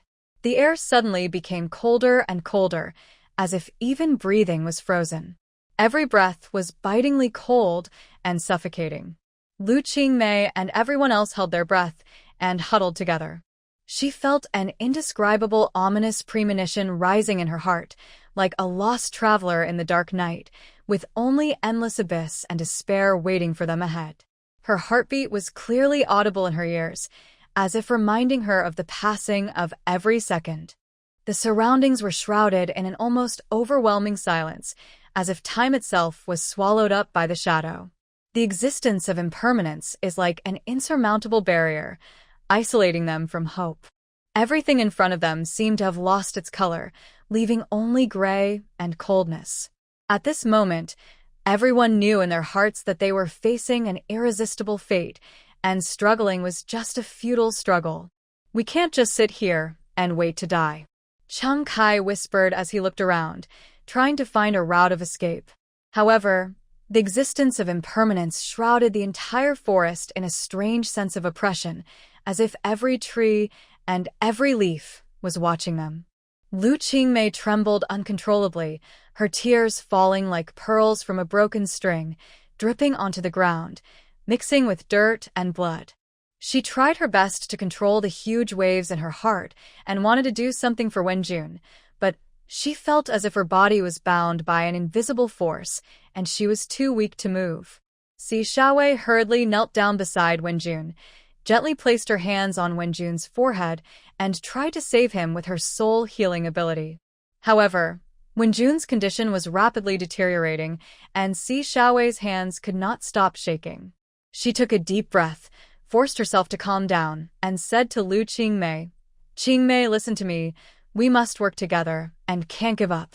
It's useless. It's useless. It's useless." Lu Qingmei suddenly made a creepy sound, and her eyes turned red because of despair. She pushed Si Xiaowei away, as if driven by an inhuman force, and fell on Wenjun. Her movements were crazy and swift, as if she had lost her humanity in an instant. She leaned over Wenjun's face and devoured it frantically, like a hungry dog gnawing at its prey. Blood and tears intertwined, and a suppressed fear filled the air. Every movement of Lu Qingmei seemed abnormally outrageous, but with a kind of sadness that was impossible to look at directly. Si Xiaowei looked at all this in shock, almost daring to believe her eyes. Her heart was covered with extreme panic and helplessness, but she could only stand stiffly aside, at a loss. Si Xiaowei came back to her senses and quickly reached out to pull Lu Qingmei, but Lu Qingmei was like crazy, biting Wenjun non-stop. Suddenly, a ray of light shot out from Wenjun's body and directly penetrated Lu Qingmei's body. Lu Qingmei screamed and fell to the ground. Si Xiaowei looked at this scene in surprise. She found that Wenjun's complexion gradually returned to normal and her breathing became stable. In this sudden change, Si Xiaowei stared at Lu Qingmei's figure lying on the ground in a daze. Her mind was blank and she didn't know how to react. The sudden light filled the whole scene with a weird atmosphere, as if everything was controlled by some mysterious force. Chung Kai and Shenbei were also stunned by this sudden change. They quickly rushed to Lu Qingmei and Wenjun. Chung Kai bent down and anxiously checked Lu Qingmei's situation, while Shenbei looked around vigilantly, trying to find the trace of impermanence. She's still alive, Chen Kai whispered, feeling relieved, but his face was still gloomy. We have to take her away from here immediately. Si Xiaowei squatted down and gently held Lu Qingmei's cold hand, her eyes filled with endless sadness and self-blame. She couldn't understand why things turned out like this, but she knew that now was not the time to pursue the cause. She and Chen Kai worked together to help Lu Qingmei up, ready to leave this dangerous place together. However, just as they were about to act, Wu Chang's sneer came from the darkness again, like the whisper of the god of death, chilling people. Do you think you can escape? His voice seemed to come from all directions, and it was difficult to distinguish between the real and the fake. The gears of fate have begun to turn, and no one can reverse it. Wu Chang's voice carried some kind of irresistible threat, and the air seemed to freeze. Suddenly, a strong storm came from all sides, rustling the leaves, and the sky seemed to be shrouded in a strange cloud. Chen Kai clenched his fists tightly, and his eyes were burning with anger. Wu Chang, we are not afraid of you. No matter what means you use, we will not surrender. He shouted loudly, as if he wanted to break the endless darkness with his determination. Shun Bei also stood up. His eyes were firm and sharp, like a sharp sword. We are in the same group. No matter how you put pressure on us, you can't destroy our beliefs, he said, his voice full of unshakable determination. Chen Kai looked around, trying to find a way to escape from those treacherous and changeable shadows. He lowered his voice, with a determination that could not be ignored. We must not stay here any longer. Otherwise we will be swallowed up by Wu Chang one by one. His power is beyond imagination. We can only find his flaws or find a safer haven. Shun Bei heard the words and nodded firmly, clenched his fists, and looked at every subtle movement around him vigilantly. Si Xiaowei tried her best to support Lu Qingmei. Although she was usually timid, she was calm at this moment. Although her body was shaking with fear, she knew that every moment at this moment was about life and death. She must not retreat, let alone become a burden to Xinbei. Wu Chang smiled slightly, and his bright red lips were particularly dazzling on his pale face. He announced coldly, "Okay, the game officially begins." In an instant, everyone present seemed to be in a nightmare. The sky was spinning, and the surrounding scene began to distort and collapse. Si Xiaowei felt a wave of nausea surge in her heart. She was horrified to find that Lu Qingmei, whom she had supported tightly, disappeared in the blink of an eye, as if she had been completely wiped out from this world. Then, Shunbei's figure disappeared from her sight. Brother Bai! Brother Bai! Where are you? Si Xiaowei shouted heartbreakingly, her voice full of despair and helplessness. She looked around, and those companions who had fought side by side with her were now gone. An unprecedented fear surged like a tide, drowning her, making her body stiff and numb. The shadows around her seemed to have life, becoming thicker and thicker, as if they were going to swallow her up. She tried to shout for help, but found that her throat seemed to be tightly strangled by something, and she couldn't make even a sound. She watched those once familiar figures disappear one after another in the twisted shadows, and her heart was in unbearable pain. However, at this moment of despair, Chen Kai's firm and powerful voice rang in her ears. "We can't just give up." Si Xiaowei looked up at Chen Kai, only to see him clench his fists, with an unyielding light flashing in his eyes. She knew that they couldn't give up hope of life. She took a deep breath, trying to regain consciousness in every cell of her body. Although her body was still shaking, she clearly realized that this was her only way out of the predicament.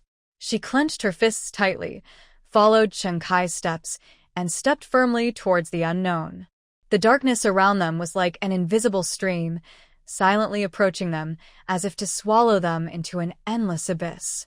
Although the fear in their hearts was like a surging tide, Chen Kai and Si Xiaowei knew that they could not stand still, let alone be deceived by this illusory world. They supported each other, and their steps were slow but extremely firm. As they moved forward, the scene around them began to become strange and weird, as if the whole world was constantly being torn apart and reorganized. The walls were sometimes cold old stone bricks and sometimes turned into rotten wooden boards. Every step was like stepping into the threshold of another world.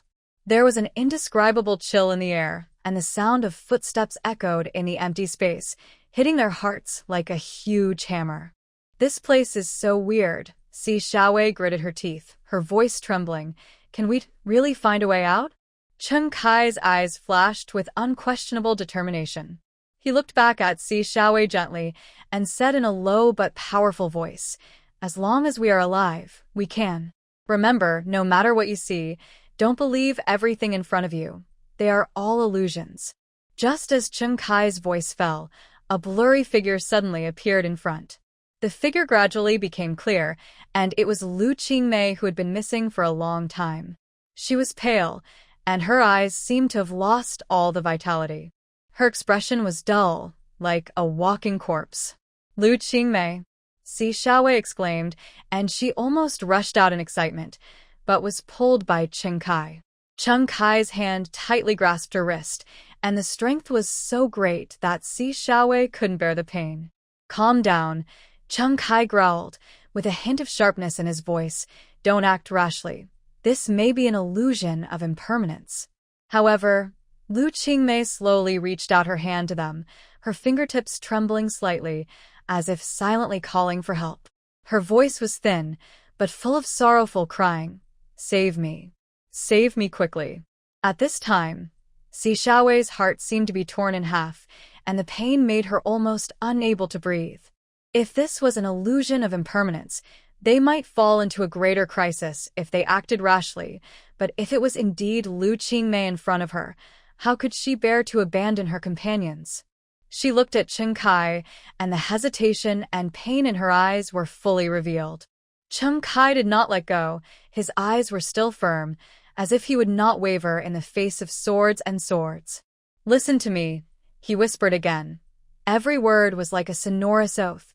"No matter what is in front of us, we can only trust each other and must not be deceived by illusions." Si Xiaowei took a deep breath and forced herself to calm down. She knew that the calmness and determination at this moment were not only related to their survival, but also to the fate of Lu Qingmei.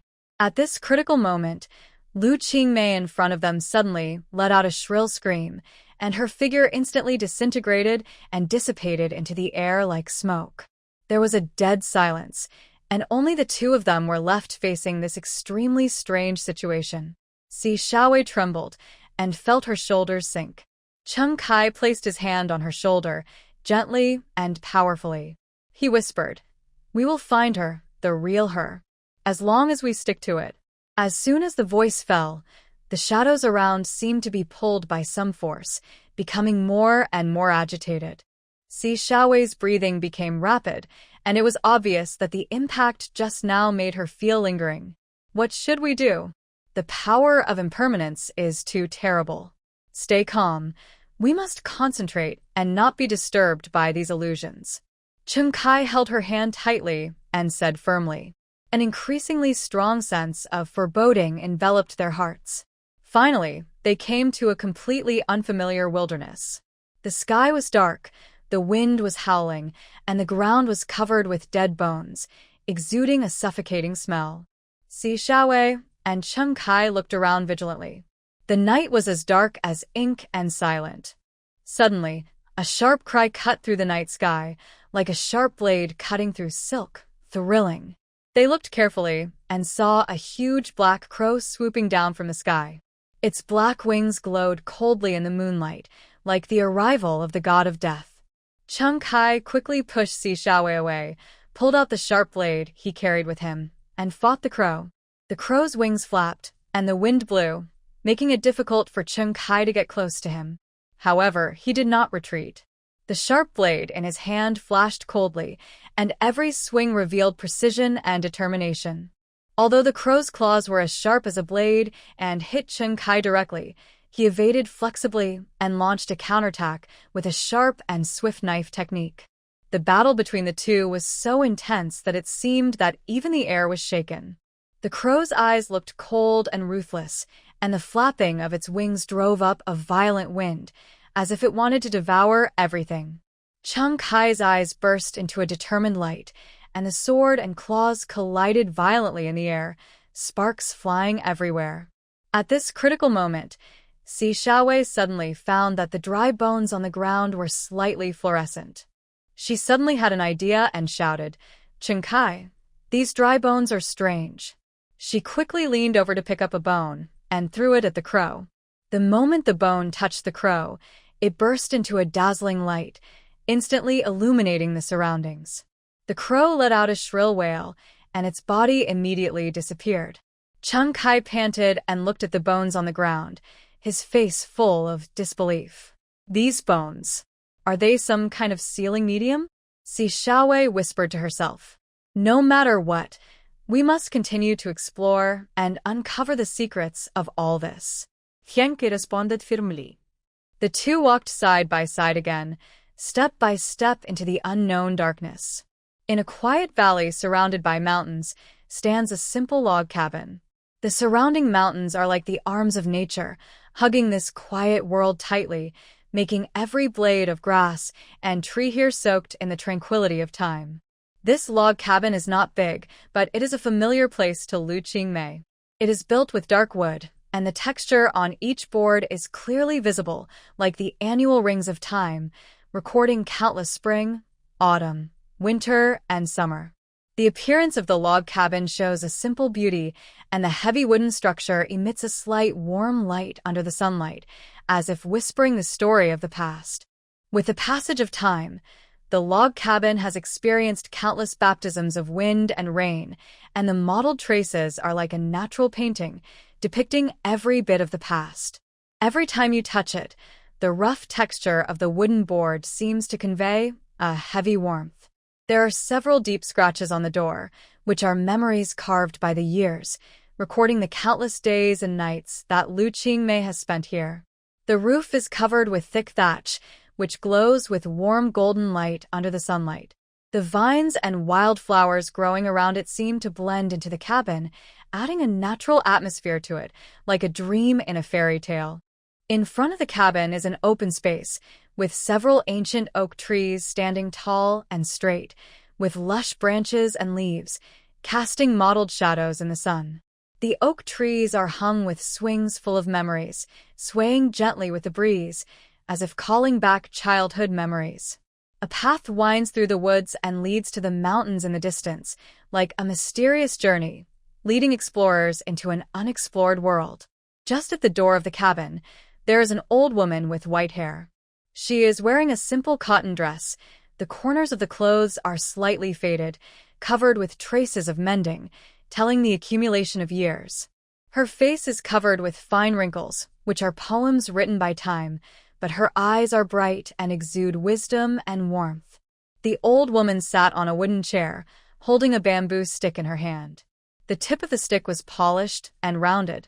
It was obviously an old friend who had been with her for many years. She stared at the mountains in the distance quietly, with a faint smile on her face. The smile was as warm as the spring breeze, which seemed to soothe all the anxiety and worries in her heart. Beside her, there was a well-tended small garden full of various flowers and plants. The colorful flowers bloomed in the sun, and the air was filled with elegant floral fragrance, refreshing. Bees and butterflies shuttled busily among the flowers, and birds sang happily among the treetops, as if accompanying this beautiful scene. A clear stream flowed not far away, and the gurgling sound of the water added a beautiful movement to the quiet valley. All this constituted a quiet and beautiful picture, full of harmony and tranquility, as if time had stopped here, and only the wind in the mountains blew gently, bringing a hint of coolness, making people feel relaxed and happy. Grandma. Lu Qingmei still stared at the old woman in front of her, and she couldn't help but call out. This call seemed to travel through time and space, hitting the softest part of her heart. The old woman's eyes turned to her softly, with a kind light in her eyes, and her smile deepened. Lu Qingmei couldn't wait to run towards her grandmother. She felt a nameless panic. She couldn't tell what she was afraid of. She just knew that she instinctively ran to the place she wanted most. The old woman opened her arms and waited for Lu Qingmei's arrival with a warm and loving attitude. Lu Qingmei, wake up, this is an illusion. Han Yi suddenly appeared. He built a wall with flames and blocked Lu Qingmei's way. Lu Qingmei stopped suddenly. All the familiar scenes in front of her were distorted and deformed like plastic under the baking of the flames, becoming blurred and indistinguishable. However, Grandma was still waiting for her on the opposite side. Lu Qingmei still rushed forward regardless of everything. Han Yi widened his eyes and chased forward anxiously, trying to stop this madman. However, the enthusiasm and desire in Lu Qingmei's heart made her ignore all obstacles and run towards the image she loved deeply. Lu Qingmei ignored Hanya's obstruction and rushed straight to the flames. Her eyes were firm and resolute, and it seemed that nothing could stop her from moving forward. Seeing that the flames were about to engulf her, Han Yi quickly took action and tried to pull Lu Qingmei back. However, Lu Qingmei's strength was unexpected, and she easily broke free from Han Ye's restraints. I have to go over, that's my grandma. Lu Qingmei's voice was shrill and firm, and tears were fluttering in her eyes, almost bursting out. The flames burned all around, crackling, as if laughing wildly and mocking the fragility of human beings. The temperature in the air continued to rise, and the suffocating heat wave rolled in. Han Yi was anxious. He couldn't let Lu Qingmei take this risk, let alone see her get hurt in front of him. At this critical moment, a breeze blew over inexplicably, and the fire miraculously weakened. In the hazy smoke, a vague figure gradually emerged. When the smoke dissipated, Lu Qingmei was surprised to find that it was her grandmother. The old lady still had such a kind face, as if the years had not left any traces on her. Qingmei, come here, come to Grandma. The old woman stretched out her hand, her voice as gentle as before. Lu Qingmei hesitated for a moment, almost overwhelmed by emotion. She stepped forward involuntarily, tears already sliding down her cheeks. But just as she was about to step into the flames, Han Yi grabbed her wrist, his voice anxious and full of helplessness. Lu Qingmei, look carefully. This is an illusion. You can't go over. Hanya's voice was like a basin of cold water poured down, and Lu Qingmei's mind was cleared up a little in an instant. She stared at the so-called grandma again, her eyes full of complexity and pain. The illusion of flowers in the mirror and moon in the water became more and more distorted in the flames, but the old woman's voice still lingered in her ears, as if from another world. Qingmei, come here, come to Grandma. The old woman called again, her voice mixed with irresistible warmth and a hint of haste. At this time, a huge confusion surged in Lu Qingmei's heart, and she began to doubt everything in front of her.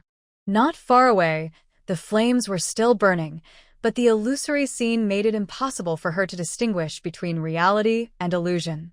She took a deep breath and tried to control the emotional fluctuations in her heart. Hanya's hand was still tightly holding her wrist, and he seemed to be pulling Lu Qingmei back from another world. His eyes were full of determination and anxiety. Lu Qingmei, that's not your grandma. She's gone. You have to accept the reality. Lu Qingmei's eyes were full of tears, and she nodded painfully. The inner struggle almost made her collapse. She knew that Han Yi was right, but the longing was like a sharp blade cutting her heart. Han Yi, I know, but I really want to see her again. Lu Qingmei shouted hoarsely, and tears fell to the ground one by one, as if venting the pain in her heart. Lu Qingmei, you can't indulge in the past. You have to look forward. Hanya's voice was low and heavy, as if carrying the power of the whole world, pulling her back from the abyss. When the last wisp of smoke dissipated, the open space in front of the wooden house returned to tranquility, as if the flames and illusions just now were just dreams. Lu Qingmei's heart was still beating violently, but she knew that she really needed to let go, although it was hard to leave. She turned her head involuntarily and looked at the carefully maintained small garden. The colorful flowers in the garden were still blooming in the sun, and the air was filled with elegant floral fragrance. Bees and butterflies were busy among the flowers, and birds were singing happily on the treetops, as if nothing had changed. Lu Qingmei slowly let go of Hanya's hand and walked towards the familiar garden. Her steps were slow and firm, and every step seemed to be stepping into the memories of the past. She gently stroked the flowers, and each petal seemed to whisper about the little things she had experienced with her grandmother. Grandma. She murmured to herself, with new tears in her eyes. She closed her eyes and seemed to feel her grandmother by her side, and the warm breath surrounded her, making her heart gradually calm down. Hanyi stood aside, watching this scene silently. He did not interrupt because he knew that this was the healing process that Lu Qingmei needed. His eyes were gentle and firm, and he secretly vowed in his heart that he would protect her no matter what, and not let her fall into this pain again. Time seemed to stop at this moment, and only the wind in the mountains blew gently, bringing a hint of coolness. Qingmei, let's go. Hanya's voice was soft and firm. Lu Qingmei opened her eyes. She nodded, and the two walked out of the garden together and headed towards the path leading to the distance. The winding path was like a mysterious journey, leading them into an unknown world. The figures of the two gradually disappeared in the dense woods, as if they were gently embraced by nature. The quaint cabin stood quietly in the depths of the valley, like a guardian of time, silently witnessing the changes of the years and the flow of emotions in the world. Its wooden walls were covered with mottled marks, telling countless stories and memories.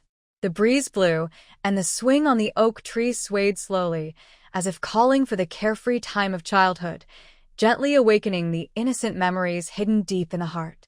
The stream on the side gurgles, and the clear sound of flowing water echoes in the valley, composing a distant piece of music for this quiet world. The chirping of birds and the whispering of leaves interweave into a harmonious natural picture, which makes people feel the rhythm of life and the beauty of tranquility. Suddenly, a breeze passed by, bringing a mysterious atmosphere. Outside the door, a figure quietly appeared, as if walking out of the gap in time and space. There was a deep light flashing in the bright eyes, which seemed to contain endless secrets. The figure gradually approached the wooden house, and a meaningful smile appeared at the corner of his mouth. The figure of the old woman gradually disappeared in the breeze, and her loving eyes and gentle call seemed to linger in the air for a long time. Lu Qingmei was pulled back to reality by Han Yi, and the ripples in her heart slowly calmed down, but the deep thoughts still followed her like a shadow, never leaving. The two continued to walk along the winding path, and the road under their feet gradually became rugged and bumpy. Every step seemed to be fighting against time. After an arduous trek, they finally arrived at a vast open area. The scene in front of them suddenly became clear and refreshing. An ancient stone bridge that has experienced vicissitudes of life spans a clear river. The river flows gently, making a pleasant sound, as if whispering an ancient story. Under the sunshine, the river surface sparkles and flashes with dazzling light, like countless bright gems beating. At both ends of the stone bridge stand two majestic stone statues. They are wearing heavy armor, holding sharp swords, and their eyes are firm and deep, as if they are always vigilantly guarding the secrets and treasures of this mysterious land. Lu Qingmei stopped and carefully observed the mottled marks on the stone statue, as if she could feel the breath of those long-standing history. She turned to look at Han Yi, her eyes full of doubt and expectation. Should we cross this bridge? Han Yi nodded, his eyes firm. This is the only passage. Continuing forward may solve more mysteries. So, the two stepped onto the stone bridge, taking every step carefully, as if they were stepping into a mysterious world. After crossing the stone bridge, they entered a dense forest. The light here was dim, and the trees were tall and straight, with dense branches and leaves covering the sky. Lu Qingmei and Han Yi supported each other and walked carefully on the winding path. The surroundings were filled with a faint fragrance of grass and trees, and the chirping of birds came one after another, as if leading them. After walking for an unknown period of time, they faintly heard a sound of water coming from the front. Following the sound, they found a waterfall hidden deep in the woods. The waterfall poured down from a high place, splashing water and making a thunderous roar. At the bottom of the waterfall, there was a calm pool of water, sparkling like a huge mirror, reflecting the blue sky and white clouds in the sky. Lu Qingmei looked at the beautiful scene and couldn't help but sigh. This is really a paradise. Han Yi also smiled in agreement. That's true, but we have to keep going. Maybe there is a secret behind the waterfall. The two walked along the edge of the pool to the back of the waterfall and found a narrow cave entrance. The cave entrance was blocked by rocks and vines. If you don't observe carefully, it is difficult to find its existence. Lu Qingmei and Han Yi looked at each other and decided to enter the cave to find out. The light in the cave was dim, the walls were slippery, and the air was filled with moisture and the smell of soil. They lit the torches they carried and moved forward steadily. The passage in the cave was winding and gradually extended underground. As they went deeper, the stone carvings and symbols on the cave walls gradually appeared, as if telling the story of an ancient civilization. Suddenly, a spacious hall appeared in front of them. In the center stood a huge stone tablet, which was engraved with strange runes. There were several altars around the hall, on which were placed some ancient artifacts, which seemed to be relics of some gods. Lu Qingmei and Han Yi approached the stone tablet carefully, trying to decipher the runes on it. However, these runes were complex and difficult to understand, and no matter how they pieced them together, they could not form a clear meaning. Just when they were at a loss, a low voice came from behind. You have entered the mysterious Forbidden Land. Are you ready to face its test? The two turned around suddenly and found a mysterious figure in a black robe and his face hidden in a hood standing at the entrance of the cave, holding a scepter emitting a strange light in his hand. The eyes stared at them through the shadow of the hood, as if they could see through everything. Lu Qingmei and Han Yi looked at each other and saw the same determination in each other's eyes. Lu Qingmei stepped forward and said, "No matter what the test is, we will face it." The black-robed man smiled slightly, as if he was satisfied with their answer.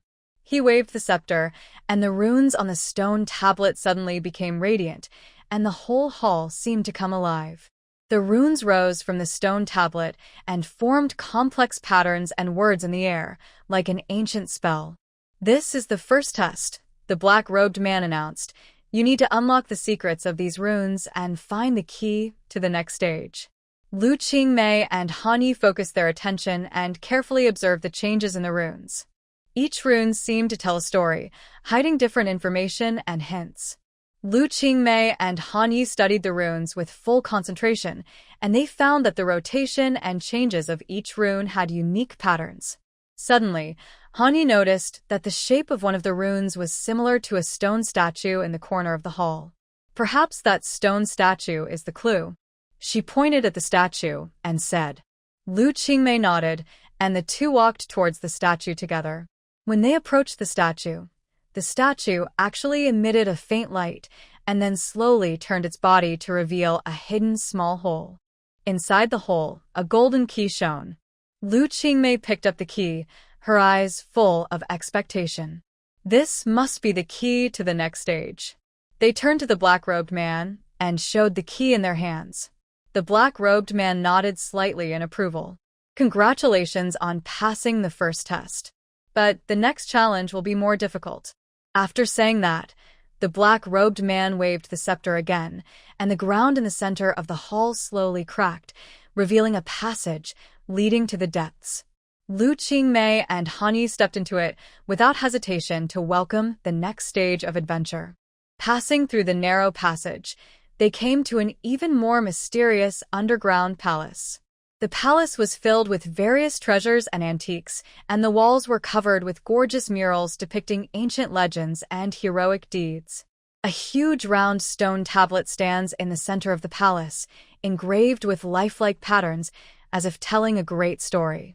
This seems to record a lost civilization, Lu Qingmei whispered, her eyes flashing with curiosity and amazement. Han Yi nodded, also shocked by the scene before him. We must unravel the secrets of these murals and stone tablets. Maybe they will lead us to find more important answers. They moved carefully in the palace, carefully observing every mural and every detail. Through comparison and analysis, they gradually pieced together a piece of lost history and mysterious legends. At this moment, an unexpected discovery surprised them in a mural. There was actually Lu Qingmei's figure. How is this possible? Lu Qingmei looked at the mural in front of her in surprise. The face of the woman in the painting was exactly the same as hers, as if she had traveled through time and space and participated in that ancient legend. Her heartbeat accelerated, and an indescribable feeling surged in her heart. Han Yi stood beside her, his eyes revealing deep exploration and desire. He frowned and thought for a moment, then guessed, "Perhaps you have some mysterious connection with this ancient civilization." Lu Qingmei listened to Han Yi's words while looking at the woman in the painting, revealing a trance. She reached out and gently stroked the lifelike face, feeling the cold touch on the stone wall. Suddenly, her fingertips touched some delicate text carvings. "There seems to be words here." Lu Qingmei carefully identified the vague characters and murmured to herself, "Hanyuan." Before she finished her words, the whole cave seemed to tremble because of her discovery, as if the secret that had been sealed for thousands of years was about to be unveiled. At this moment, Lu Qingmei and Han Yi realized that what they were facing was far more than an ancient legend, but a history that was closely related to them. The two decided to continue to explore in depth and find more clues. With continuous discoveries, they gradually uncovered a huge secret. This ancient valley was once a prosperous center of civilization, and the current wooden houses and waterfalls are all relics of this civilization. They found that this lost civilization was once full of wisdom and power, but due to a catastrophic change, the entire civilization disappeared in the long river of history. Lu Qingmei's figure in the mural means that she may be the key to solving this ancient mystery. A hidden corner on the wall attracted Lu Qingmei's attention. The mural there depicted an epic battle, with flames flying and the sky and earth collapsing. The warriors in the painting showed a determined look on their faces, fighting a desperate battle with a dark force. And at the center of the battle, there was a person holding a shining artifact, and it was Lu Qingmei. "Look, there is a hidden mechanism here." Han Yi pointed to a stone slab under the mural, which was engraved with complex patterns, like a puzzle. Lu Qingmei touched the stone slab lightly and felt a faint vibration. As her fingers slid, the stone slab made a click, and a secret door slowly opened. The two looked at each other, excited and nervous, and walked into the secret door carefully. The passage was deep and narrow, and the light swayed, reflecting the faces of the two. Hanyuan God, after millions of years of cultivation, finally reached the divine realm, shining brightly in the sky. However, the world changed, a catastrophe came, and the world changed rapidly. One day, the spiritual energy stopped flowing, the magic power was reversed, the breath was disordered like a candle in the wind, and fell into endless nothingness. Millions of years of accumulation, like a river pouring down, the earth collapsed. In one day, the glory turned into dust, the flowers withered, and the stars fell. Lu Qingmei and Han Yi walked into the deeper and larger basement. The surroundings were gloomy and damp, and the air was filled with a rotten smell, as if no one had set foot here for thousands of years. The dim light cast a swaying shadow on the stone wall, as if countless eyes were peeping in the dark. "Han Yi, did you see the woman opposite?" Lu Qingmei suddenly stopped and gently pulled Han Yi's sleeve. Her voice was low and nervous, with a slight tremor, and she seemed particularly cautious. Han Yi followed her line of sight, but saw only an empty hall in front of him. He couldn't help but feel his scalp tingling. Even though he had dealt with ghosts before, he had never been in contact with ghosts for a long time like Lu Qingmei. Although Bingmu was also a spirit, her image was more like the kind-hearted bodhisattva in the temple, which made him always afraid of this real evil ghost. "Qingmei, what did you see?" Han Yi swallowed his saliva and tried to calm himself down. A big fireball began to gather silently in his palm, ready to deal with any emergency at any time. "It's the woman in the mural just now." Lu Qingmei stared at an empty space in front of her. "The woman in the mural, the goddess who looks exactly like you?" Han Yi asked while moving to the side and front of Lu Qingmei, ready for any eventuality. "Yes, she seems to be." Eating something. Lu Qingmei's eyes never left the empty space, and there was a hint of uneasiness in her voice. Han Yi frowned slightly and became more vigilant. He stared at the direction where Lu Qingmei was looking, hoping to catch a glimpse of something strange. The air seemed to become heavier, as if an invisible force was approaching. "What is she eating?" Han Yi asked in a low voice, trying to make his voice sound calm and firm. "It feels not ordinary food." Lu Qingmei's tone became more solemn, and she swallowed her saliva, as if trying to understand the scene in front of her.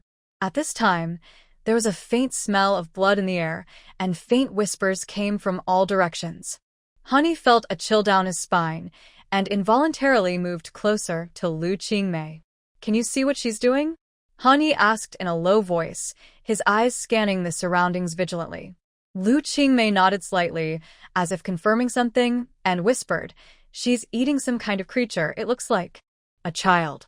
Han Yi's heart sank when he heard this. Although he was not good at dealing with evil spirits, he also knew that the most terrifying thing was this kind of evil spirit that feeds on life. Any rash action at the moment could cause unexpected consequences, so they had to act with caution. "Let's get closer and take a look," Lu Qingmei suggested, her tone firm. Han Yi did not refute, and the two of them followed Lu Qingmei's steps and gradually approached the open space. However, when they were only a few steps away, suddenly, the entire basement lit up with a soft light, as if they had traveled through the long river of time in an instant, leading them back to the scene described in the mural. At this moment, they were in a magnificent temple, surrounded by golden splendor and covered with ancient runes and decorations. On the central altar, a woman in gorgeous clothes was sitting on it. Her face was exactly the same as Lu Qingmei's, but her eyes were full of endless greed and coldness. The woman held a string of red jade beads in one hand and gently stroked a child kneeling on the ground with the other hand. The child had dull eyes and a pale face, and seemed to have lost all signs of life.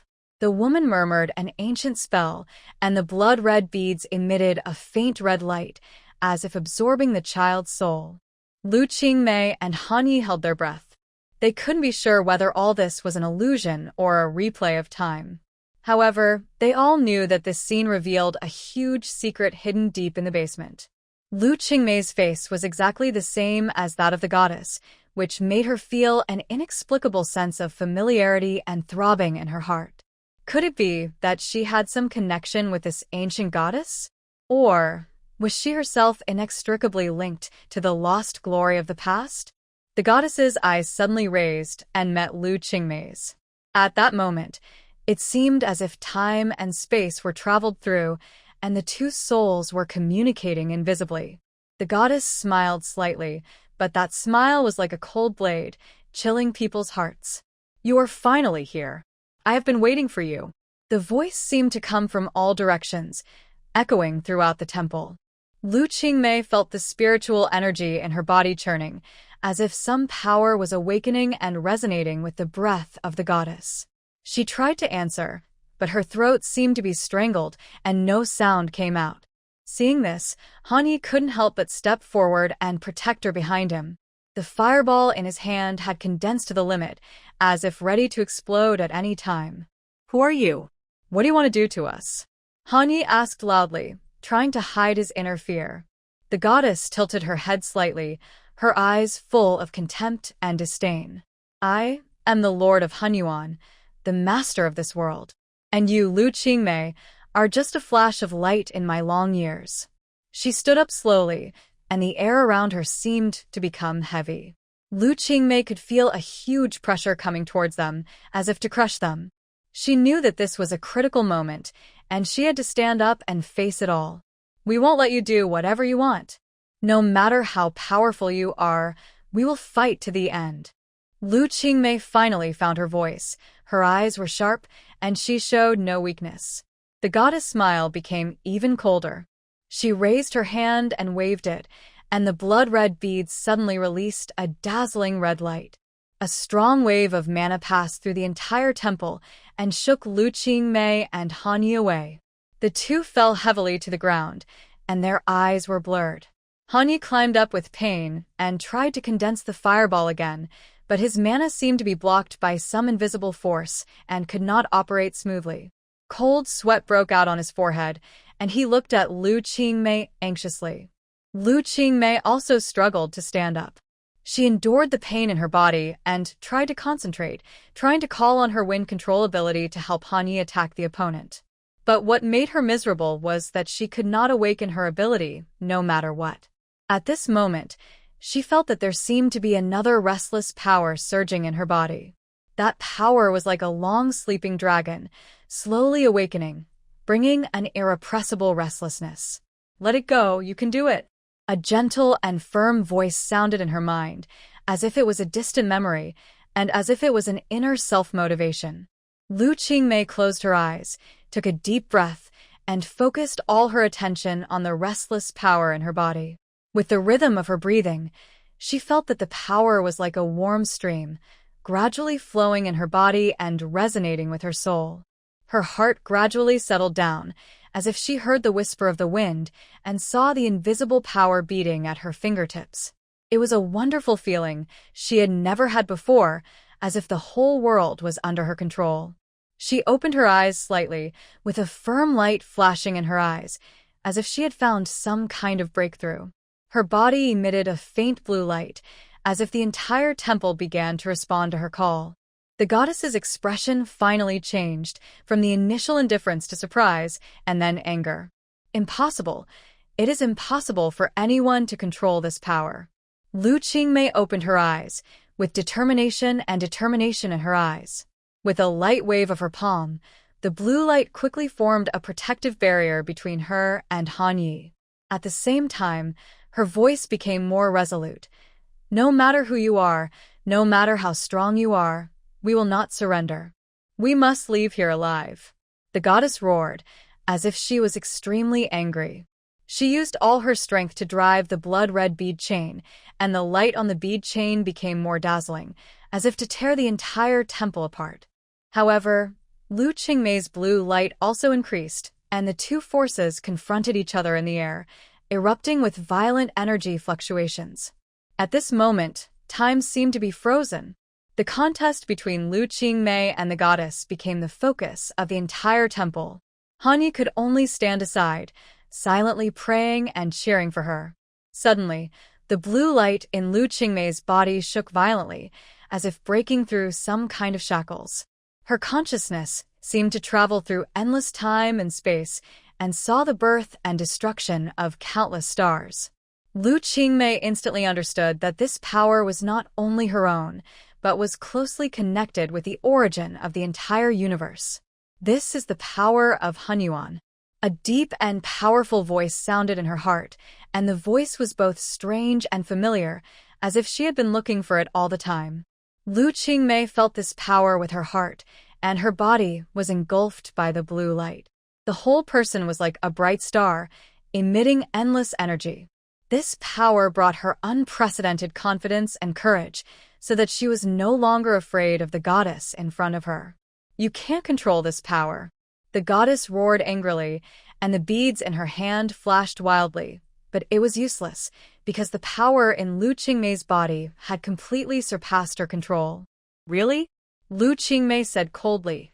"Then try it and you will know." As she spoke, the blue light became more and more dazzling, as if to light up the entire temple. Han Yi felt warm energy pouring into his body, and his wounds were gradually healing. The goddess's face turned pale, and she shouted unwillingly, "I am the Lord of Hunyuan. This power belongs to me." Lu Qingmei shook her head. "You are an evil spirit."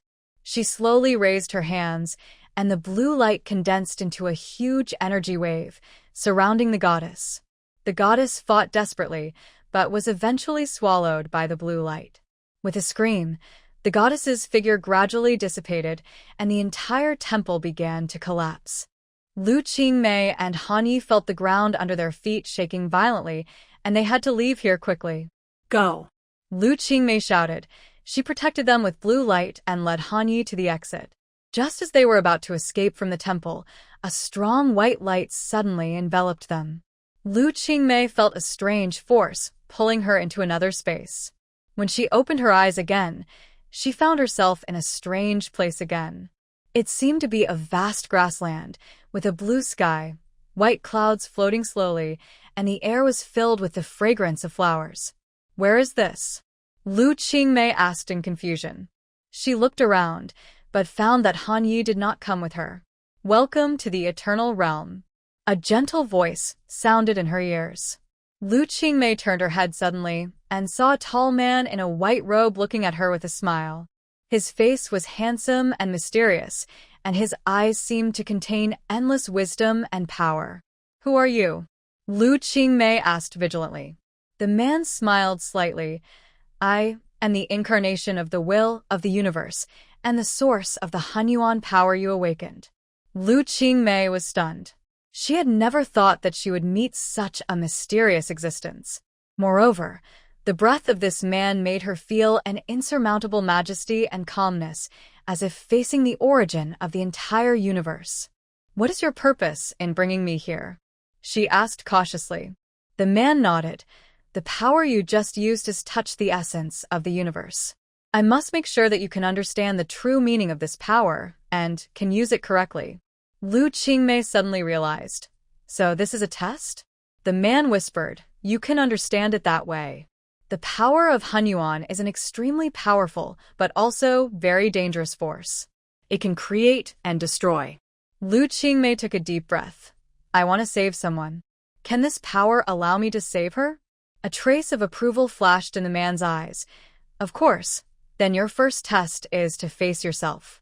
As soon as the voice fell, the surrounding scene changed instantly, and Lu Qingmei found herself in a dark wilderness. The surroundings were filled with terrifying whispers and gloomy atmosphere. "Lu Qingmei." A low voice sounded in her ears. "Do you really think you can control this power? You are just an ordinary mortal." Lu Qingmei clenched her fists and forced herself to calm down. "I know what this is. This is the fear and doubt in my heart." Many blurred images appeared in front of her eyes, which were scenes of pain and failure she had experienced in the past. Those images seemed to be laughing at her weakness and powerlessness, trying to destroy her fighting spirit. "You can't beat me. You don't deserve this power at all." The voice became sharper and harsher. Lu Qingmei closed her eyes, took a deep breath, and then said firmly, "I am not perfect, but I will fight to the end for the beliefs in my heart. Only by facing my weaknesses can I become truly strong." As she spoke, the dark wilderness began to dissipate, replaced by a bright light. She saw that the illusory self finally smiled and gradually merged into the light and disappeared. When the scene became clear again, Lu Qingmei returned to the grassland. The man in white robes was still standing there, smiling at her. "You passed the first test." The man praised. "The next test is the second test. Protection." Lu Qingmei nodded, her heart full of determination. She knew that no matter how many difficulties were waiting for her, she would not flinch and move forward bravely. Because Wenjun was still waiting for her. Lu Qingmei's heart burned with a firm flame, and she was determined to find a way to save Wenjun in this mysterious eternal realm. The man in white robe's eyes were full of depth and wisdom. He waved his hand gently, and the surrounding scene changed again. Lu Qingmei felt the grass under her feet gradually disappear, and her body seemed to be falling rapidly. When she stabilized her body and opened her eyes again, she found herself in front of an ancient and magnificent castle. The castle seemed to exude a magical energy, which was daunting but irresistible. The gate of the castle slowly opened, and a melodious music came from the inside, as if calling her in. "The test of protection begins here." The man's voice sounded in her ears again. Lu Qingmei was suspicious and walked slowly towards the castle gate. The moment she stepped over the threshold, the scene in front of her suddenly changed. She stood in the center of a magnificent hall. The walls around were inlaid with countless gems, shining brightly, and at the end of the hall was a huge crystal table with a pure and transparent crystal ball on it. Suddenly, a figure walked out of the darkness. It was a young man in a black robe. His eyes were piercing and there was a faint smile on his face, as if he had already anticipated Lu Qingmei's arrival. Welcome, Lu Qingmei. The man's tone was gentle, but a bit mysterious. I am the guardian. You need to pass my trial to complete the task of guardianship. Lu Qingmei nodded and did not flinch. I am willing to accept any challenge. The guardian nodded with satisfaction, raised his hand gently, and the crystal ball released a dazzling white light, illuminating the entire hall like daylight. Then, the white light condensed into a huge phoenix, with its wings spread out, as if to fill the entire space. Before he finished speaking, countless shadows suddenly appeared around the hall. These shadows seemed to exude a cold breath and gradually approached the phoenix. Lu Qingmei immediately felt a strong sense of crisis. She realized that these shadows were enemies who came to attack the phoenix.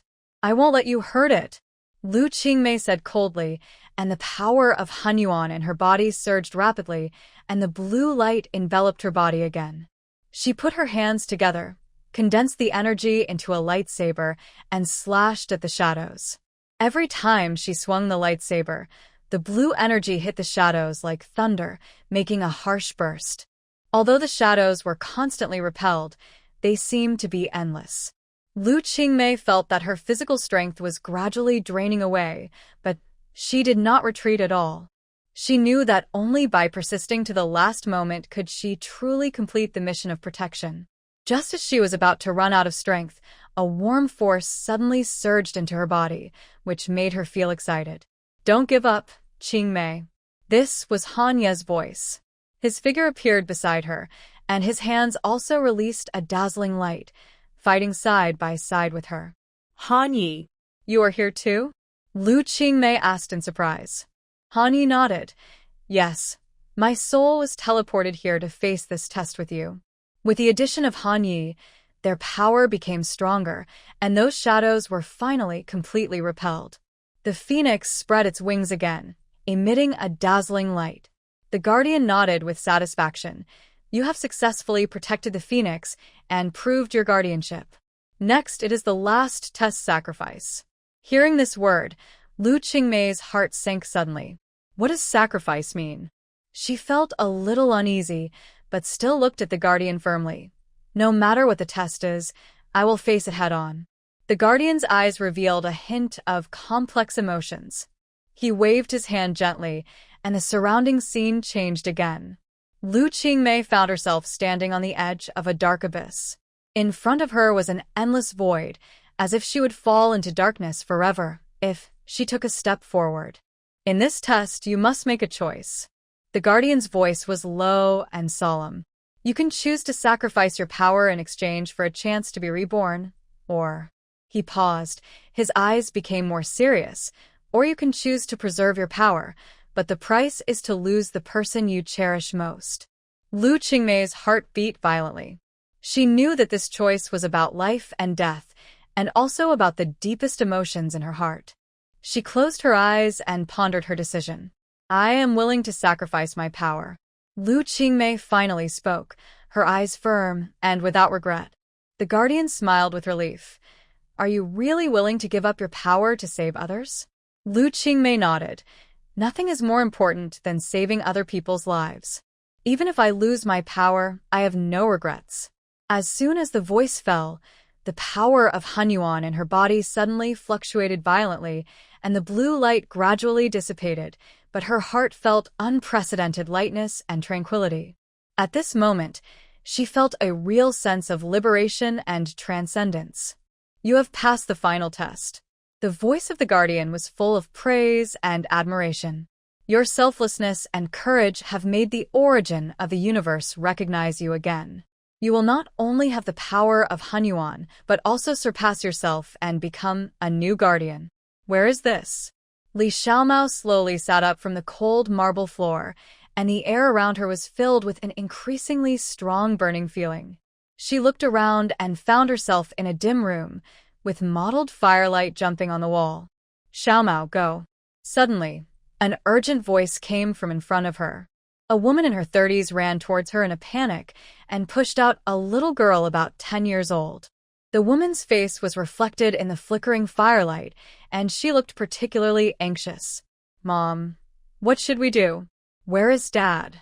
Let's leave here together. The little girl was so nervous that her voice trembled and her words were fragmented.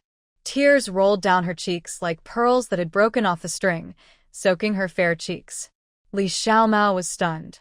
She stared at the woman and the little girl who was crying pitifully, and her heart was throbbing as if an electric current passed through her.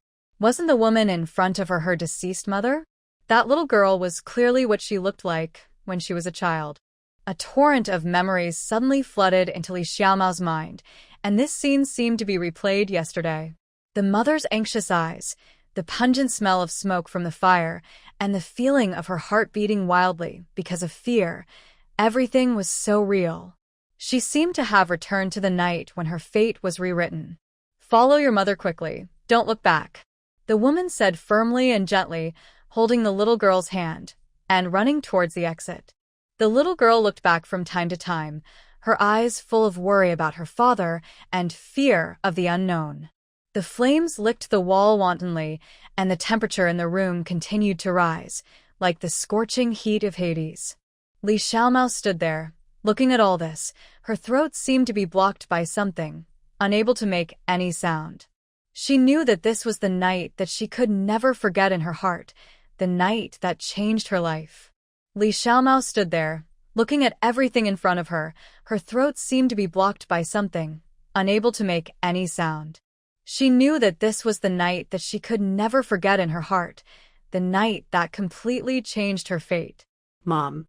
Li Xiaomao finally shouted out the familiar and heartbreaking name with difficulty. The scene in front of her, isn't this the fire that took the lives of her family 10 years ago? How could she return to this terrible moment again? Is this a dream, or some weird reality? The smoke in the air became thicker and thicker, and the red light of the flames reflected on her mother's terrified face. Time seemed to freeze at this moment. Li Xiaomao felt her heartbeat as violent as a drum, and her hands trembled involuntarily. All this seemed so real. The scorching air rushed towards her. The pungent smell of smoke filled her nostrils. She knew this was not a dream. Mom. She shouted again, with unspeakable anxiety and fear in her voice. She didn't understand why she woke up and returned to this moment 10 years ago, but she knew deep in her heart that she had to do something. This was her wound that had never healed, and it was also her only chance, the chance to save her family. This time, I must change everything. A firm thought flashed through Li Xiaomao's mind. The flames had begun to lick the ceiling of the room, and the furniture around was gradually engulfed by the flames, and the sound of explosions continued. Mom, let's go. Li Xiaomao picked up the little girl, that is, her childhood self, and tried to calm herself down. She pushed open the deformed door with all her strength and ran out with staggering steps. Mom, follow closely. She looked back and saw her mother following them with difficulty, her eyes full of determination. She knew that her mother had sacrificed her life to save them, but now she would not let this happen again. She took difficult steps, looking for a way out in the burning ruins. Suddenly, a familiar figure came into her sight. It was her father, who was trying to put out the flames with a fire extinguisher to buy time for them. Dad. Come here, let's go together. Li Xiaomao shouted loudly, her voice piercing through the roar of the flames and the crackling of the wood, making her father raise his head. You go first, I'll be the last. The father responded without hesitation and continued to spray the chemical liquid in the fire extinguisher vigorously, trying to open up a safe passage. Li Xiaomao knew that every second counted, so she took her mother's hand and ran out faster. They finally rushed out of the burning room and came to a relatively safe corridor. But the flames were still approaching, and the smoke was getting thicker and thicker, making it almost impossible to breathe.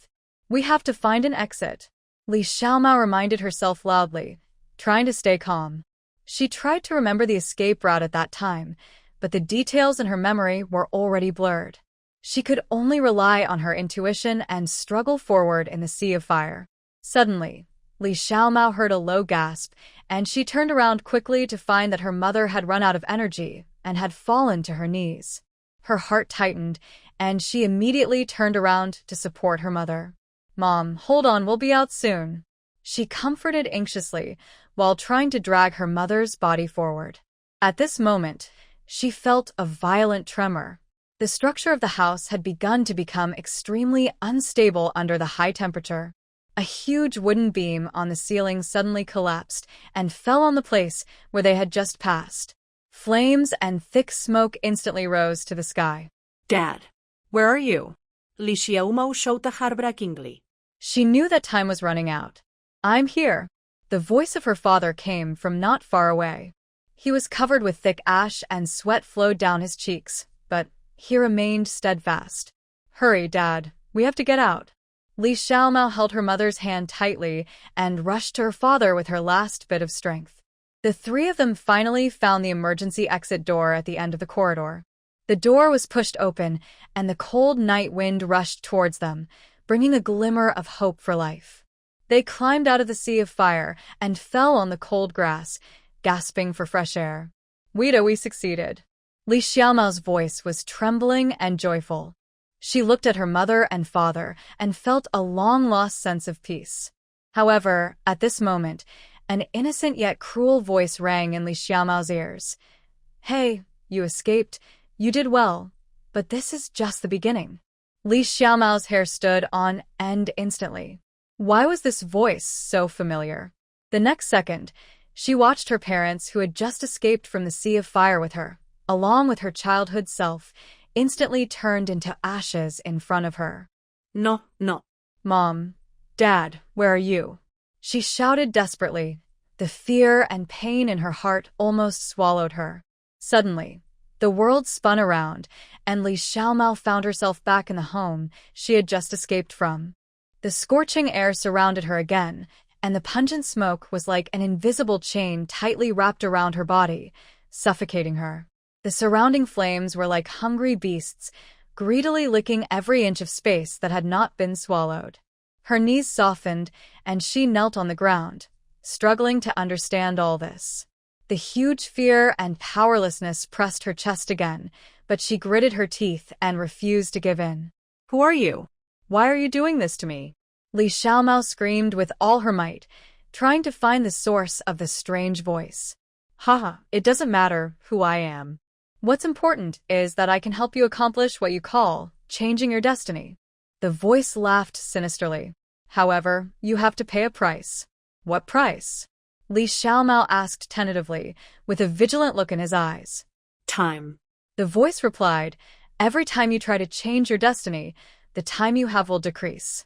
Once your time is exhausted, you will be trapped in this endless cycle forever. Li Xiaomou felt a chill, but she had no other choice. In order to save her family, she had to give it a try. She took a deep breath, stared at the sea of fire, and prepared to challenge her fate again. This time, she forced herself to calm down and carefully observe the changes in the fire. She realized that she had to find a more effective escape route. She remembered that there was a neglected window, perhaps that was their only chance of survival. Mom, follow me. Li Xiaomou firmly pulled her mother and the little girl and rushed to the corridor again. This time, she flexibly avoided the collapsed wooden beams and found the window covered by smoke. She pushed the window open with all her strength, letting her mother and the little girl escape first.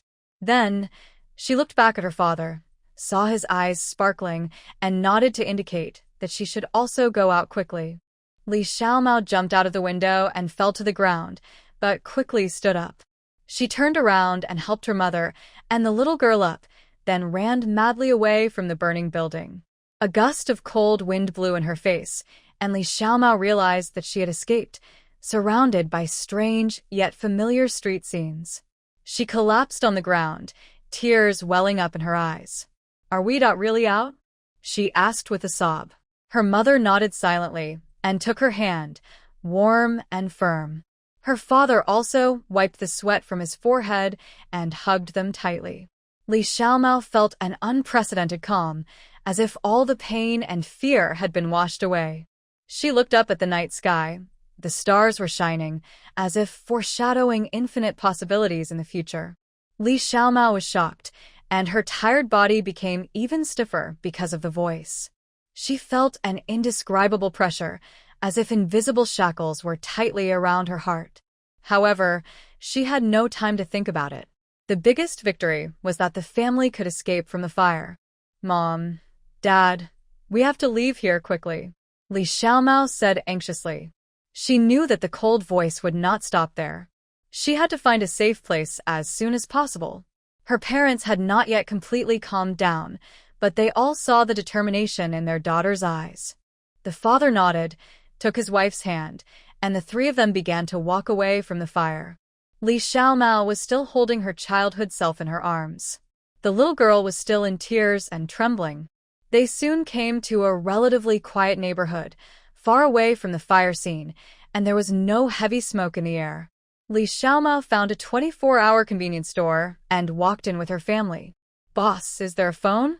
We need to call the police," Li Xiaomao asked the owner of the convenience store anxiously. The boss was startled by their embarrassed appearance, but still pointed to the public phone in the corner. Li Xiaomao immediately walked over and called the police. She reported the fire situation concisely and explained her location. After hanging up the phone, she breathed a sigh of relief and sat down on the chair. "What is going on, Xiaomao?" The mother finally couldn't help asking, "Why are you so familiar with all this?" Li Xiaomao hesitated, not knowing how to explain this strange reincarnation and that cold voice. But she knew that the more she concealed, the less she could protect her family.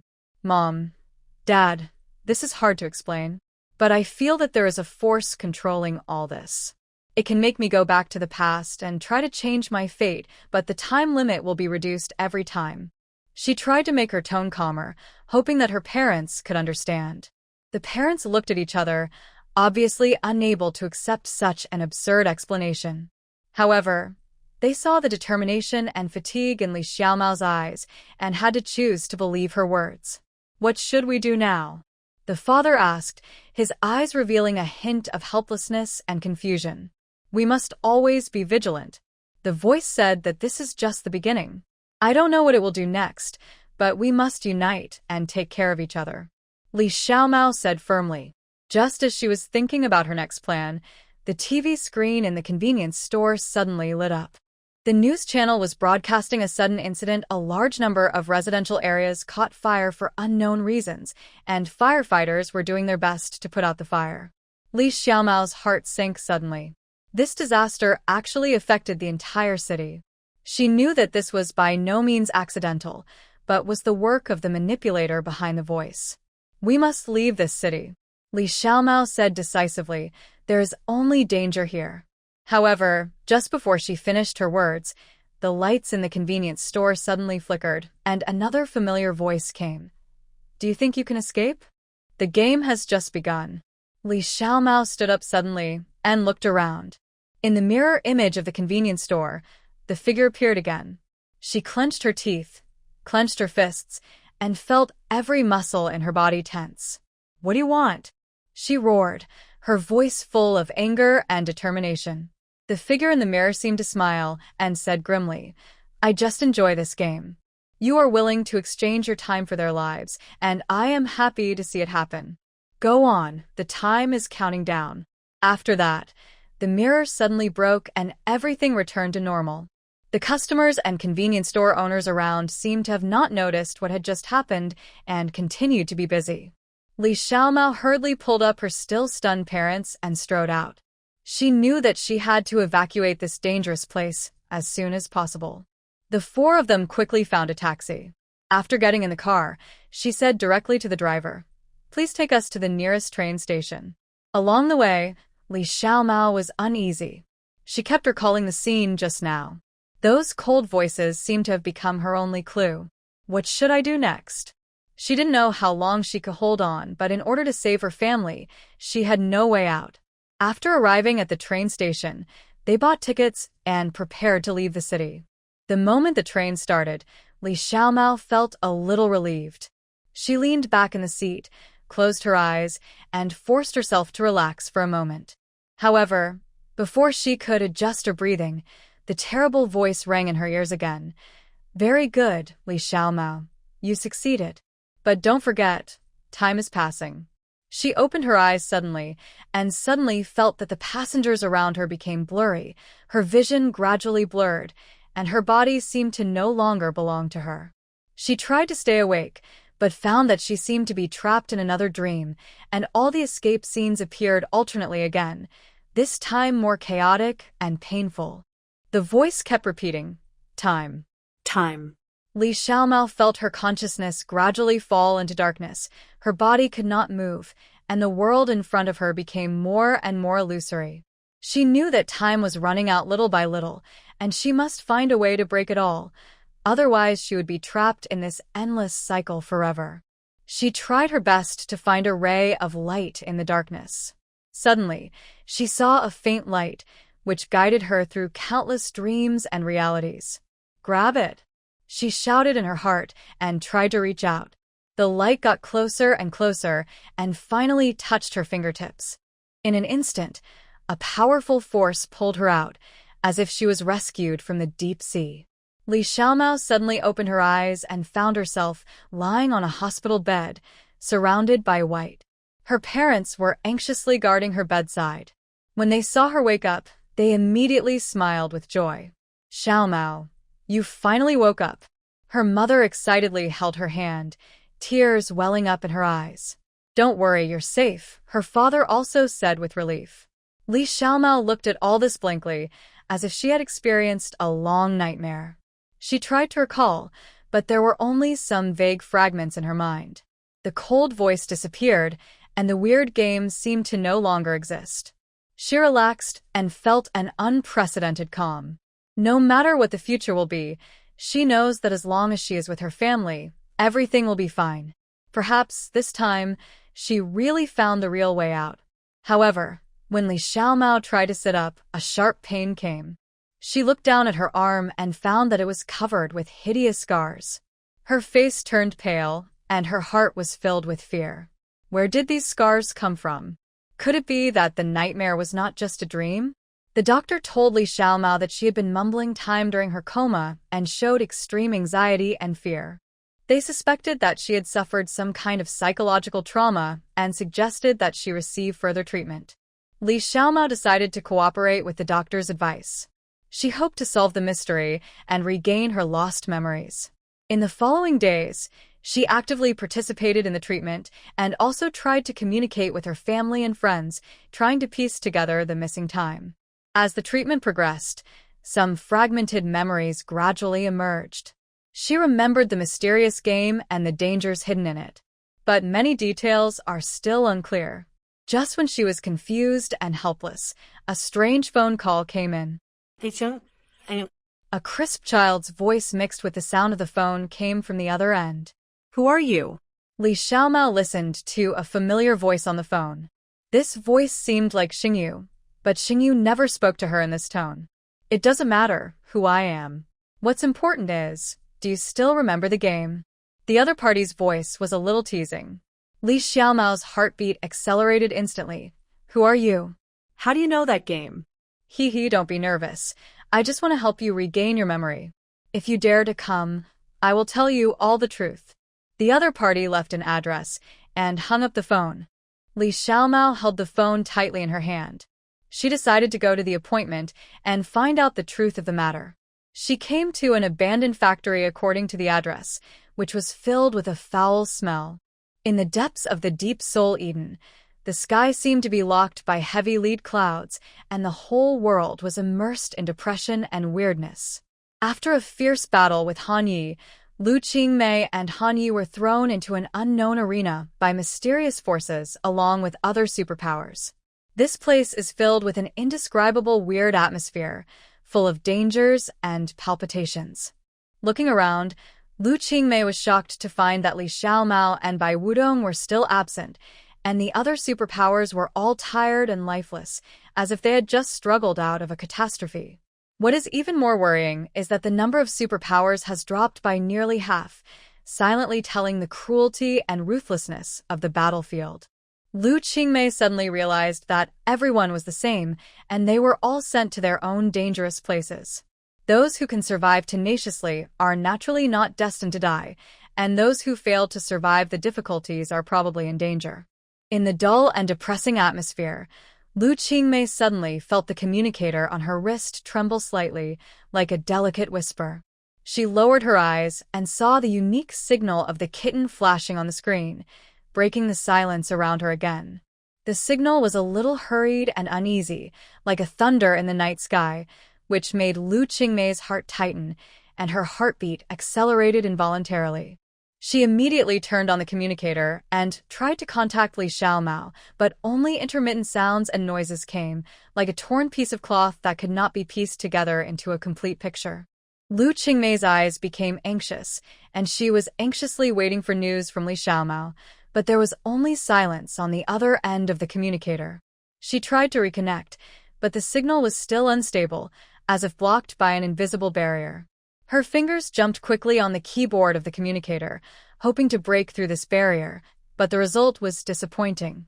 Lu Qingmei frowned. Her heart was full of anxiety and worry. She knew that Li Xiaomao must have encountered some emergency, otherwise he would not contact her like this. She took a deep breath, trying to calm herself down, and then tried to contact Li Xiaomao again.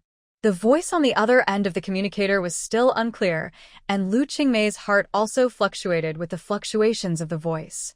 The uneasiness in her heart became stronger and stronger, and other superpowers also noticed her abnormality and came over one after another. "Qingmei, what's wrong with you?" Shun Bei's voice was filled with concern, and his eyes were like torches, exploring the unusual sadness on Lu Qingmei's face. "Li Xiaomao is in danger." Lu Qingmei's answer was concise and powerful, and her tone was full of firmness and determination. "We must find her." "What about Bai Wudong?" "He has never been able to find anyone." Si Xiaowei's worried voice echoed in the air. "It seems that we have encountered a difficult situation." Han Yi clenched his fists more tightly, his veins exposed, and his eyes burned with anger, as if they were about to explode at the next moment. Lu Qingmei frowned slightly and turned to Ruan Qingyao. Although her tone was gentle, the determination and power of command that could not be ignored seeped out through every word. "Qingyao, use your ability to sense the kitten." Ruan Qingyao nodded gently, as if to cheer himself up. He took a deep breath, closed his eyes, and a focused look appeared on his face. There was an inexplicable tension in the air, as if even the breeze had stagnated. His brows were slightly frowned, and his consciousness slowly expanded. His mental power slowly spread around like invisible tentacles, trying to capture any mental fluctuations belonging to Li Xiaomao. As time passed, cold sweat slowly seeped out of his forehead, but he did not waver and continued to concentrate on sensing the familiar spiritual breath. There was silence all around, and only his steady breathing seemed to become the only rhythm. Suddenly, his eyelids trembled and his eyelashes shook slightly, as if he felt something. The heartbeat suddenly accelerated, and all the nerves in the body were tense. He gritted his teeth and dived deeper into his spiritual world, trying to capture the faint information more clearly. "I feel it." Ruan Qingyao opened his eyes with a firm look. "She is trapped in the illusion of time." "The illusion of time?" Lu Qingmei frowned. "It sounds like a very complicated and dangerous place. We have to find her as soon as possible, otherwise she may be trapped in it forever." "Let's go, let's get started." Lu Qingmei nodded, and everyone started searching immediately. Ruan Qingyao moved forward with his induction, and everyone followed him closely, and finally came to a place filled with thick fog. It seemed particularly cold here, as if even time had stopped here. The surrounding scenery was blurred, with twisted tree shadows and dark rocks vaguely visible, and a faint smell of dampness and decay in the air. "Everyone stop, I'll go inside first. Everyone wait for me outside." Lu Qingmei stopped everyone. She took a deep breath, gathered her inner courage, and took the first step into the thick fog. As she slowly entered, the thick fog seemed to have life, and began to entangle around her, gradually engulfing her figure. The ground under her feet became extremely slippery, and every step made Lu Qingmei feel extremely difficult. In this gloomy and strange atmosphere, Lu Qingmei felt her heartbeat getting stronger and stronger, as if the whole space was moving with her heartbeat. She could only rely on the faint light of the lantern in her hand to barely distinguish the road ahead. Suddenly, a cold wind blew from behind her. Lu Qingmei turned back suddenly, but she could not see anything but the thick fog. She knew that this was not an ordinary wind, but a danger lurking in the illusion of time. "You must be here. I will find you," Lu Qingmei whispered to herself, her eyes more determined. In this way, she walked carefully in the thick fog, her ears filled with whispers and tiny footsteps from nowhere, as if countless ghosts were spying on her every move. Every time she stopped, those voices got closer, as if urging her to move on. Finally, Lu Qingmei vaguely saw a faint light ahead. She quickened her pace, hope in her heart. However, when she approached the light, she found that it was an old mirror. The mirror surface was mottled, but it could still reflect Lu Qingmei's anxious face. At this moment, a blurry figure suddenly flashed in the mirror. It was Xiaomao. Lu Qingmei stretched out her hand in surprise, and the mirrored figure responded synchronously. She could feel that the person was at the other end of the mirror, trapped in the illusion of time. The surrounding scene gradually became blurred, and Lu Qingmei seemed to have entered another world. Suddenly, the scene in front of her changed, and she saw a burning house. The raging fire gushed out from the windows and door cracks, and screams and cries filled her ears. Lu Qingmei suddenly realized that this was Li Xiaomao's illusion of time, the nightmare she would never forget. At this moment, Lu Qingmei saw a familiar figure. That was Li Xiaomao. She knelt on the ground, holding her head tightly with both hands, and tears kept flowing from her eyes. Suddenly, a black shadow came out of the flames. It was a huge flame monster, which seemed to be formed by Li Xiaomao's fear and despair. Lu Qingmei did not retreat. She quickly waved her hand and controlled the power of the wind to pounce on the flame monster. The fierce battle between wind and fire broke out at this moment. The flame monster let out a piercing howl and tried to devour Lu Qingmei with blazing flames. But Lu Qingmei's wind power was like a sharp sword, splitting the flames and going straight to the core of the monster. "Don't be afraid, kitten, I'm here," Lu Qingmei shouted firmly. She knew that only in this way could she give Li Xiaomao strength and let her break free from the shackles of the illusion. The flame monster gradually weakened. Its roar became weaker and weaker, and finally collapsed completely under Lu Qingmei's wind attack. As the monster disappeared, the flames gradually extinguished, and the surrounding scene began to return to normal. Li Xiaomao's body trembled slightly, and the despair and pain in her eyes were gradually replaced by clarity. She looked up and saw Lu Qingmei with tears in her eyes. "Qingmei." Her voice trembled, but there was a deep gratitude. "It's okay, everything is over." Lu Qingmei walked forward and helped Li Xiaomao up. "Now we have to leave here quickly." At this moment, a strange wind blew, and the two figures were teleported out again. Seeing the two of them come out together, Wan Qingyao and the others breathed a sigh of relief. "Xiaomao, are you okay?" Si Xiaowei asked anxiously, and the others looked at her with concern. Li Xiaomao forced a smile. "Thank you, everyone, I'm fine." Li Xiaomao stood up slowly and firmly. The fatigue on her body still did not dissipate, but the fear in her eyes had been dispelled by Lu Qingmei's determination and the support of her teammates. She knew that in this dangerous Garden of Eden, only unity can overcome every difficulty. "Thank you," she said softly, with a hint of gratitude and determination in her voice. "We are all teammates, there is no need to say this."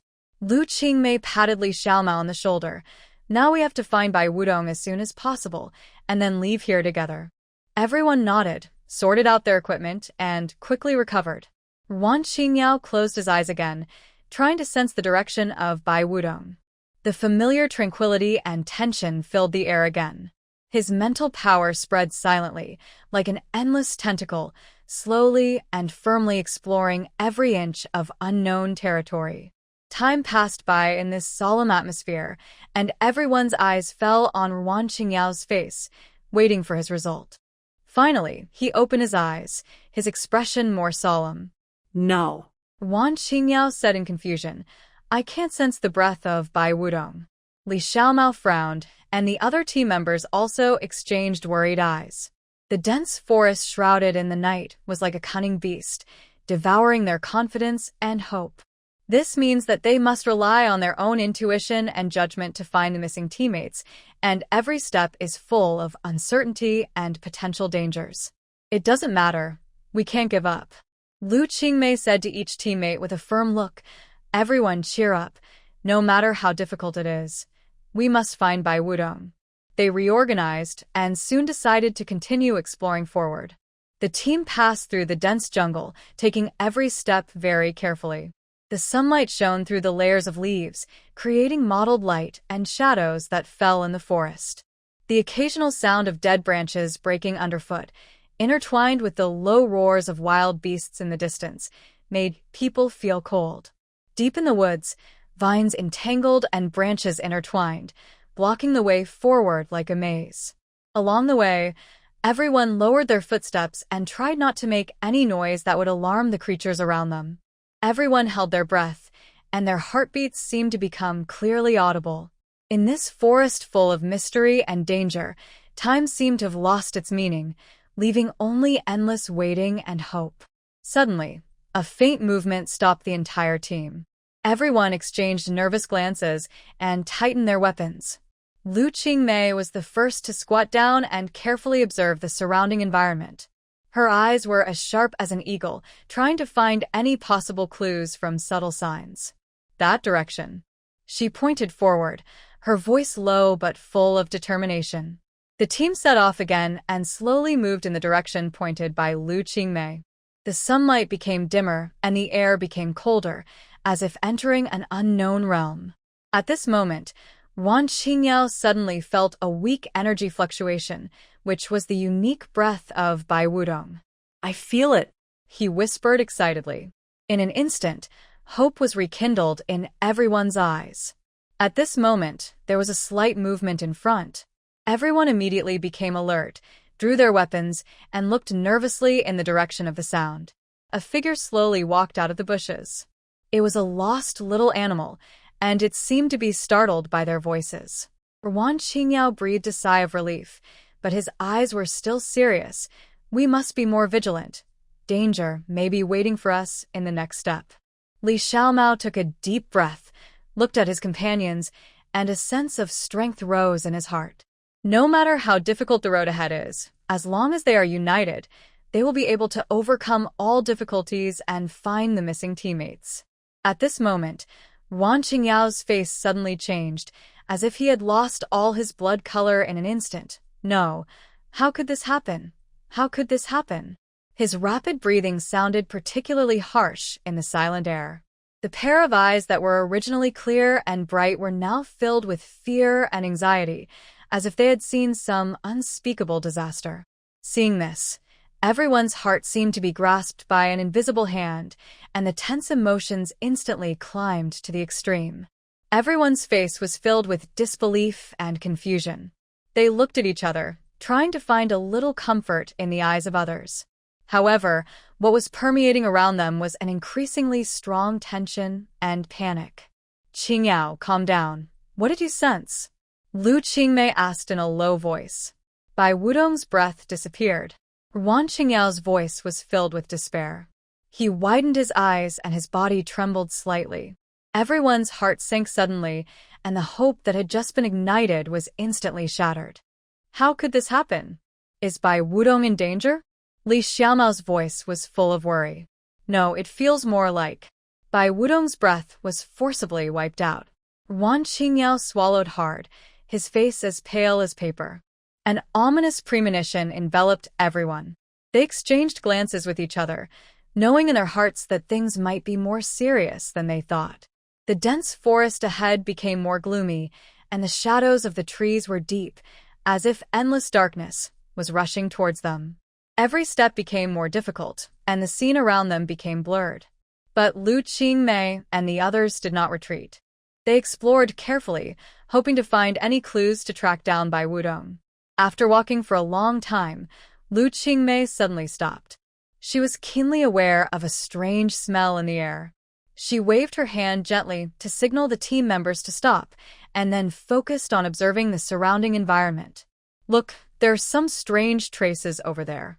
Lu Qingmei pointed to a patch of grass not far away. The grass leaves on it were obviously overwhelmed, as if someone or some creature had passed by here. The team members immediately became alert and gathered in that direction.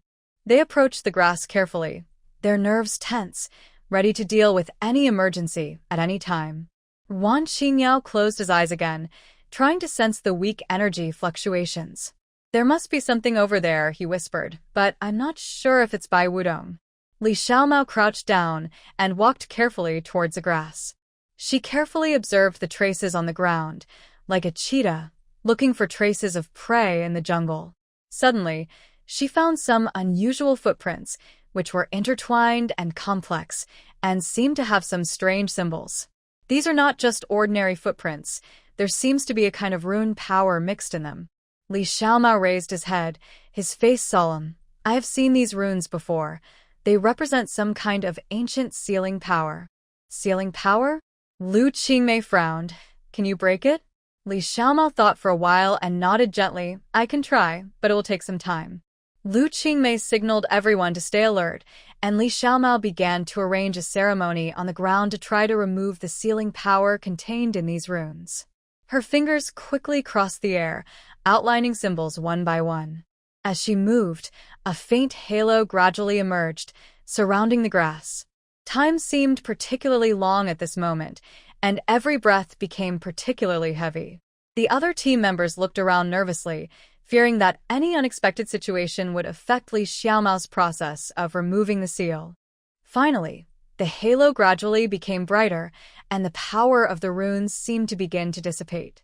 At this moment, a violent vibration came from the ground, as if the whole world was shaking. Not far away, the ground suddenly cracked, and a dark vortex appeared, accompanied by a harsh wind and a strong suction. Quick!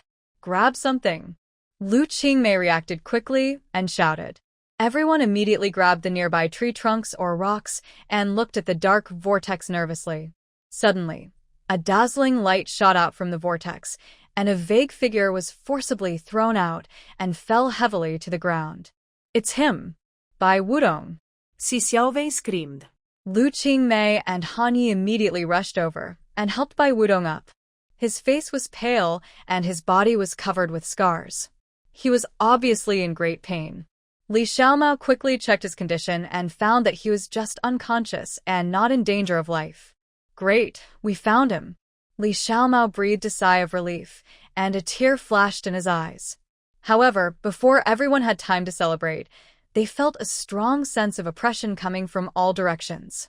There was an ominous atmosphere in the air, as if some strange existence was approaching.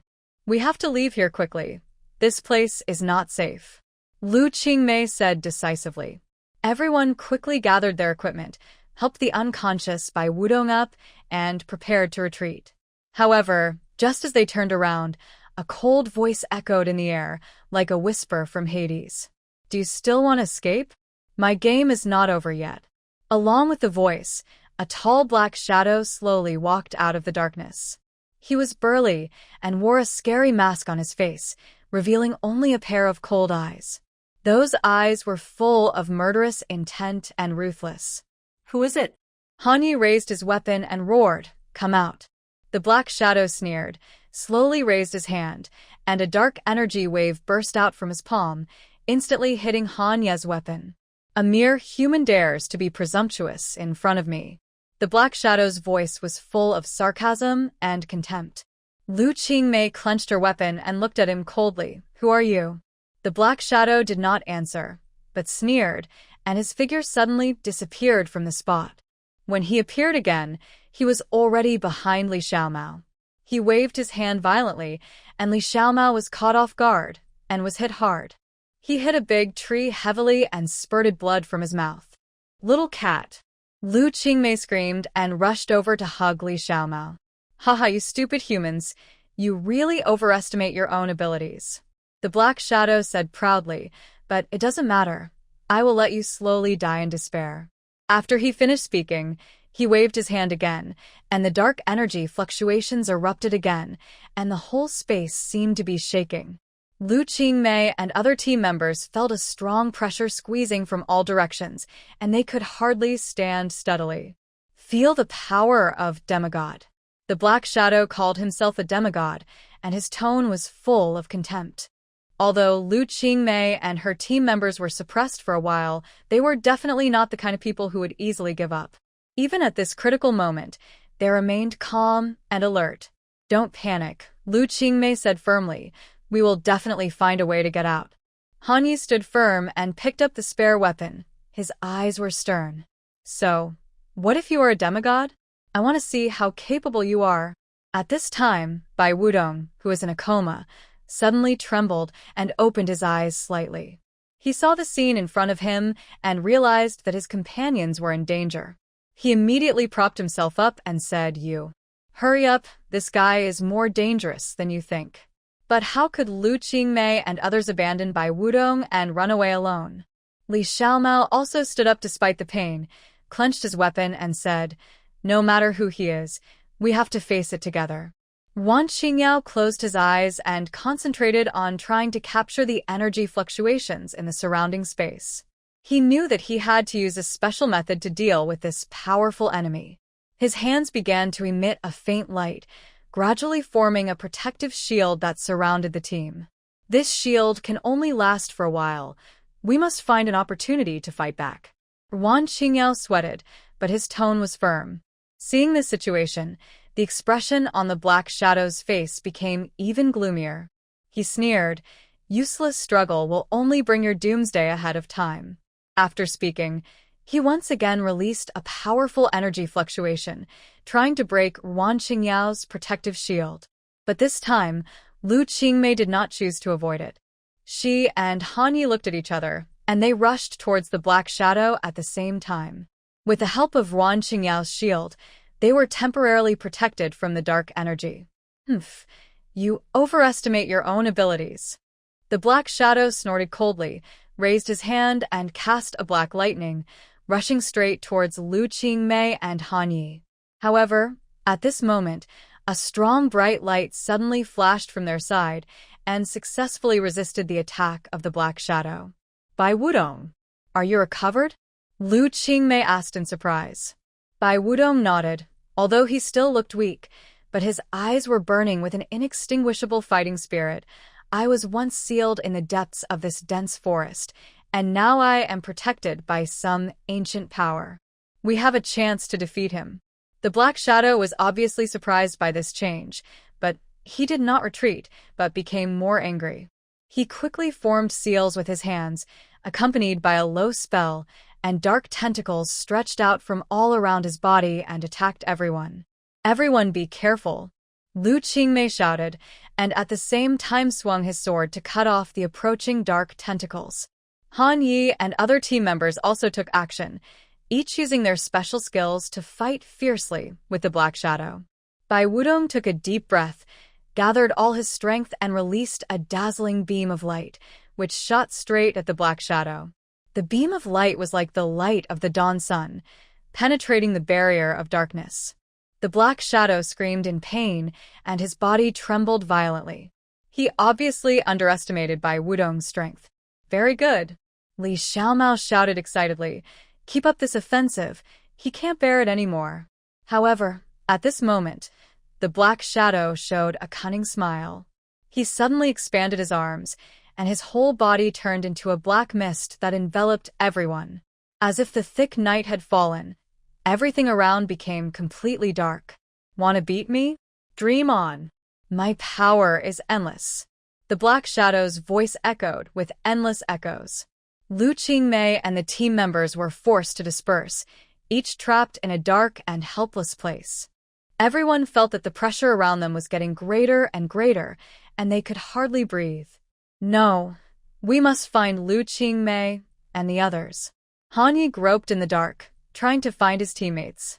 At this moment, he suddenly felt a warm light coming, as if guiding his direction. "Is this the power of Bai Wudong?" Han Yi identified the source of the light and immediately approached it. At the same time, Lu Qingmei also felt the light. She gripped her weapon tightly and moved closer to the light source. Gradually, all the light gathered together to form a powerful beam of light that broke through the barrier of darkness. I won't let you succeed. Bai Wudong concentrated all his strength and injected the entire light into a silver sword. The sword then swung its blade horizontally, like a force that could cut through the sky, and hit the core of the Black Shadow. The Black Shadow screamed miserably, and his body shattered into countless black smoke and dissipated in the air. His power quickly faded and finally disappeared completely in the endless void. When the last ray of darkness dissipated, the sun shone on the earth again, and everything around him returned to tranquility. Lu Qingmei and others finally breathed a sigh of relief. They gathered together and confirmed each other's safety. Bai Wudong sat weakly on the ground, but a relaxed smile appeared on his face. We won. Great, it's finally over. Lu Qingmei walked over and held Bai Wudong's hand. You did a great job. Thank you. Without your efforts, I wouldn't have succeeded. Bai Wudong said gratefully. Han Yi patted his shoulder. That shadow claimed to be a demigod, but we defeated him with the power of the team. This experience is really unforgettable. In the deep and unpredictable forest, Lu Qingmei and her group carefully shuttled through it. The sun occasionally penetrated the dense leaves and sprinkled on the ground in a mottled manner, adding a bit of light to this dark world. However, these spots of light seemed extremely dazzling at this moment, forcing Lu Qingmei to squint slightly. She inadvertently turned her head, and her eyes fell on Li Xiaomao, who had been silent all the time. An indescribable feeling surged in her heart, and she always felt that she was different from the past. Xiaomao's face was still firm, but Lu Qingmei keenly captured that under that strong appearance, her heart was obviously not completely freed from the illusion just now. Lu Qingmei knew that caution and patience were crucial at this moment. She chose to silently give Xiaomao enough space and time to let her adjust and recover on her own. Bai Wudong's face was slightly pale. Lu Qingmei couldn't help but look at him twice more, always feeling that something was wrong. This strange feeling has been lingering in her heart since she rescued Bai Wudong. Wudong, how do you feel? Lu Qingmei's voice was mixed with a hint of temptation. She tried to stay calm, but the concern in her tone was obvious. Bai Wudong noticed her gaze, tilted his head and smiled slightly, and the smile seemed to contain some elusive meaning. I'm fine, I just came out of the illusion, and I'm a little weak. Lu Qingmei nodded, trying to convince herself of his explanation. However, the uneasiness in her heart still surged like a tide and was difficult to calm down. She felt vaguely that Bai Wudong was not completely honest, as if there was some unspeakable secret behind that indifferent smile. Despite this, Lu Qingmei chose to temporarily suppress these distracting thoughts and devote herself to the next journey.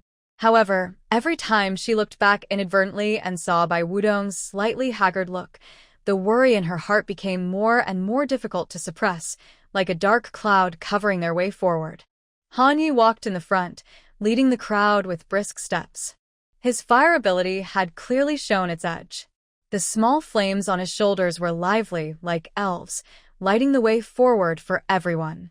He looked back at everyone, his face filled with unshakable determination, and said in a deep voice, "Everyone must be careful. There may be more dangers hidden in the depths of the dense forest." Although Wan Qingyao was a little tired, his frequent use of telepathic ability had undoubtedly brought him a heavy burden. However, he still gritted his teeth and persevered, without showing a trace of weakness or retreat. They continued to move in the dense forest, and the surrounding trees seemed to be watching them quietly. This ancient and mysterious forest, with swaying shadows and vines entwined, seemed to hide unknown secrets in every leaf and every light and shadow. Countless thorns and obstacles blocked their way, but they were not afraid and faced the difficulties again and again. With every step they took, they could hear the whispers of fallen leaves and feel the pulse of the earth. Suddenly, Lu Qingmei felt a strange breath. This cold current seemed to come from the cracks of time, carrying some mysterious power from a foreign land.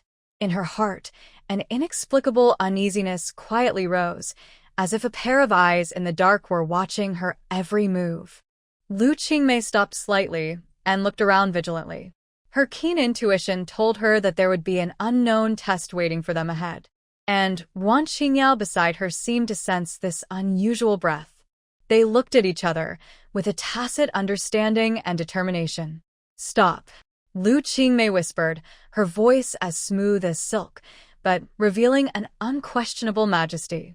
Everyone stopped in response, and the surroundings fell into silence in an instant, with only the rustling of the breeze passing through the leaves. "What's wrong?"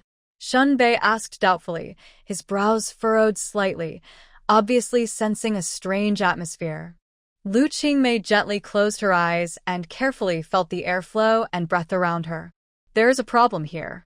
I feel a very strong yin qi, and there may be danger ahead." Si Xiaowei's breathing became rapid. She couldn't help but hold Shin Bei's wrist tightly and asked with a trembling voice, "What should we do? Take a detour?"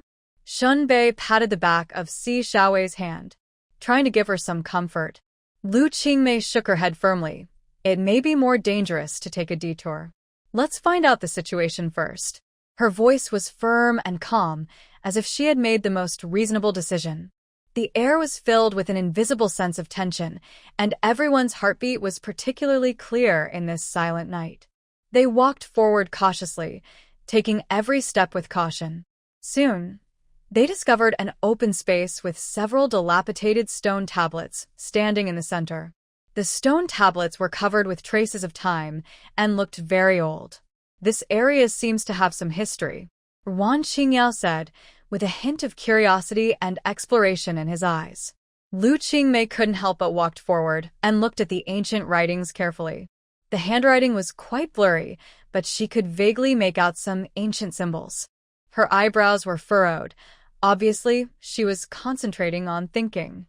"The symbols on this are some kind of ancient forbidden text," Lu Qingmei said slowly, her voice full of doubts. "It seems to be used to seal something." "Sal." Hanya's voice was full of doubts. With a trace of doubt, what will be sealed here? Just as they were discussing in a low voice, the earth suddenly shook violently, as if it was breathing. The surrounding trees also swayed, making a terrifying rustling sound. The stone tablet cracked rapidly in the violent vibration, and a huge pit emerged from the ground. A cold breath quickly poured out, as if countless years of resentment were released together. "No. The seal here has been destroyed." Lu Qingmei shouted loudly, "Everyone, be careful. There may be very dangerous things here." As soon as he finished speaking, a black smoke rolled out from the deep pit and quickly condensed into shape, turned into a huge evil spirit. Its ferocious face was filled with endless resentment and anger, and its eyes flashed with scarlet light, as if it wanted to devour them all. "This is the soul-eating evil spirit." Lu Qingmei's eyes widened. When she saw this thing, this frightening name instantly appeared in her mind.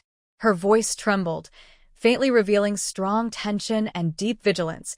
"This kind of thing is extremely difficult to deal with. Everyone must be careful." Li Xiaomao couldn't help but glance at Lu Qingmei when he heard her words.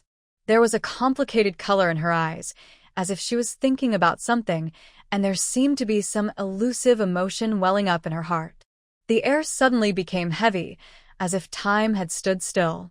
Everyone's nerves were stretched to the limit, and only the whispers of the wind were left around, as if telling that this unknown terror was about to strike. "We must work together to defeat it." Lu Qingmei shouted to everyone, "Hanyi, attack it with your flames." Hanyi summoned the flames without hesitation, and a blazing pillar of fire rushed towards the evil spirit. However, the evil spirit seemed not to be afraid of the flames. It opened its huge mouth and swallowed up the flames. "No, it can swallow energy." Hanyi frowned. "It seems that we can only use physical attacks." "I'll do it." Shun Bei punched the evil spirit fiercely, and his absolute power made the air shake. Shock. However, the evil spirit's body was as invisible as smoke, and Shin Bei's fist penetrated directly without causing any substantial damage. "It's a pure spirit." "You can't defeat it like this." Wan Qingyao said, with a hint of nervousness and helplessness in his tone. Only soul attacks are effective. Let me try. Si Xiaowei took a deep breath. Close your eyes and concentrate all your energy. Her hands gradually glowed with a soft light, which was as warm and pure as the morning sun. This was her unique ability to heal the soul. She carefully gathered her power between her palms, and then released a pure light wave, hitting the evil spirit directly. The light wave penetrated the evil spirit like a sharp sword, and the evil spirit howled in pain. Its figure appeared distorted and unstable under the light wave, and it obviously felt strong pain. Si Xiaowei's attack achieved immediate results, but she also looked extremely tired due to excessive use of her abilities. Her face was pale, and her breathing was short. Despite this, Si Xiaowei couldn't help but tremble with excitement. The corners of her eyes were slightly red, and her emotions were complicated and exciting.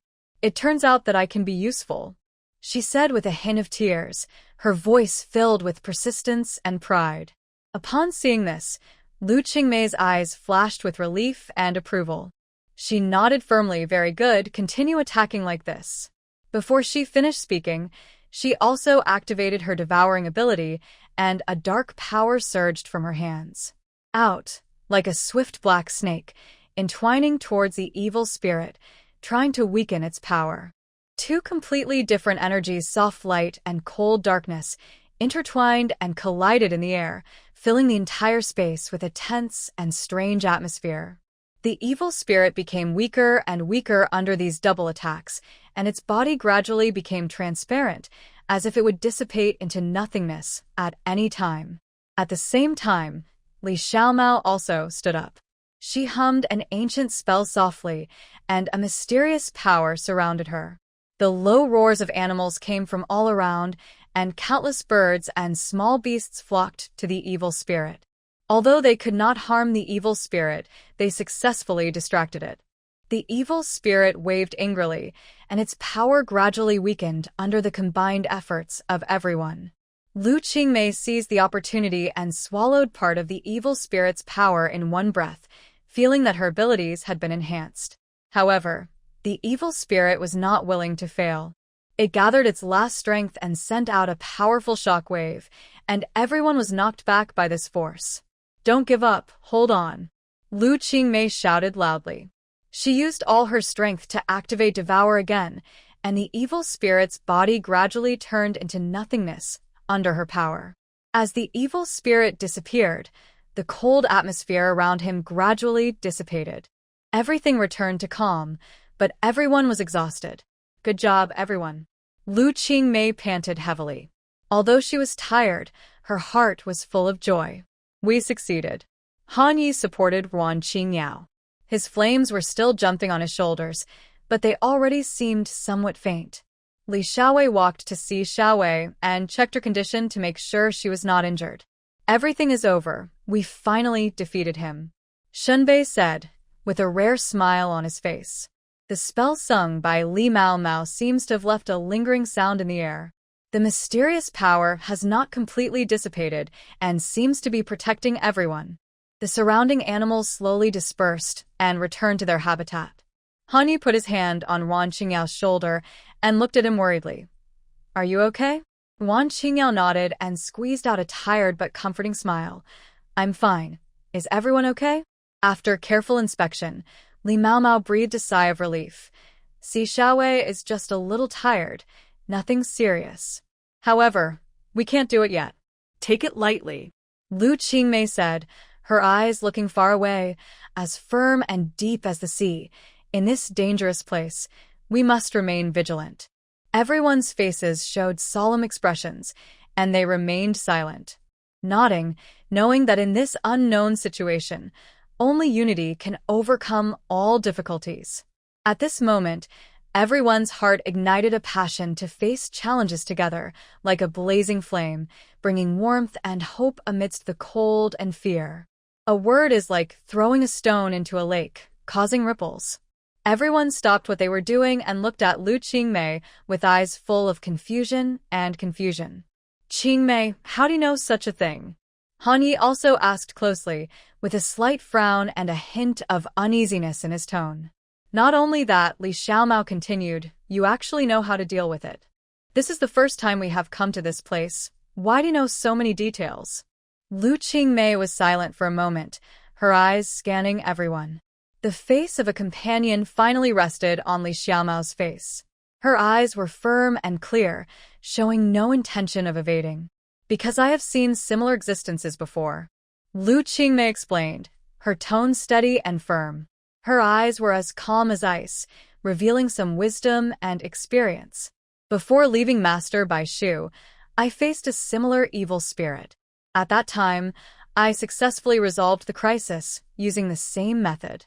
Li Xiaomao did not intend to let this opportunity go easily, and she was full of doubts, staring at Lu Qingmei with sharp eyes.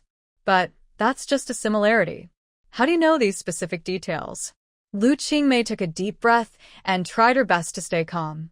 She knew that she must not show any weakness at this moment, otherwise not only would she be in danger, but the entire team would also face a huge threat. When Master Baishu taught me, he always emphasized the need to deeply understand the nature of each evil spirit.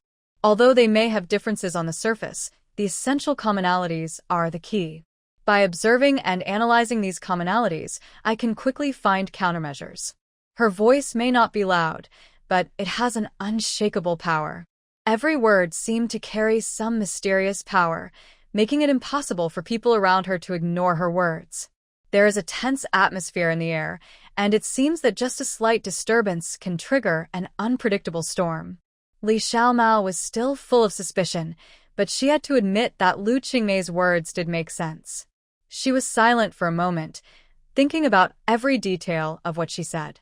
In any case, the current situation does not allow them to have any more disputes. They must work together to face the coming danger together. I admit that I still have some secrets that I haven't told you, she said frankly, but please believe that my goal is the same as yours, which is to uncover the truth about this soul-eating competition. However, Li Xiaomao's words were like a seed of doubt, quietly planted in everyone's hearts. Wan Qingyao glanced at Lu Qingmei. His keen intuition seemed to sense something, but he chose to remain silent and just nodded lightly. Si Xiaowei pursed her lips. Although she had some doubts in her heart, she chose to believe Lu Qingmei. Qingmei has saved us many times. I believe she has no ill intentions. Shen Bai nodded silently. He once used absolute strength, has protected many people, and has witnessed Lu Qingmei's bravery and determination. He trusted her, but at this point, he also knew the team needed more transparency and trust. Han Yi looked at Li Xiaomao and then at Lu Qingmei with a dilemma written on his face. But in the end, he chose to remain silent. At this moment, there is a tense and complex emotion in the air, and everyone is weighing trust and suspicion deep in their hearts. The atmosphere suddenly became tense, and everyone seemed to have a hint of doubt, or even wavering in their hearts. No matter how united they were before, now because of Li Xiaomao's words, everyone has a question that cannot be ignored. Bai Wudong stood aside silently, his expression pale, as if his body could not bear the battle just now. At this time, he suddenly said, perhaps we should give Lu Qingmei a chance to explain instead of jumping to conclusions. Although his voice was soft, it had a calming power that seemed to inject everyone instantly. Got a tranquilizer. Everyone relaxed a little, and Li Xiaomao stopped asking questions and just said coldly, I hope so. Lu Qingmei sighed, knowing that she had to explain further to eliminate everyone's doubts. The reason why I know so much is... She paused and scanned the faces of each companion carefully. Ever since I was a child, I have frequently dreamed of some strange things. These dreams make I gradually realize that I might have a special mission. When June told me that these dreams are actually some kind of revelation, or more precisely, a reappearance of memory. These memories come from my identity as a goddess in my previous life, and the soul-eating evil spirits are part of my dreams. Lu Qingmei continued. So, when I saw the evil spirits, I instantly thought of the scenes in those dreams. She took a deep breath, as if she wanted to take out the heavy secret from her chest. Her tone was low and slow, and every word seemed to be squeezed out from the depths of her soul. These dreams are not only a torture to my soul, but also a test of my will. They let me glimpse the evil spirits lurking in the darkness and taught me how to fight against them. This is also the reason why I can react quickly in this battle. Everyone was silent, and a thoughtful look appeared on their faces. Lu Qingmei's words gave them a new understanding of this seemingly ordinary woman. Bai Wutong nodded slightly, revealing a hint of approval in his eyes. It seems that we have indeed underestimated the secrets in you. However, the goddess you just mentioned, is it referring to the lord of the Hunyuan god? Lu Qingmei was slightly stunned, and a hint of surprise flashed in her bright eyes. She didn't seem to expect that Bai Wudong would know the existence of the lord of the Hunyuan god. She was about to ask, but was interrupted by Bai Wudong's smile. This smile, like an invisible lock, locked her doubts in her throat. Lu Qingmei felt a dense chill in her heart that seemed to overflow. Bai Wudong was very strange. Others looked at the two of them with puzzled faces, as if they were talking about a language they could not understand at all. Han Yi, Shen Bei, and others just quietly thought about Lu Qingmei's words. Although her explanation was reasonable, everyone still had doubts in their hearts. After all, the mixture of fantasy and reality always makes people suspicious. If you are telling the truth, why didn't you tell us earlier? Li Xiaomao still had doubts, but her tone softened a little. Lu Qingmei smiled helplessly and said, "Because I don't know if you will believe me, and I am afraid that my secret will bring greater danger to everyone." Wan Qingyao finally spoke, with a thoughtful look in his eyes. If what Lu Qingmei said is true, then her experience is indeed different from ours. However, she has never hurt us, but has saved us in many crises. These words made everyone start to rethink.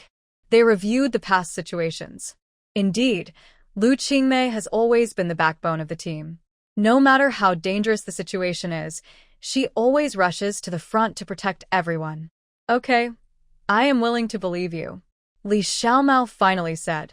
Although her tone was still cold, she obviously no longer insisted on asking questions. "Thank you for your understanding," Lu Qingmei said with a smile, and her mood was slightly relaxed. Although the seeds of doubt have not been completely eliminated, at least now, everyone is united again. This team needs more trust and support to move forward on a journey full of unknowns and dangers. As the night deepened, everyone took a short break on the high ground. Lu Qingmei sat by the campfire, quietly thinking about the next move. She knew that it would take more time and facts to completely eliminate everyone's doubts.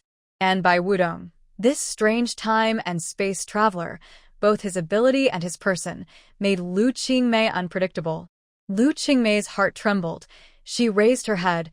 Her eyes penetrated the darkness, as if looking for some signs in the night sky. At this moment, a mysterious man in a black robe appeared silently in front of Lu Qingmei. The black robe floated lightly in the breeze, like a ghost under the night sky, and the dark cloth was dotted with bright silver lines, just like countless stars inlaid in the boundless sky, flashing a cold and mysterious brilliance. "You are here," Lu Qingmei said calmly, her voice like a quiet lake, without waves. The black-robed man lowered his head slightly, and at that moment, a pale face appeared under the dark cloak. His voice was low and hoarse, but with a majesty and mystery that could not be ignored. "As you wish. I have been waiting for a long time, Lu Qingmei, or the goddess Hunyuan." Lu Qingmei's eyes were firmly locked in his deep eyes, as if she could see through his soul. She slowly raised her fingers and gently touched the black-robed man's cheek. The warmth from her fingertips made both of them startled slightly. At that moment, time seemed to stop, and space seemed to be solidified by an invisible force. "Tianwu," Lu Qingmei asked in a low voice, her voice gentle with a hint of concern, "are you okay?" A hint of complex emotions flashed across the black-robed man's eyes, as if he wanted to respond, but it was difficult to speak. He just stared at her quietly, as if thousands of words were unspoken. Everything around seemed to become blurred in this touch, and only the world of the two of them became clearer. Not far away, Li Xiaomao quietly transformed into a black cat, crawling in the shadows, staring at this mysterious conversation with a sharp gaze. Her heart was beating violently, as if it was about to burst through her chest at any time. What kind of secrets were hidden between Lu Qingmei and this black-robed man? Why did Lu Qingmei call him Tianwu? These questions were like a thick fog, shrouding Li Xiaomao's mind. At this critical moment, misfortune happened. Li Xiaomao accidentally stepped on a dead branch, and the crisp breaking sound was particularly harsh in the silent night, like a heavy hammer breaking all the peace. The black-robed man turned back alertly when he heard the sound, and a cold and piercing light burst out of his eyes. Lu Qingmei also turned around quickly, with a sharp gaze directly at Li Xiaomao in the dark. In an instant, the figure of the black-robed man turned into a wisp of black smoke and disappeared into the depths of the night sky, as if he had never existed. Lu Qingmei stared at the disappearing smoke, frowning, and a sense of helplessness surged in her heart. She knew that the unexpected exposure at this moment might bring unknown troubles, but she also understood that some secrets could not be hidden in the dark forever. Li Xiaomao showed her true form and landed lightly on the ground. Her cat pupils shrank into a line, and she stared at Lu Qingmei with doubt and vigilance. Li Xiaomao slowly approached Lu Qingmei with a hint of uneasiness and doubt in her tone. Lu Qingmei, what is your relationship with him? Why do you call him Tianwu? Lu Qingmei turned her head and looked at Li Xiaomao, trying to keep a calm tone. Li Xiaomao, this is not a good place to talk. Her voice floated in the night wind, as if telling an unspeakable helplessness. Li Xiaomao frowned, but nodded. The two walked in silence tacitly, and the night gradually fell. All they could hear were the chirping of insects and the rustling of leaves in the wind. Back at the temporary camp, the atmosphere around the campfire seemed particularly tense. The flames jumped, reflecting the shadows on everyone's faces, making their expressions vague and mysterious. Lu Qingmei stood in the light of the fire, her shadow stretched on the ground, looking particularly lonely. She lowered her eyes slightly, as if she was organizing her words. The red light of the bonfire reflected on her face, making her expression more complicated. Everyone obviously knew everything that had just happened. Lu Qingmei glanced at Wan Qingyao and vaguely confirmed in her heart that it seemed that he had revealed it. When Li Xiaomao was eavesdropping on their conversation, Wan Qingyao should have been using his telepathic ability at the same time. Han Yi, Wan Qingyao, Si Xiaowei, Shun Bei, and Bai Wudong showed different expressions on their faces, and their eyes were all focused on Lu Qingmei and Li Xiaomao. There was an indescribable tension in the air. Lu Qingmei felt the complicated gazes from the team members, which were mixed with suspicion, confusion, and a hint of anger. She knew that she could no longer avoid it at this moment, and there was nowhere to escape. Taking a deep breath, she tried her best to calm her disordered mood, but her eyes were still flickering. The air was filled with a tense atmosphere, and the surroundings were so quiet that even the sound of breathing seemed unusually clear. Han Yi was the first to break the silence. His voice was low but full of pressure. Lu Qingmei, what's going on between you and that person? The flames jumped slightly on his shoulders, and the flames seemed to resonate with his heart, revealing uneasiness and anxiety. His eyes were fixed on Lu Qingmei, as if he was looking for the answer from every subtle expression of hers. Lu Qingmei's throat was dry, as if it was rubbed by gravel. She slowly raised her head and looked at everyone, her eyes full of apology and determination. Everyone, her voice seemed to have a slight tremor, but her eyes were particularly firm. I know that what happened tonight has made you full of doubts and confusion, but please allow me to explain it to you as detailed as possible. She paused, organized her words, and then continued. The man in black robe is called Tianwu, one of the demigods. His true identity is an ancient wizard who has a very high status among the demigods. There is a complicated grudge between him and me because of the goddess Hunyuan in the previous life. After hearing this, everyone had different expressions on their faces. Some were shocked, some were suspicious, and some were puzzled. Lu Qingmei, why did you contact such an existence? Wan Qingyao's voice was full of doubt. Because he has some important information about the soul-devouring competition. We need this information to better fight against the demigods. Lu Qingmei said bluntly. Her eyes were unwavering. Although the Sky Witch is dangerous, he is also a key for us to get the truth. Li Xiaomao still had doubts, and her aggressive tone made everyone feel a little uncomfortable. Since last time, you've been talking about some demigods. What exactly are demigods? We have never heard of such an existence. Why do we have to deal with demigods? Lu Qingmei took a deep breath. She knew it was not easy to dispel everyone's doubts. I understand your doubts, but please believe that I will never do anything that is detrimental to the team.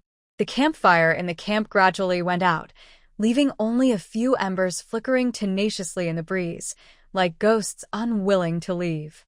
The hazy moonlight was like a layer of gauze, penetrating the gaps in the dense forest, sprinkling on the ground in patches, reflecting a patch of shadows. The night was quiet and mysterious, as if vaguely telling an ancient secret. Lu Qingmei stood in front of everyone, her brows slightly locked, her eyes revealing a hint of complex emotions, and she was speechless for a moment. She knew very well that tonight's explanation did not completely dispel everyone's doubts, but was more like an ambiguous cover-up, making people suspicious. There was a tense atmosphere in the air, and everyone's eyes were fixed on her, as if waiting for her next move or words. Li Xiaomao stood in the crowd. Her eyes were particularly sharp, like two exquisite daggers, as if she could see through every secret in Lu Qingmei's heart. She licked her cracked lips, and her eyes never left her. Lu Qingmei felt the pressure, and her heartbeat was as fast as a drum. She knew that if she did not come up with more powerful evidence, she would probably be completely isolated and even lose all trust. I can also provide some information about the demigods. This information is not only told to me by Tianwu, but also partly from Wenjun. Lu Qingmei suddenly said, trying to win the trust of her companions with more details. Han Yi frowned slightly, obviously still doubting her words, but he did not interrupt. Go on.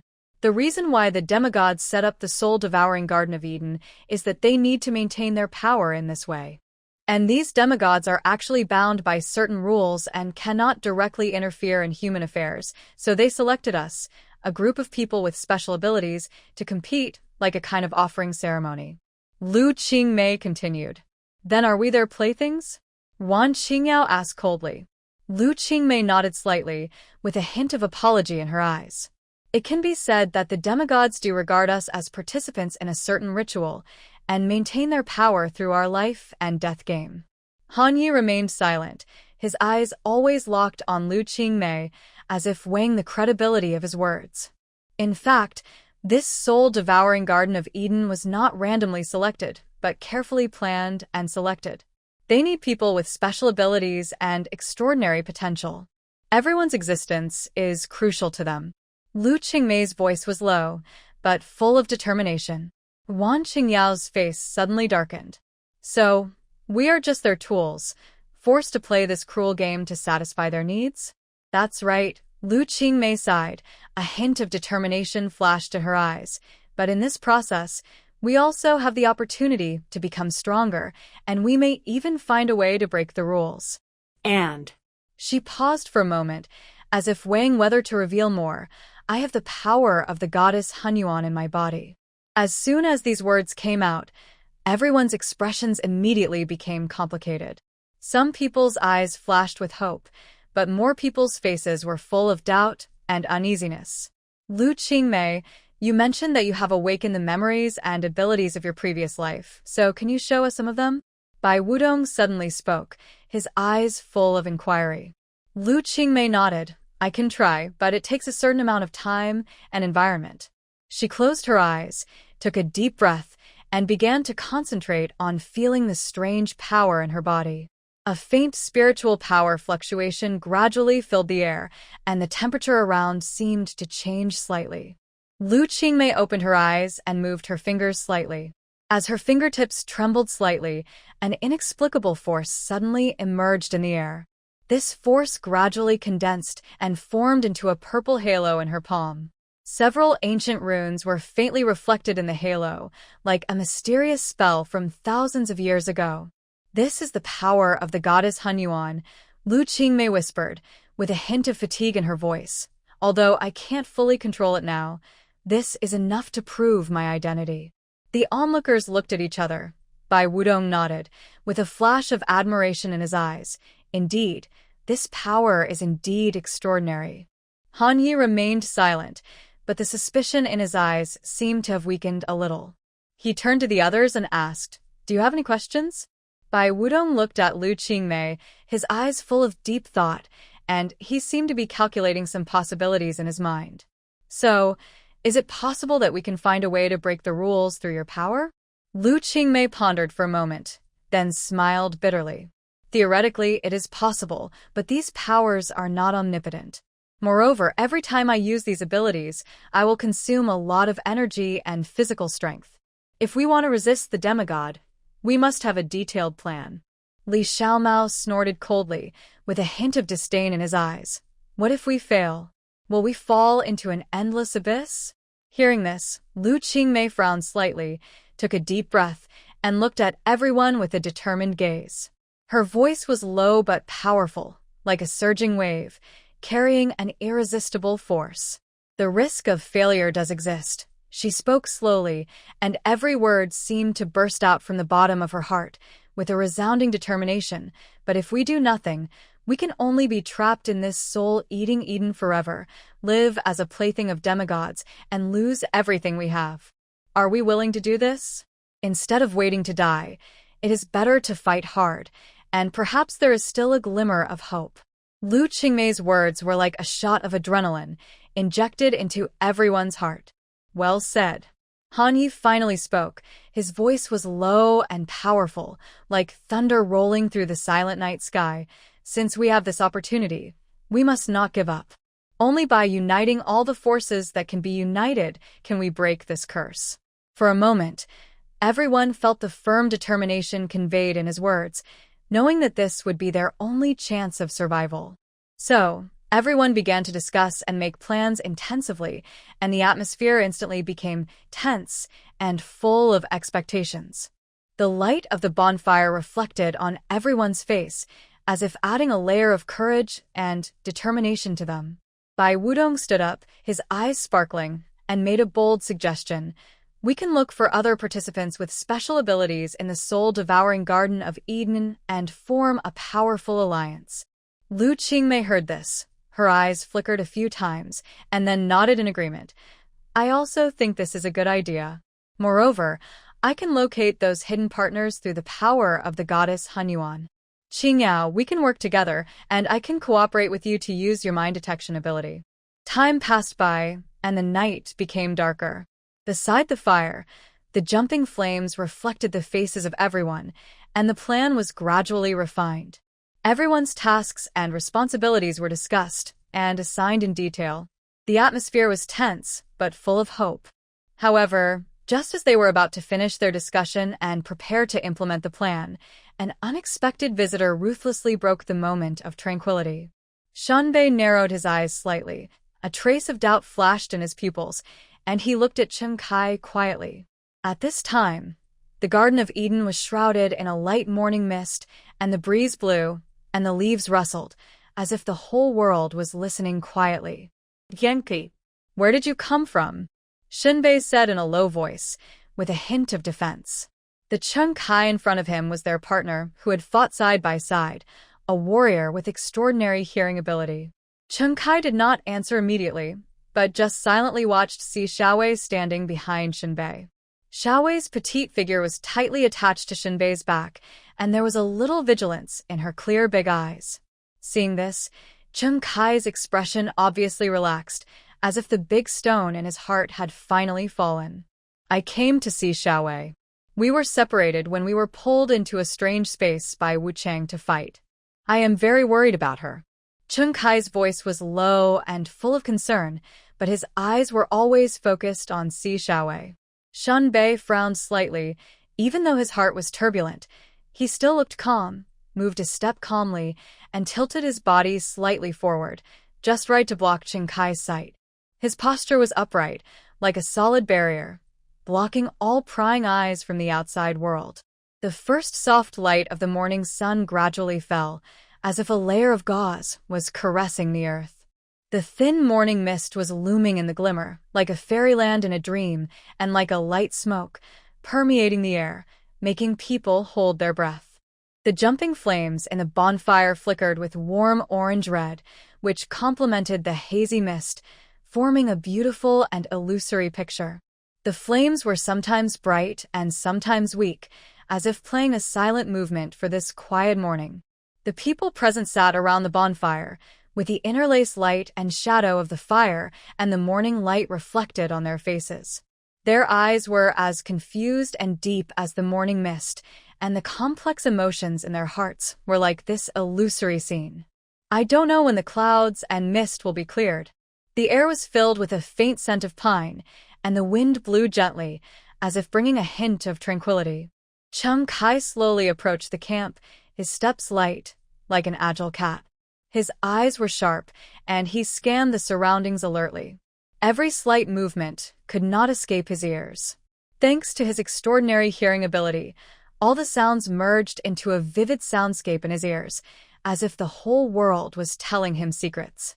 It was with this ability that he was able to track down Si Xiaowei's whereabouts. In front of the camp, Si Xiaowei stood there, her brows slightly furrowed, looking a little overwhelmed. In her mind, the figure of Chung Kai emerged, the partner who was involved in the trial field when she first entered the Garden of Eden and fought side by side. The flow of time in the trial field is completely different from that in the Garden of Eden. In that extreme environment, the two of them depended on each other for at least a year.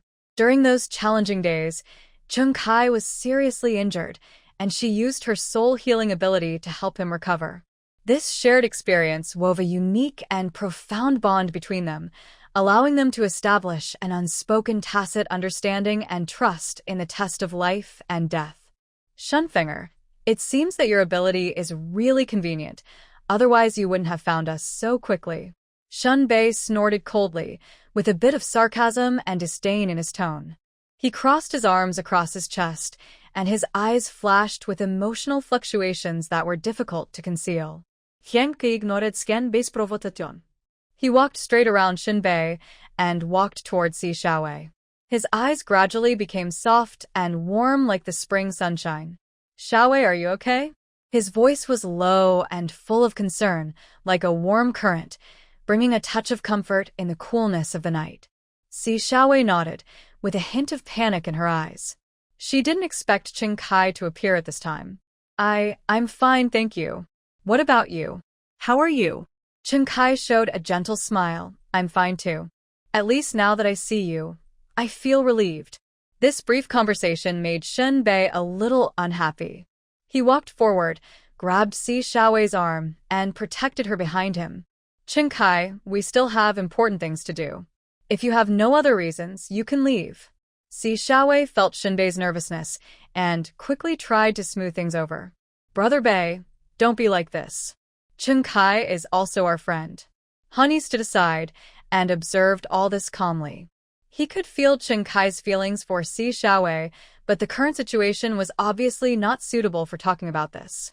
Lu Qingmei also glanced at Chung Kai and vaguely understood something. She walked up and said, Chung Kai, if you want, you can join us temporarily. But please remember that everyone here is important and we need to cooperate with each other. Chung Kai looked at Han Yi with a hint of hesitation in his eyes. He knew that this was not the time to entangle personal feelings, so he nodded, okay, I'll join. However, I hope we can solve the crisis as soon as possible. The atmosphere in the camp gradually became tense, and everyone could feel this invisible oppression. Shinbei was still not at ease. He still looked at Chung Kai vigilantly, and it was obvious that the hostility in his heart had not diminished. Si Xiaowei patted his arm gently and signaled him to calm down with her eyes. Although Shun Bei was reluctant, he could only suppress his unhappiness for the time being. Lu Qingmei observed this fleeting interaction and whispered, now what we have to do is to find out the secret here.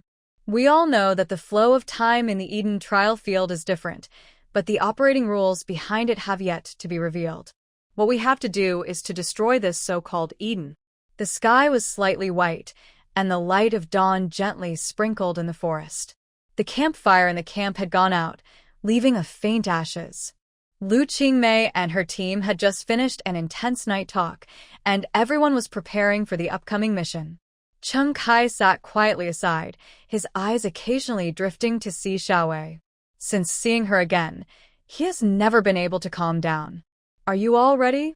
Lu Qingmei broke the silence. Although her voice was not loud, it contained incomparable determination. Everyone nodded. They knew that today would be a challenging day. Lu Qingmei looked at Cheng Kai. Cheng Kai, we need your ability to help us explore the situation ahead. Cheng Kai stood up. His ears moved slightly, catching the sound in the distance. His hearing was extremely sharp and could distinguish extremely subtle sounds. After a moment, he whispered, "There is a strong spiritual power fluctuation 500 meters ahead, and there is an ancient temple in that direction." Lu Qingmei nodded and led everyone in the direction indicated by Cheng Kai. As the distance got closer, the fluctuation of spiritual power became more and more obvious, and everyone felt the pressure and power in it. Yo, Lu Qingmei is going to destroy our paradise. What should we do? Xing Kuei looked at the picture in front of him half excitedly and half jokingly. A magnificent picture suddenly appeared in the void, as if it was a huge movie screen, showing every subtle movement of Lu Qingmei's team very clearly. In the huge temple, the gorgeous dome was inlaid with countless shining gems, as if the entire sky was projected on it. The demigods gathered together. They were in different forms. Each of them was unique. Some were wearing glittering robes and holding scepters that exuded coldness. Some were wrapped in lightning and holding spears that flashed with thunder power. Others had wings on their backs and held ancient scrolls that symbolized life and wisdom. The faces of these demigods were varied, and their emotions were even more different. Some gods were ecstatic, their eyes burning with excitement like flames, as if they were ready to witness the upcoming victory and glory. Other gods frowned, anger burning in their eyes, because the soul eaters they had cultivated with great care were defeated so easily. The waves of anger filled the air, as if a destructive storm could be triggered at any time. They were like the nobles sitting high in the ancient Roman Colosseum, looking down at the desperate struggle and resistance of the humans below. In the eyes of these high and mighty gods, humans were nothing more than insignificant ants, toys for their amusement. The gods' eyes were cold and indifferent, revealing an unfathomable contempt and disdain.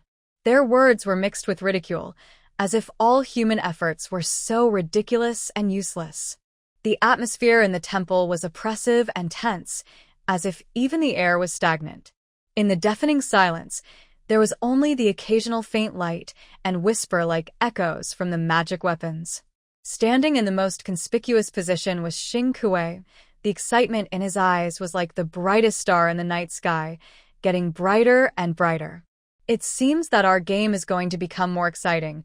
His voice was full of expectation, like the prelude to the Great Curtain. Another demigod, Fudu, said coldly with a blank expression, "These humans are just ants. No matter how hard they struggle, they can't escape our control." His tone was as cold as the wind, cold and resolute, as if life and death were just his leisure game. A cool breeze blew gently, and Lu Qingmei fell into the dream again. In this boundless dream, she seemed to be involved in a chaos, and everything around her was like smoke and fog, blurry. However, as time passed, fragments of memory gradually emerged, like dots of light flickering in the dark. Gradually, these fragments began to slowly piece together, like thousands of tiny puzzles slowly fitting together. She looked around and found herself in an ancient and mysterious temple. The towering golden pillars were arranged neatly, and each pillar was carved with complex runes and exquisite patterns.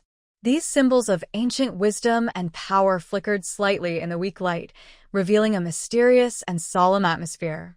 The air in the temple seemed to condense into a solemn atmosphere, making people hold their breath involuntarily. On the altar in front stood a woman in gorgeous robes. Her robes flowed with brilliant brilliance like the stars, and every detail followed the ancient nobleness and dignity. The woman's face was absolutely beautiful and flawless, and the small section of her arm skin exposed under her wide sleeves was like the bright light of the rising crescent moon, white and flawless, exuding an indescribable warm luster. Her deep eyes were like the stars in the night sky, flashing a mysterious and soul-stirring light, which seemed to hide countless elusive secrets, making people intoxicated and unable to extricate themselves. However, her beauty was mixed with a hint of coldness and majesty, making her seem to be above the world and awe-inspiring.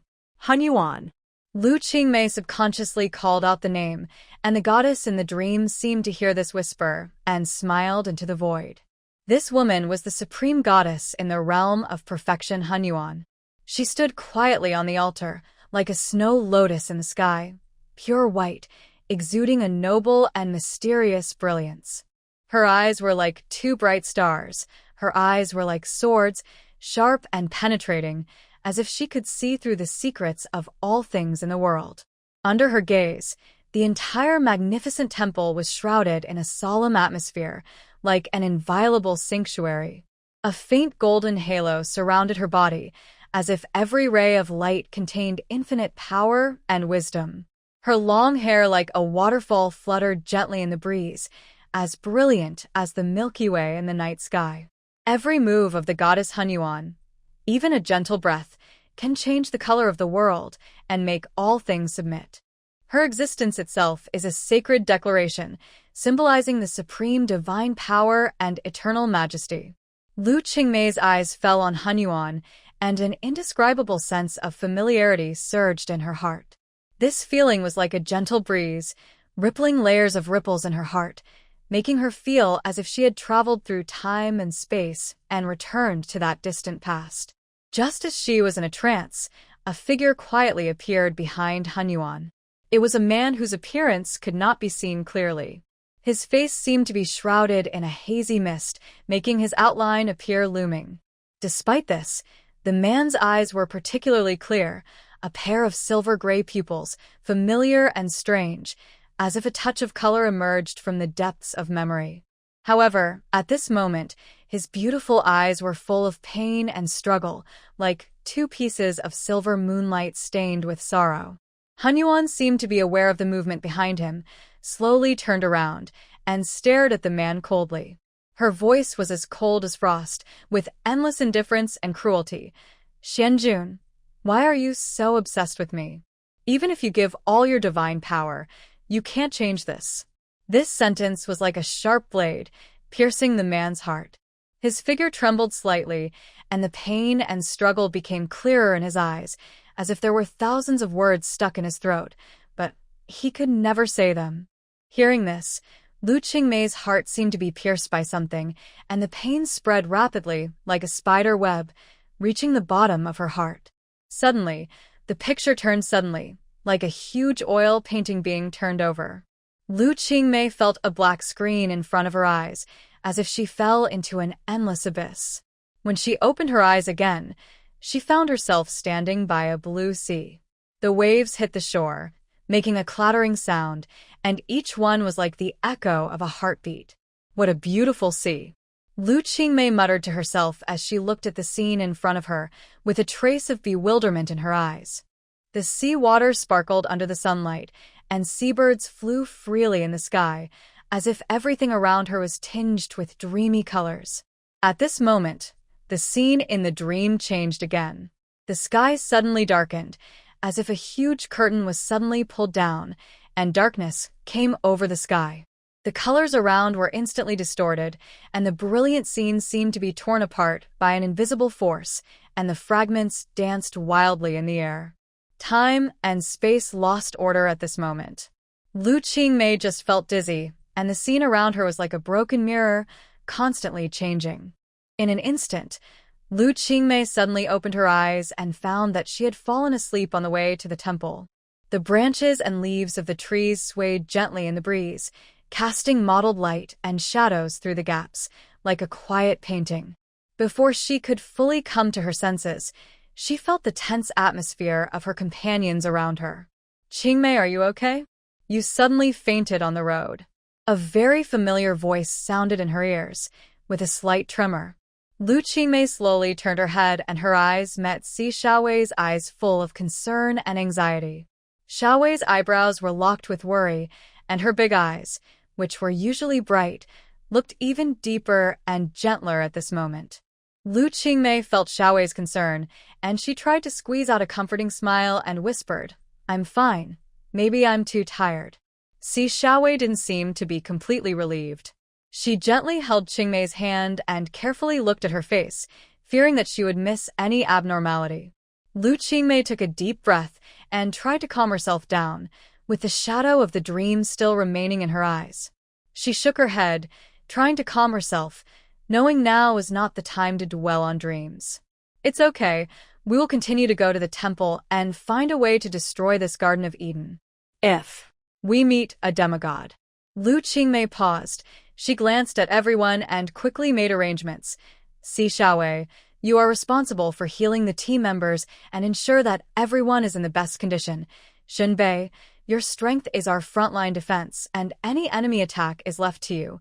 Han Yi, your fire is our most powerful means of attack. You must find the weakness of the demigod and carry out precise strikes. Next, Lu Qingmei turned her attention to other members. Li Xiaomao, your ability can help us detect enemy movements, so stay vigilant. Wan Qingyao, we need you to read the enemy's mind at any time to deal with their conspiracy. Bai Wudong, you are the think tank of the team, and your ability to predict the future will be an important reference for our decision-making.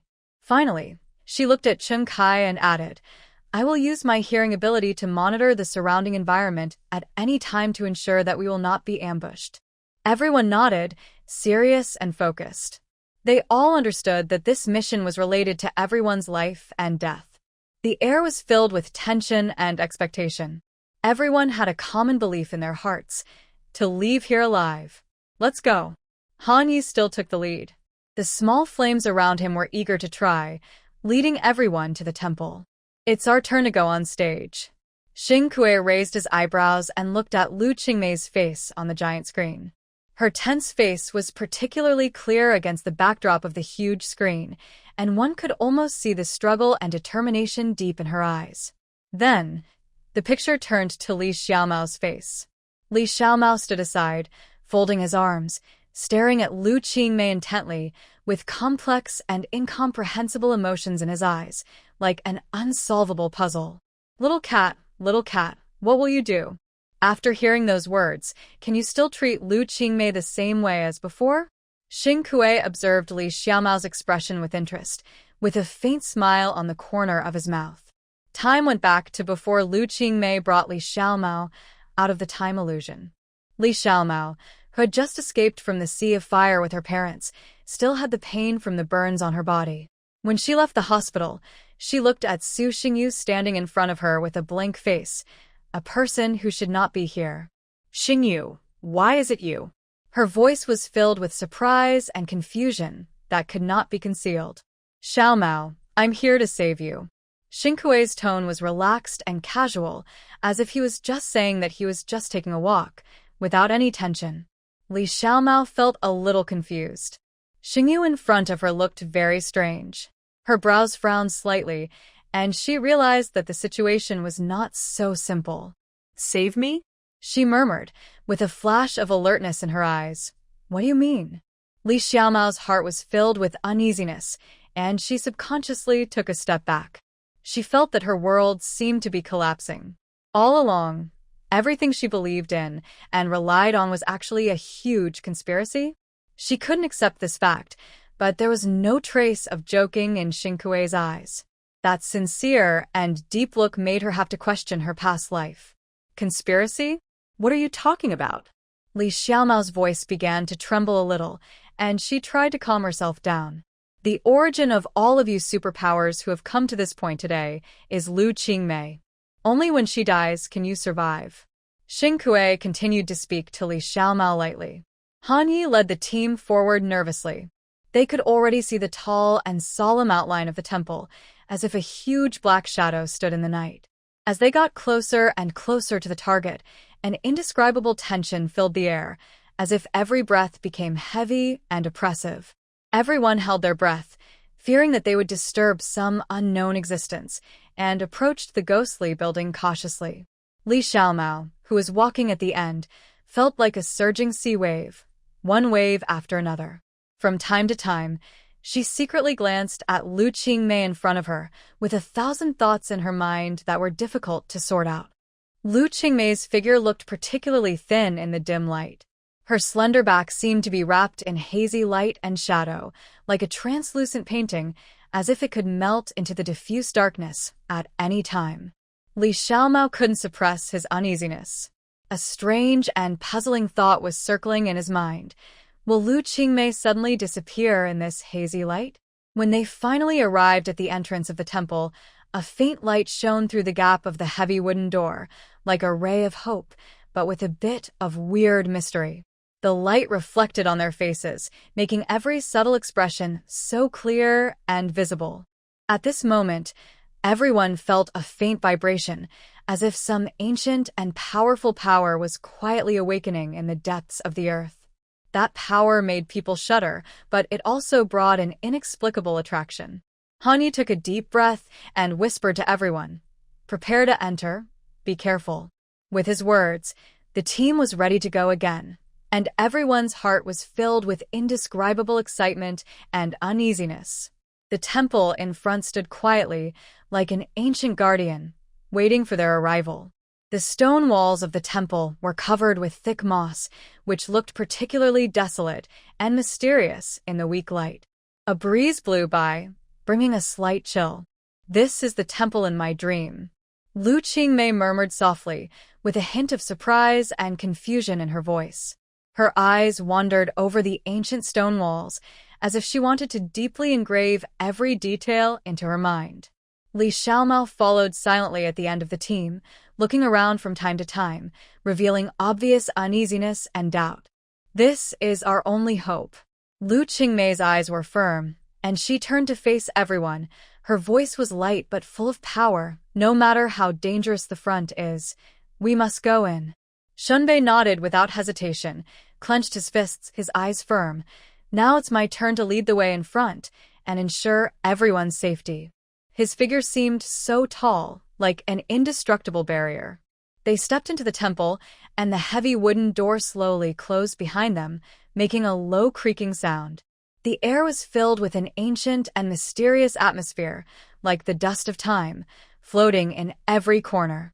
As they went deeper, the light in the temple gradually dimmed, and only a few sparse beams of light could be seen penetrating the broken skylight, like silver ribbons, guiding them in the direction of the road. The ground was covered with old moss and gravel, and every step made a slight rustling sound, as if telling the past glory and current desolation of the temple. The walls around were carved with complex runes and patterns, and those ancient gods seemed to be watching the group of uninvited guests through the cold stone statues. Suddenly, a strange wave came from the depths of the temple, as if some long-dormant power was suddenly awakened, and the air became heavy in an instant, and it seemed that even breathing became difficult. Lu Qingmei suddenly stopped, frowned, and a trace of vigilance flashed in her eyes. "Everyone be careful, there may be an ambush ahead." Just as she finished speaking, a hazy light flashed faintly from the distance, soft and ethereal. Then, familiar figures gradually appeared, floating in front of them as if they came from the void. Shinbei narrowed his eyes. "Who is that?" Everyone looked up. Xiaolon, Su Du, Su Xingyu, Bing Mu, and Agu. They floated quietly in the air above the temple, with a faint blue light surrounding them, as if they were merging into the darkness. The expressions of these ghosts are chaotic, and their eyes have no focus. They seem to be trapped by some powerful force and cannot extricate themselves. Lu Qingmei felt the uneasiness spreading rapidly in her heart. Si Xiaowei recognized Xiaolon at a glance, and she shouted in surprise, "Xiaolon, why are you here?" Xiaolon slowly turned her head and looked at Si Xiaowei, but there was no focus in her eyes, as if he didn't really see her. Si Xiaowei's heart tightened suddenly, and she realized that Xiaolon in front of her didn't seem to be completely awake. Shunbei's eyes were as cold as ice. He stared at Agu, his fists clenching. Agu, we will definitely rescue you. Hanyi looked at Bing's mother. His eyes were messy and painful. Bing mother, what happened to you? This scene shocked everyone. They couldn't understand why their ghost companions appeared here, and they seemed to be controlled by some unknown force. But at this moment, Li Xiaomao's expression that had been restless suddenly became firm. She walked up to Su Xingyu and whispered, "Xingyu, can you hear me? I'm a kitten." Su Xingyu's figure trembled slightly, as if he heard Li Xiaomao's call, but he still didn't really reply. There were many doubts lingering in Li Xiaomao's heart, as if layers of thick fog shrouded her mind. Why do our ghost friends suddenly appear in this ancient and mysterious temple? Recalling that not long ago, Xingyu found her in the illusion of time. The light and shadow in the illusion of time were unpredictable. Xingyu's handsome face was looming between reality and reality. He whispered something meaningful to her.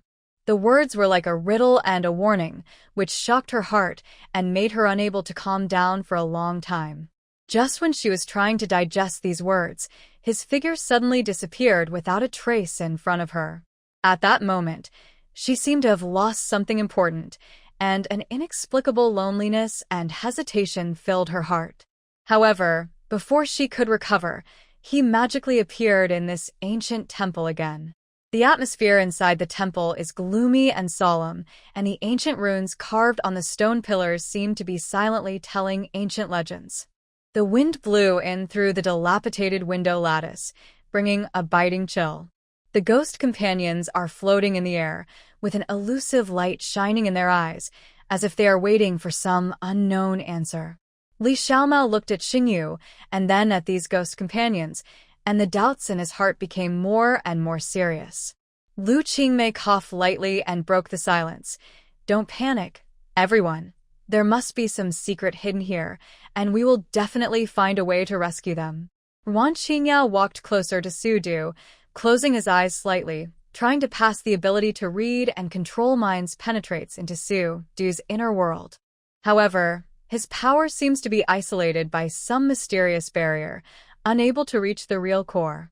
The barrier was like an indestructible invisible wall, blocking all probing efforts. Bai Wudong stood aside, frowning. This power is very powerful, and it has a certain ancient atmosphere. It may be closely related to the long history of this temple. Cheng Kai concentrated on using his extraordinary hearing to carefully capture all the sounds around you. His face suddenly changed, and he reminded in a low voice, "Something is approaching, and this aura is extremely powerful." Upon hearing this, Lu Qingmei quickly issued an order, "Stay alert, we cannot be caught off guard." Her voice was calm and firm, as if injected into everyone's heart, dispelling the haze of fear. At this time, the atmosphere in the temple became increasingly tense, and everyone could feel a hint of weirdness and oppression in the air. The surrounding stone walls seemed to be alive, trembling slightly. Not far away, a strong ancient aura gradually approached, like an invisible giant beast approaching quietly. Lu Qingmei's eyes were as sharp as knives as she scanned the surroundings, knowing that she must remain calm. Everyone's heartbeat seemed to become extremely clear at this moment, but it also slowed down in unison, and the entire team entered a state of high alert tacitly. Time seemed to have frozen, and in the silence there were only the faint sounds of everyone's breathing and the faint fluctuations of mysterious power. At this moment, everyone's nerves were stretched to the limit. Everyone knew that an unknown and huge challenge was gradually approaching. They must unite as one and face the upcoming test together. His whole body was shrouded in shadow, with only a pair of deep eyes shining coldly. This is the first mysterious person they encounter when they first enter the Garden of Eden Impermanence. Li Xiaomao frowned and stared at the figure intently. This outfit and this aura instantly reminded her of the man named Tianwu whom Lu Qingmei had met that night. No, it doesn't seem to be the case. The more Li Xiaomao looked, the more he felt that the black-robed man in front of him was more mysterious and dangerous than the Tianwu. The whole person seemed to be shrouded in a layer of fog, making it difficult to grasp. Suddenly, Wu Chang's deep and sinister laughter floated through the air. His voice was as ghostly as his own, as if coming from all directions of the temple at the same time. The laughter was creepy, like cold fingers touching people's backs, making people shiver. Little guys, Wu Chang's voice echoed in the temple, with a strange and threatening tone. Do you want to save the friends who've been with you since childhood? Then give it a try. Every word is filled with undoubted power, which is frightening. At this moment, Impermanence slowly appeared in the center of the temple. His figure was shrouded in a black robe outlined with silver threads. The black robe moved without the wind, as if it had a life of its own. Wu Chang stepped on the void, floating gracefully and strangely in midair. His face was hidden under a deep hood. No one could see his true face clearly, and could only vaguely see a pair of eyes shining with cold light. Impermanence. This is one of the most mysterious existences in the Garden of Eden. He seems to be not only the organizer of this game, but also the host who has mastered all the rules and power. His appearance brought endless shadows and fear, and a mysterious and powerful force enveloped his whole body, making people unable to resist and dare not resist. The entire temple was shrouded in silence, with only the impermanent laughter and his sarcastic words echoing for a long time. Everyone held their breath and did not dare to act rashly. They knew that in the face of impermanence, any offense might bring unimaginable consequences. At this time, someone suddenly broke the silence. Lu Qingmei's voice pierced the air like a sharp sword, and her words were sharp. Why do you want to trap our partners? Wu Chang, the man in black robe, did not answer directly, but gently raised his hand, and there was a faint trace between his fingers. With a strange light, following his elegant and intimidating movements, the ghosts suspended in mid-air began to struggle violently.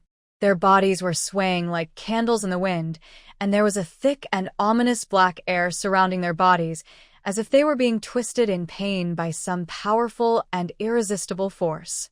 The air was instantly filled with sadness and fear, causing an inexplicable chill to rise in the hearts of all who witnessed it. Suddenly, the ghosts seemed to have lost their support one by one, and their spirits fell one after another. Agu, Bingmu, Xiaolon, Su Xingyu, and Su Du twisted violently in midair, as if being pulled by invisible forces. Their bodies were bent and stretched in strange postures, and the ferocious expressions on their faces were even more terrifying. The next moment, they suddenly rushed towards Lu Qingmei and others, as fast as lightning. Everyone, be careful, Lu Qingmei shouted and quickly launched a defensive posture. Aguma was the first to bear the brunt. His eyes were as red as blood, as if he was swallowed up by endless anger and lost his mind. Her whole body exuded a powerful aura, and her power was intimidating and should not be underestimated. As she suddenly waved her arms, a gust of wind swept in quickly, mixed with heart-stopping sharp airflow, and headed straight toward Shenbei like a sharp blade. Shenbei's mind trembled. He quickly adjusted his posture and used his absolute strength to block this fatal attack. The airflow and power collided between them, making a deafening roar, and the surrounding air seemed to become dense at this moment. Agu, wake up. We are companions. Shenbei's voice was full of anxiety and confusion. He tried to call back Agu's sanity, but the other party was completely indifferent. There was no emotion in Agu's eyes, only fanaticism and madness. She launched ferocious attacks again and again, as endlessly as a violent storm. Every time Shenbei resisted, it seemed extremely difficult. Sweat was flowing down his face. He knew in his heart that the Agu in front of him was no longer the companion he was familiar with, but a beast dominated by anger and power. He must find a way to restore Agu's sanity, otherwise they will meet an irreversible end. At the same time, Bing's mother also launched a fierce counterattack. A ball of blazing flames burst out from her hands, as if to burn the world, and a heat wave rushed straight towards Han Yi. Han Yi frowned, his face solemn. He quickly mobilized the fire element in his body and controlled the flames to attack. The two hot energies met in the air. At the moment of collision, sparks scattered, like gorgeous fireworks blooming on the battlefield. Mother Bing, what's wrong with you? Hanya's voice was trembling and painful, and his eyes were full of confusion. However, Bingmu's eyes had long lost their former gentleness, and now only coldness and violence remained. Her face was illuminated by the fire, making it more hideous. The ruthless expression made Hanya's heart tremble, as if he was facing a strange enemy instead of a former companion. The temperature in the air rose sharply, and the flames raged and rolled between the two, burning the ground black. Every collision seemed to tear the space apart, and the shock wave caused the surrounding trees and rubble to turn into ashes. Hanya tried his best to stabilize his body, but the doubts and pain in his heart made it difficult for him to concentrate. Bingmu's attack became more and more fierce, and the power of the flames continued to increase, almost burning out all the oxygen in the air. The murderous intent in her cold eyes made Han Yi feel a chill to the bone. Xiao Lan, Su Xingyu, and Su Du also fell into a rampage state. Their eyes were empty, and they attacked their former companions without reason. That kind of deep depravity was like a bottomless abyss, devouring their souls, and making people shudder when they look at it. Si Xiaowei stood on the sidelines, extremely anxious. As the healer in the team, she knew she had to do something to save her companions who were controlled by the dark power. She took a deep breath, and as her hands turned, the warm light like a spring breeze flowed out from her palms and gently stretched out to Xiaolan. However, when the light touched him, it was abruptly blocked by a strange black gas, which was like a snake winding around, emitting a disgusting breath. Si Xiaowei felt an unprecedented sense of oppression. The black gas was so strong that it was almost suffocating. She tried her best to concentrate and tried to inject more healing power into it, but she felt a kind of powerless frustration. This power is too strong. I can't do it. Her voice trembled, her face full of anxiety and self-blame.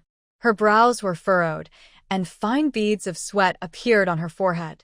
Seeing her former companions gradually being eroded by darkness, her inner anxiety turned into a strong pain, and a sense of helplessness surged like a tide. The battles around her were still fierce, but those familiar faces had now become the most dangerous enemies.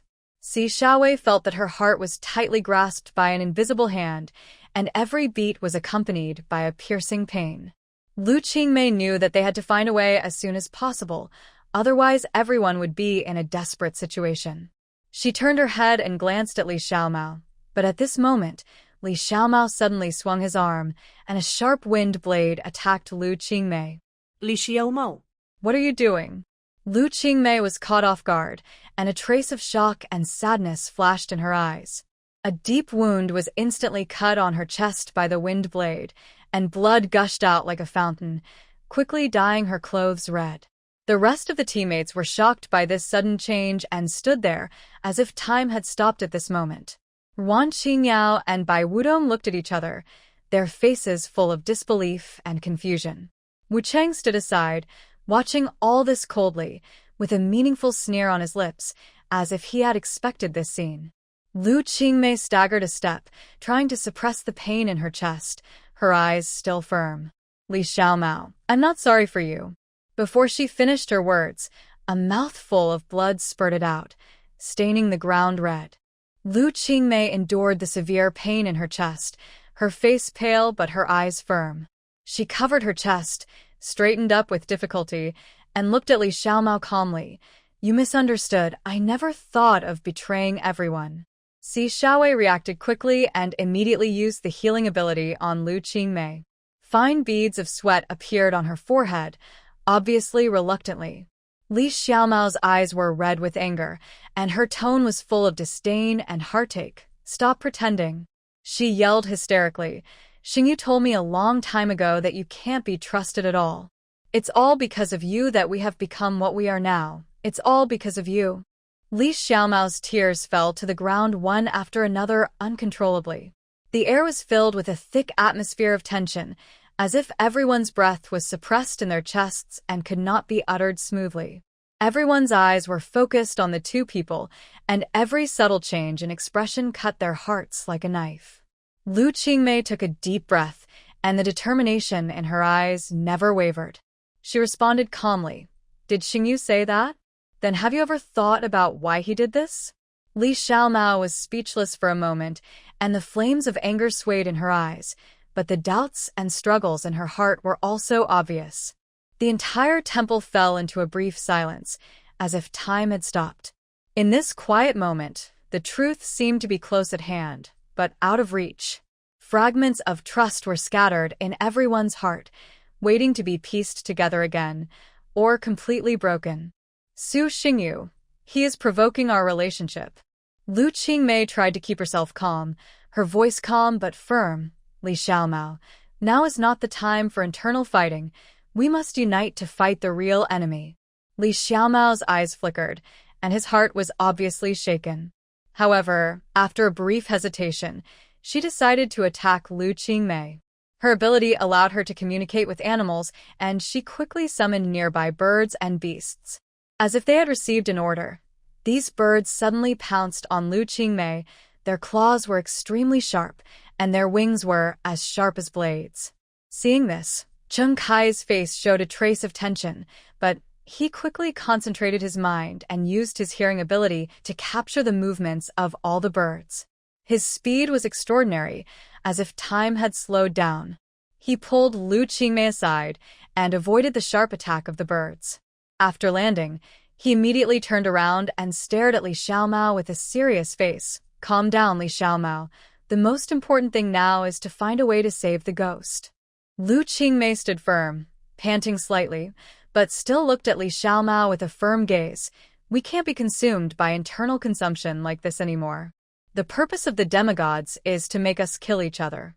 If we continue to fight internally, it will only let the enemy succeed." However, Li Xiaomao seemed to be completely filled with anger and suspicion. Her eyes were burning with anger, and she could not listen to any persuasion at all. She stood in the center of the temple, closed her eyes, clasped her hands together, and chanted the ancient summoning spell loudly. Every time she shouted, more animals joined the battle. Both wild beasts and birds ran wildly in the temple. For a moment, the temple became chaotic. The walls of the main hall were scratched with countless scars, and the stone pillars also wailed under the heavy impact.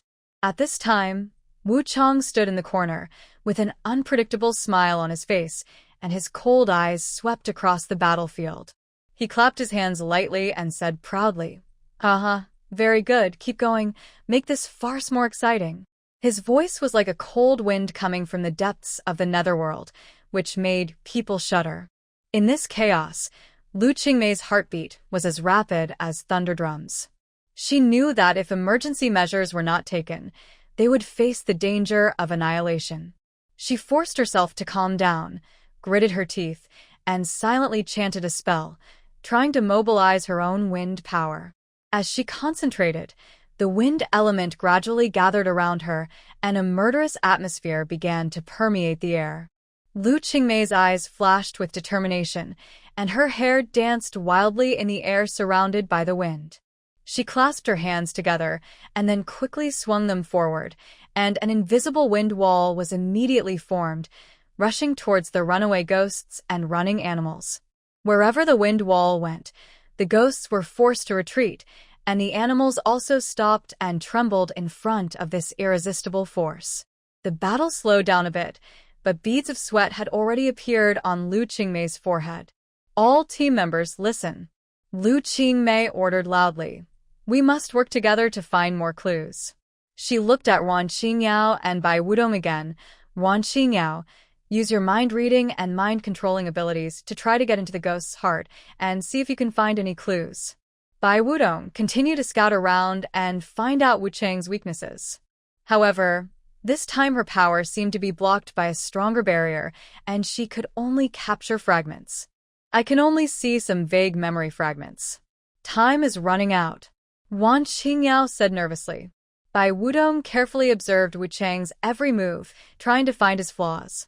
Under his perception, some weak energy fluctuations gradually appeared in the temple, as if a key mechanism was hidden somewhere. Lu Qingmei, I found some energy fluctuations, which may be the key. Bai Wudong reminded loudly. Lu Qingmei responded quickly. Take me there. We must find the mechanism immediately. Under Bai Wudong's guidance, Lu Qingmei and he rushed to a corner of the temple. There, they found a huge stone slab with ancient runes carved on it. Bai Wudong quickly analyzed the runes, and Lu Qingmei used her supernatural powers to try to decipher the secrets. These runes are ancient sealing techniques, but we need a powerful spiritual power to activate it. Bai Wudong frowned and said, This is a huge challenge. Lu Qingmei nodded resolutely. In order to save my partners, I am willing to take a gamble. She put her hands together, took a deep breath, concentrated all the spiritual power in her body, and gathered all the strength of her body together. As she chanted the spell, the air in the temple began to tremble, and the runes around her gradually emitted a golden light. Under her full-strength spell, the surrounding runes were finally activated, and the huge stone slab slowly moved, revealing a hidden altar. The altar was flashing with blue light, as if it contained infinite power.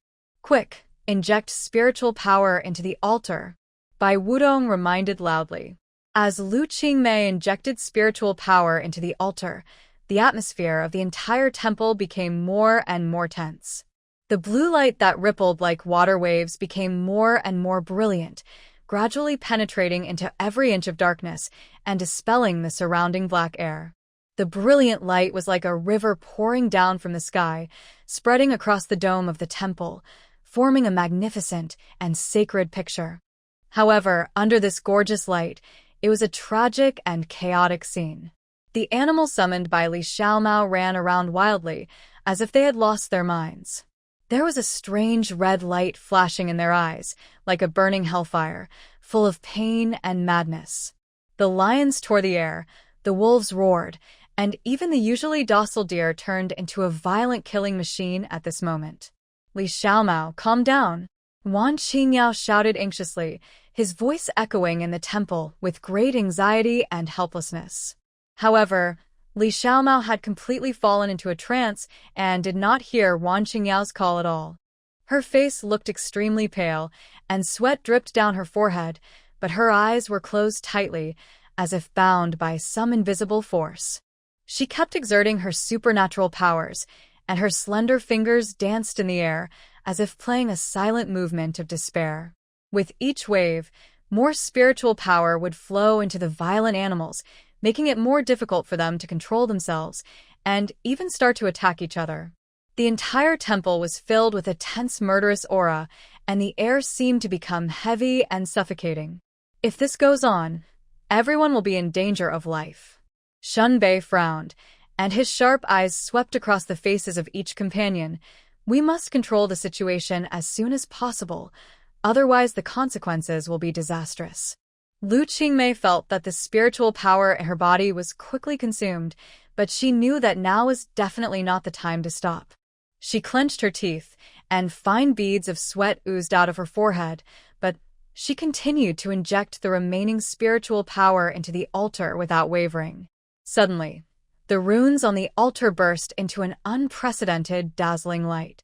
The blue light surged like a raging wave, as if it had broken through an invisible barrier and instantly enveloped the entire temple. The light revealed an ancient and mysterious power, shining brightly all around, giving people the illusion that they were in a dream. Each rune seemed to come alive, exuding a warm and solemn atmosphere, which slightly eased the originally tense and panic atmosphere. However, just as Shinbei was about to breathe a sigh of relief, a low roar came from the depths of the temple, accompanied by a slight vibration of the ground, as if some huge existence was awakening. Shinbei narrowed his eyes, his inner vigilance and determination intertwined. He knew that the real test had just begun. At this moment, the ghost companions trapped in the air trembled violently, and the violent color in their eyes gradually faded, replaced by a clear look. Agu, Xiaolan, Bingmu, Su Xingyu, and Su Du broke away from the control of the mysterious power one by one and returned to their masters. Seeing this, Si Xiaowei could no longer suppress her excitement. She ran to Xiaolon and hugged him tightly, tears blurring her eyes. Xiaolon, you are finally back. I was so worried about you. Xunbei was also very excited and hugged Agu tightly. His voice trembled slightly because of his emotion. Agu, thank you for coming back safely. Thank you so much. However, Lu Qingmei's legs softened and she almost collapsed to the ground because she had completely exhausted her spiritual power and was seriously injured. Chun Kai was quick to reach out and support her in time and asked anxiously, Qingmei, are you okay? Lu Qingmei barely raised a smile, although the smile seemed extremely pale and weak, but still carried her usual strength and tenderness. I'm fine, just a little tired. At this moment, Li Xiaomao's condition took a sharp turn for the worse. The animals she summoned abnormally emitted strange black energy, not only out of her control, but also backfired on her own will. Li Xiaomao's eyes became empty and lifeless, like a pool of stagnant water, without a trace of life. Her body was like a weak willow branch swaying in the wind, unable to hold itself, like a lone boat drifting in the violent waves. Li Xiaomao. Wan Qingyao's heart suddenly shook, and he couldn't help but scream in pain. He no longer cared about his own safety and rushed towards Li Xiaomao, trying to use his mind-reading and mind-controlling abilities to pull her back from the abyss of darkness.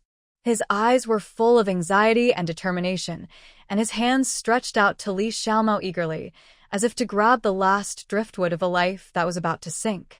He was fully focused, eager to touch the light deep in her heart that had not yet been completely swallowed by the darkness through spiritual resonance.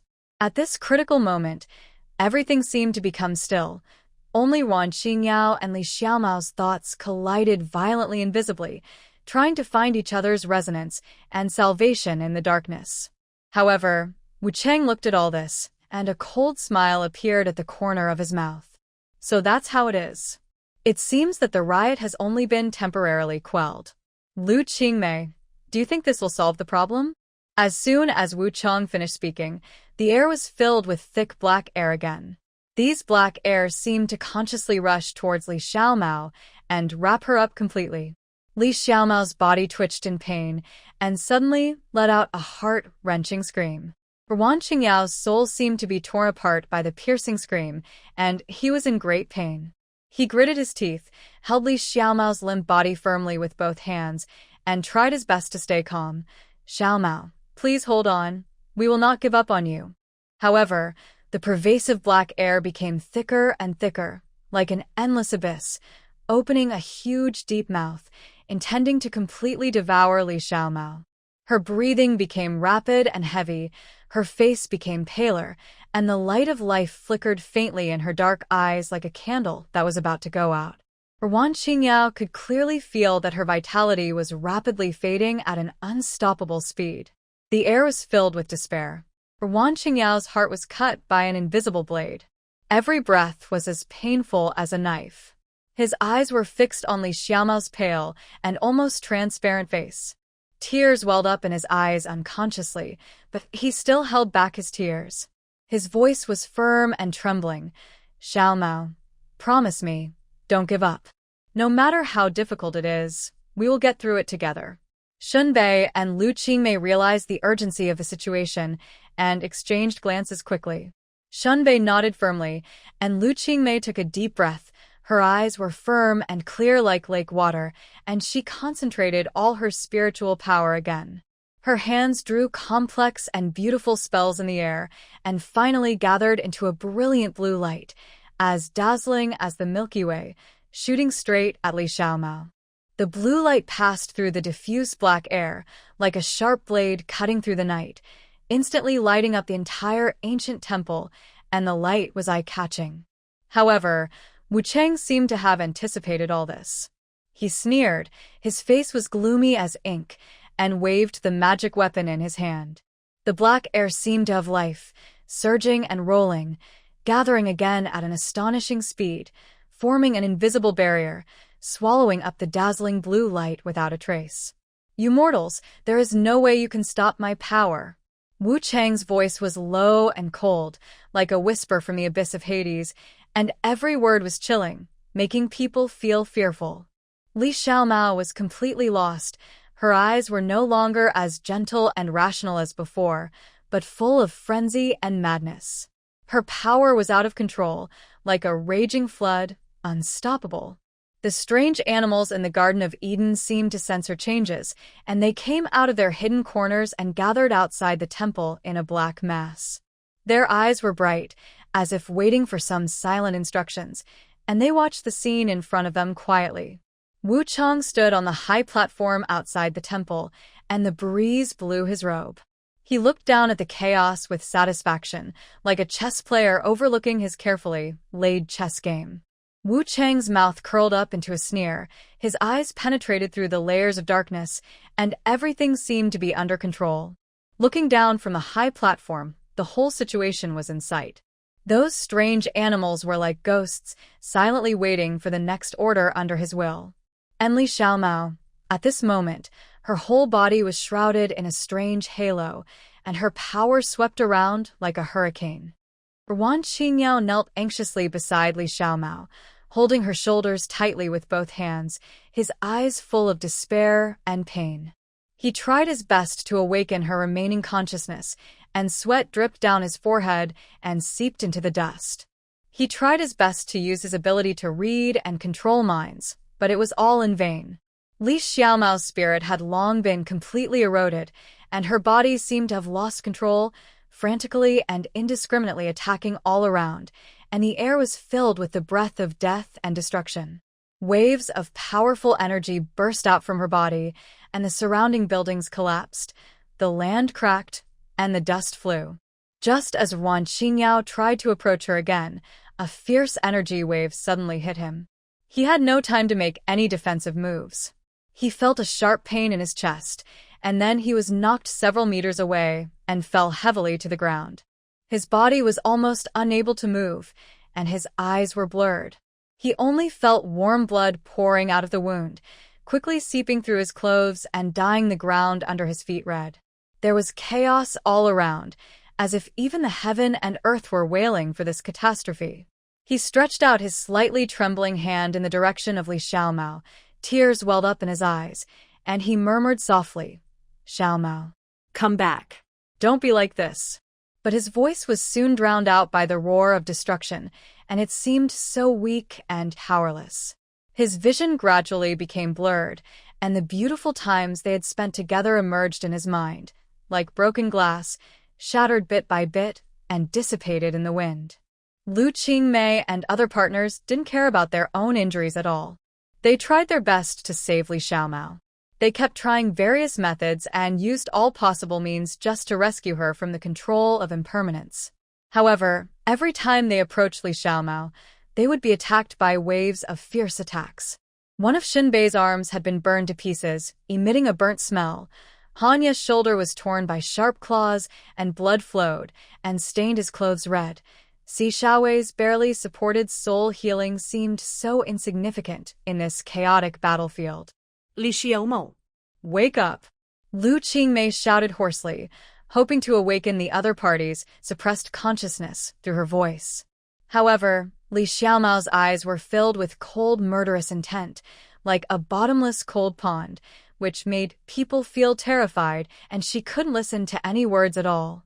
The situation became more and more urgent, and time passed by every second.